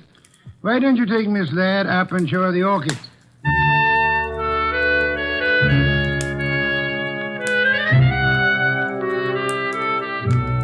You never know about Nero Wolfe. At least I never do. This was something I would have bet against 1,000 to 1. Couldn't understand it. But I certainly couldn't complain. Archie, look at this one. Oh, did you ever see anything so gorgeous? Very pretty. They're all just beyond belief. Yeah? But you're not even looking at them, Archie. What? Oh! Archie, are you always like this? What do you mean like this? Well, so distant and preoccupied. Honey, you got me wrong. Completely. I was thinking. Oh. Yeah, about telephone numbers. It's a lovely thing to think about. What can you think about telephone numbers? I was thinking how some girls have them and some don't. Oh, I see. Archie, I apologize. For what? I did have you wrong. You're not a bit distant. I can be a lot closer than this, honey. What is it? What's what? The number. Oh, well, it's in the book. Yeah? No wonder. Sound as if you don't believe me. Oh, I believe you, but here's a telephone book. Here, let's look it up together, shall we? Archie. Yeah. I'm afraid I lied to you. I was afraid of that, too. Are you angry? Well, I can take no for an answer, honey. Even when it's hard to take. Archie, I've changed my mind. I want you to have my number. And I want you to use it, too. You know, honey, I'm beginning to take an interest in this dialogue. Let's have it. Okay. Olympia 93659. And a very, very pretty number it is. Valerie Ladd. 2 D's? Mm-hmm. Olympia 93659. Honey blonde. Gorgeous. Oh. Spelled gorgeous. There. What are we doing tonight, Olympia 9? And I said that you were distant and preoccupied. We were talking about tonight. All right, Archie. Yes, I'd love it. Oh, these orchids, they're really beyond belief. And you won't even look at them. True. I'm too busy looking at you. Well, how do I look, Archie? Beyond belief, honey. Beyond belief. Well, there goes the Goodwin luck again. It's a house phone, partner. Mm-hmm. Yes, sir. Okay. He wants us to come down. Archie, Yes, dear. even if he says no, we still have a date? Honey, though the heavens fall.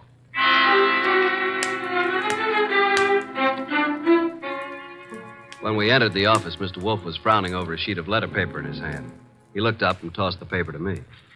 That is a peculiar thing, Archie. The sheet of letter paper just arrived. Since Miss Ladd is interested in detection, show it to her. Thank you. Well, some sort of code, isn't it? QWERTYUIOP. That's all. What do you suppose it means? You're kidding. Archie. Oh. What? Did I say something wrong? No. Miss Ladd, I'm sorry, but I'm afraid I haven't time for an interview just now. Goodbye, Miss Ladd. Oh, but Mr. Wolfe. Goodbye, Archie. Say goodbye to Mr. Wolfe and let's go, honey. Goodbye. That's the way things can be around here. Well, here's the door, and shall we pause for station identification?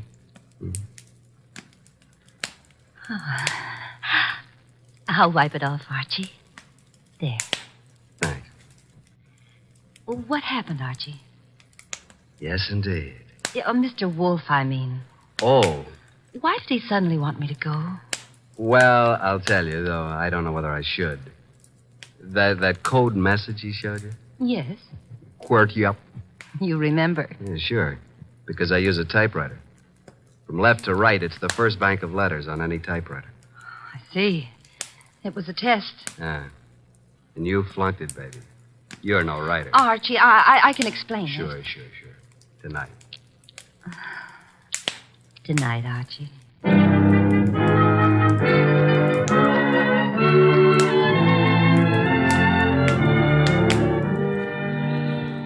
You do believe me, don't you, Archie? Oh, of course, baby, of course. Well, it's just that I was there at the party, when poor Florence was murdered. Then I read in the paper about, how they caught the man at Nero Wolfe's. And I always wanted to be a writer, so I thought if I could get an exclusive interview that would be a good way to start my career, wouldn't it? Yes, it would. Pardon me a second, will you, Valerie? I gotta make a phone call.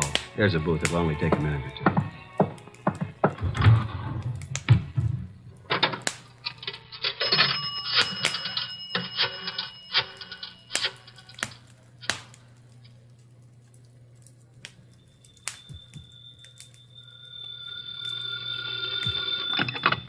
Nero Wolfe speaking. Archie, I'm at the Riviera with Valerie Ladd. I'm happy for you, Archie. I will remind you that I have not seen you since Valerie left the house. I was otherwise occupied, Archie. With orchids. With orchids? What do you want, Archie? Look, with that typewriter gag, you practically told me she was a phony, didn't you? Of course. Just for the record, how did you know? Have you looked at her fingernails? She never touched a typewriter in her life. I wanted to be sure. Okay, now do you want me to tell you something? You mean that your charming companion Valerie was at the party when Mrs. March was murdered? How did you know that? Simple, Archie. I got a list of the guests from Inspector Kramer. Among them was the name of Valerie Laddway. Simple? Ladd. Yeah, sure. Okay, what am I supposed to do about it? Just hang on, Archie. Just hang on.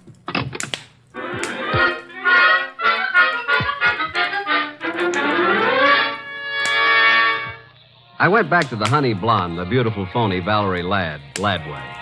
I went back to the table where she should have been, but she wasn't there. I sat down and waited. Looked at my watch, 11:24. 11:32, no Miss Laddway.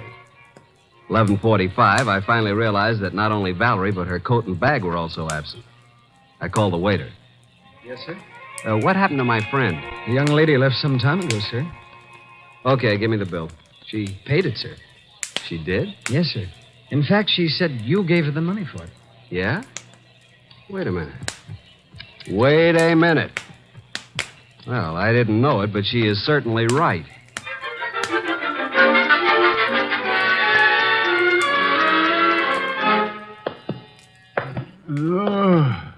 Oh, my. Well, Archie, this is most thoughtless of you. Sorry, I lost my keys. My money, too. Your keys, Archie? Yeah. Glad you were still up. You lost Miss Laddway, too? Definitely. I'm going to bed. Good night, Archie. You think it's funny, don't you? Yes, Archie. Yes, I do. Good night, Mr. Wolfe. Archie, Yeah? before you retire, one thing. What? Open the safe, will you? And leave it open. Why? Because there's nothing in it of importance. And it's a valuable safe, and I don't want it damaged. Good night, Archie.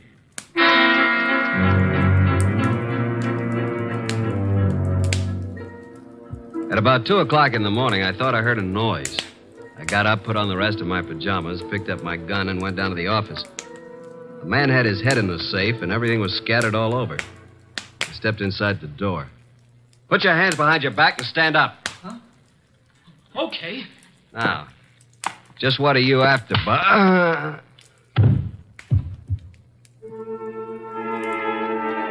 When I woke up, I was alone on the office floor. I did not feel good. The place looked as if a hurricane had struck it. Every file drawer had been emptied. I felt a draft from somewhere. Got to my feet, trying not to joggle my head too much. There was the front door standing open. I closed it gently. Then very, very gently, I groped my way to the kitchen for ice, water, and towels. Archie. What? Oh, didn't you hear me scream? No. Is it bad? It's better. You're angry, aren't you? Nuts. What, Archie? I said nuts, Mr. Wolfe. Nuts. I'm sorry about what happened, Yeah, you expected it. but I didn't expect you to be caught by somebody behind you. You must have known there would have been two of them. Now, how would I know that? How? Think of Mr. Ladway's delicate hands. Do you believe she intended to open the safe herself? You think she stole my keys and so on. Well, let me tell you... Hey, wait. That guy was digging in the safe that... Then who hit me in the head? Archie, someday you'll be the death of me. In the morning, will you tell Inspector Kramer I'd like to see him here?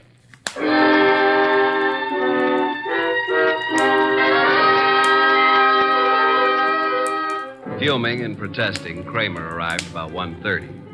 When I let him into the office, Mr. Wolfe was gazing thoughtfully at the ground floor plan of the house of the late Mrs. Florence Avery March. We'd gotten it from the original architects. Wolfe looked up and almost smiled. Thank you for coming to me, Inspector. You know how difficult it is for me to come to you. Okay, what's up? I take it you haven't found the diamonds. No, not yet. We'll break inch down, though. Don't think we won't. Oh, I'm sure. But this is what I want to ask you, and it's quite serious. Okay, all right, what? After the body was found, your men arrived at the house before anyone left. Right. And before anybody was allowed to go, every person was searched thoroughly. Nobody could have gotten a pin or a needle out of that place. I know something about police methods, and I believe you. Now, how thoroughly did you search the house itself? Wolf, look. We've got that floor plan you're studying now. There are no hidden closets. Every square inch of that house has been examined. The diamonds aren't there. Willie Inch killed the dame and snatched the diamonds. What he did with them, we'll find out. Possibly. Goodbye, Inspector. At approximately 3:15, the postman arrived with an envelope for me. The envelope contained my keys, the bill from the Riviera, and the money left after the check was paid. At approximately 5:07 p.m., I discovered that Wolfe had been using the telephone all by himself. He explained. He was going to have a party. He had invited all of the guests who were at Mrs. Florence Avery March's somewhat fatal party, including Anson Stark, Willie Inch, and Valerie. Nero Wolfe, the natural-born ham, he made an entrance that would have been worthy of Queen Victoria in her heavier days. He sat in his oversized throne behind his oversized desk and beamed at the peasants. Valerie moved toward me. I'm sorry, Archie, but you must know why I did it. Why? Well, you said I wasn't a writer. I wanted to prove that you weren't a detective. Did you take the stuff while we were dancing? I could have, couldn't I? You could have bumped me on the head last night, too, couldn't you? Oh, Archie. Let it go. It was humiliating, though. Ladies and gentlemen, I'm sure you realize the purpose of this party. We want to know who killed Mrs. March and what became of her diamonds. Mr. Inch. Yeah? When you visited the room where the body was found, the room was dark? The bulb was burned out. I tried to turn it on. If there had been a body on the bed, would you have seen it? Maybe. With all those coats, maybe not. Sure. Mr. Stark? Yes, I said the light was on. Perhaps I was wrong. What of it? You're engaged in the manufacture of tubes for radio and television, huh? I told you that. Inspector Kramer. Yeah, what? A light bulb was found in the wastebasket in the room where Mrs. March died. Yeah. Like you said, we tried the bulb in the socket and it worked. So what? One more question. Does anybody remember whether Mr. Stark was carrying a bundle or a package under his arm when he arrived at Mrs. March's party? Oh, I do, Mr. Wolfe. I think he had a box of flowers. That's true. I did bring flowers. No, Mr. Stark. That box contained 2 parts of a light bulb and some adhesive. During the party, you strangled Mrs. March, put the diamonds into the light bulb, assembled the thing, and screwed it into the lamp socket. Archie, stop him.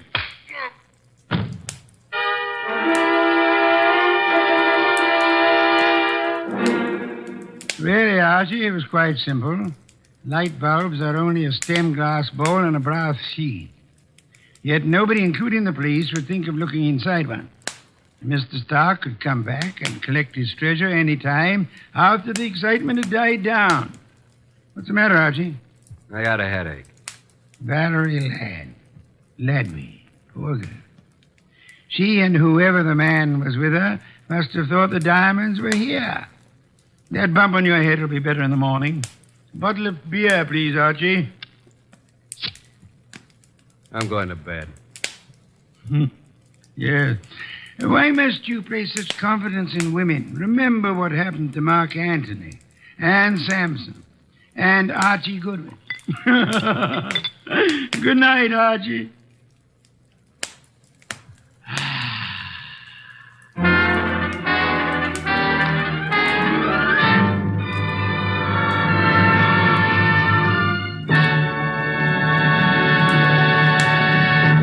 You have been listening to The New Adventures of Nero Wolfe, starring Sidney Greenstreet.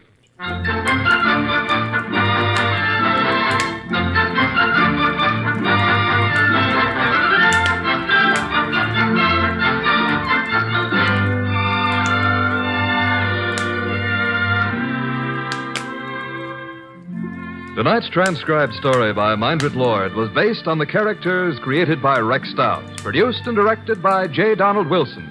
This is an Edwin Fadiman production. In the cast were Harry Bartell as Archie Goodwin, and G.G. Pearson, Bud Heaston, Gray Stafford, Dick Ryan, and Bill Johnstone.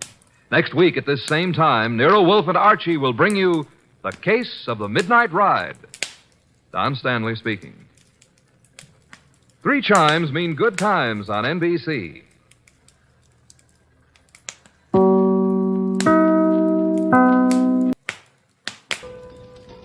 Rex Stout's Nero Wolfe.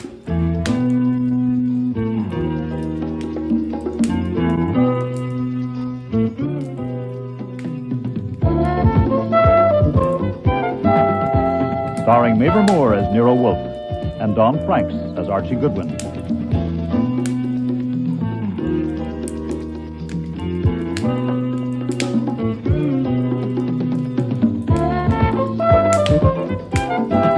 Today's episode's Murder is No Joke, with special guest stars Joy Coghill, Nani Griffin, Richard Monette, Vivian Reese, and Murray Westgate.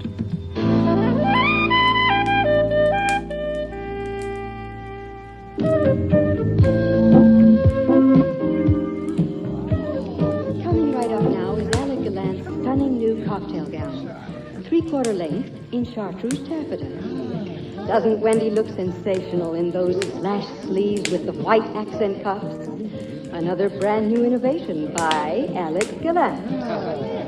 The coat is a separate piece, and you can take it off if you like. And there's Wendy looking just a wee bit cooler.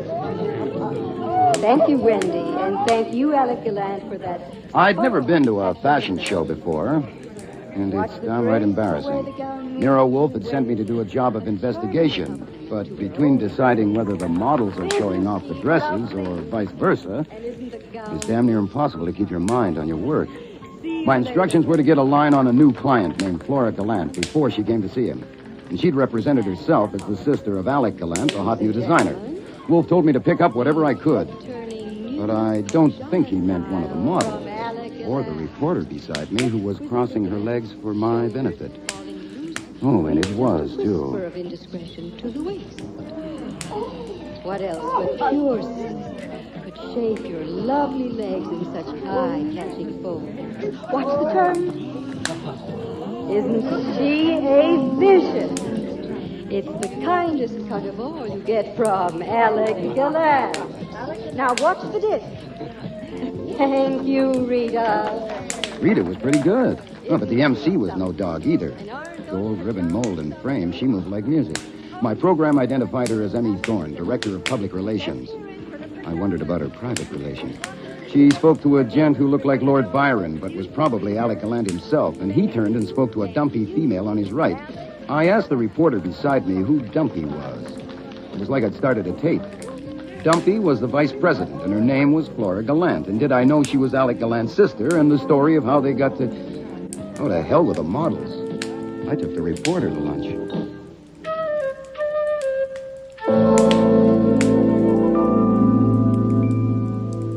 I must apologize for asking such an important man as you, Mr. Wolfe, to give up your valuable time to listen to me and my troubles. I want you to understand. It would take less of my time, Miss Gallant, if you'd simply tell me what your troubles are. Yes, but you see, I do not expect anything for myself. The trouble is about my brother.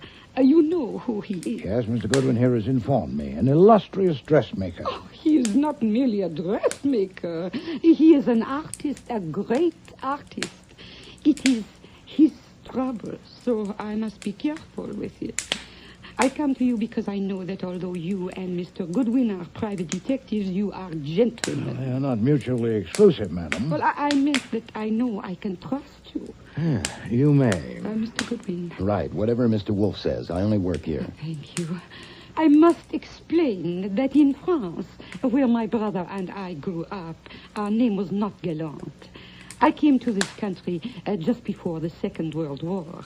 My brother just after it. He entered legally under his new name of Gallant, and within 7 years he had made a reputation as a designer.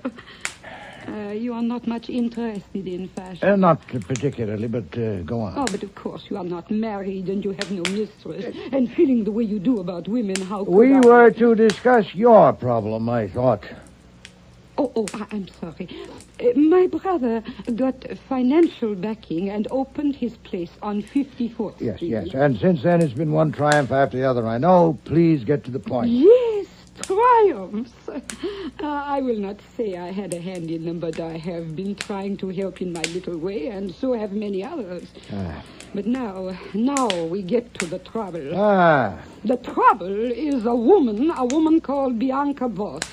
Madam, I am not in the habit of accepting cases of romantic entanglement. Oh, no, not an affaire d'amour. I am sure of it. Well, that's fortunate. My brother has never married, but he is very healthy about women. I will confide in you that he has une amie intime, a young woman who works in a firm. Bianca Voss cannot attract him in that way. Good. She came first here from Europe a year ago. He expected her, so he must have met her somewhere. I see. He designed things for her, but no bill was ever sent. Then he gave her one of the offices on the 3rd floor, and she started to come in every day.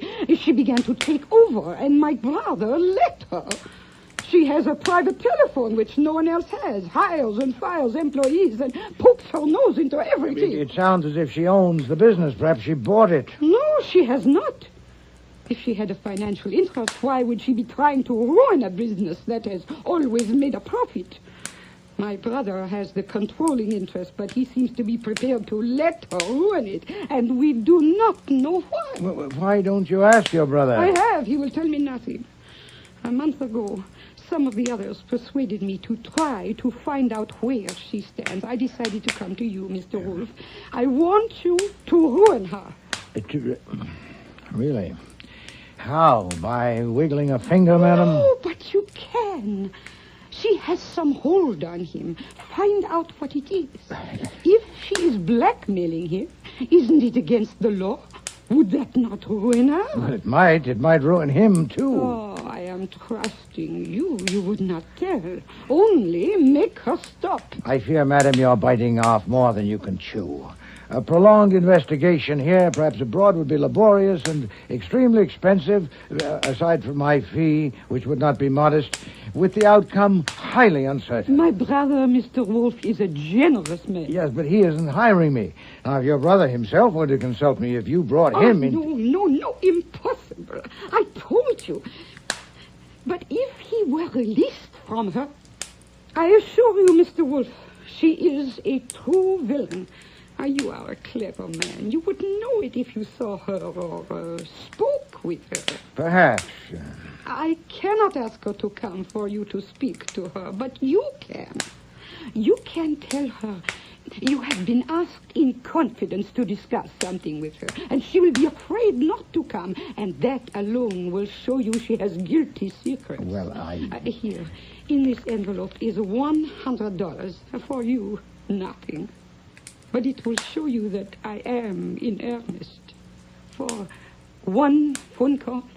Worth $16, Mr. Wolfe, after income tax. I know that, Archie. Well, Miss Gallant, where is Miss Voss? At my brother's firm. She always is. Give Mr. Goodwin the phone number. I get it. She may be downstairs. No, use my phone. Mr. Wolfe's is for him. Oh, very well. This Miss Voss sounds like a difficult customer. I've no idea what she sounds like. I haven't heard her yet. Very funny. Doris, this is Flora. Is Miss Voss around? Oh, I thought she might have come down. No, don't bother. I'll ring her there. Well? She's up in her office. I'll get her.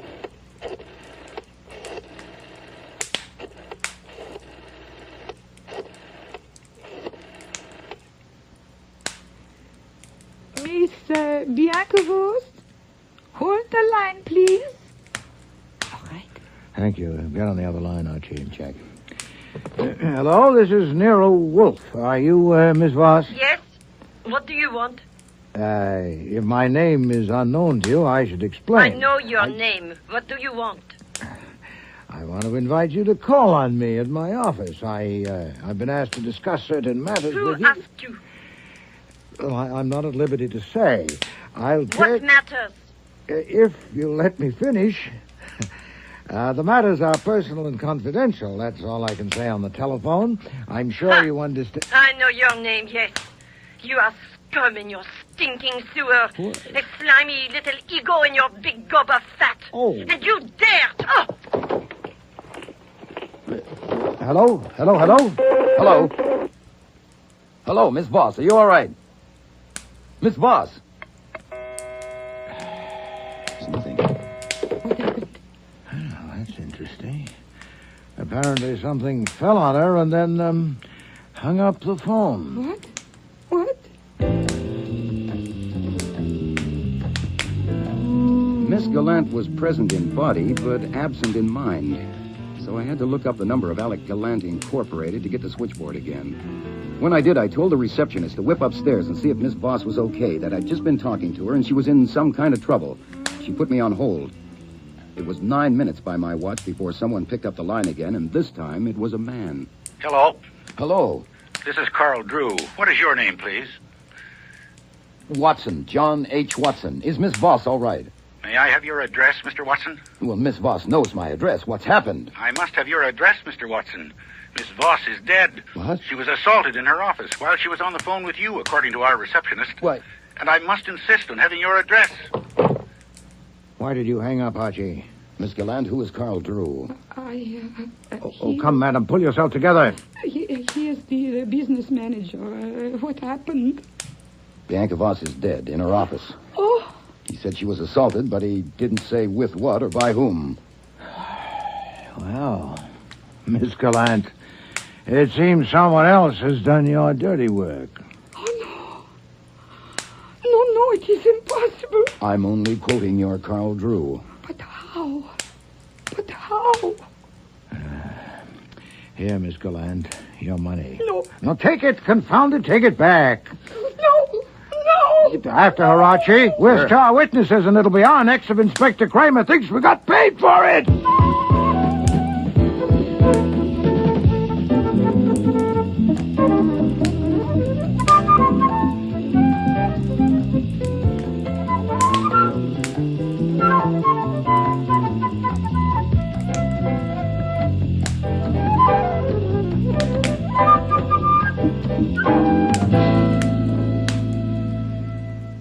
course, I appreciate it, Mr. Wolfe. Saves me a lot of time and trouble. There are 7 John Watsons in the New York phone book. As well, Mr. Kramer, as Sherlock Holmes' famous assistant. A clue that might have led you to my assistant, Mr. Goodwin. Terrific. Oh, yeah, I thought so, too. But I don't play games, Goodwin. Oh, no, sir. That's why I typed up the verbatim report. Everything we said and Miss Gallant said, the voice said, what you've just read there. As you can see, we both signed it. Yes. Yeah, I noted that. So it was 11:31 when you heard the blow. We heard no blow. No. Identifiably. Perhaps when you've had a chance to read the report more carefully. Try page 4, Okay, Inspector. okay. You heard a groan and a crash and rustles, whatever that is. Yeah. And I'm telling you there was a blow. She was hit on the back of the head with a chunk of marble, a paperweight. Then a scarf was tied around her throat to stop her breathing. But you didn't hear the blow. Not to recognize it as such. No, Inspector. No. Okay.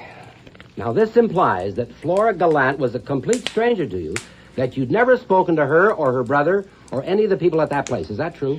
The implication is valid, except as related in that statement, of course. Nor has Mr. Goodwin spoken to them, Archie. Right, Mr. Wolfe. Okay.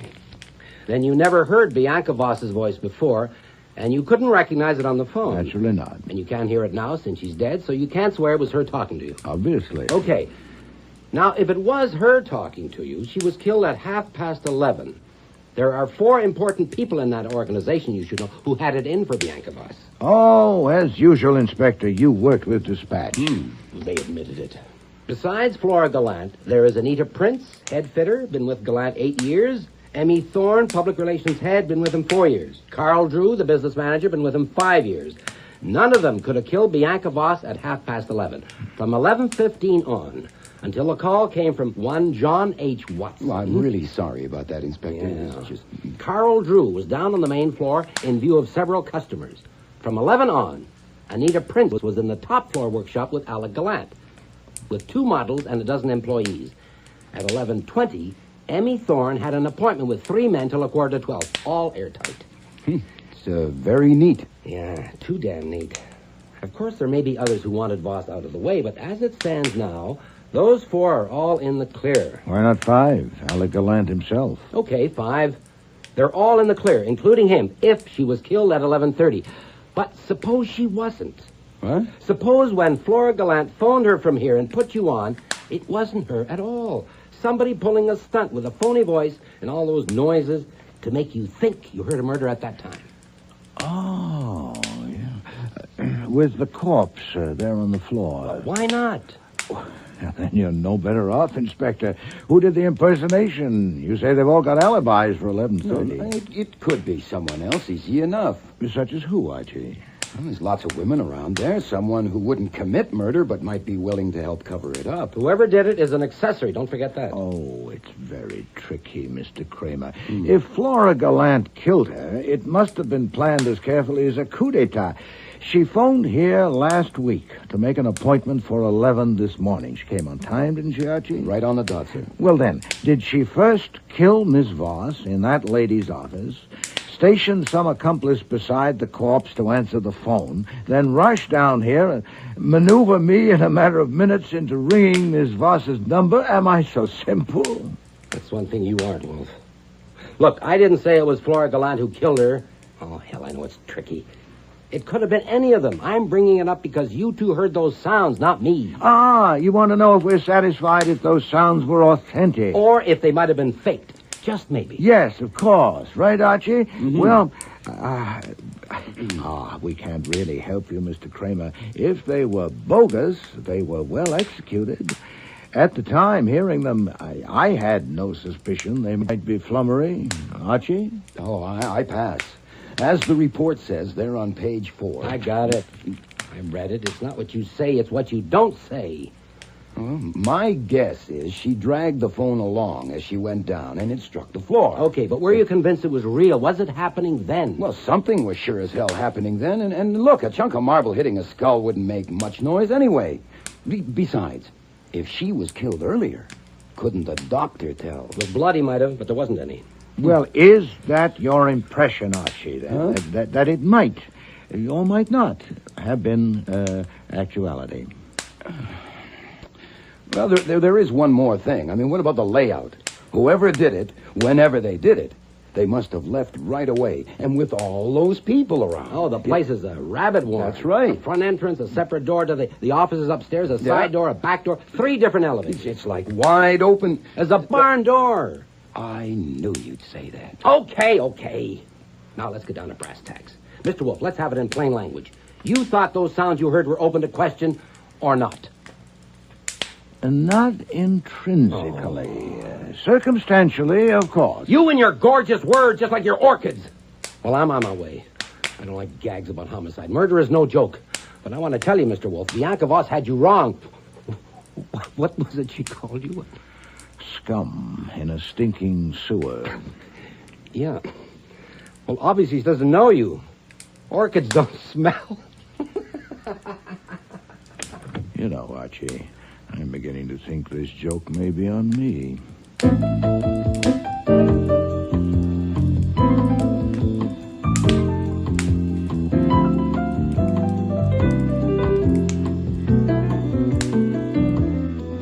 Next morning, I was eating breakfast in the kitchen with the Times propped up in front of me, reading about the Bianca Voss murder.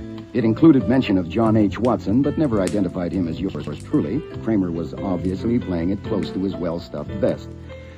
But just as Fritz served the eggs Benedict, I saw another item on page 1. Coffee with the eggs, Archie? Yeah, thanks. Fritz, you ever see an actress named Sarah Yair? What movies has she been in? Oh, no, she's too good for the movies. She was a stage actress. Oh, well, then. I saw her 3 times in Strange Interlude. She was fantastic. Only time I ever wrote a fan letter was to her. Last night, Sarah Yair committed suicide. Was it a gun or poison? Cyanide in a glass of bourbon. Terrible. Unless it was very bad bourbon, how could she take it? She was an alcoholic, Fritz. She'll drink anything. What a way to go, eh? Was it at home, Archie, or somewhere else? Huh? I always feel better when they do it at home. It was at home, it says here. If you call a lousy flat on East 13th a home. Boy, she must have slid a long way down.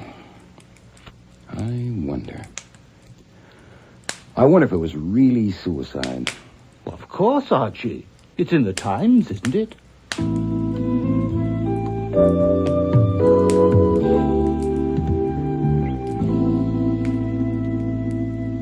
You've seen the Times this morning, Archie? Yes, sir. I'm sorry I let you get to the office before me, but you're early. What's the emergency? Oh, no emergency. But you can't... How'd you get that phone book? Walked over to your desk, lifted it up, walked back to my own, and sat down. I knew no other way. Well, why didn't you wait for me? Because I needed to know a number. Oh, can't I get it? No. I have instructions. You will go to Alec Gallant Incorporated on 54th Street and speak with Mr. Gallant, his sister Flora, Miss Prince, Miss Thorne, and Mr. Drew, separately if possible. Now? Now. You will tell each of them that I've engaged you to make inquiries about Miss Sarah Yair. Sarah Yair? And that I shall be grateful for any information they may be able and willing to furnish. I'd like to see any communications they've received from her in, say, the past month. Oh, don't raise one eyebrow like that. You know it disconcerts me. I've never seen you disconcerted yet. And what do I say when they ask me who engaged you to work for Miss Yair? Everybody knows the lady's dead. That you don't know. You're merely following my instructions. Uh-huh. If I ask you who engaged you, what do you say? I tell you the truth. I have engaged myself. Oh. I think I may have been hoodwinked by a very skillful actress, and I intend to find out. You mean Sarah Yair? You may be fishing where there are no fish. They may all say they've never had any association with Sarah Yair, and they may be telling the truth or they may not. If any of them acknowledge knowing her, try to find out the degree of intimacy, but don't labor it. That can wait until we bait a hook. All I want to know now is, are there any fish in that particular pond? Okay. I'll look up that number for you. No, you will not. I can at least read. Get out.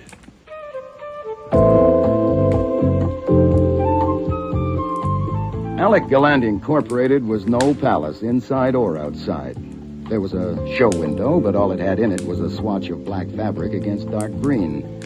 I went in. Everything inside was dark green, too. Wall-to-wall carpet and wall-to-wall walls. No racks, no dresses, no nothing to buy.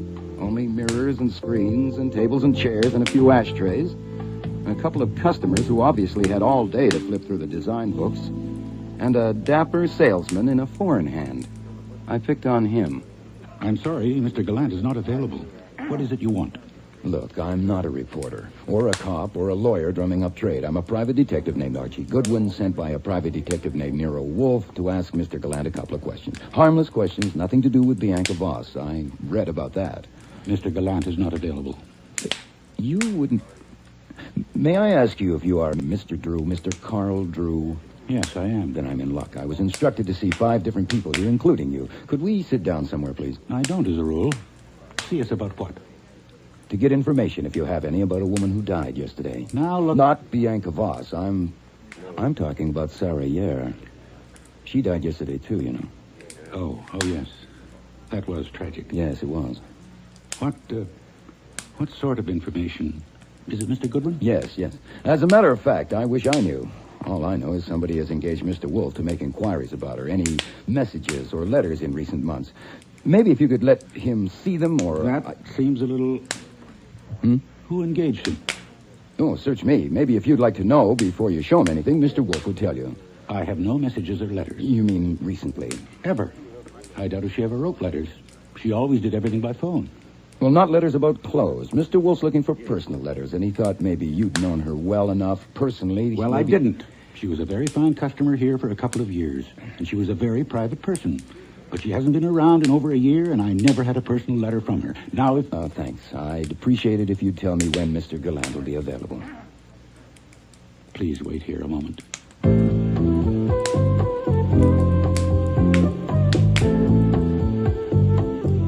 So, that was one fish. I had to resist the temptation not to play him on the line, but Wolfe had said not to labor it, and I only disobey him when I know better.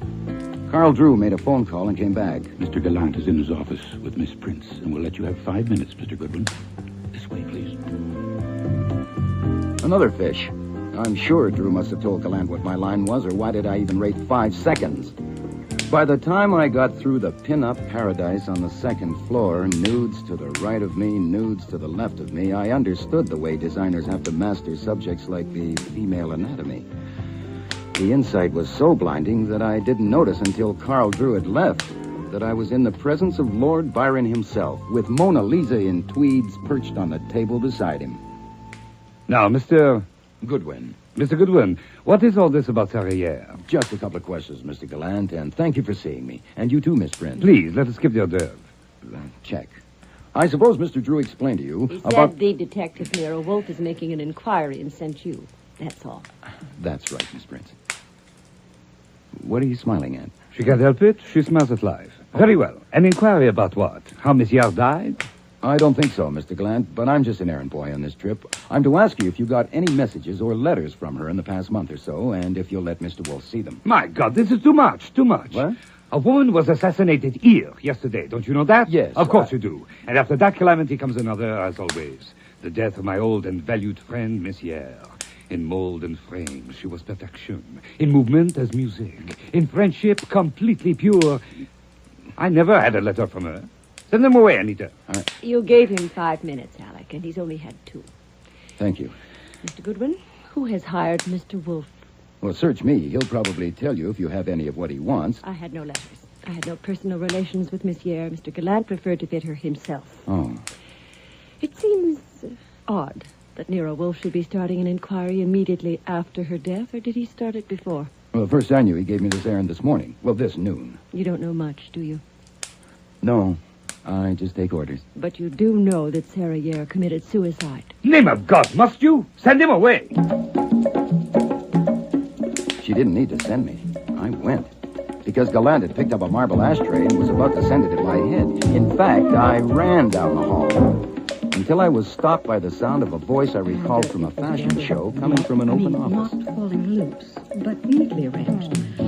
It was Emmy Thorne, the MC, doing her PR work. I decided to investigate and had stepped in before I noticed the room's other occupant. Good one, for the love of God. Hello, Sergeant. You. Well, what? Sightseeing? Rubbernecking? The scene of the crime? Well, just morbid Stebbins, like you homicide types. Compulsion neurosis. Is this the place? What do you think? I think that's the desk and the telephone. And that's where the dead body lay. And the live one is Miss Emmy Thorne. How do, Miss Thorne? Who did you say he was, Sergeant? A pain in the drain. What have you got to do with this, Goodwin? Actually, Sergeant, this is one homicide I have no finger in. I'm here on a fishing trip, Miss Thorne. I'm Archie Goodwin of Nero Wolfe's office. May I have a word with you? Now, wait a damn minute, It's all Goodwin. right, Sergeant. I'm expecting him. He's the one Mr. Drew told me about. Sure, Mr. Goodwin. Let's take a walk. You can't leave this building, Miss Thorne. What are you fishing for, Goodwin? If I knew, I might tell you, but don't hold your breath. See you in court, Stebbins.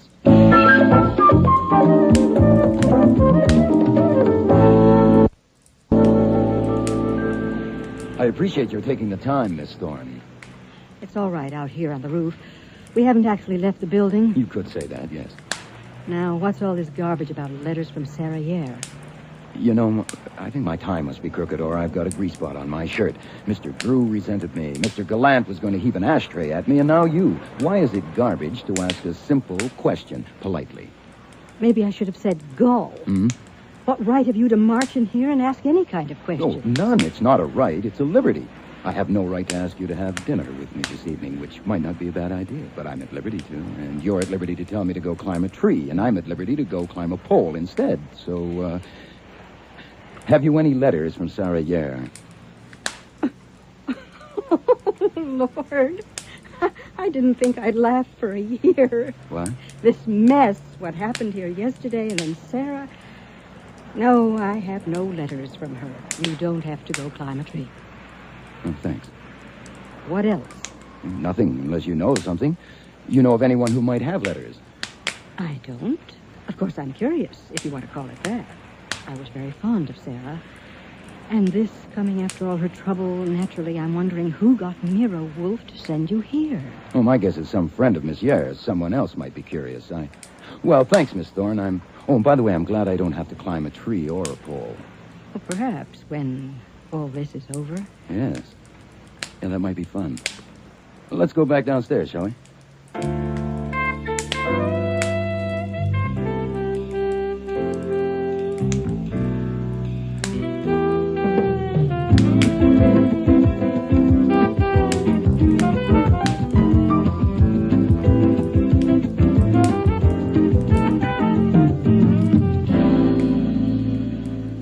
Bingo, Mr. Wolfe. Bingo? I sent you on a fishing trip. Uh-huh. Then the Gallant place is a hatchery. Sarah Yare bought all her clothes there. They all knew her, and it seems they all loved her. Including Flora Gallant? She wasn't there. My guess she's down at the DA's office.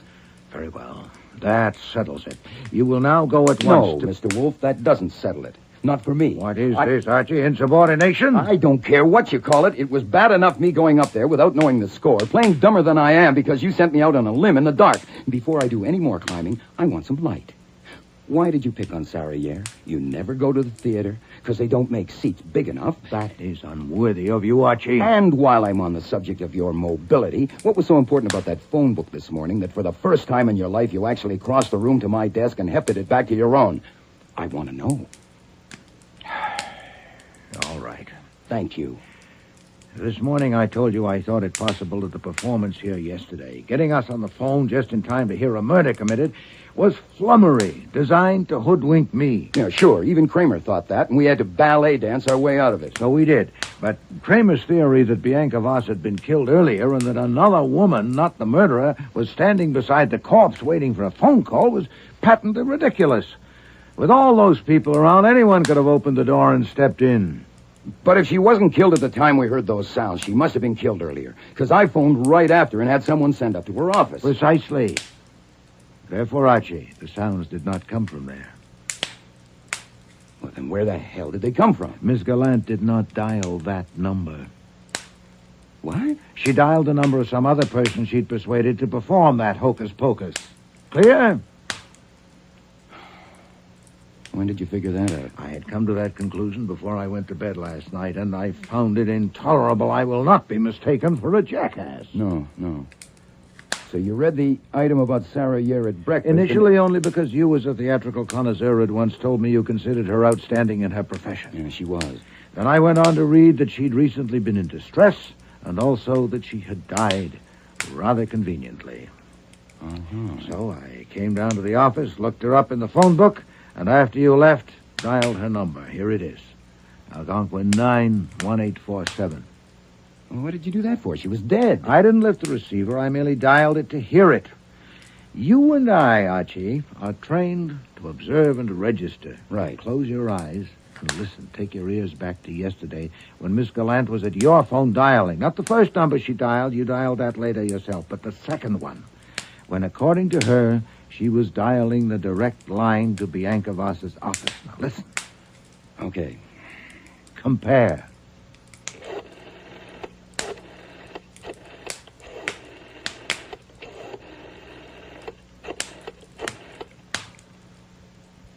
No, wrong. The first, third, and the fourth. Now, try again. This will be another number. Go.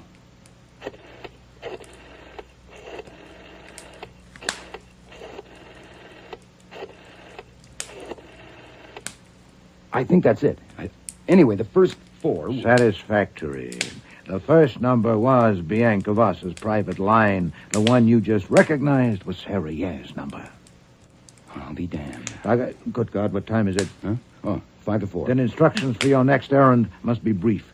Go to Sarah Yair's address on 13th Street and take a look at her apartment. You mean break in? You are checking the telephone. Huh? I need one last detail. Her phone might have been disconnected since this directory came out. I need to know that it's still operable. If I'm to see that whoever tried to make a fool of me regrets it, I must take care not to make a fool of myself. Now on your way.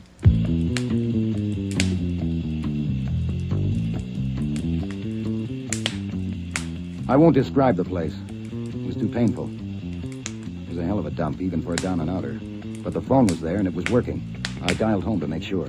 Fritz? Is that you, Archie? Yeah, it's me. Tell Mr. Wolfe the phone works, and I'll be home in 15 minutes. I can't just now. He's got Inspector Kramer in the office.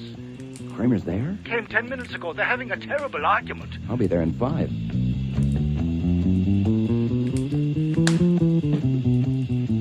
I got a hacky that liked to take advantages and made it there in 10. When I let myself in, they were still arguing in the office. So I figured I'd better stay out in the hall and sniff the atmosphere before barging in. Mr. Kramer, I said I've never known you to be more wrong. You accused me of I am duplicity stating when facts, Wolf. Facts? Yes. You said you've never had any association with those people, but you sent Goodwin up there today with some song and dance about a fishing trip, for God's sake. I did not. Yes, you did. He told Sergeant Stebbins it had nothing to do with Bianca Voss, for God's sake. Phooey. Nuts! And when I ask you politely why you sent him up there, you say you'll tell me in 24 hours. Perhaps sooner if you'd help instead of hinder. Instead of hinder, Have you any information on the death of a woman named Sarah Yair? When the doorbell rang, I was still out in the hall eavesdropping, so I about-faced and looked through the one-way glass in the front door. The whole mob was there. Gallant, his sister Flora, Carl Drew, Anita Prince, and Emmy Thorne, the girl whose walk was music. Fritz appeared from the kitchen to answer it, but I grabbed him and marched him into the office with me. Archie? What? Was that you ringing the bell? No, sir, but I'm bringing the message. First, the connection you inquired about is operational. Second, 5 fish in the net are worth 10 in the sea. All right. What gobbledygook is that? Message received. Fritz? Yes, sir. Put the chain bolt on and tell those people they'll be admitted shortly, then stay there. Yes, sir. Inspector, Mr. Gallant and his 4 colleagues have just arrived, uninvited and unexpected. You'll have to leave without being seen, so into the front room, please, then duck out when they leave. We'll communicate later. Like hell they're unexpected, and like hell I'll leave. Oh. If you won't let them in, I will. Mr. Kramer! Would I lie so clumsily? You're damn right you would. If they'd been expected, would I have invited you in and sat here bickering with you? Either you leave or I do. Admit them, and you'll have them to yourself, and I wish you luck. You think I'm going to sneak out and sit in your goddamn stoop until you whistle? No. No, that would be unseemly, wouldn't it? Very well. Get behind the waterfall. The what? That picture. You've hidden behind it at least once before and seen and heard all that went on through the spy hole, but you must not disclose yourself until I invite you to do so. Well, Inspector, they're waiting. Are they waiting for you or for me? Okay, Wolf, we'll try it your way. All right, Archie. Show them the way to the spy hole and then bring them in.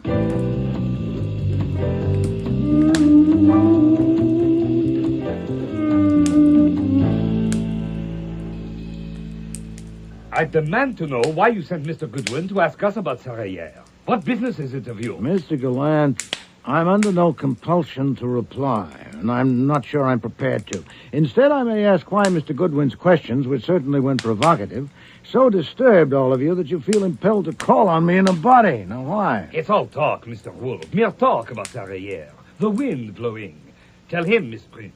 The police have insisted on knowing why he was there and what he wanted, and we don't know. I think you do. Yet all of you refused to tell the police, I understand. Now, why did you refuse, Miss Thorne? Because it was none of their business. And that's what you told Inspector Kramer? We have a right to know why you sent him. Absolutely. Oh, there's no point dragging this out. I'll answer your question, and we'll go on from there.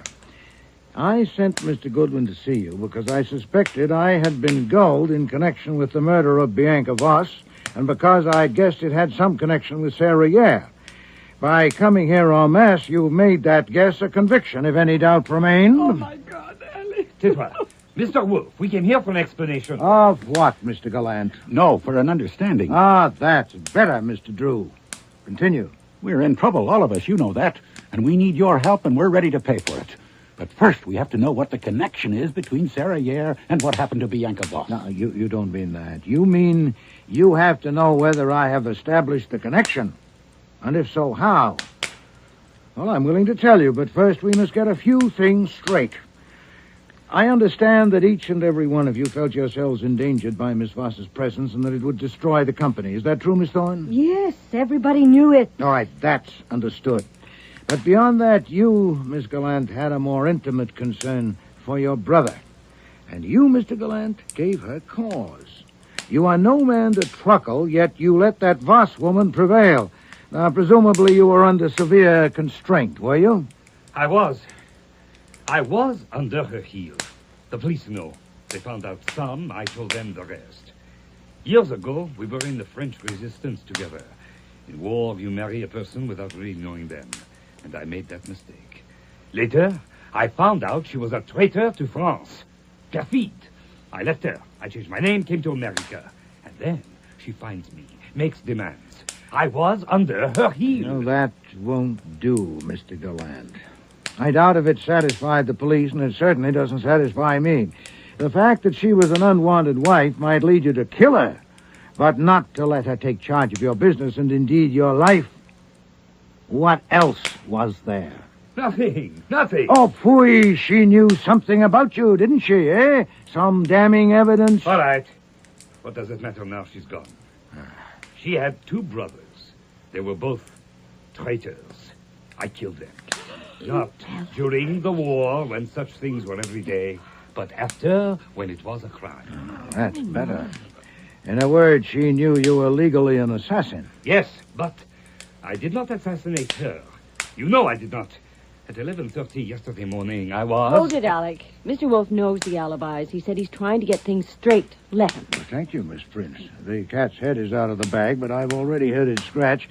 What makes you so sure, Mr. Gallant, that Miss Voss was killed at 11:30? You do. You yourself heard her on the phone. Oh, but I'm sure she wasn't killed at 11:30. But I was there. It's obvious. The woman who spoke to me on the phone called me a gob of fat.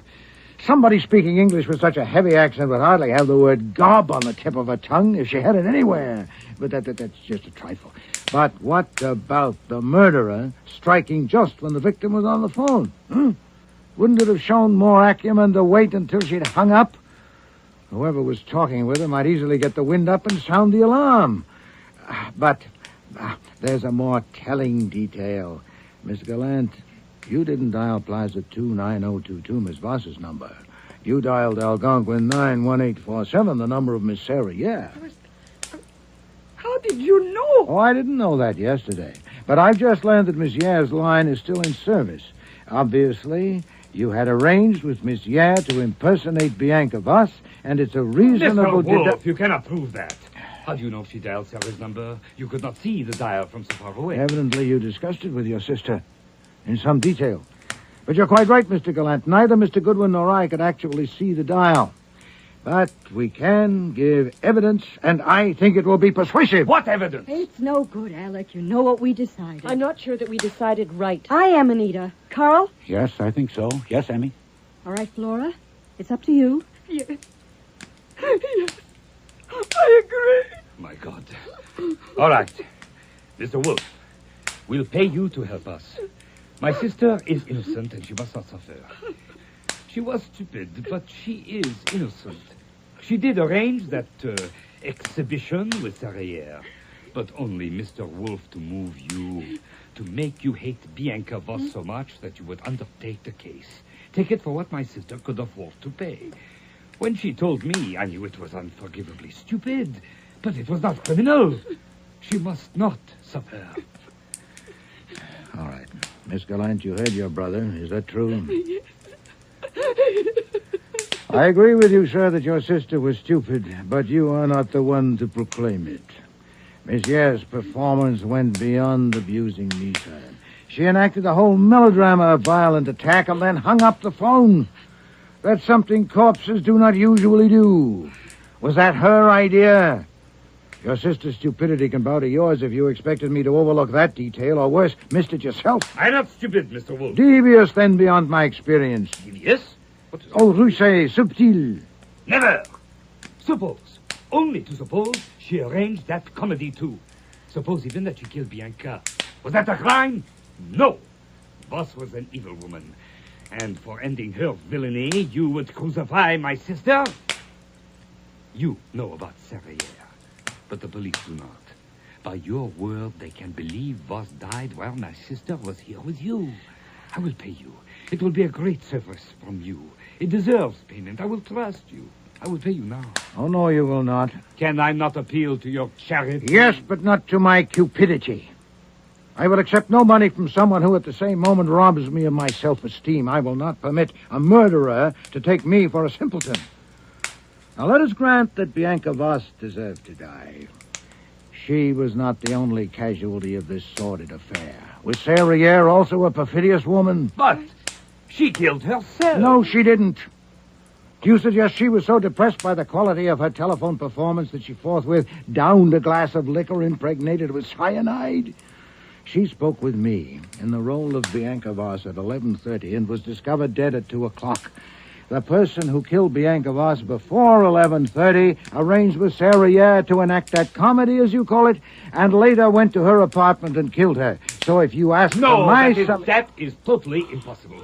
My sister loved Sarah. She could not kill her. It would be stupid. You came here believing she killed Bianca Voss. That was stupid, if you like. She didn't. What does What's it mean? this, Mr. Wolfe? What is this? A game? Oh, no, Miss Thorne. As a certain policeman said to me yesterday, murder is no joke. Miss Gallant, there is much against you. Then But how on... did you know I didn't kill her? Oh, you told me yourself. If you had devised that elaborate humbug, certainly you would have planned how to react at the moment of crisis. Alarm, shock, perhaps even a swoon. But do you remember what happened? When Mr. Goodwin told us what Mr. Drew had told him, you said, in obvious bewilderment, you said, "But how?" And then repeated it, "But how?" Now, if you'd known how you did murder Bianca Voss, you'd have had to be a Shakespeare to invent so simple a line and a Bernhardt to deliver it. But, according to your brother, you're little more than stupid. Tais-toi, chérie. Je sais. But if you are innocent, someone else is guilty. The arrangement you had made with Sarriere to impersonate Bianca Voss was discovered by someone else, perhaps overheard when you told your brother about it. That someone then persuaded her to add a gruesome climax not in your script, which was only intended to insult me and gain my interest. That someone else killed Bianca Voss. And to make sure her alibi was invulnerable, this someone went to Sarriere's apartment and poisoned her with cyanide in a glass of whiskey. Who is this someone, Now, Mr. all Wolfe? that was done before 2 o'clock. You, Miss Gallant, according to my friend Inspector Kramer, arrived at your brother's place only 15 minutes after I know you'd left here. You had no time for a detour to 13th Street. I wanted to go to see what had happened, It's but a good thing you didn't, madam. I also learned from Mr. Kramer that you, Mr. Gallant, you, Mr. Drew, and you too, Miss Prince, were under constant surveillance from the time the police arrived. And that leaves you, Miss Thorne. Leaves me where, Mr. Wolfe? You were with 3 men in an office downtown from 11:20 until 11:45. So I have 3 witnesses. Yes, but according to the police, you arrived at Alec Gallant Incorporated shortly before 3 o'clock. You may be able to account for the interim period. You want to try? It can't be, Alec. How could she? I don't have to try. I don't like your games, Mr. Wolfe, and I don't think I'll play. I didn't think you would. I won't be playing either, actually. The rest is up to Inspector Kramer, who's been following the moves and may now... Grab her, Archie! Don't climb a tree. Okay, Goodwin, I'll take over. Thank you, Mr. Kramer. No, let me talk to her. Emmy, I have loved you. You killed Sarah? Yes, I killed her. Then you heard us that day. You heard me tell Flora. You found out I was already married to me. Yes, I heard you. And you knew I couldn't marry you, so you killed her. She was killing you. I did something about it. I understand. Because I loved you. And maybe you killed her because you loved me. But then, you killed Sarah. Why? You don't understand a thing, do you? And worse, when I tell you and the others what my sister has done, you accept it. You will allow us to accept it that my sister has killed Bianca. Look at me. I am looking at you, Alec. What am I supposed to see? I don't think you could ever love anyone but yourself. My mistake. All right, Inspector Kramer, she's all yours. Take it easy, Miss Thorne. We're going for a walk.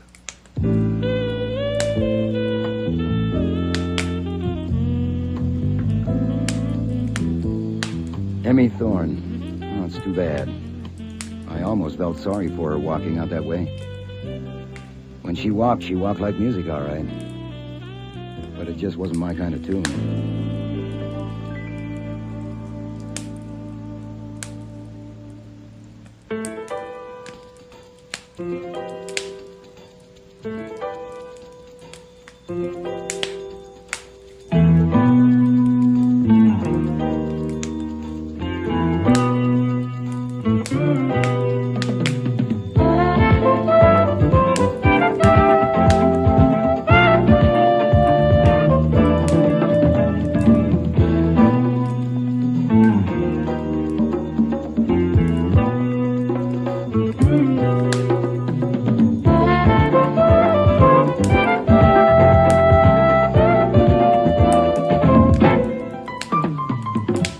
Starring in today's episode were Mavor Moore as Nero Wolfe, Don Franks as Archie Goodwin, and Cece Linder as Inspector Kramer.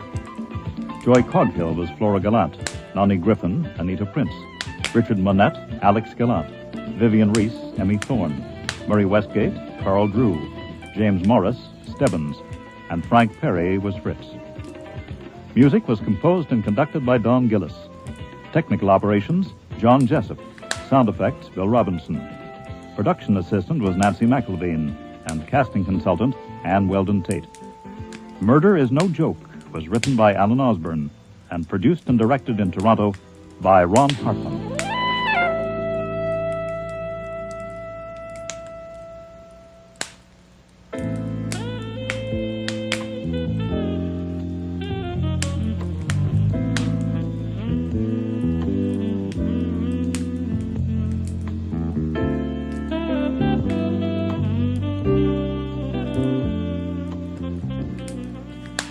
We hope you've enjoyed this last episode of the 13-week Nero Wolfe series.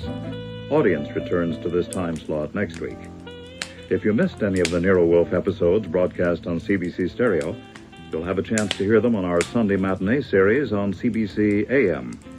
Tune in tomorrow at 4:05 for Before I Die, with guest stars Maria Loma, Jane Eastwood, John Evans, David Hemblin, August Schellenberg, and David Stein. Radio drama will be returning in the fall on CBC Stereo with the Scales of Justice series, in which real-life Canadian crimes are dramatized. The series is hosted by Toronto lawyer Eddie Greenspan. If you have any comments or suggestions about the radio dramas you hear, please write to the CBC Radio Drama Department at Post Office Box 500, Station A, Toronto, Ontario, M5W 1E6. This is Harry Manus wishing you a very good evening.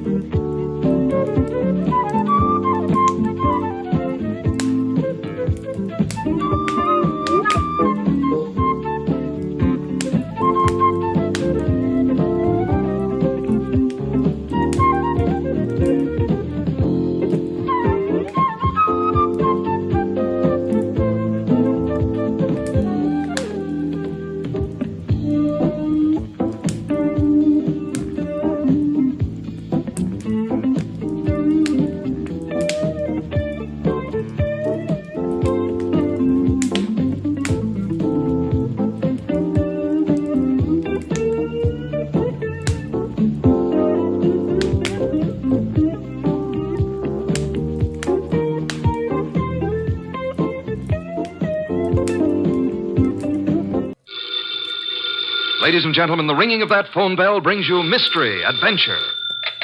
Nero Wolfe's office, Archie Goodwin speaking. Just a moment, please.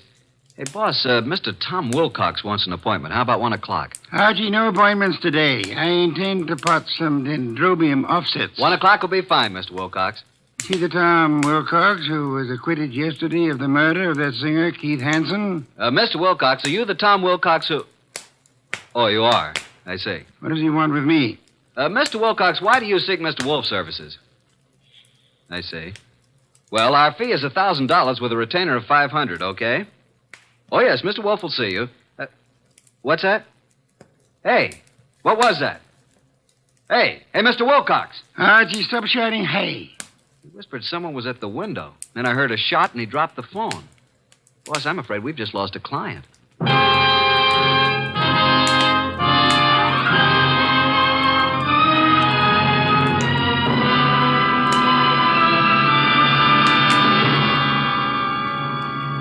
Ladies and gentlemen, it's that renowned genius who is the bulkiest, most ponderous, and most brilliant detective in the world. Yes, none other than that chairborne mass of unpredictable intellect, Nero Wolfe, created by Rex Stout, and brought to you in a new series of adventures over this NBC network in the person of Mr. Sidney Greenstreet.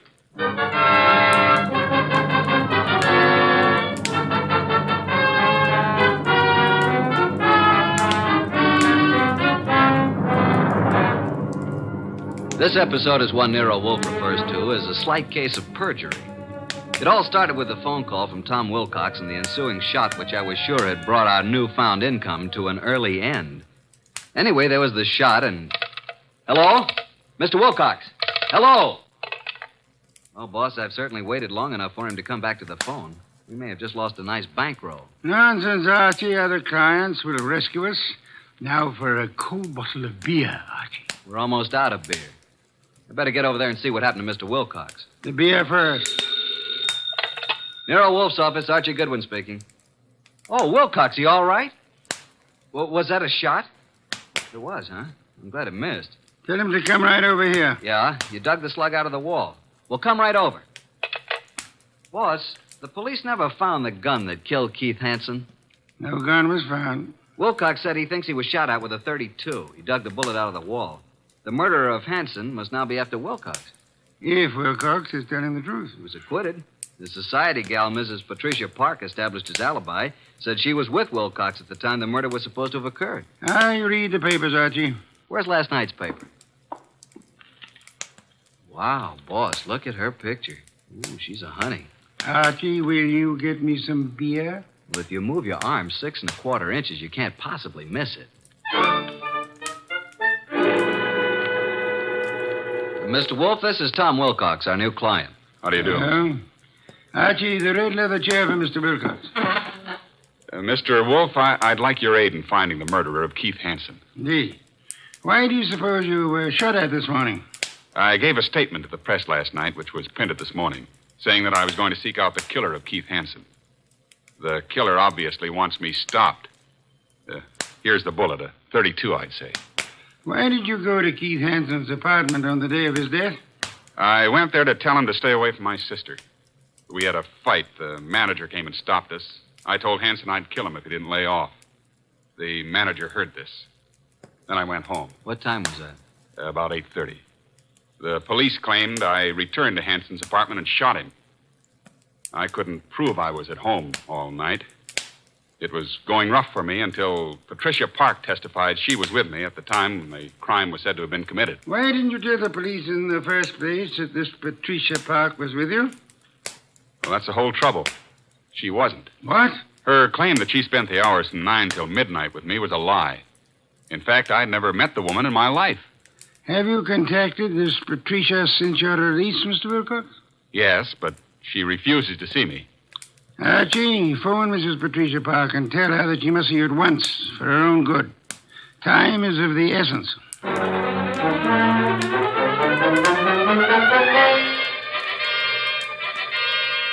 And what else can you tell me, Mrs. Park? Mr. Goodwin, I haven't anything more to say than I've already said. All I want is a simple answer as to why you lied about being with Tom Wilcox. Well, Tom Wilcox is a very fine man, but he isn't telling you the truth. Did you commit the murder? And succeed in establishing your own alibi by swearing you and Tom Wilcox were together 10 miles from the scene of the crime? I did not. Do you own a gun? Don has one around. Who's Don? Don's my husband. Oh, is he here? I doubt it. He's never here. Spends most of his time at the bookies, throwing away every cent he can get his hands on. I've had to cut his allowance to practically nothing. Doesn't he work? No. He studied medicine, but gave it up. He was an illustrator for years, but gave that up when his eyes were burned in a plane crash. Mm-hmm. Where's the gun? It's in the desk. It used to be in here. What caliber? I don't know. Where were you at 10 o'clock this morning? Why, I think I was with the cook. Someone fired a shot at Tom Wilcox this morning through the window. No. Oh, no. Archie, please don't continue with this investigation, please. How well did you know Keith Hansen? Not very well, but enough to realize he was no good. Mr. Goodwin, if you'll drop this case, I'll give you $1,000 cash. Not interested. But I am interested in learning why you lied, why Tom was shot at this morning, and why you should try to bribe me. You must stop for your own sake. How will it benefit me to step out of it? The killer tried to stop Tom Wilcox. You might be next, and he may not miss this time. Go on. Why have you been protecting Wilcox? I believe Tom Wilcox was innocent. And I didn't want him to be sentenced to die, so I lied at the trial. He told us today he'd never seen you before. That's true. But he looked so innocent, so clean and good and decent. That's not very believable. If you don't think Wilcox killed Hansen, who do you think did it? Please believe me, Archie. I don't know. I tell you. Hi, sis. Hey, what's the matter? Are we intruding? Oh, hello, Marge. Brad, come in. This is Mr. Goodwin, my sister and brother-in-law, Marge and Brad Keene. How do you do? Hello. What gives, and who's Mr. Goodwin? A private detective, Marge. I've just explained to Mr. Goodwin that I wasn't with Tom Wilcox at the time of Keith Hansen's murder. Pat, why did you tell him that?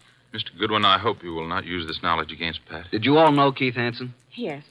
And my husband and Keith went to school together. Keith, Don, and I were on the same polo team. Where were you at the time of the Hansen murder, Mr. King? He and Don were attending a horse show at Madison Square Garden. Marge and I didn't want to go. We stayed here. Where were you at 10 this morning, Mr. King? Why, I had an appointment with my dentist, Dr. Flagg, Rockefeller Center. And you, Mrs. King? I was shopping. Ilsa's salon, a sale on dresses. Why all this questioning? Marge, someone tried to kill Tom Wilcox this morning. What? May I use the phone, Mrs. Park? Yes, of course. First door to your left. Suppose you try to find the gun. Marge, that gun is missing from the desk. I haven't seen it. Do you know the caliber, Mr. King? 32, I think. It must be in the house. For your sake, I hope you find it.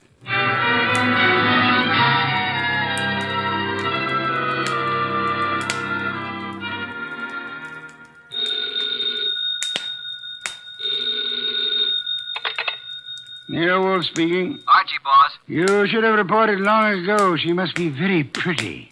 Pat Park admits she lied. She claims now she was with her sister, Marge King. Marge and her husband, Brad, have alibis, and all have alibis for this morning. I'll check them before I return. Where were they the night of the Hansen murder? Well, Brad and Don Park, that's Pat's husband, were at the Madison Square Garden horse show. Pat and Marge were together here at the house. Impossible to verify the Madison Square alibi at this date. Check all the rest and come home for lunch. It's Oysters Rockefeller. Has Inspector Kramer arrived yet?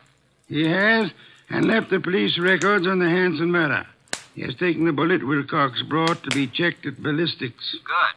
Pat had a 32 caliber gun in the desk in the library. It's now missing. Indeed. And, boss, Pat just offered me $1,000 to quit the case. When I refused, she said if I didn't lay off, something might happen to me.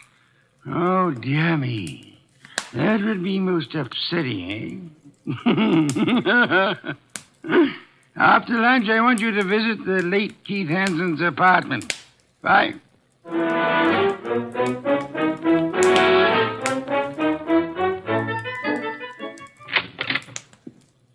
Before you join the others, Mr. Goodwin, I want to talk to you. All right. Close the door, Marge. Pat didn't mean anything when she offered you money, Archie. And she wasn't threatening you, honest. I'm convinced. Why the pressure? Well, why don't you sit down? Here, by me. Okay. What's on your mind, huh? Archie, I can add another 1,000 to what Pat offered. Wouldn't that be enough, Archie? I can give it to you right now. Brad will write a check. Does Brad want me to stop, too? He said you couldn't be persuaded. Every one of you seems to have had a reason for killing Hansen. None of you apparently liked him. Now, be a good little girl, Marge, and stop trying to act like a Delilah. If you're innocent, you have nothing to worry about. You're stuffy. I hope you do get hurt. Thanks a million. Now let's join the others. Well, Pat, did you find the gun? I can't find it anywhere. Oh, Mr. Goodwin, this is Don Park, my husband. How do you do? How are you? Have you seen the gun, Mr. Park? Not for ages. You're a detective, eh? Yeah. May I ask where you were this morning about 10? Why? Well, frankly, I was at my bookie's. Where's that? I can't tell you, but I'll call him and you can check it. Were you and Brad together at all times during the horse show the night of Keith Hanson's murder? No. Brad wandered away a couple of times, and I saw some people I knew. You know how it is. We'd meet at intervals. Archie, you're wasting your time. None of us is guilty. I made a fool of myself, that's all. Tom Wilcox was such a decent man that I hated to see him have to pay for taking Keith Hanson's rotten life. If a man's guilty, why should you butt in? You never use your head. Pat is one person who thinks of others before herself. Marge, forget it. Now you've got private detectives snooping around. What are you after, Goodwin? Who are you working for? Why don't you let my wife alone? The case is closed, isn't it? Maybe. Don, this just makes it more interesting to Mr. Goodwin. As a matter of fact, I think you all know more than you're telling. I still think Tom Wilcox killed him. And there's only one reason why Pat should protect him. Don, that's enough. Nice, happy family, suffering all the torments of a guilty conscience. Is that it? What are you trying to do, Mr. Goodwin? Get your nose poked? Not exactly. If not, you'd better leave. Okay, Mr. King, I'll run along. Mr. Wolfe will be anxiously waiting to hear about this. So long.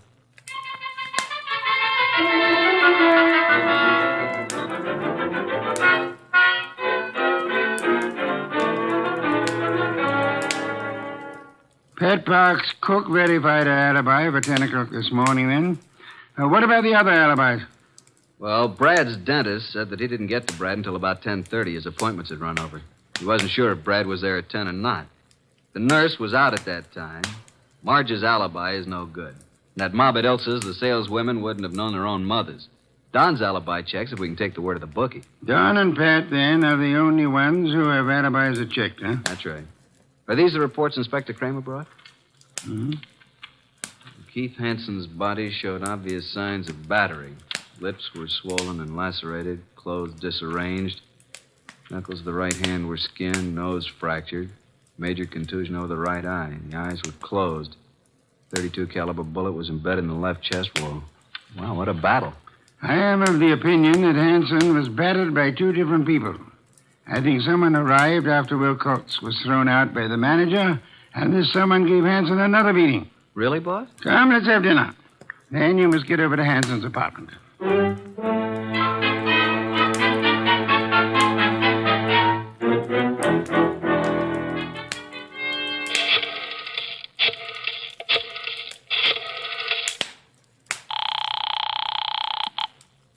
Boss? Yes, Archie? What have you found at Hanson's place? Well, the desk yielded one thing of interest. Keith's address book.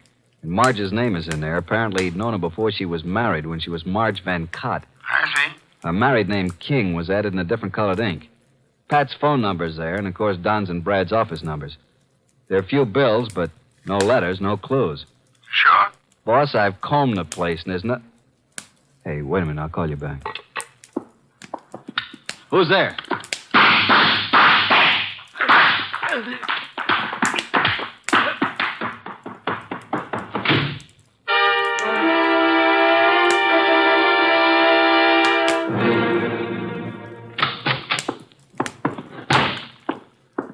Archie, you know I dislike the banging of doors. Sign of ill breeding. Archie, what happened to you? Target for tonight, Archie Goodwin. Your forehead's bleeding. You better have Fritz fix it. Well, my head can wait. Some guy certainly surprised me at Hanson's. Creased me on the forehead. Good thing I snapped off the lights. He emptied his gun at me. We scuffled and he got away. And then I dug his slug out of a chair. I think it's a .32. But look at this, boss. A little round piece of glass. Found it on the floor. It's very small, very smooth, and concavo-convex in shape. Half an inch diameter. Watch crystal? Don't think so. The edges are too smoothly ground. I'll examine it under a magnifying glass. I'll get it, boss. Oh, hi, Tom. Come in. Mr. Wilcox, boss.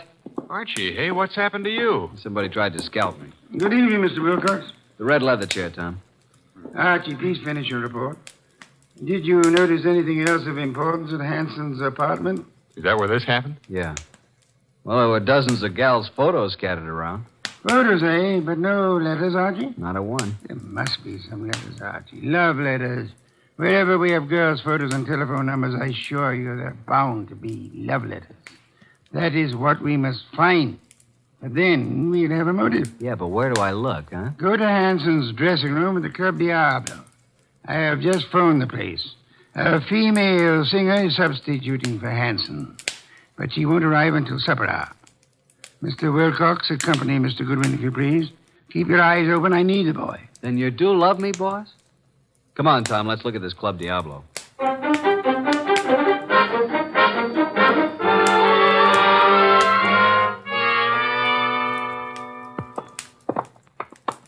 Well, I fixed it up with the stage doorman.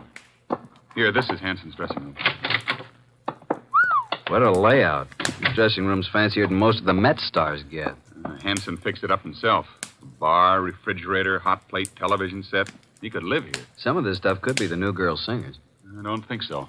Well, let's get to work, Tom. Take the drawers in his dressing table first. What are we looking for, Archie? Mr. Wolfe says the motive. He means letters. There's nothing here. Nothing in the desk. New singer must have cleaned it out for her things. Nothing in the books. Don't pass up that refrigerator. Nope, empty. Hey, there is something here. Back of the ice cube trays. Come here. Oh, well. Mr. Wolfe said there had to be letters, and so there are letters. Lots of them. Hey, here's one from Marge. And another. And look here. Really confidential letters from a dozen society gals. There's something else in the back. Bank book. What do you know? A singer like Keith didn't make this much. No, that kind of money didn't come from crooning. This guy Keith was really shaking these babes down. Archie, someone's coming, listen. Quick, behind the door and grab him. Douse the lights. Run, Marge, run! Hold it, Tom. Well, it's you two. You dirty rat. Eagle woman. Tom, what are you and Archie doing here? The letters. Oh, Archie, you found them. Archie, please, give me those letters. Don't touch. I'll just put them safely away in my pocket. Besides, you didn't write all of these. Give them to me. At least give me my letters. I'll tell you what. You go on home and stay there, and we'll leave it up to Mr. Wolfe. Tom, take him outside. I want to use this phone. Come along, ladies. Let us oblige Mr. Goodwin. I'll meet you at the stage door, Archie. Right.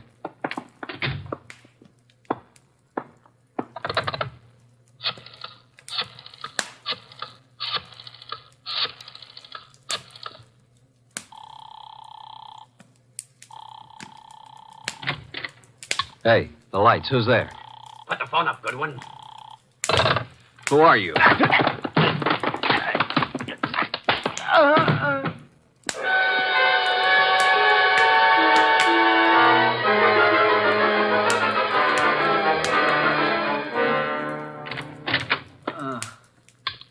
Archie, what happened? Are you hurt? Here, let me help you. I'm all right. I guess. Ooh, my head. Did you see anybody? No, I didn't. I shouldn't have left you. Turn out the lights before I saw him. He whispered. Got away with all the evidence. Where are the girls? I sent them home in a cab. Well, let's get over to Mr. Wolfe. This is tough luck. If I'm not mistaken, his next move will be to have a little get-together with all concerned. Come on.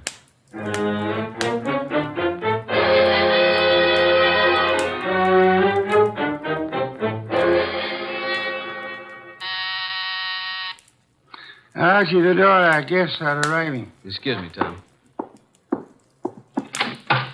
Come in, Inspector Kramer. Goodwin. Good evening, Inspector. Well, Mr. Wolfe, got the killer? You said you'd hand him over to me this evening. In time, Inspector. You know Tom Wilcox, of course. Mr. Wolfe. Evening, Inspector. What about the ballistics report, Inspector? The bullet was shot from the same gun that killed Hanson. And that gun, I am certain, came from the home of Pat and Don Parks. Marge and Brad King also had access to it.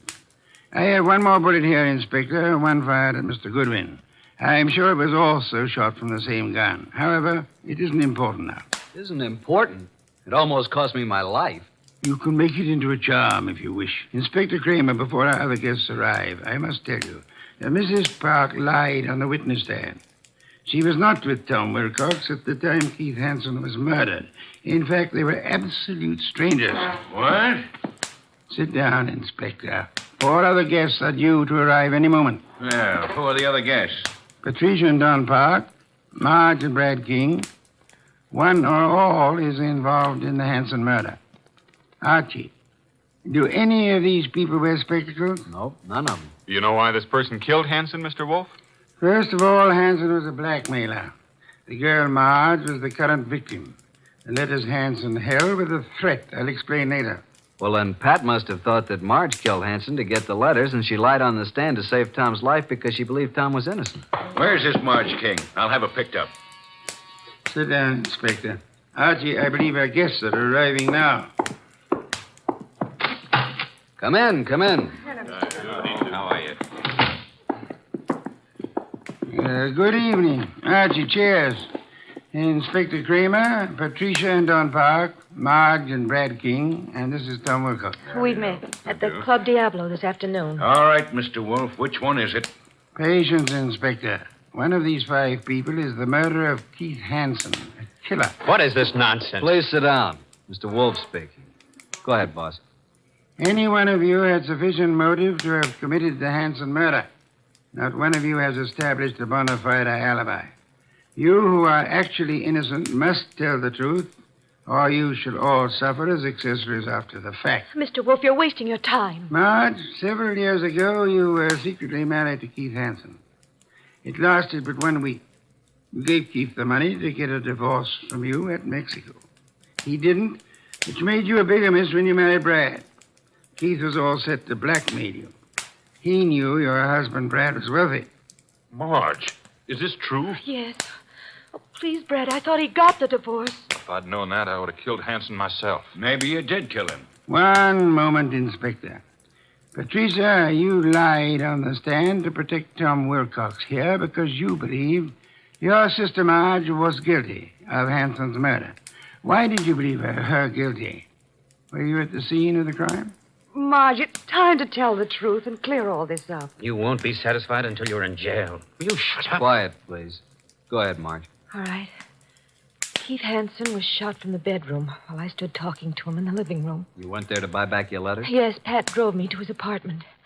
There was no place to park, so she said she'd drive around the block until I came out. That's why she's never been sure whether I killed him or not. That's right. Because I feel I might have shot him if I'd been in your place. Because of what Hanson did. What was it he did? Keith Hanson demanded $10,000 in exchange for the letters. Pat loaned me the money, so Brad wouldn't know. What? Is that true, Pat?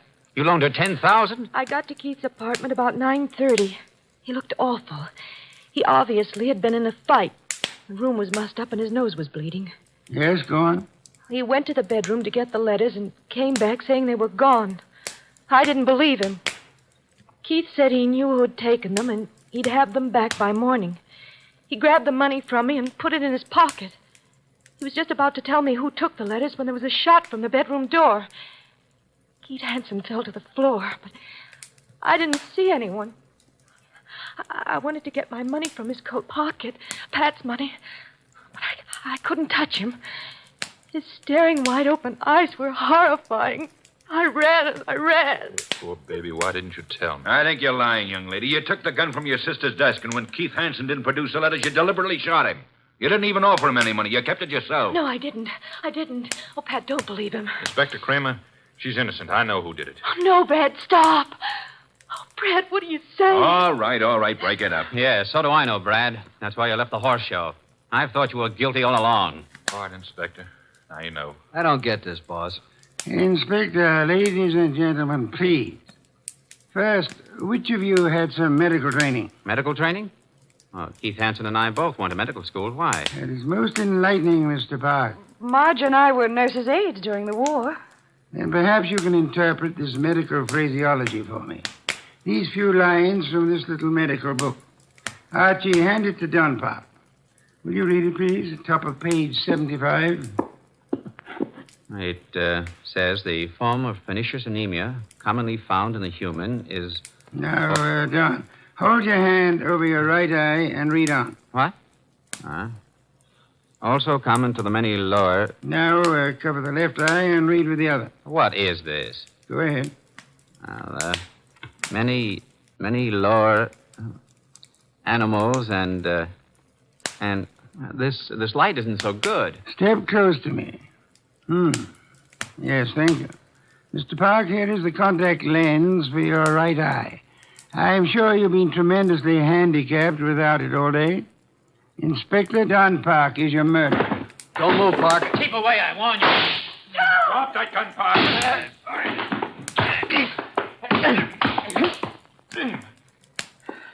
Well, I got his gun.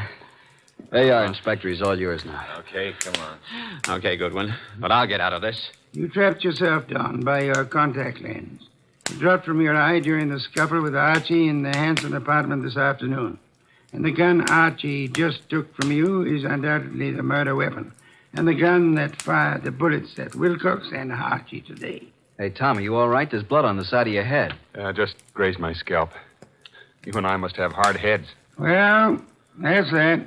Thanks so much, Inspector, for dropping in. Come again, won't you?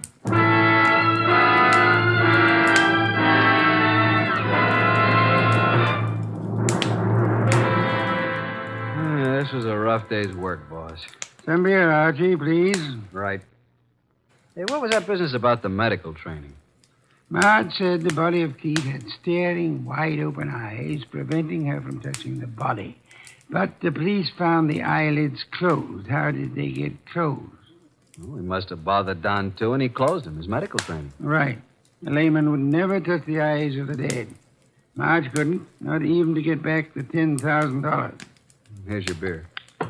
Why did Don do all this, boss? Obviously, he learned of Hanson's blackmail scheme and was trying to force him to agree to split Marge's $10,000. Don was quite startled a minute ago to learn that Pat, his own wife, put up the money. However, when they heard Marge arriving, Don stepped into the bedroom, found Marge's letters in there, and must have hidden in the closet. And then as Keith Hanson was about to speak Don's name, Don shot him and took Marge's money. Of course, he planned to carry on a blackmailing of Marge himself, thinking the money would come from Brad. Yeah. And you are warming that beer with your hot little hands. Pour it, please. There you are. You've had a rough day, beaten twice and lost to interesting women. Tonight you may open your bedroom window. Good night, Archie.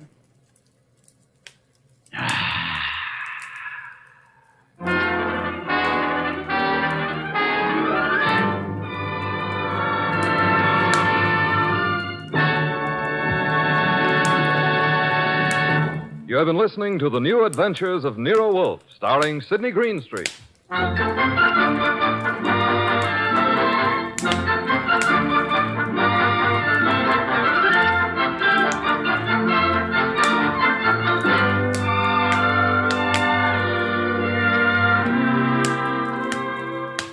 Tonight's transcribed story by Gladys Williams was based on the characters created by Rex Stout.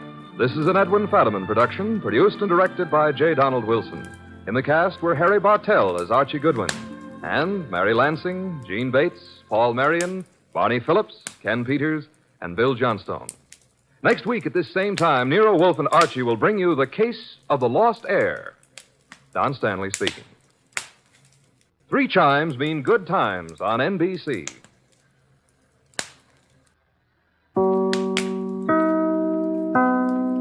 Transcribed. Ladies and gentlemen, the ringing of that phone bell brings you mystery, adventure. Nero Wolfe's office, Archie Goodwin speaking. What? Oh, Fritz. Yeah, I thought it was the outside line. Yeah? Yes, thanks. I'll be right down, Fritz. Boss, Mr. Wolfe, will you please hurry? You're well aware that it will avail you nothing to hurry me. Why, Mr. World, be in such a rush today? But the car, it's downstairs waiting. Fritz is all ready. Let him wait. Isn't it enough that I've agreed against my better judgment to leave the comforts of home to go rushing through the crashing traffic of the city? To a dinner? That should be an inducement. Fritz could have prepared a delicious dinner. He has truffles in the pantry. Well, why did you promise Arthur Merle? You didn't have to accept the invitation. Quite so. He's an old friend. Besides, he does set an excellent table. It's just that I don't like the traffic. Traffic? I know why. It's that awful oxygen in the atmosphere outside. It's not the traffic. Archie, you're talking much too much. I know, boss. I'm impatient. Would you mind giving me some slight indication that you intend to move from that chair? Just as soon as I finish this beer. Sure you wouldn't care for half a dozen sandwiches before we go to dinner? If we were going anywhere other than to Arthur Merle's, I'd agree with you. He's the only person in the world I know of, except myself, of course, who has a proper appreciation and respect for the art of preparing good food.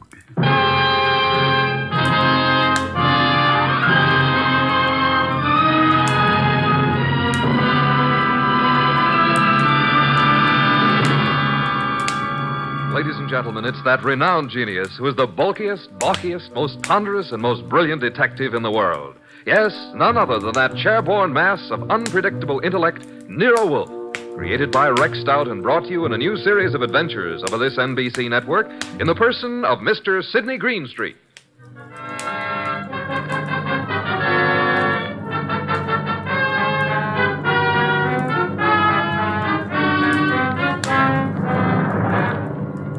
We usually refer to this story as the case of the final page. Under normal circumstances, the last page of a manuscript would be absolutely worthless unless you read all the preceding pages. But in this instance, the final page held the answer to a murder. Without that page, we couldn't arrive at the solution. Actually, we didn't even know the problem. Anyhow, I finally got Nero Wolfe to the lobby of Arthur Merle's apartment building. Going up. Up, please. Are you going up, gentlemen? Are you, honey? Certainly. It's my job. Then so are we. After you, boss. When did they install women elevator operators in this building? I've been here for 2 years. Floor, please. Arthur Merle's apartment, I believe it's 814. That's right. Are you Mr. Wolfe? No, this is Mr. Wolfe. I'm Archie Goodwin. Although the name Wolfe would be much more appropriate for him than for me. How did you know he was Mr. Wolfe? Mr. Merle came in half an hour ago. He mentioned that he was expecting you. You see, Archie, you rushed me unnecessarily. We practically preceded him here, and we'll probably have to wait interminably for dinner. I just hate to be late. Arthur Merle has never been on time in his life. He's no more punctual than any other writer. He's never been known to meet a deadline on time. This is your floor, gentlemen. Arthur Merle is just down the hall to the right, 814. Thank you. And by the way, I want to compliment you on your congenial attitude, miss. I'll speak to the management. Oh, thank you, sir. Decent of you. What's your name, huh? Women are usurping everything. Really costs to live here. Merle's really in the chips. Every book he writes sells 1 million copies. Remember the last time we had dinner with Arthur Merle? I do. Delicious. Mountain quail. Shot them himself. Yeah, he's quite a marksman. Archie, such proficiency as Arthur Merle displayed in hunting is evidence of a wasted life. Sure, he probably never made over $500,000 a year in his whole life. Well, ring again. Don't just stand there. Surely he's expecting us. The elevator operator said he was? Yeah, she seemed quite well informed. If I were a judge of women, which I'm not, I'd say she has a line on every male in the building. She can get a line on me anytime she wants. Archie, your insatiable interest in the female seems sometimes to border on the psychopathic. You know a more pleasant way to go crazy? Phooey. It's strange, there's a light on in there. I can see it under the door. Shall I try the door? Do so, Archie. Thank you. Unlocked. But at least we can get in. He may be in the bedroom. Probably in the kitchen. I'll just sit here. I must forgo the comforts of my own home. I certainly intend to avail myself of the comforts of Arthur Merle's. Very much over-decorated. You wouldn't like heaven unless they had orchids and beer. Not a chair in the place worthy of the name. Well, I'll try that divan while you have a look around. For what? Arthur Merle, of course. Suppose you have a look in the study. Maybe writing. Have a look, my boy. I'm exhausted and thirsty. See if he has any... Boss! Good heavens, Archie, don't shout. I'm coming. It's Arthur Merle. Look, slumped over his desk, a knife in his back. Yeah, he's quite dead.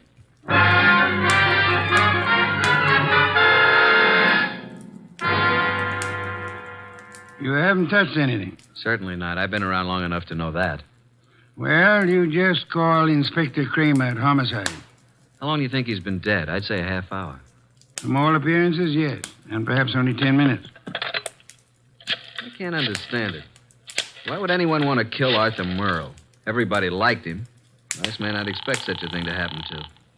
The answer is probably a considerable distance from the question, Archie. Inspector Kramer, homicide. Archie Goodwin, Inspector. Just a minute. Nero Wolfe wants to speak to you. Oh, no. Don't tell me you two have stirred up something on a night like this. It's 10 below zero. I'm sorry. Here you are, boss.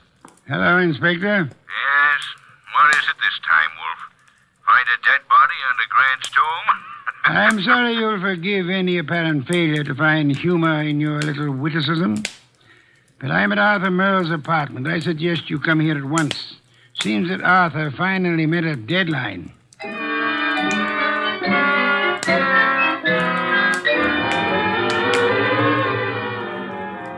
So, you just walked in here and found Merle dead, huh?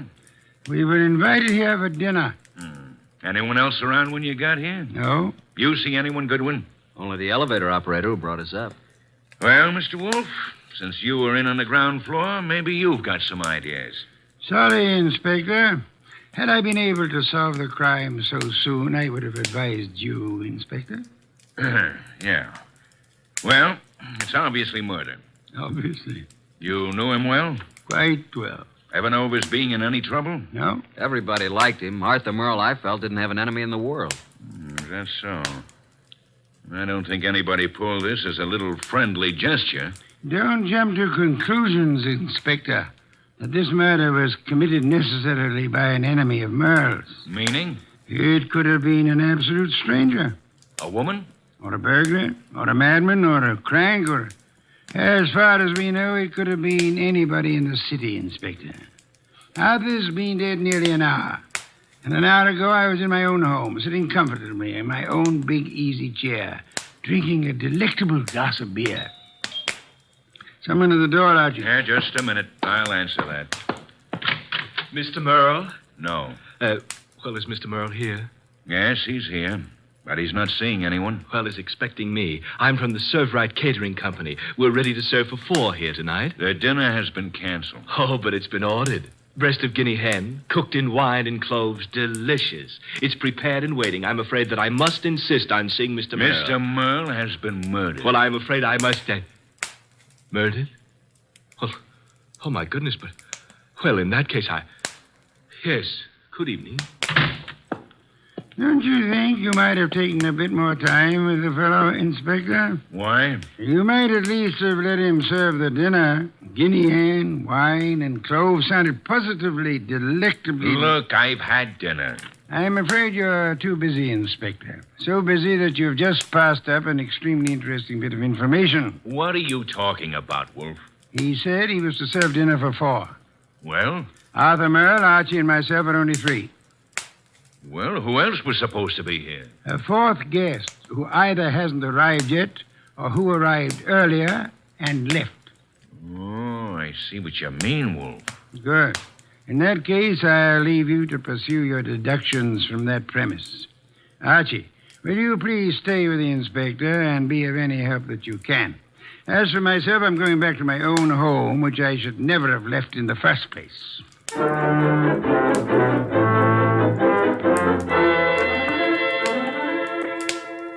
Okay, that finishes the apartment search, Goodwin. And what have we? Nothing. Except that Merle had over $300 in his pocket, and he was wearing a ring worth a couple of $1,000, so it couldn't have been robbery. And I don't think it was premeditated murder. Why not? The weapon. Obviously, if someone had planned on killing Merle, he'd have prepared it better. Used a better weapon than a blunt paper knife. No, as I see it, someone was here before you and Wolfe arrived, and for some reason that person found it necessary to kill Merle, and he did it on the spur of the moment. I'm listening. Well, it's obvious. Merle was slumped over his typewriter. This sheet of paper was in it. He'd been working. May I see it? Yeah. Starbreaker. Strange title. Page 189. He was getting well along with his latest mystery. Apparently. Gregory Thorne slipped the paper into his pocket. It was just an ordinary piece of paper, but Gregory knew its value.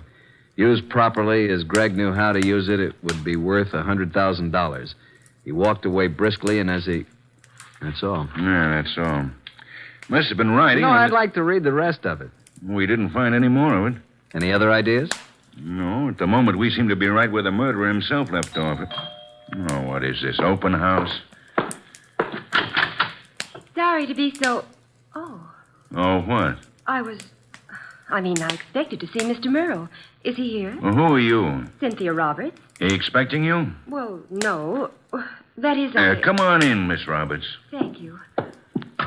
Maybe the young lady's trying to say that he didn't have to expect her. Maybe she felt free to call without advance notice, Inspector. Inspector? What did you want to see Mr. Merle about? Well, I'm his fiancée. Oh. Had dinner yet, Miss Roberts? Why, yes, I had dinner earlier. When were you last here, Miss Roberts? Last night after the theater. Arthur and I were... What's the matter? Is something wrong? I'm sorry to have to tell you this, Miss Roberts, but Arthur Merle was murdered.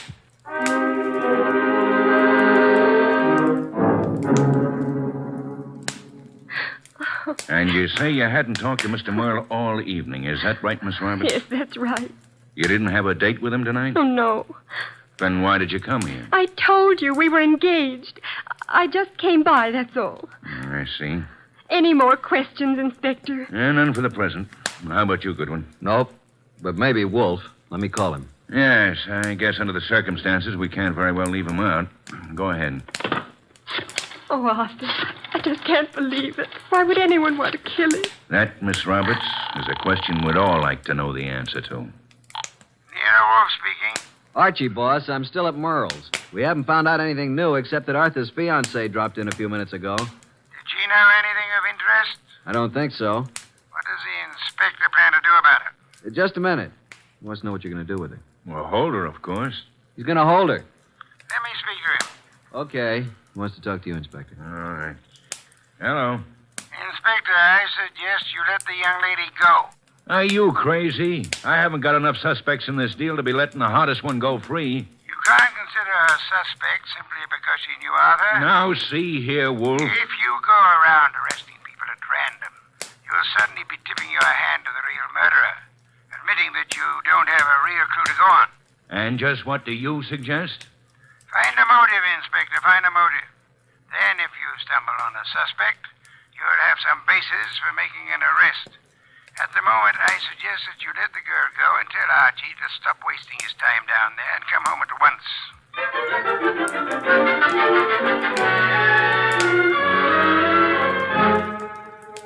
So that's the story, boss. We went over that place with a fine-tooth comb. Nothing. There's not a single suspect. The last person to see Arthur alive was the elevator girl. Correction, Archie. The last person to see Arthur Merle alive was the person who ended his life. Well, I just can't imagine that pretty little elevator gal. You don't solve crimes by imagination, Archie. Then there's Cynthia Roberts, his fiancée. You suspect her? Not exactly, but just suppose she did have a motive. Maybe he threw her over. Wouldn't it have been very clever of her to come back to Arthur's apartment after the police arrived, allegedly looking for her? I thought you were the admirer of the fairer sex, Archie. So far, the best you can do is practically accuse the elevator girl and Arthur's fiancé of murder. Well, who else is there? Certainly the fellow who came with the food doesn't count. I repeat, who else is there? The entire population of the city, Archie. Thanks. Well, that's all, I guess. Oh, there was something else. What? This. Page 189 of what appears to be Arthur's latest novel. It was in his typewriter. As you can see, just started the page. Starbreaker. Very interesting. What's the rest of it? That's all we found. What? And there was something missing. Archie. Yes, boss? First thing tomorrow morning, get the address of Mr. Morton, who publishes Arthur's books. Then get over to see him right away.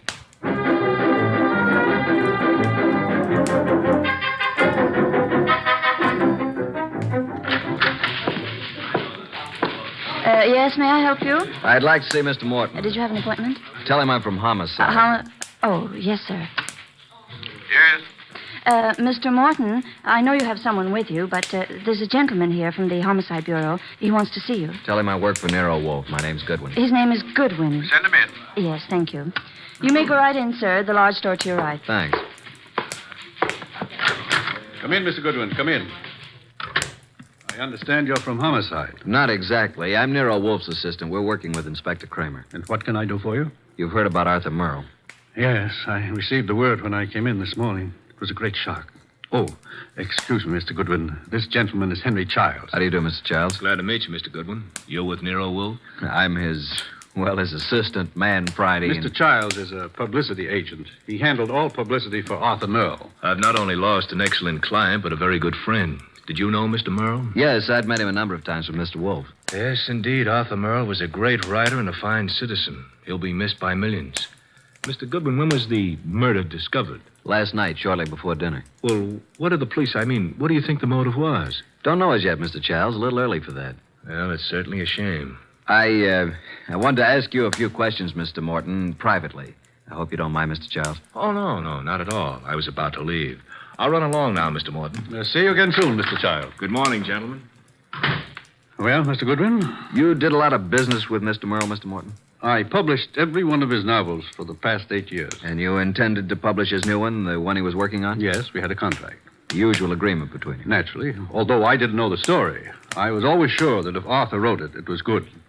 Mr. Merle's name on the novel was a guarantee that it would sell 1 million copies. You don't know what this last one was about? Haven't the faintest idea. We relied completely on Arthur's judgment. Not even any carbon copies, huh? Not that I know of. Why? When Mr. Merle was killed, the only thing missing from his apartment was the novel.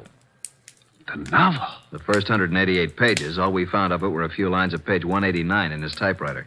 He must have been working on it when the murderer stabbed him. The rest of it's gone. You mean, Goodwin, the novel's gone? Oh, this will cost me $1 million. Well, it cost Arthur Merle his life. Arthur Merle dead and his novel gone. I can hardly believe it. Well, thank you, Mr. Morton. I hope I've been of some help, although I'm don't sorry quite see. You haven't. But we may call on you again. Before it's over, you may be a great help.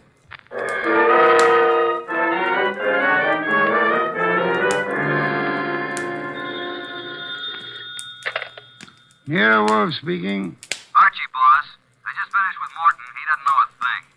Merle never discussed his stories with anyone, and as far as Morton knows, he never made carbons. I see. Where do I go from here, boss? See Cynthia Roberts.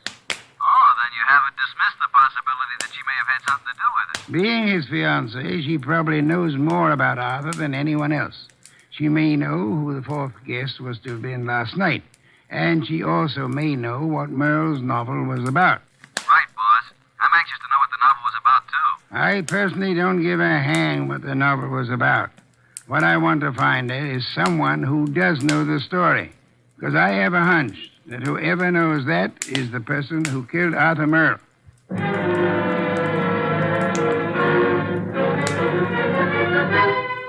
Miss Roberts, I know you want to help us find out who killed Arthur. Oh, yes, of course. I'll do anything. Nero Wolfe and I were invited to have dinner with Arthur Merle last night. Well, I knew he was having friends in for dinner, but I didn't know who they were. Oh, I'm sorry. I hoped you'd know whom he invited. No, he didn't tell me.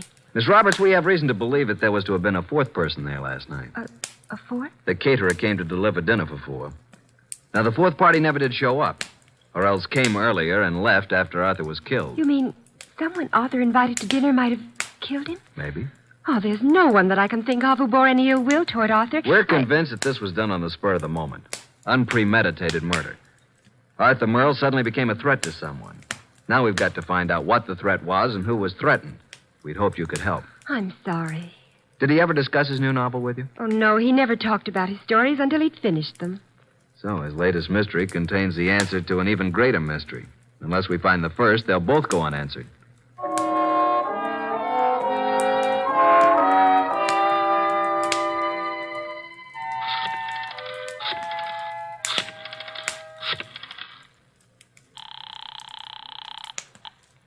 Hello? Mr. Morton? Yes? Nero Wolfe speaking. Oh, yes. Your man Goodwin was here to see me. I presume you are interested in seeing Merle's murderer brought to justice? Certainly. Arthur was a close friend of mine. And his death cost you a bestseller, I know. Now, would you be willing to help a bit? Why, yes, if I prepared a statement for the papers. I want you to call the literary editors first thing in the morning. Here's what I want you to tell them. Got a pencil and paper? Yes. And take this down. Quote, Mr. Carlton Morton announced today that the last work of the late Arthur Merle will be published according to schedule. Fortunately, it was Mr. Merle's custom to furnish his publishers with carbon copies of each day's work. Consequently, with the major portion of his...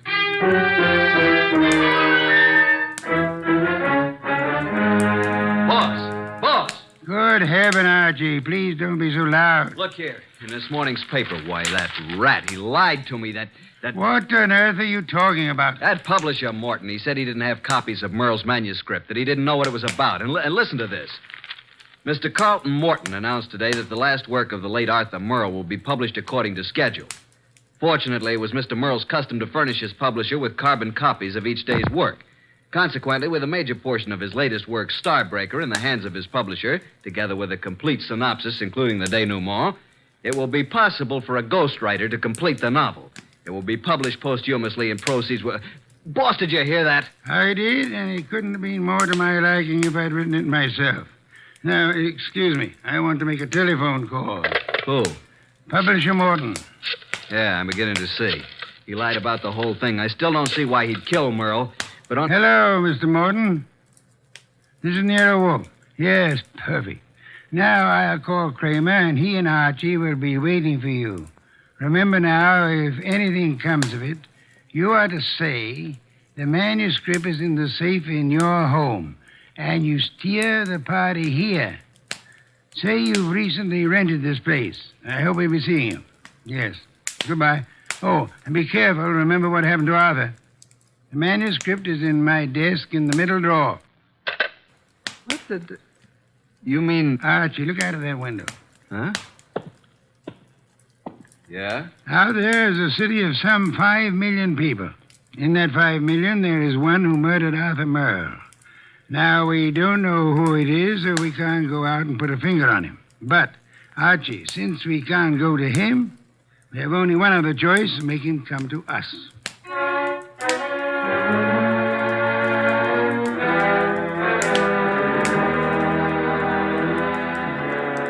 Will you tell me why we're sitting here in the dark in Wolfe's office? Yes, Inspector Kramer. Mr. Wolfe promised us a caller. Mr. Morton is to pretend that he's rented this place recently. Well, who's the caller? Can't tell you until he or she gets here. You seem certain he'll come. I'm quite certain. I'm just hopeful. You trying to tell me that Morton killed Merle? You're almost as dense as Archie was. No, Morton didn't do it. Unless Mr. Wolfe is very wrong, which is doubtful, before the night is over, Morton will know who did. And then it won't be long until we know, too. You should get on a quiz program. You're so good at guessing games. Shh. Listen. Huh? Someone's coming. A brilliant deduction, my dear Kramer. I hope there are two of them. Inspector, behind these drapes. Quick! I'll get behind the screen. All right, Mr. Morton. So far, you've been very cooperative. Just keep it up. I have no intention of doing otherwise. Your gun has me completely convinced, Mr. Childs. Get the manuscript. Yes, just a moment. It's in my desk. Wait a minute. I thought you said it was in the safe. A mistake, Mr. Childs. I don't have a safe. Shall I get the manuscript? Yes, but no tricks. You be careful. I'm being exceedingly careful, Mr. Childs.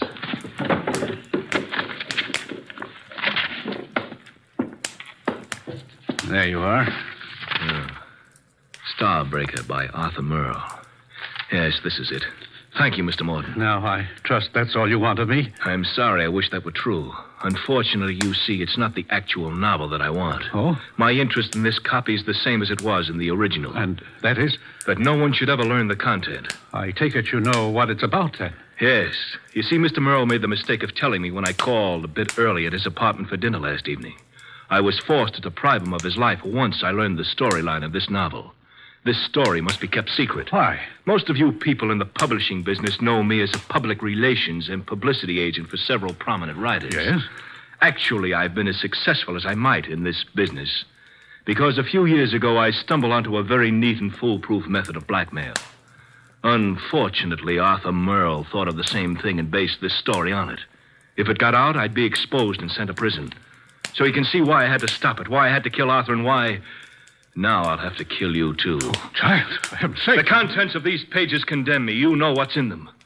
Further, I've confessed to murder to you. You don't think I could let you live after that, do you? Child, you're insane. I'm sorry that I must repay you for your trouble in such an ungrateful manner. I'm sorry to do this to you, Child, but I can't... Child, please, enough!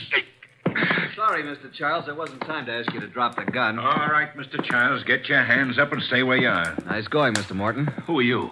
That took courage, Mr. Morton. Sorry we had to wait so long, but we had to make Mr. Childs here convict himself. Convict?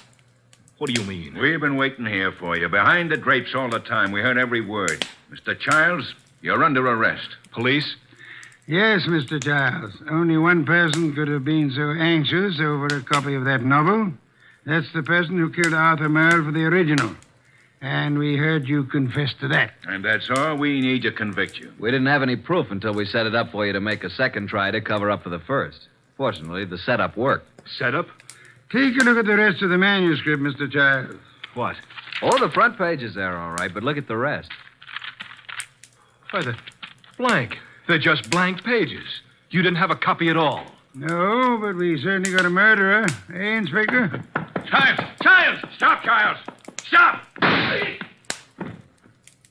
Well, that's one way to avoid standing trial.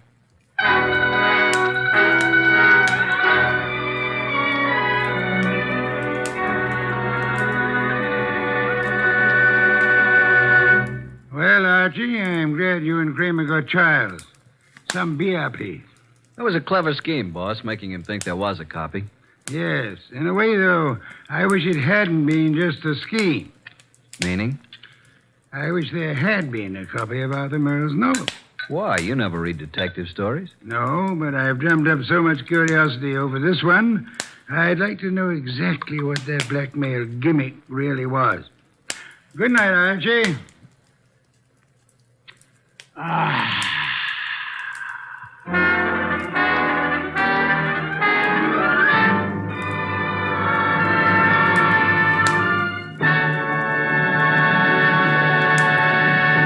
You have been listening to The New Adventures of Nero Wolfe, starring Sidney Greenstreet.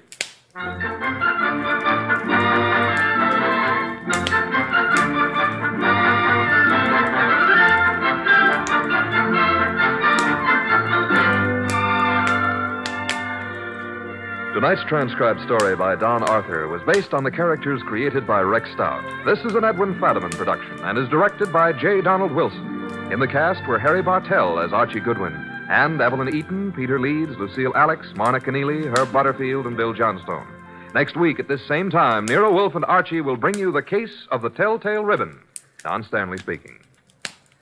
3 chimes mean good times on NBC.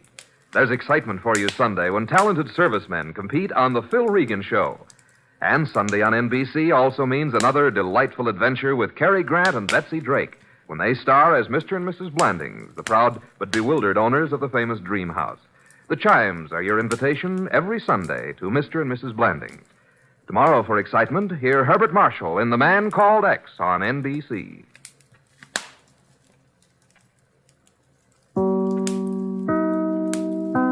Stay tuned for Nero Wolfe.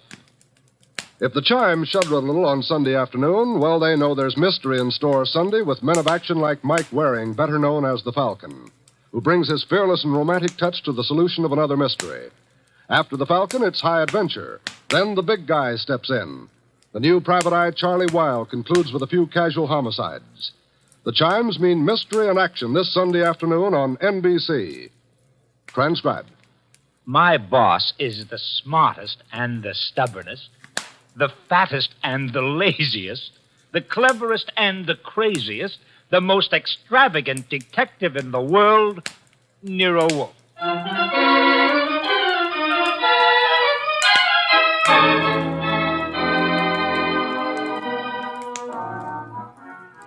It's the adventure of Stamped for Murder, with that brilliant, eccentric private detective, orchid fancier, and gargantuan gourmet, Nero Wolfe, starring Sidney Greenstreet.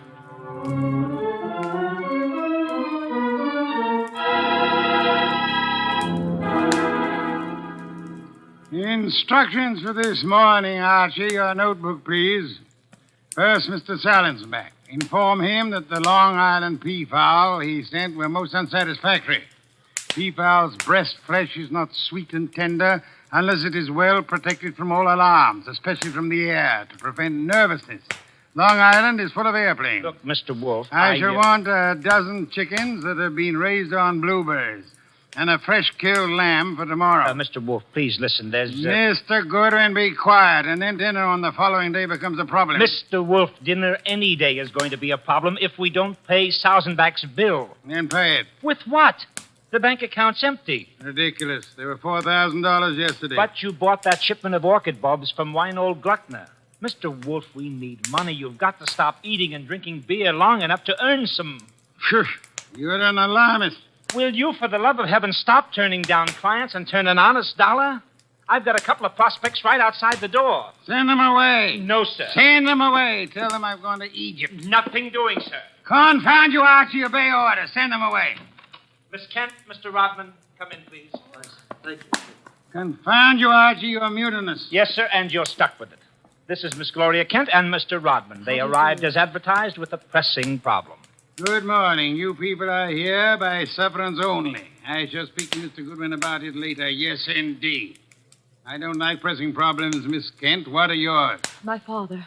Indeed, I'm not a court of domestic relations, Miss Kent. What did your father do? Beat you? Hold your earnings? Discourage your suitors? Mr. Goodwin should have informed you this office does not undertake cases involving marital or family problems. But that's not... If Mr. Goodwin had not been beguiled by your pretty face, he might have warned you and avoided this embarrassment to you and annoyance to me. Now, take it easy, take it easy. How many times have I told you you don't know how to handle women? Then suppose you let Miss Kent handle me. Well, it's simply this, Mr. Wolfe. I had some money my mother left me. My father's just spent it without my permission. I want it back without a scandal. Thanks, Miss Kent. How much? How spent? $10,000. Father bought a treasure map. Indeed, from whom? A pair of swindlers named Cross and Halleck. They've driven him crazy, talking about fortune salvaged from the SS this and the SS that. He's got a map and old letters he studies. He's childish. Many fortunes have been recovered. Many more await on the sea bottom. How do you know your father has been duped? Well, I know. You do, Mr. Rodman. Yes. Cross and Halleck bought some old letters for me, written by my grandfather from Hawaii. They used them to manufacture the map and evidence. And that's what they sold to Kent. Father thought he was being so clever. He had the paper analyzed. Of course, the document research laboratory said the letters were genuine. They were. But something new had been added. I'd have never known if Mr. Rodman hadn't told me. You're a party to the swindle, Mr. Rodman? I was not. I never knew what they were up to. Mr. Wolfe, you've got to help me. I can't do anything with Father. I can't convince him. Even Mr. Rodman can't. No, Miss Kent, I'm sorry. This is not for me. But you must. You must. Not in my office, madam. No tears. Please, Archie, stop her. Okay. Archie, when Miss Kent has finished her disgraceful exhibition, show them out. How dare he walk out on us like he was... Easy. I know him. You don't. He gets into a panic when women cry, or else he's curious about what Fritz is cooking for lunch. Now, just wait a minute, please. Oh, aren't you ashamed of yourself walking out like that on that poor kid? That hysterical gamma. She's lost all of her money. She needs help. I charge high fees, Archie. So charge a small fee. Do you want her to starve? Good heavens. Starve? How monstrous. I'm not kidding. While you'll be in here smelling your dinner, she and her father will be starving. I thought you were bringing me a paying client. Well, this is different. She's, You're beautiful. Archie, you're impossible. Oh, very well. Go back into them. Get names, addresses, facts. I am not committed to Miss Kent's case, but we'll see. Be a tribute I paid for your weakness for a pretty face.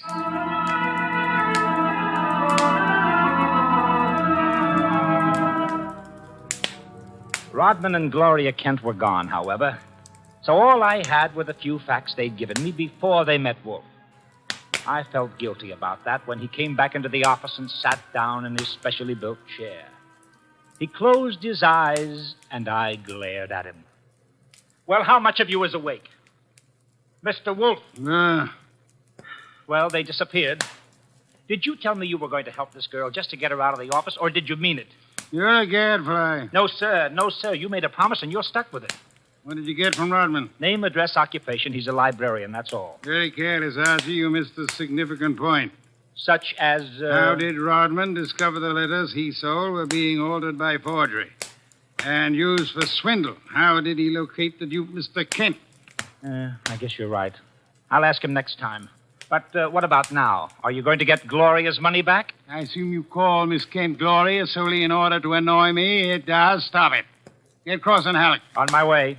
You'll find them at the Hotel Bogart. Wrong, sir. According to my notes, their address is... Never mind their address. The Hotel Bogart is the headquarters for successful confidence tricksters. They celebrate their victories there while the money lasts. You will possibly find Cross and Halleck drinking whiskey or lunching, probably both.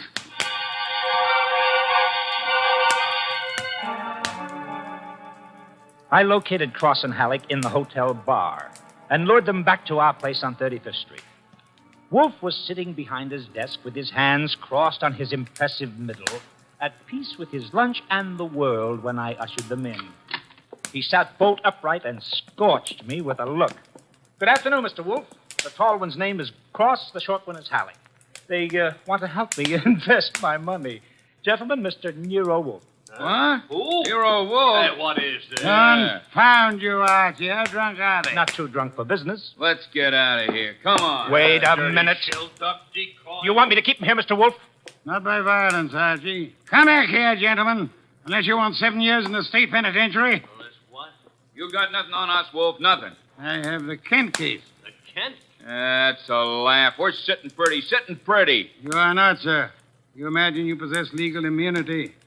Mr. Kent believes you are a grotesque balderdash and will not sue for fraud. Miss Kent cannot sue because she is reluctant to accuse her father of wrongfully obtaining her money. Ergo, you think you are invulnerable. Now, listen. But you forget me. I'm a detective with a fee to earn. A big fee. Quiet, Archie. I am determined to get that fee. Therefore, as Miss Kent's agent, I can and will bring action against you. I'm indifferent to her tears or her father's disgrace. I'm indifferent to anything outside of money. You will return the $10,000 to me at once, sir, or you will be in jail by morning. You mean that? I do, Mr. Cross. Alex, come here.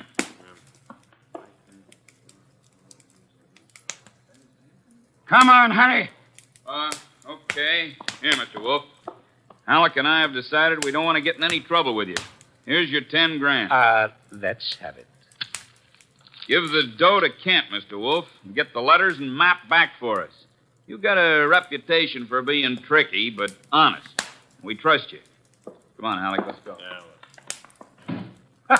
Well, how about that? Preposterous. No, sir. Take a look. $10,000, genuine coin of the realm. That man Cross is a fool. Does he imagine I'm to be fooled so easily? What do you mean he left the money? He surrendered too quickly, Archie. Too easily. And that money in the envelope he was carrying all ready to refund. Why?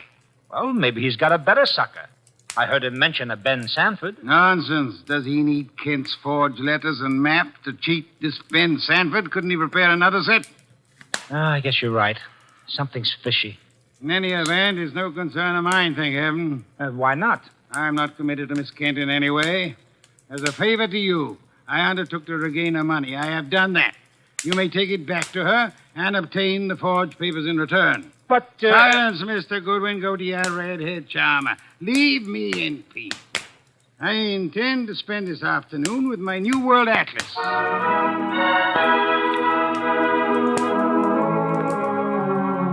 I left him 3,000 miles up the Amazon with his magnifying glass and drove up to East 69th Street.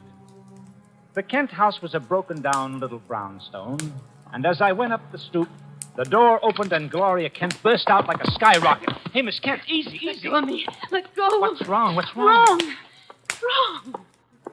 Nothing is wrong. Nothing at all. Well, how about seeing your father? You want to see my father? Come inside. Oh, for the love of heaven. Come inside, Mr. Goodwin. I'll introduce you. He's in a back room. Come right through the living room. What else came through this living room? A hurricane? No, Mr. Goodwin. Something else. There's my father, Mr. Goodwin. What in the devil? He's dead. His throat's cut. Father, this is Archie Goodwin from Nero Wolfe's office. He and his boss refused to help while they could. Maybe he can help you now. Stop it. All I'm good for now is revenge, that's all. Stop it and look at me. When did it happen? I don't know. When'd you find him? Just now. Keep looking at me. Who went through this house like a hurricane? You? No. Where did you go after you left the office? To the laboratory. What lab? Document research. The place that checked the map. How long were you there? Until an hour ago. I was with Mr. Rodman. Keep looking at me. And then? I had lunch. With Rodman? Alone. And then I came home. All right. All right, now listen to me. I want you to go to Mr. Wolfe's house right now. Have you got a cab there? Yes. All right, take a cab. I've got to stay here, but I'll call Mr. Wolfe and tell him you're on the way. Now, get.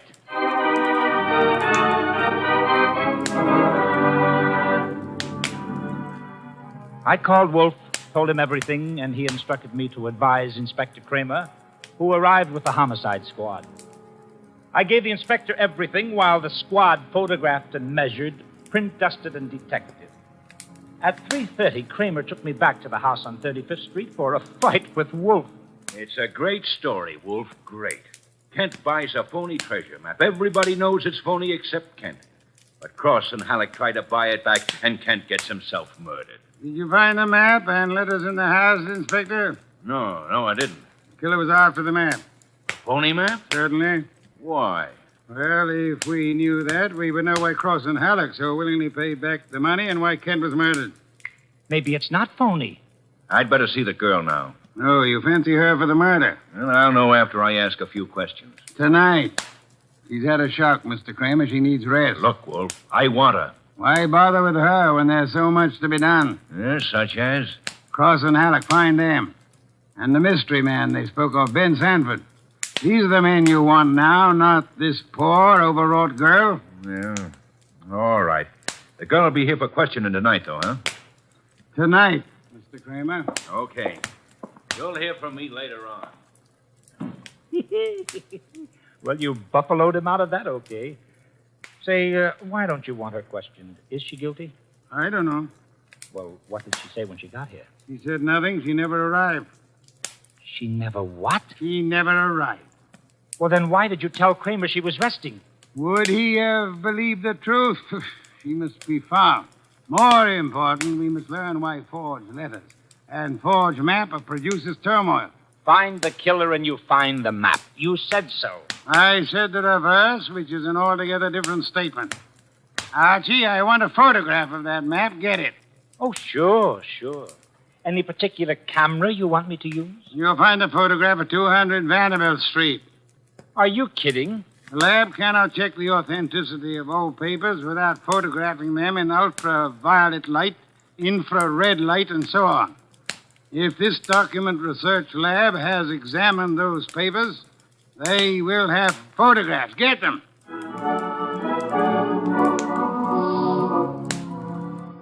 He got out of his chair and waddled back to the house elevator. It was 4:00 and time for his regular afternoon session with the orchids. I drove down to the document research laboratory on Vanderbilt and got such a shock that I grabbed the office phone and dialed Wolfe at once.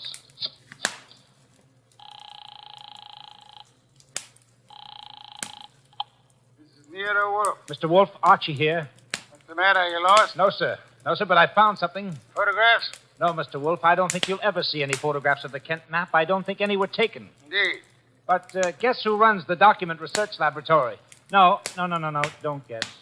You probably know. A man named Ben Sanford, and he's sitting right here looking at me. Bring him home with you. Home? But it's 4 p.m. This is the sacred hour when you pray over your orchids. Then Mr. Sanford can join the ceremony.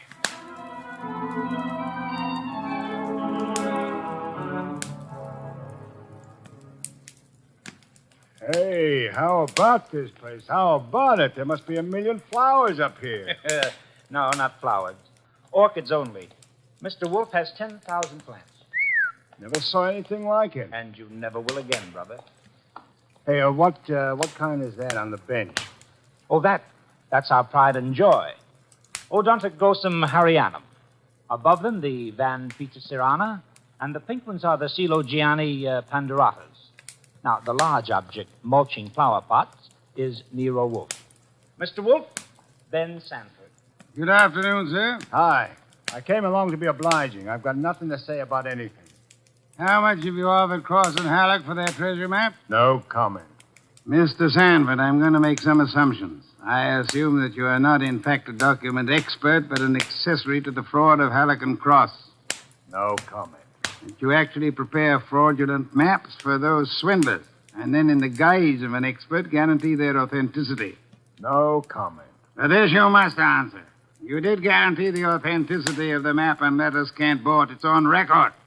All right, I did. Then will you admit they were forged? What are you, a comic? No. You guarantee the value of the Kent map? Yes. As an expert? Yes. Then you've convicted yourself of murder. Murder? What is this? Mr. Kent was murdered, sir. Evidently for the map and letters he bought. But of all persons involved, you alone believe in the value of the map. No one else does. Therefore, you alone would have murdered Kent for the map. For the love of... Now, wait a minute. Chew it over, brother. Chew it over. Either way, he's got you. Okay, you want me to level? Here it is. Level, Archie. Okay, boss. Thief-type talk. It means tell the truth.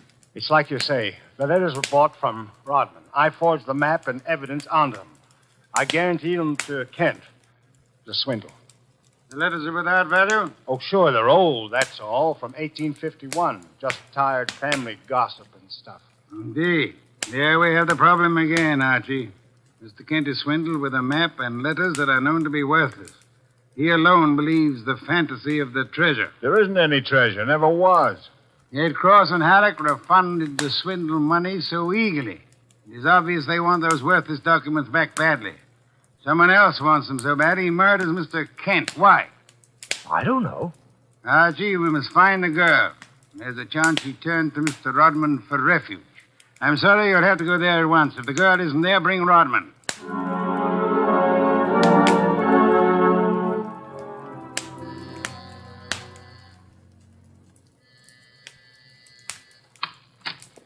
Yes? Hello, Rodman. Remember me? I'm Archie Goodwin from Nero Wolfe's office. Oh, yes, of course. I came to get Gloria Kent. There's been a change in plans. Tell her to come out, please. Gloria? Well, she's not here. Why should she be? Haven't you heard? Heard what? Well, I guess you'd better come down and see Wolfe. Mr. Goodwin, I'm afraid I can't. I'm rather busy. Look, Rodman, maybe you ought to know. Old man Kent was murdered. What? Yes, just after you and Gloria left us. Kent murdered? Well, this is awful, Mr. Goodwin. You want to see Mr. Wolfe now? Get your hat. Murder? Well, believe me, I never wanted this. I'm going to tell Nero Wolfe the whole mess. Every word of it. Okay, then. Come on, let's go. Yes, of course. Just a minute. I'll get my hat in the bedroom. Murdered? Kent? I never dreamed. Oh. Come on, Rodman. Come on, Rodman. Come on. What? I didn't hear you. Oh, Rodman. What the... Oh! Rodman. Oh, Rodman. Goodness. Oh, what next? Come on. This is Nero Wolfe. Archie here. We've had a tough break. Yes? While I was waiting for Rodman at the front door, he went into the bedroom for his hat. The killer was there. How do you know? He cut Rodman's throat. Tell. The back window was open. It's a ground floor apartment. He was out and gone before I had a chance. Archie, where were your wits? Let me alone. I've had a man murdered 20 feet from me. You think I'm cheering? Mr. Kramer is here, and he has news for us, Archie. Could not locate Cross and Halleck in their apartment. They had not been home all day. The maid informed him that she was waiting for her weekly salary. Well, so what? She was most angry and peppery. Mr. Kramer informs me. Red pepper? Exactly. Okay, maybe I know what you mean. I'll try to deliver the goods this time. Goodbye.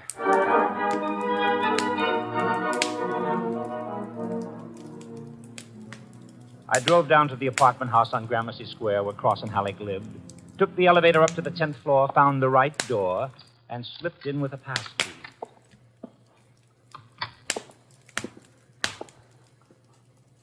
Come on out.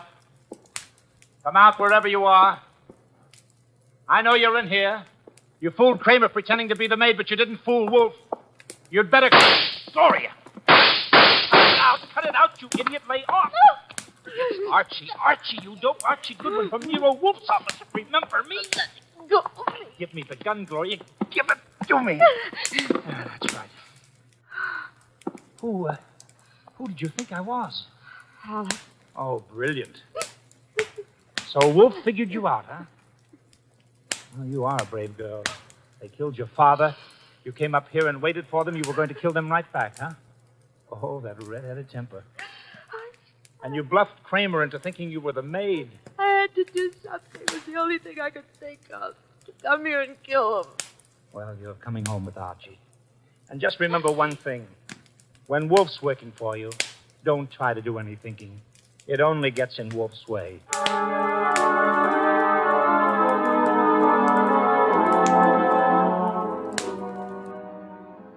I got Gloria Kent back to the house at 7 o'clock.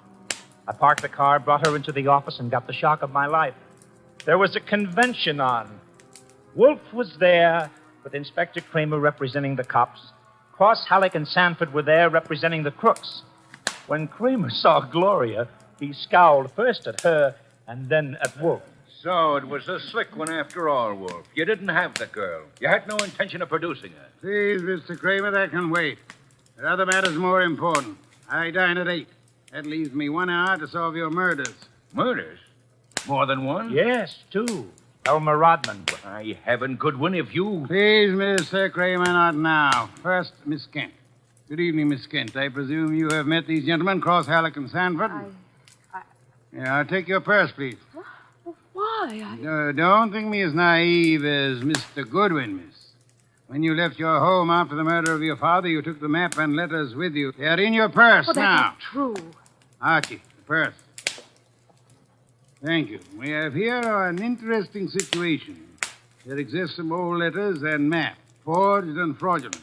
They're worth $10,000 and more to Cross and Halleck, and worth 2 murders to a killer. Why? There must be something of great value in the letters. Such as? Something which Mr. Sanford could not see, although he worked on the document closely. Yet something which could be made manifest. What is the answer, Miss Kent? You know it? I swear I don't. Secret writing, Archie. Bring the chafing dish from the dining room. Right. Secret writing? I saw nothing when I worked on those letters. Naturally, Mr. Sanford, the writing is invisible. But heat is an agent. It makes most forms of secret writing visible. The chafing dish, boss. Thank you, Archie. Place it before me and light it. Right. Now I open Miss Kent's purse. From it, you see, I withdraw these ancient letters which he took from her house after her father's murder. That's not true. Archie. That's enough, Gloria. That's enough. From now on, you just listen. We remove the letters from the envelope and toast them gently. The secret ink vintage 1851 will easily succumb to the agency of heat. Careful. Those envelopes will catch fire. Hey, they're caught. Don't be upset, Mr. Cross, Mr. Halleck. The envelopes! They'll burn safely in the dish. We can concentrate on the writing. Watch closely. I don't want to be accused of trickery. You fat fool. The envelopes are everything. Put 'em out, Sanford. Don't sit there. Put 'em out. Why, Mr. Halleck? Well, the stamps, the missionaries are worth a fortune. The missionary. Of course. You know that. Mr. Cross knows. So does Mr. Sanford, right? Yeah. Cross Sanford knows, you old fool. Let me... Mr. Sanford is not alarmed. Why not, sir? I don't know what you're talking about. $50,000 or $100,000 is burning before your eyes, Mr. Sanford. Cross and Halleck are burning their fingers, putting out the flaming envelopes. And you sit there quite indifferently. Why? Well, You know the value of the missionary stamps on the letters you bought from Rodman. But you know these aren't the real letters. Isn't that it?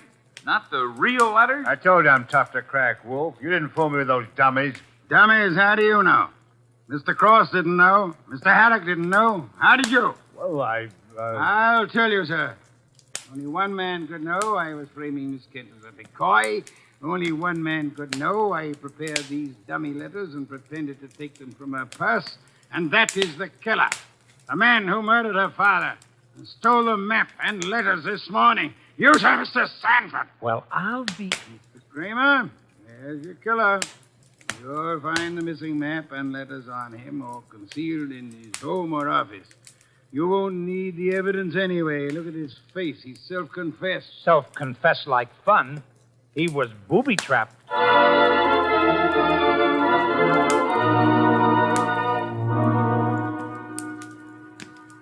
No, Mr. Kramer. Not a complicated case, really. Very simple. Elmer Rodman sold a packet of old family letters to the swindlers for a small sum. They used the letters to perpetrate their fraud on Miss Kent's father. And the stamps on the letters were valuable? They were a special Hawaiian issue 1851, Miss Kent. Nicknamed missionaries, because missionaries used them for writing home.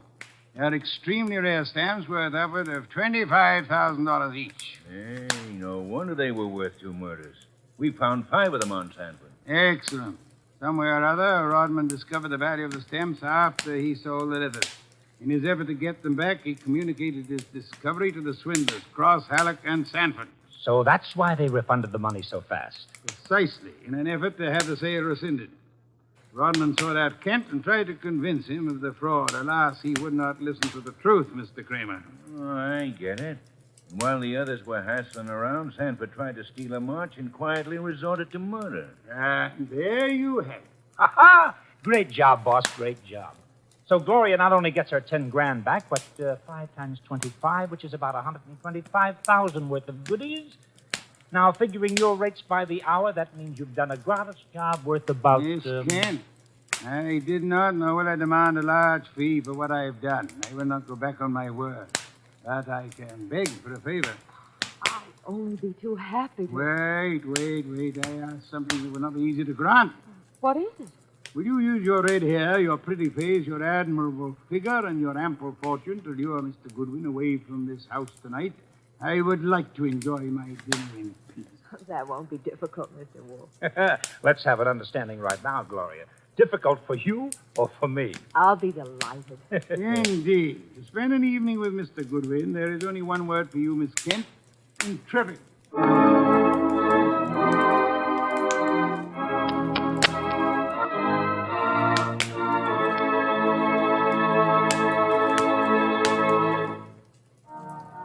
You have been listening to The New Adventures of Nero Wolfe, starring Sidney Greenstreet. Tonight's story by Alfred Bester was based on the famous characters created by Rex Stout, produced by Edwin Fadiman, and directed by J. Donald Wilson. In the cast were Wally Mayer as Archie Goodwin, and Gene Bates, Howard McNair, Jay Novello, Larry Dobkin, Bill Johnstone, and Herb Vigran. Music by Joseph Enos. Next week at this same time, Nero Wolfe and Archie will bring you The Case of the Careworn Cup. Don Stanley speaking. The preceding was transcribed. 3 chimes mean good times on NBC. The chimes ring for Dennis Day and Judy Canova tomorrow night on NBC. Also, Judy Canova prepares to go operatic tomorrow because her special guest is Ezio Pinza. This is Chester William Bendix Riley. The Man Called X follows on NBC.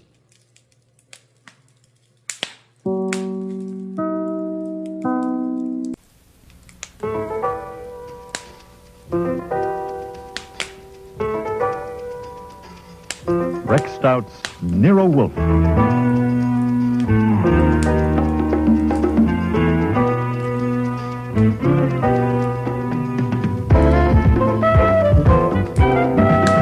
Starring Mabel Moore as Nero Wolfe and Don Franks as Archie Goodwin.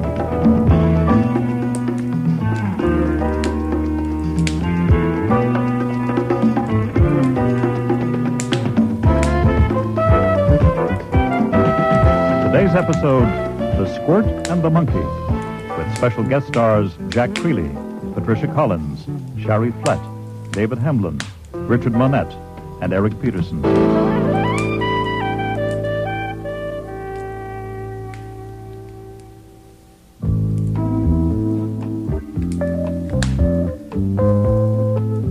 I was doing 2 things at once.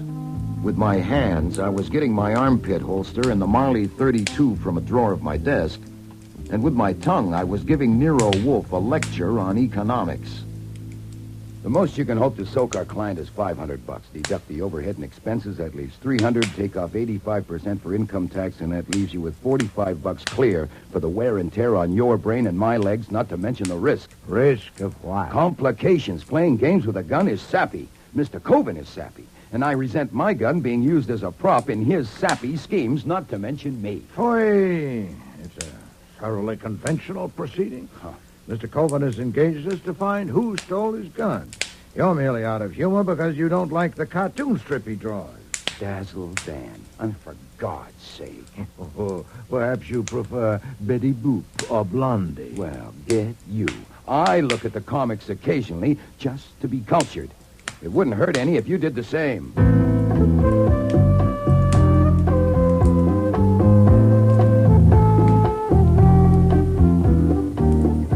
It was true that I didn't care for Dazzle Dan, even though it was syndicated to 2,000 newspapers, and I didn't care for its creator, Harry Coben, who had called at our office Saturday evening. Also, I didn't care for the job he wanted us to do, because Harry Coben had programmed it so he was going to do the detecting himself. The only difference between me and a messenger boy was that I was taking a taxi instead of the subway to his house on 76th Street. Yes? I have an appointment with Mr. Coben. Are you the man from Fernari's? No. My name is Goodwin. Mr. Coven isn't available yet. Call back later. Just excuse me for a minute. My appointment is for noon. It is now about... Is that my dress? No, it's Archie Goodwin, expected by Mr. Coven at noon. It is now 2 minutes past 12. Oh, come on now. Bring him up, Pete. Interruptions, shouting, noisiest goddamn place. Come on, then, up this way. Thank you. When you have an appointment with Sir Harry, always at an hour. Dearest Pete, you are going to stop calling my husband Sir Harry. You're wrong. It's a plan.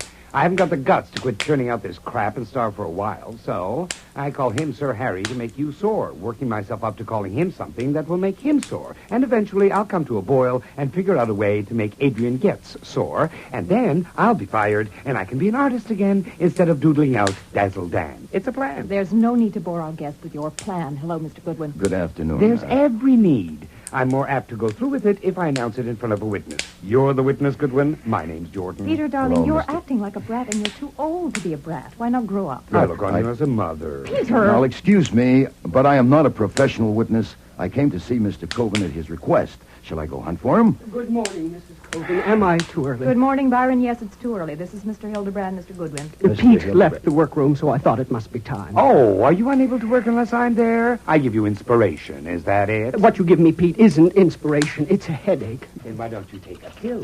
You are a royal pain. It was all very informal and homey. I'd had enough of the three people in that room even before the monkey in the cage in a corner decided to join the fun. Also, the room was like an oven. So I walked to the far side of the room and opened a window. Who opened that window? I did. Well, please shut it at once. Rukaloo will be dead in an hour. Certainly. And now that I have your attention, finally, Rukaloo's coughing. Are you all right, baby? Listen to him. Pneumonia already. That's an idea. That's what I'll do when I woke up to making Getz sore. You must be Archie Goodwin? Hmm. I'm Pat Lowell, Mr. Coven's manager. Hello. I was going to phone you this morning to warn you that Mr. Coven is never on time for an appointment, but he arranged this himself, so I didn't. Well, never again pass up an excuse for phoning me. I won't. You're early, anyway. He told us the conference would be at 12:30. I was told to come at 12. Oh? To talk with him first? I guess so. Well, I handle all his business. Everything from endorsements of cough drops to putting Dazzle Dan on scooters, and this is the first time he's ever done this. Done what? Called someone in without consulting me. I understand it's something to do with Dazzle Dan starting a detective agency. We'd better wait and let Mr. Coven tell her. As I understand it, I'm only here as a technical advisor. Of course, you would handle the business end, and that would mean you and I would have to have lots of talks. Oh, here's Mr. Coven now with Mr. Getz. Good morning, my little dazzlers. Good morning, Harry. Mr. Goodwin, you know Harry. Yes, but hello, this Harry. is Adrian Getz. Mr. Getz, it seems cool in here. I opened a window. With Rukaloo in the room? Good heavens. So you got here, Goodwin. Don't mind the squirting his damn monkey. Loves that damn monkey. I call this the steam room. How is he, Squirt? Okay? I think so, Harry.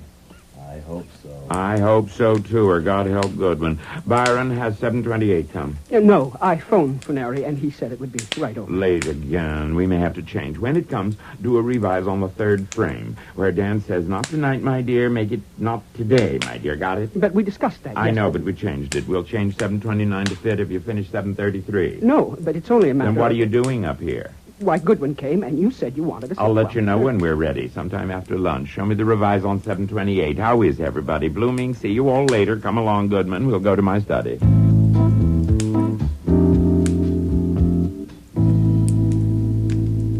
sit down. Thanks. And this room's a little more comfortable. What? It's cooler. Oh, yeah.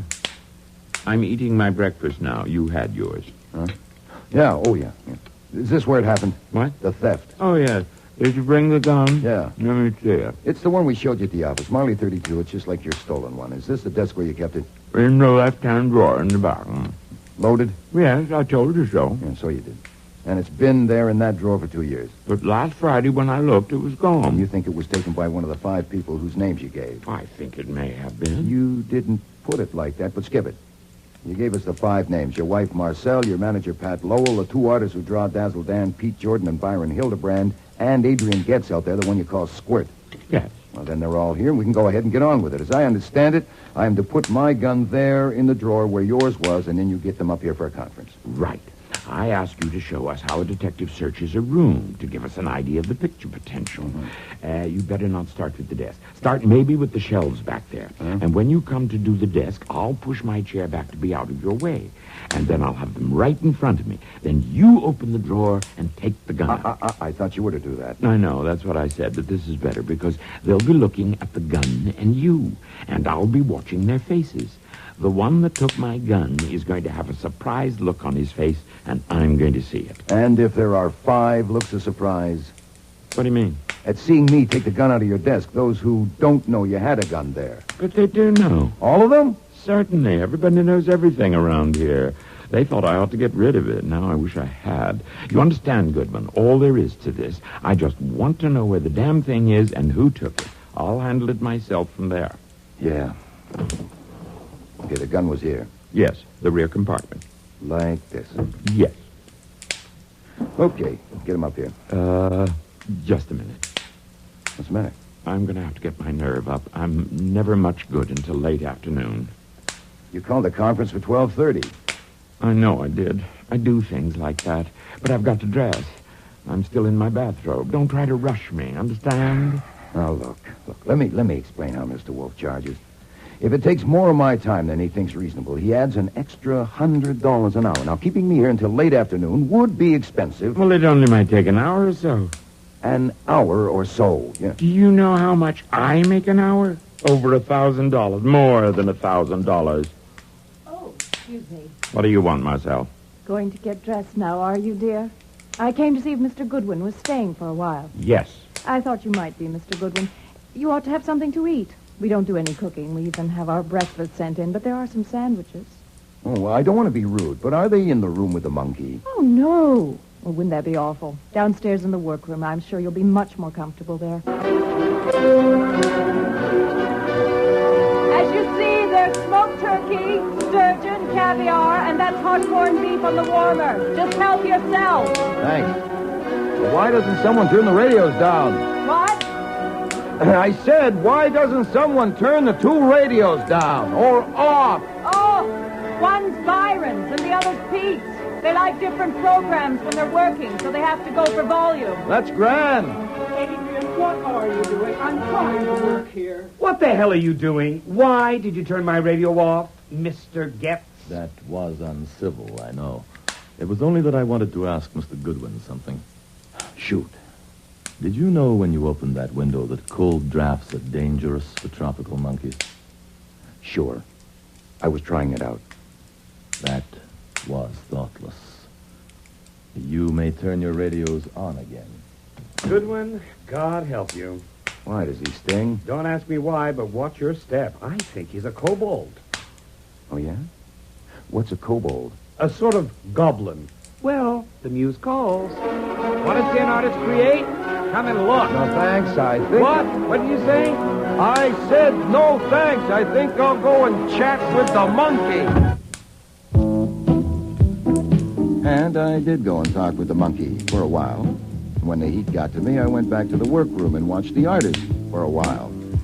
Nothing I saw changed my opinion of Dazzle Dan. But I had to admire the way they did him.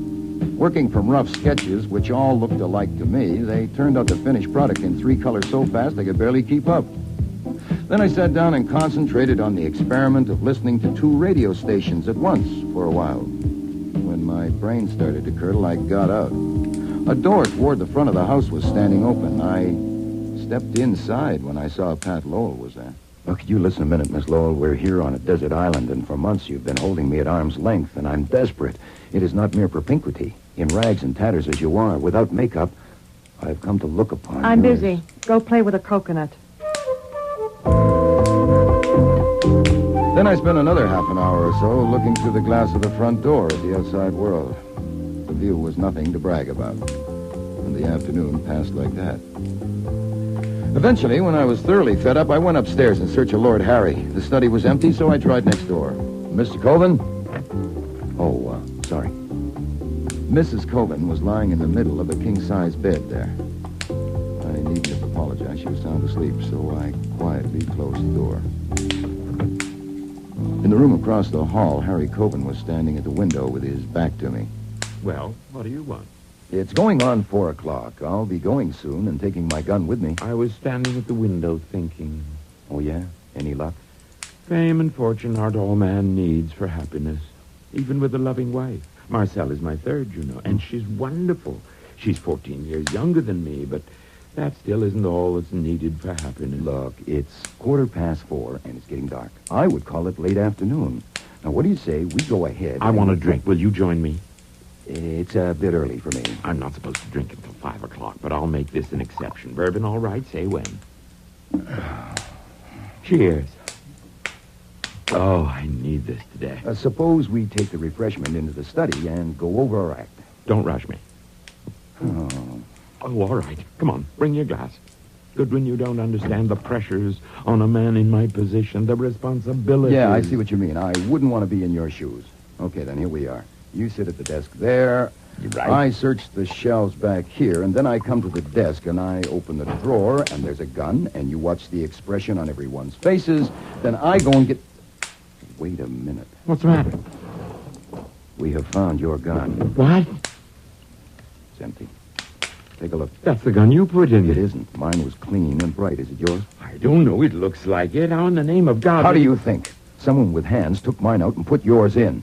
It could have been you, wasn't it? Me? No. How could it have been me? I didn't even know where mine was. Yeah, you said you didn't. I had to stretch you out and tamp you down, keeping me here the whole goddamn day, and now this. If you ever talk straight and to the point, now is the time. Did you touch my gun? No. Do you know who did? No, but All you're... right, shut up, damn it, shut up. I'm going down there and I'm going to get them. You stay put right here. If I find when I get back that you've moved from that position, I'll either slap you down with your own gun or I'll phone the police. My God, don't call the I police. said shut up and stay put. This is my house, Goodwin, and God damn it, don't you know a raving maniac when you see one? Me. Maybe the best thing would be for you to call a cop. I want my gun. By the time I got down to the ground floor, I had myself well enough in hand to calmly tell them that Coben was ready for them upstairs. I found Pat Lowell at her desk and Hildebrand and Jordan still at their drawing boards and herded them upstairs. Where will I find Adrian Getz? He may be in his room, over there. He takes his afternoon nap in there with Rukaloo, but not this late usually. Thank you, I'll check. Mr. Getz, are you in there? Why, there's a draft. Adrian never opens a window. Put on the lights. Adrian, Adrian Getz, the squirt, was lying on the couch, but he wasn't taking a nap. The hole in his skull was just northeast of his right ear, and the blood had run over the edge of the couch onto the floor. I stuck my hand inside the V of his vest and held it there for 8 seconds. Adrian Getz was through taking naps. My God, look in the cage over there. Look at Rukaloo. What's he holding to his chest? That's a gun he's holding to his chest, a Marley 32. I suspect he's holding it to his chest because it's the only warm thing in this room, having recently been fired.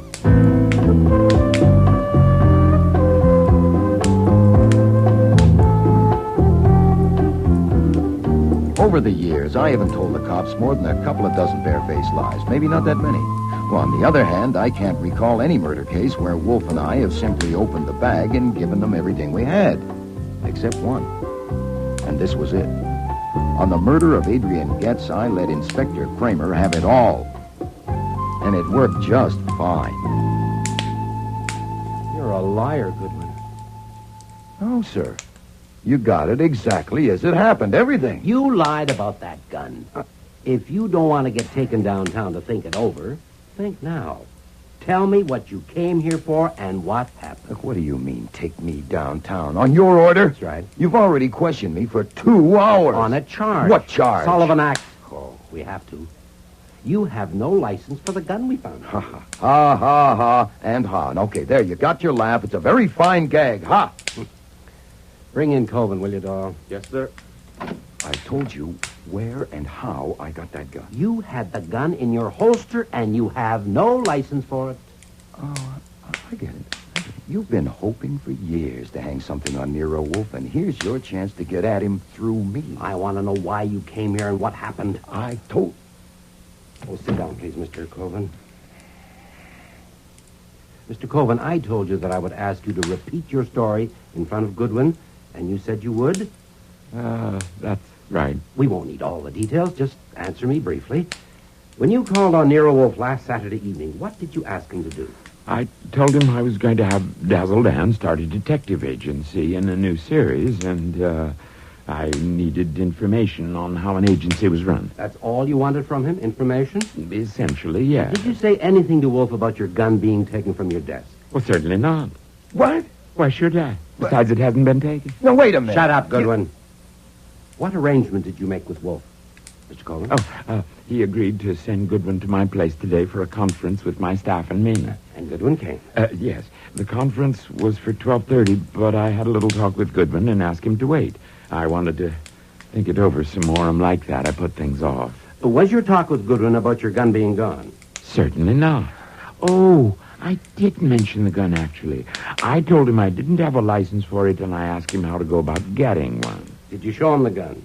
Well, I pulled the drawer open and we glanced in at it, and he said he had one of the same make. Did you or Goodwin take your gun out of the drawer? No, absolutely not. Did he put his gun in the drawer? Absolutely not. When I took my gun from my holster to show it to you, did you... Nothing doing. You're listening. Just the high spots for now. Did you have another talk with Goodwin later? Yes, around 4 o'clock up there in my office. I told him I was ready for the conference, and he went to call the others.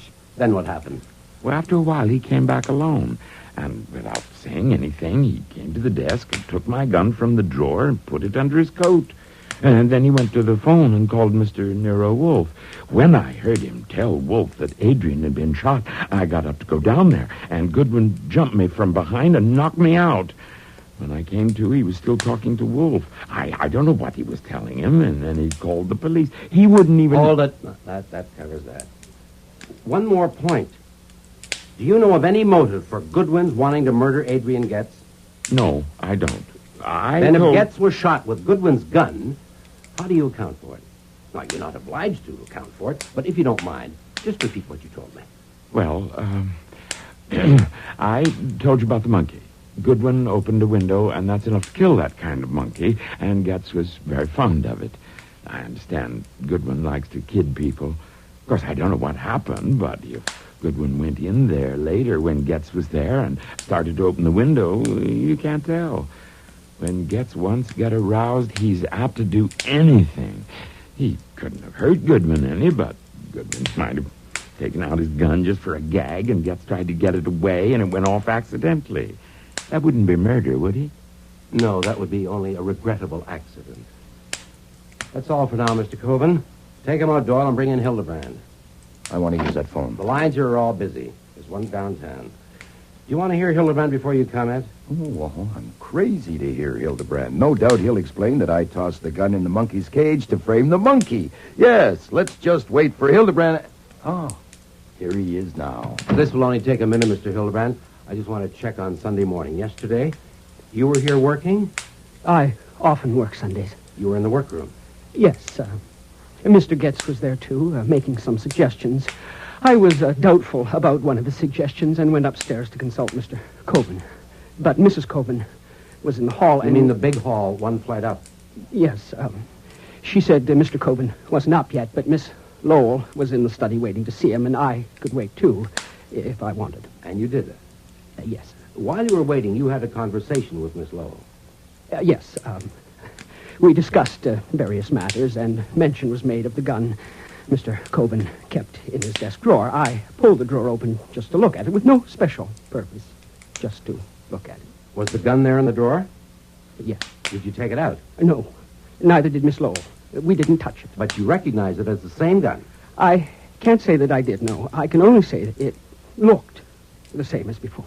So yesterday morning, in Miss Lowell's presence, you opened the drawer and saw the gun, which you took to be the gun you had seen there before. Is that correct? That's correct. Okay, that's all. You can go now. Got anything to say, Goodwin? Sorry, Inspector. I lost my voice. You're not funny, pal. You're never as funny as you think you are. This time, you're not funny at all. I've got you. I'll be leaving here before long to join you downtown. And on my way, I'll stop in at Wolf's place for a talk. You won't climb up on this one. At the very least, I've got you on the Sullivan Act. Why fiddle around with the Sullivan Act? Make it a big one and really make a fool of yourself. I've warned you.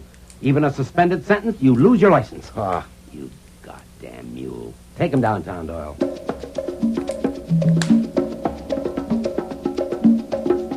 It was after 9 o'clock before they finally let me use the phone at the cop shop. I know where you are and how you got there. Mr. Kramer is here. Really? I have phoned Mr. Parker, but it's too late to do anything tonight. Have you eaten yet? No, sir. I'm afraid of poison, and I'm on a hunger strike. You should eat something. Mr. Kramer's worse than a jackass. He's a demented jackass. I intend to persuade him to release you at once.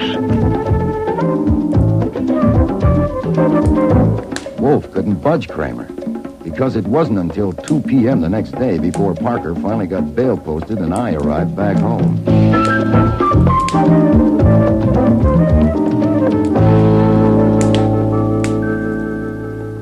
Are you all right? No, don't you smell me? What the devil is that smell? Disinfectant for the bloodhounds in case you escape. I'm going to go up and rinse off. Not yet. Have you eaten? Enough to hold me. Then we'll get started. Look, it'll help if we first get it settled about my leaving that room with my gun in there in the drawer. Shut up and sit down. I deny that you were in the slightest degree imprudent. Even if you were, this has transcended such petty considerations. Your notebook, take a letter. Yes, sir. Dear Mrs. Baumgarten, thank you very much for your letter of the 13th, requesting me to undertake an investigation for you, paragraph. I am sorry that I cannot be of service to you. I am compelled to decline because I've been informed by an official of the New York Police Department that my license to operate a private detective agency is about to be taken away from me. Sincerely yours. What happened in your talk with Kramer? Type that at once and send Fritz to mail it. If any requests for appointments come by telephone, refuse them, giving the reason and keeping a record. The reason given in the letter? Yes. Did Mr. Parker go back to his office? That's what he said. Shall I get him for you? No, you start typing. I'll call him. Send Mr. Coben a bill for recovery of his gun. $500. It should go today. What, no extras? No, considering all $500 flat. And I want you to call your friend at the Gazette. I want the last 3 years of the Dazzle Dan comic strip. Can you get them? I can try. Do so. Mr. Parker. How long will it take to enter a suit for damages and serve a summons on the defendant? Can you do it by noon tomorrow? Then do your best, please. Mr. Colvin has destroyed by slander my means of livelihood. I wish to bring an action demanding payment by him of the sum of $1 million. Whoopee!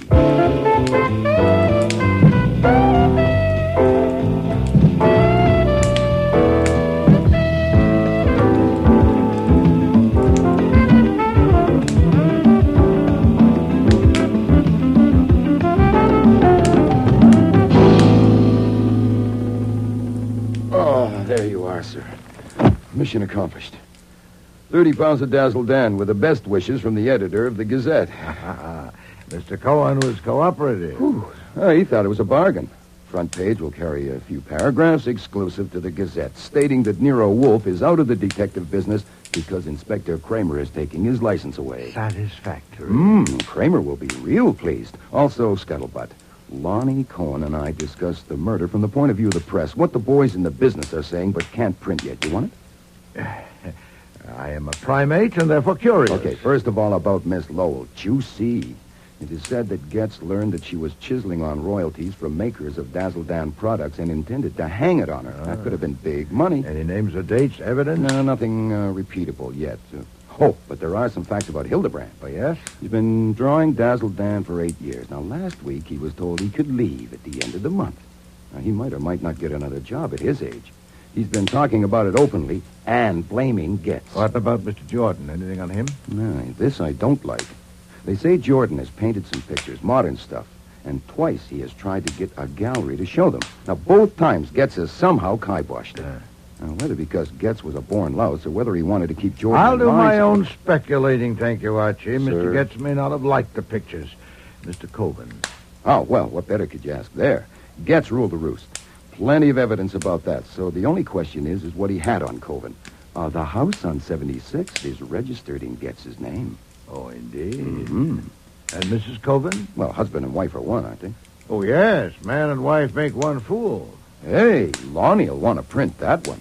Can I tell him? It was printed more than 300 years ago. Ben Jonson wrote it. Oh. Another errand for you, Archie. Contact LeVay Recorders Incorporated. Have them send over a man before noon tomorrow.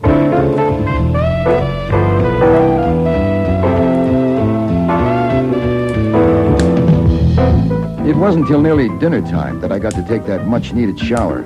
After dinner that evening, we were all hard at it in the office.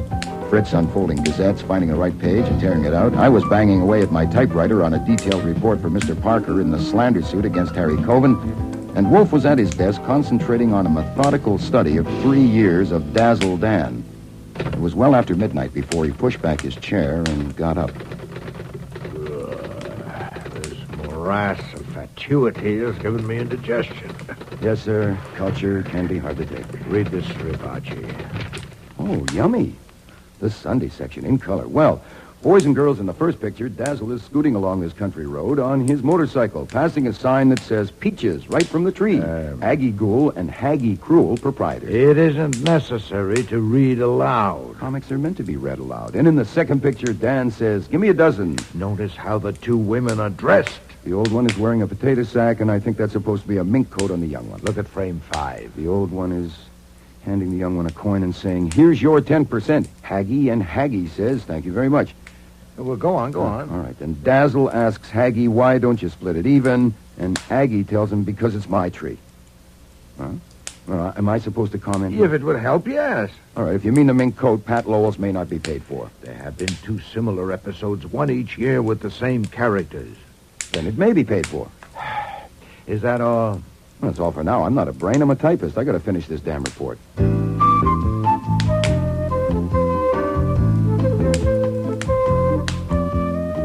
The next day, the phone nearly rang off the hook. Reporters wanting the latest on the Gazette story.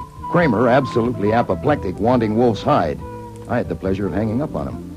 The Libet Recording Company. And Parker, to say that the summons had been served to Coben.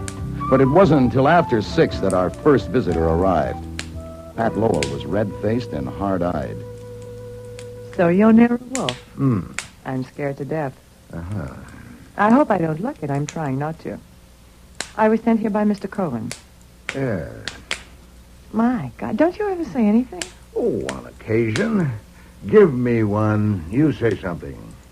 Mr. Coben sent me about your ridiculous suit for damages. He intends to enter a counterclaim for damage to his reputation through actions of your acknowledged agent, Archie Goodwin.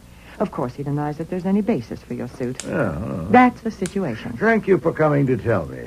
Archie, show Miss Lowell up. Yes, sir. Wait. Mr. Coben thinks lawyers would just make this more of a mess than it is, and I agree with him. He thinks you and he should settle it between you. Now, is that possible? Oh, we can try. There's a phone. Get him here. He's too upset. I'm sure he'll find it more practical to deal with me, and if we can come to an understanding, he'll approve. I guarantee that. I doubt if that will get us anywhere. For one thing, a factor in both claims is the question, who killed Adrian Getz and why? I'd have to begin by considering that aspect. I'd have to ask you some pointed questions, and I doubt if you'd dare to risk answering them. Oh, what kind of questions? Well, for example, how's the monkey? Oh, I can risk answering that. It's sick. It's at the Spire Hospital. They don't expect it to live. Exposure from the open window? Yes, they're very delicate, that kind. Last August and September, a monkey had a prominent role in Dazzle Dan. At first, it was depicted maliciously, on a conjecture by someone with a distaste for monkeys. Thereafter, it was drawn sympathetically. The change was abrupt and noticeable. Why? On instructions from Mr. Coben? Well, You hesitate. Well, I was thinking back. Mr. Getz objected to the way the monkey was drawn, and Mr. Coben had Mr. Jordan do it instead of Mr. Hildebrand. Mr. Jordan likes monkeys? Yes. But Mr. Hildebrand does not. Oh, no, not that one anyway. Rookaloo bit him once. Isn't this pretty silly, Mr. Wolfe? Are you going on with this? Unless you walk out, yes. How did you feel about the monkey? I thought it was an awful nuisance, but it had its points as a diversion. But it was my fault it was there since I gave it to Mr. Getz. Oh, indeed? When? About a year ago. A friend returning from South America gave it to me, and I couldn't take care of it, so I gave it to him. Mr. Getz lived in the Coven house?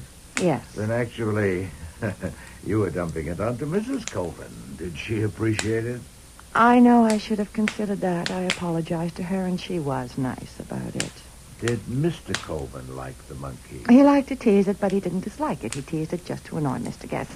I am told that it's generally believed, though not published, that the conception of Dazzle Dan was originally supplied to Mr. Coven by Mr. Getz.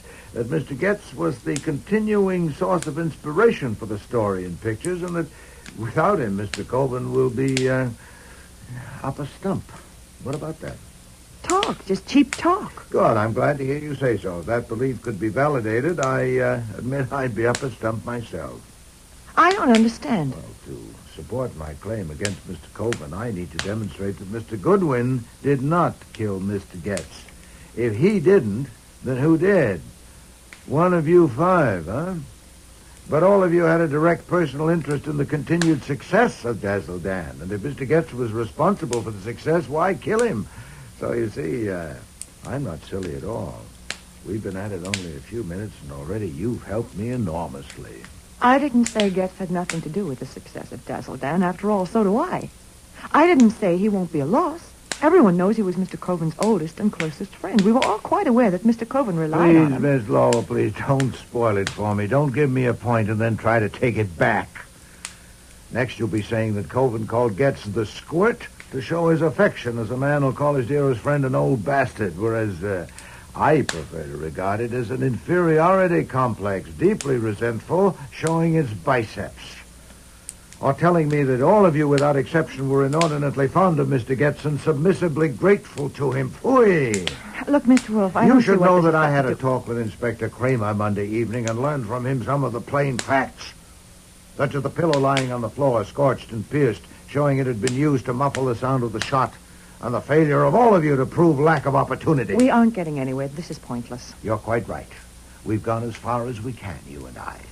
It's time for you to call Mr. Coven and tell him so. Tell him to be here at 8:30 with Mrs. Coven, Mr. Jordan, and Mr. Hildebrand. Are you trying to be funny? I now know who killed Mr. Getz. I'll have to tell the police, of course, but first I want to settle the matter of my claim with Mr. Coven. And you can tell him that. Tell him that if I have to inform the police before I have a talk with him and the others, there'll be no compromise on my claim, and I'll collect it. This is a bluff. Then call it. I'm going to. I'm not such a sap. Archie, get Inspector Kramer. Yes, sir. He'll be there by the time you are, Miss Lowell. Hello. Yeah, homicide? Inspector Kramer, please. Yeah, this is Hang a very... up, damn you. Hang up. Okay. Get Mr. Coven's number for her, Archie.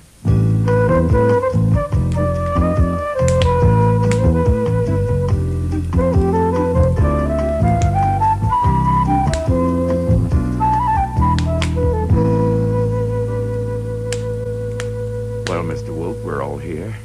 This time you can't cook up a fancy lie with Goodwin. There are witnesses. We won't get anywhere that way, Mr. Coven. The situation is this. You don't want to pay me $1 million. I don't want to lose my license. The police don't want to add another unsolved murder to the long list. The central and dominant factor is the violent death of Mr. Getz, and I propose to deal with that at length. Now, if we can get that settled... You told Miss Lowell you know who killed him. If so, why don't you tell the police? That ought to settle it. You don't mean that, Mr. Coven. You're damn right I mean it. Then there's a misunderstanding. I heard Miss Lowell's talk with you on the phone, both ends of it. I got the impression that my threat to inform the police about Mr. Getz's death was what brought you down here. Now, It you wasn't seem any to... threat that brought me here. It's that blackmailing suit you started. I want to make you eat it, and I'm going to. Oh, indeed. Then I gather that you don't care who gets my information first, you or the police. But I do. For one thing, when I talk to the police, I like to be able to... Archie, if you will. Yes, sir. I went to the hall and switched on the porch light for a look through the one-way glass of the front door. one glance was enough. I stepped back into the office. Excuse me, sir, the man above the chair. Tell him to... No, wait. I'll see him. If you'll excuse me a moment. Wolfe strode to the front hall, peered through the glass, and opened the door. The chain bolt stopped it at a crack of 2 inches. Well, Mr. Kramer. I'm coming in. I doubt it. What for? Patricia Lowell entered here at 6 o'clock and is still here. The other 4 entered 15 minutes ago. I told you your license was suspended. I'm coming in. I still doubt it. I have no client. These people are here to discuss an action for damages which I brought against Mr. Coven. I don't need a license for that. I'm shutting the door. My God, this does it. You're through. I thought I was already through. But this sort I of thing... can't hear you. The wind. Oh, this is preposterous. Talking through a crack. Descend to the sidewalk and I'll come out. Do you hear that? Yes. Very well. To the sidewalk. Archie, my coat.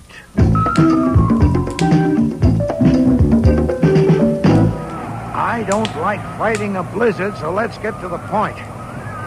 You blundered, and you know it. You arrested Mr. Goodwin on a trumpery charge. You came and blustered and went too far. Now you're afraid I'm going to catch a murderer and toss him to the district attorney, so you... I'm not afraid of a goddamn thing. I told you to lay off, and by God, you're going to. I want to go in there. You may. What? Well, you just said... Under one condition. You know the peephole in the wall of my office, concealed by a picture. Standing in the nook at the end of the hall, you can see and hear us in the office. The condition is that you enter quietly, take your post in the nook, oversee us from there, and give me half an hour. What kind of a elaborate... I'm after a murderer, and there's one chance in 5 I'd say that I'll get him. You said you were discussing an action for damages. We are. I'll get either the murderer or the damages. Now, I'm going in. If you come along, it must be under the condition as stated. Are you coming? Yes. You accept the condition? Yes. Come along, then.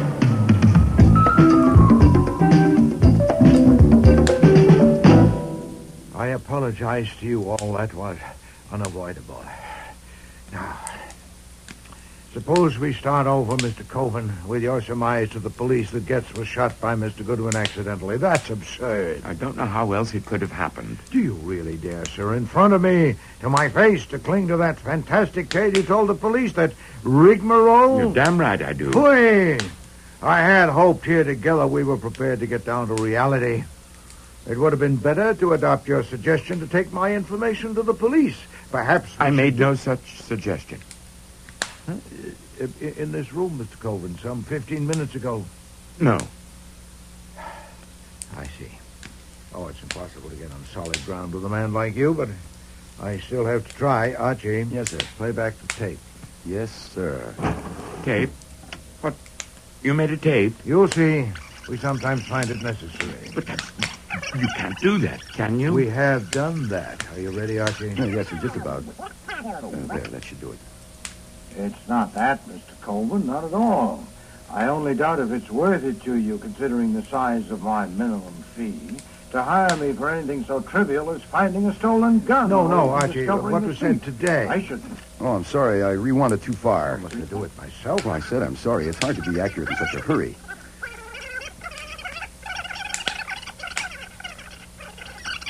There, that should be right. It's my license. The police don't want to add Is another that what you unsolved wanted? murder to the long list. The central and dominant factor is the violent death of Mr. Getz, and I propose to deal with that at length.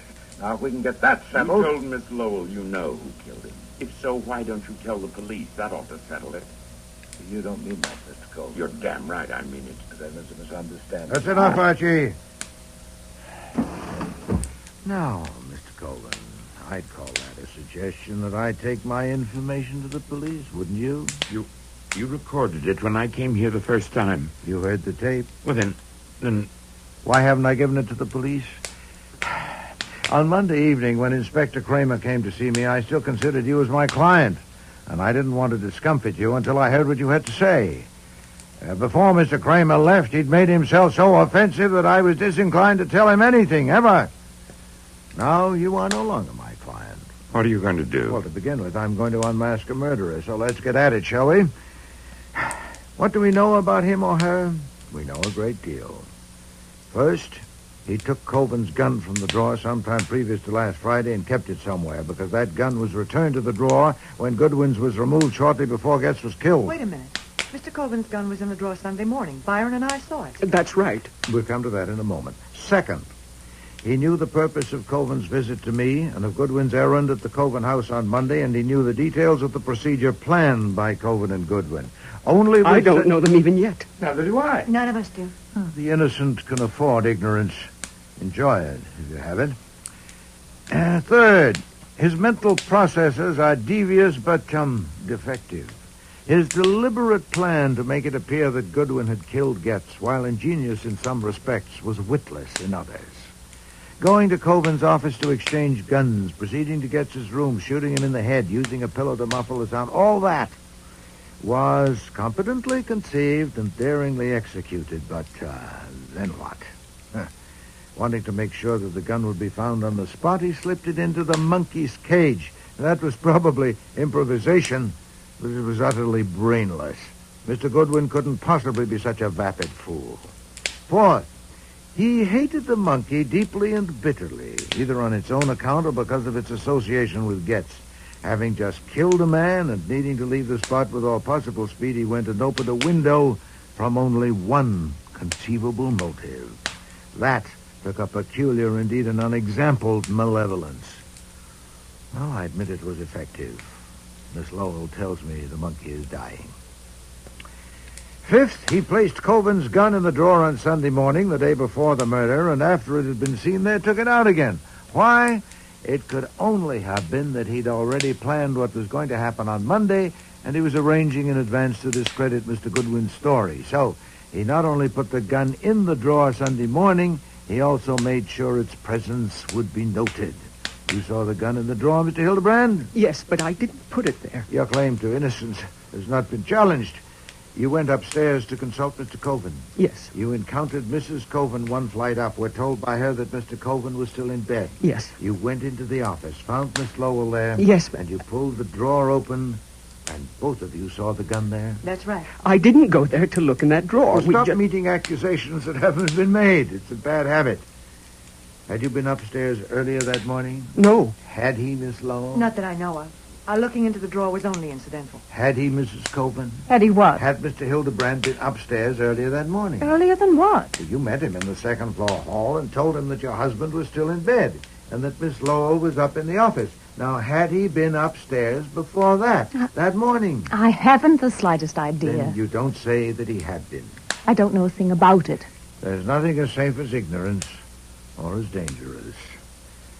Now, to complete the list of what we know about the murderer, sixth and last, his repugnance to Getz was so extreme that he even scorned the risk that by killing Getz he might be killing Dazzle Dan. How essential Getz was to Dazzle Dan... I make Dazzle Dan. Dazzle Dan is mine. I am Dazzle Dan. For God's sake, shut up, Harry. Well, I've identified the murderer for you by now, surely? You have not. Then I'll specify. But first let me say a word for the police, particularly Mr. Kramer. What flummoxed Mr. Kramer was Mr. Coven's elaborate lie, apparently corroborated by Miss Lowell and Mr. Hildebrand. If he'd proceeded on the assumption that Mr. Goodwin and I were telling the truth, he would have found it simple. This should be a lesson to him. Now then, the murderer. Mr. Jordan. Yes? You're eliminated because you weren't there Sunday morning to place the gun in the drawer. Mr. Hildebrand. What? You were there Sunday morning, but you had made no earlier trip upstairs. Miss Lowell. Oh, for God's sake, will you get to the point? You didn't know why Mr. Coven had called Mr. Goodwin there. Hold it. Inspector Kramer, what Damn is you, Wolfe, you and your game. If you'd only given it to us. I can't give you what you won't take. You can have her now. You want more help? Mr. Coven was still in bed Sunday morning when two of them saw the gun on the drawer. More? Spend some time with Mr. Hildebrand. I'll stake my license against your badge that he'll remember that when he spoke with Mrs. Coven in the hall, she said something that caused him to open the drawer and look at the gun. Still more?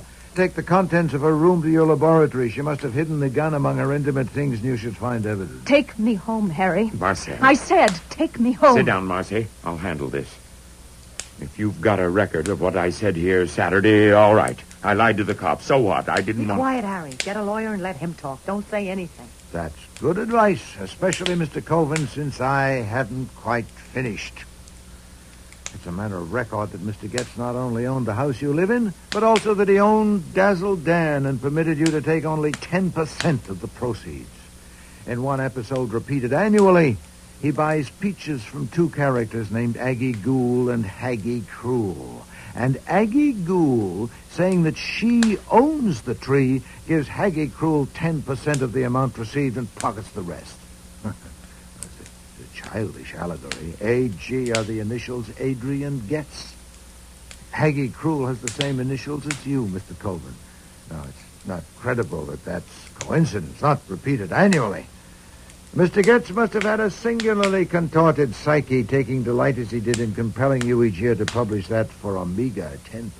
Not of the net. 10% of the gross, over 400 a week. You worm. What? I said you worm.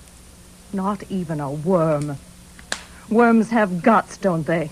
The one time you ever acted like a man and you didn't have the guts to see it through. I don't know what you're talking... You're right, Mr. Wolfe. Getz owned Dazzle Dan. He took Harry in years ago to front it and draw it. Harry should have insisted on an even split right then, but he didn't. When Dazzle Dan caught on and kept getting bigger and bigger, Getz didn't mind Harry having the name and the fame as long as he owned it and got the money. He was a vampire. Yeah, I'll accept that. When I found out how it was, I tried to talk some sense into Harry. I told him his name had been connected with Dazzle Dan so long that Getz would have to give him a bigger share, at least half, if he demanded it. But Harry just wasn't man enough to do that. I didn't let up. I kept after him, I admit that. I'll admit it on the witness stand if I have to. And I admit I didn't know him as well as I thought I did. I didn't know there was any danger of making him desperate enough to commit murder. I didn't know he had it in him. Of course he'll break down, but if he says I knew that he decided to kill Getz, I'll have to deny it because it's not true. I didn't. Marcy. Oh, I see.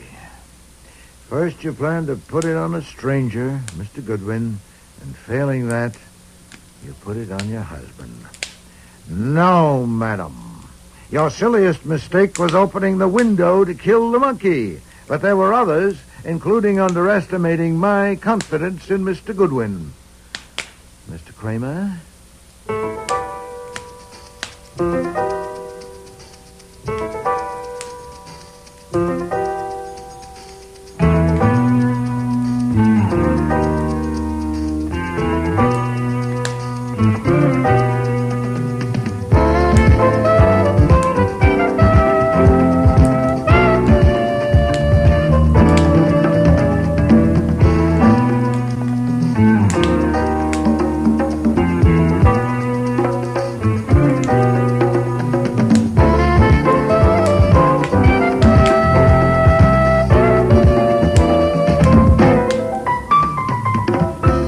Starring in today's episode were Mavor Moore as Nero Wolfe, Dawn Franks as Archie Goodwin, and Cease Linder as Inspector Kramer. Jack Creeley was Harry Coben, Tricia Collins, Pat Lowell, Shari Flett, Marcel Coben, David Hemblin, Adrian Getz, Richard Monette, Pete Jordan, and Eric Peterson was Hildebrand. Music was composed and conducted by Don Gillis. Technical operations, John Jessup. Sound effects, Bill Robinson. Production assistant was Nancy McElveen, and casting consultant, Ann Weldon Tate. The Squirt and the Monkey was written and produced in Toronto by Ron Hartman.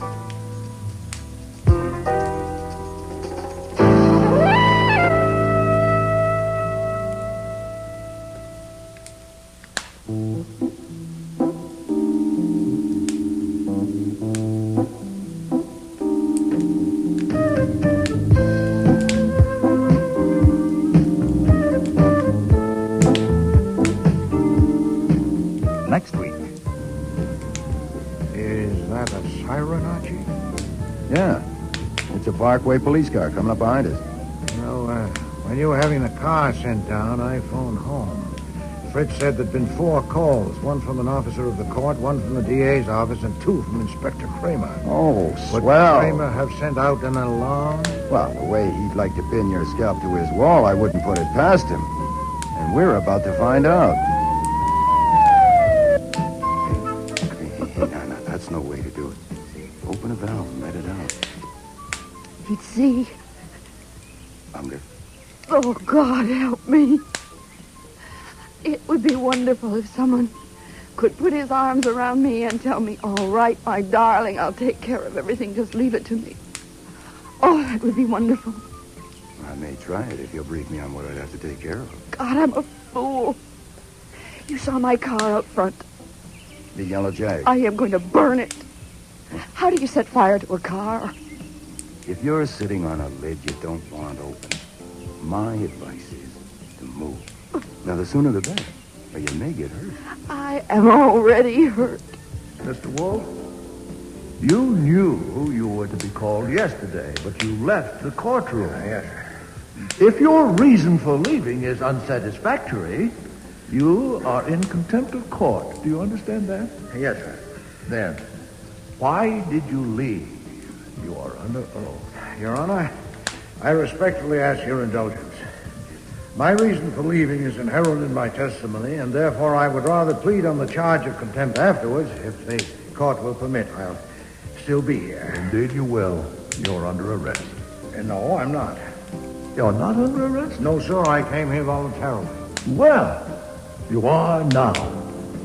Officer, this man is under arrest. Next week, The Next Witness, with guest stars Terry Tweed, Robert Christie, Michael Ayub, and Dixie Seatle.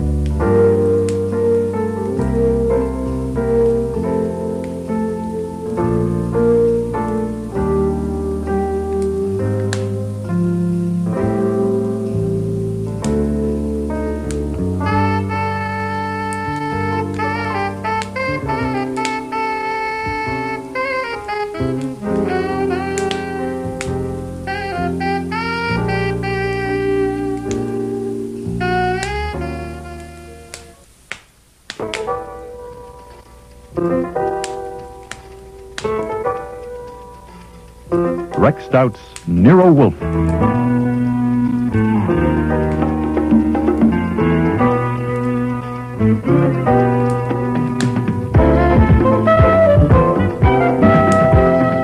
Starring Mavor Moore as Nero Wolfe and Don Franks as Archie Goodwin.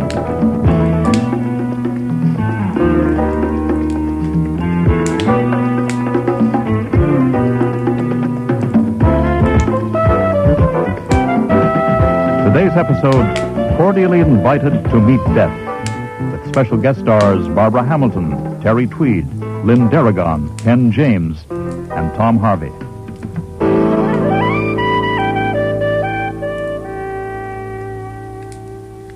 When Bess Huddleston phoned to ask Nero Wolfe to come up to her place at Riverdale right away, I know I should have cut her off short. But I suggested that if she came up to our office about 3, Mr. Wolfe would be delighted to see her, which was a lie. After her other visit to him, Wolfe would not be delighted to see Bess Huddleston at any time. But what the hell? The August heat had made him even lazier than usual, and it had been as dull as a blunt instrument since our last case. He needed stirring up. My God, with all your weight in this heat, I should think you'd sweat more. You remember me, Mr. Wolfe? Oh, indeed I do. You're the woman who came here 2 years ago and tried to bribe me to play the clown. Bribe? That's silly. I offered you $2,000 to come to a party and be the detective in a murder game. $2,000 and all the beer you could drink for a few hours' work. Now, surely that was a reasonable offer. If you have come, madam... Relax. I don't want you for a party this time. I wish I did. Someone is trying to ruin me. Ruin you? What, financially, physically? Just ruin me. You know what I do? I do parties. I know what you do. Very well. My clients are rich and important people. So what do you think the effect would be? Wait, I'll show you. Oh, you dropped something. Oh, down there. That's nothing. Just toss it in the wastebasket. Into the wastebasket. Here it is. What do you think of this letter? Archie. This is confidential. So is Mr. Goodwin. Read it to me, Archie. The envelope is addressed to Mrs. Jervis Horrocks, New York City, and the message reads, was it ignorance or something else that caused Dr. Brady to prescribe the wrong medicine for your daughter? Ask Bess Huddleston. She can tell you if she will. She told me. It's all in fancy type and there's no signature. There was another one, but I haven't got it. It was sent to a very rich and prominent man, and it said, where and with whom does your wife spend most of her afternoons? Ask Bess Huddleston. She told me. The man showed it to me. His wife is one of my best... Are you consulting me or hiring me? I'm hiring you to find out who sent those things. It's a mean kind of job. Often next to impossible. Nothing but greed could induce me to tackle it. Certainly. I know how to charge, too. I expect to get soaked. But where will I be if this isn't stopped, and stopped quickly? Very well. Your notebook, Archie. Now, I can save you some time. The paper and envelopes are the kind used by my assistant, Janet Nichols. Your assistant at... At arranging parties. Very clever girl, really. She thought of the Stryker Giant and Dwarf party. Giant and Dwarf... Go on, please. Both messages were typed? On my typewriter, owned by me, I should say. It's used by my secretary, Mariella Timms. Both of the girls live in my house. And both had access to the typewriter? Oh, yes. My office is never locked. Anyone else? Servants? No use to bother about servants. No servant ever stays long enough to develop a grudge. Yes, the newspapers are full of the stories of the alligators, bears, and other disturbing elements in your home. Publicity is important in my line of work. You grow plants. I grow orchids, but not for publicity. Does anyone else live in your house? Well, there's my nephew, Larry. He's on my payroll, too, but there's no point in even thinking about him. He'd never do a thing like that. What about the insinuations in the letters, the wrong medicine and the questionable afternoon? I know nothing about those things, and anyway, they're irrelevant. The point is that some malicious person is trying to ruin me by spreading hints that I'm blabbing secrets about people. Whether the secrets are true or not has nothing to do with it.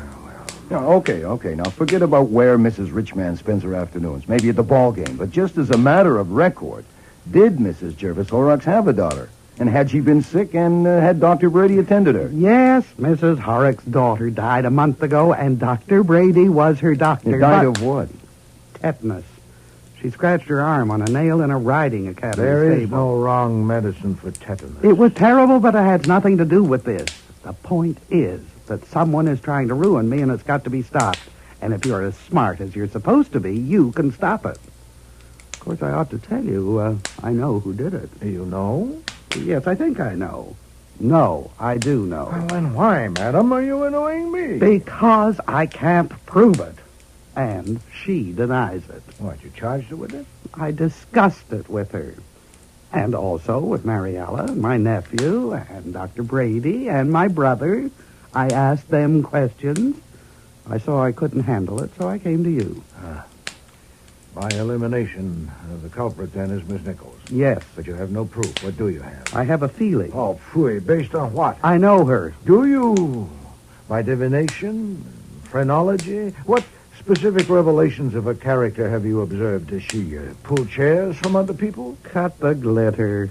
You know quite well what I mean. I say I know her, that's all. I see. Flatly, you don't like her. She must be either remarkably stupid or extremely clever to have used her own stationery for anonymous letters. Had you thought of that? Certainly. She's clever. How long has she worked for you? 3 years. You pay her adequately? I certainly do. Then why does she want to ruin you? Sheer cussedness? She thinks she has a grievance. Which is? A private matter. Wouldn't help you any. Look, I'm willing to pay you for finding out who sent those letters and getting proof. You mean you pay me for fastening the guilt on Miss Nichols? Not at all. On whoever did it. No matter who it is? Certainly. But you're sure it's Miss Nichols? I'm not sure. I said I have a feeling. Oh, look, I have to go. I'll be late for an appointment. Can you come up to my place tonight? No, I cannot. As you know, I rarely leave this house. Then how can you... First, I'd like to see the young women. Send them here. I'll be free at 6 o'clock. Oh, God. You would have made a wonderful party. If I could sell it to the Crothers, I could make it $4,000. Good day, Miss Huddleston. Don't bother to see me out. You couldn't move fast enough to suit me anyway.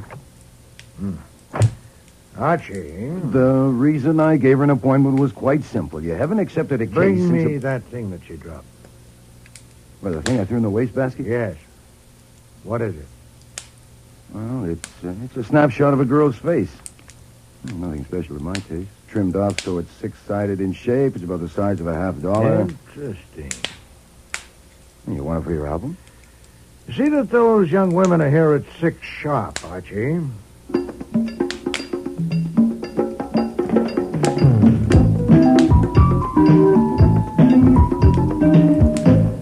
I'm Janet Nichols. And I'm Mariella Timms. We have an appointment with Mr. Wolfe. For 6 o'clock. You're late. I'm sorry. It's my fault. Well, come in. We'll go into the office. Since it's 20 minutes past 6, Mr. Wolfe has gone to the kitchen and started operations on some corned beef hash. You mean he's eating corned beef hash? No, that comes later. He's concocting it. Now, I really am sorry. I didn't get back until after 5, and I was in riding clothes and had to change. If you ladies will, just wait a minute. Make yourself comfortable, please. I'll see if I can pry him out of the kitchen.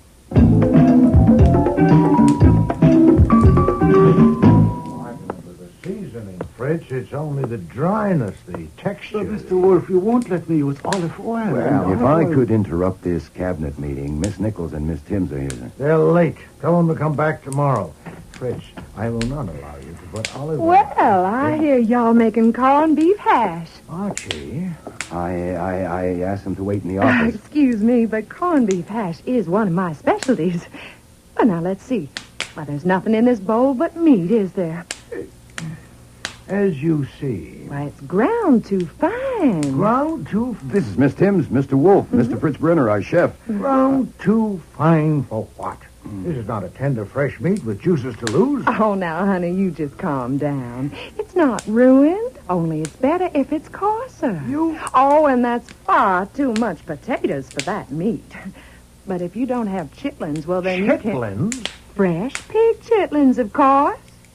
Well, that's the secret of it. Fried shallow in olive oil with onion juice. Good heavens. I've never heard of it. It's never occurred to me. Fritz? It might go. We can try it as an experiment. Yeah. Archie, go to Kretzmeyer and see if he has pig chitlins. 2 pounds. Oh, you better let me help, Fritz. It's sort of tricky.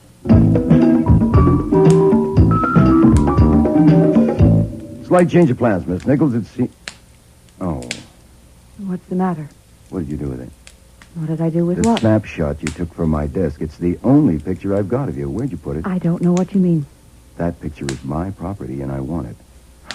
Let's say fluttered into your bag. Now, look in your bag. It isn't then there. I'll look into your bag. No! It isn't there. It's down my blouse.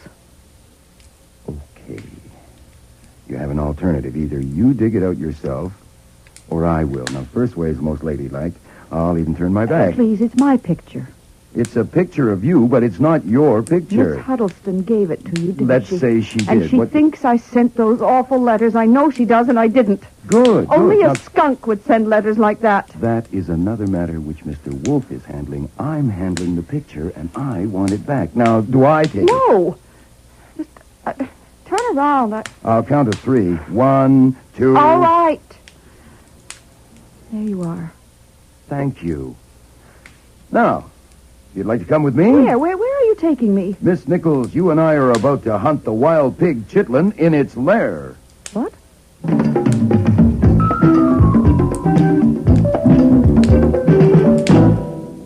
won't have any hash, thank you.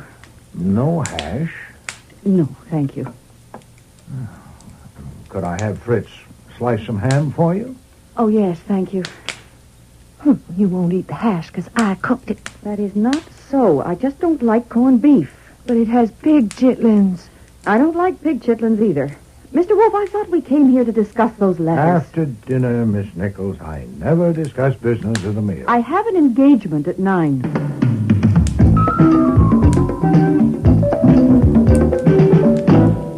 Now, that was what I call a truly productive evening. We have them here for 3 hours, and what do we got? Janet doesn't like corned beef hash. Mariella doesn't like Janet. Fritz doesn't like Mariella. I think Mariella's kind of cute. I just love the way she pops her eyes when she says corned beef hash. Oh, shut up. That's what the whole evening has been.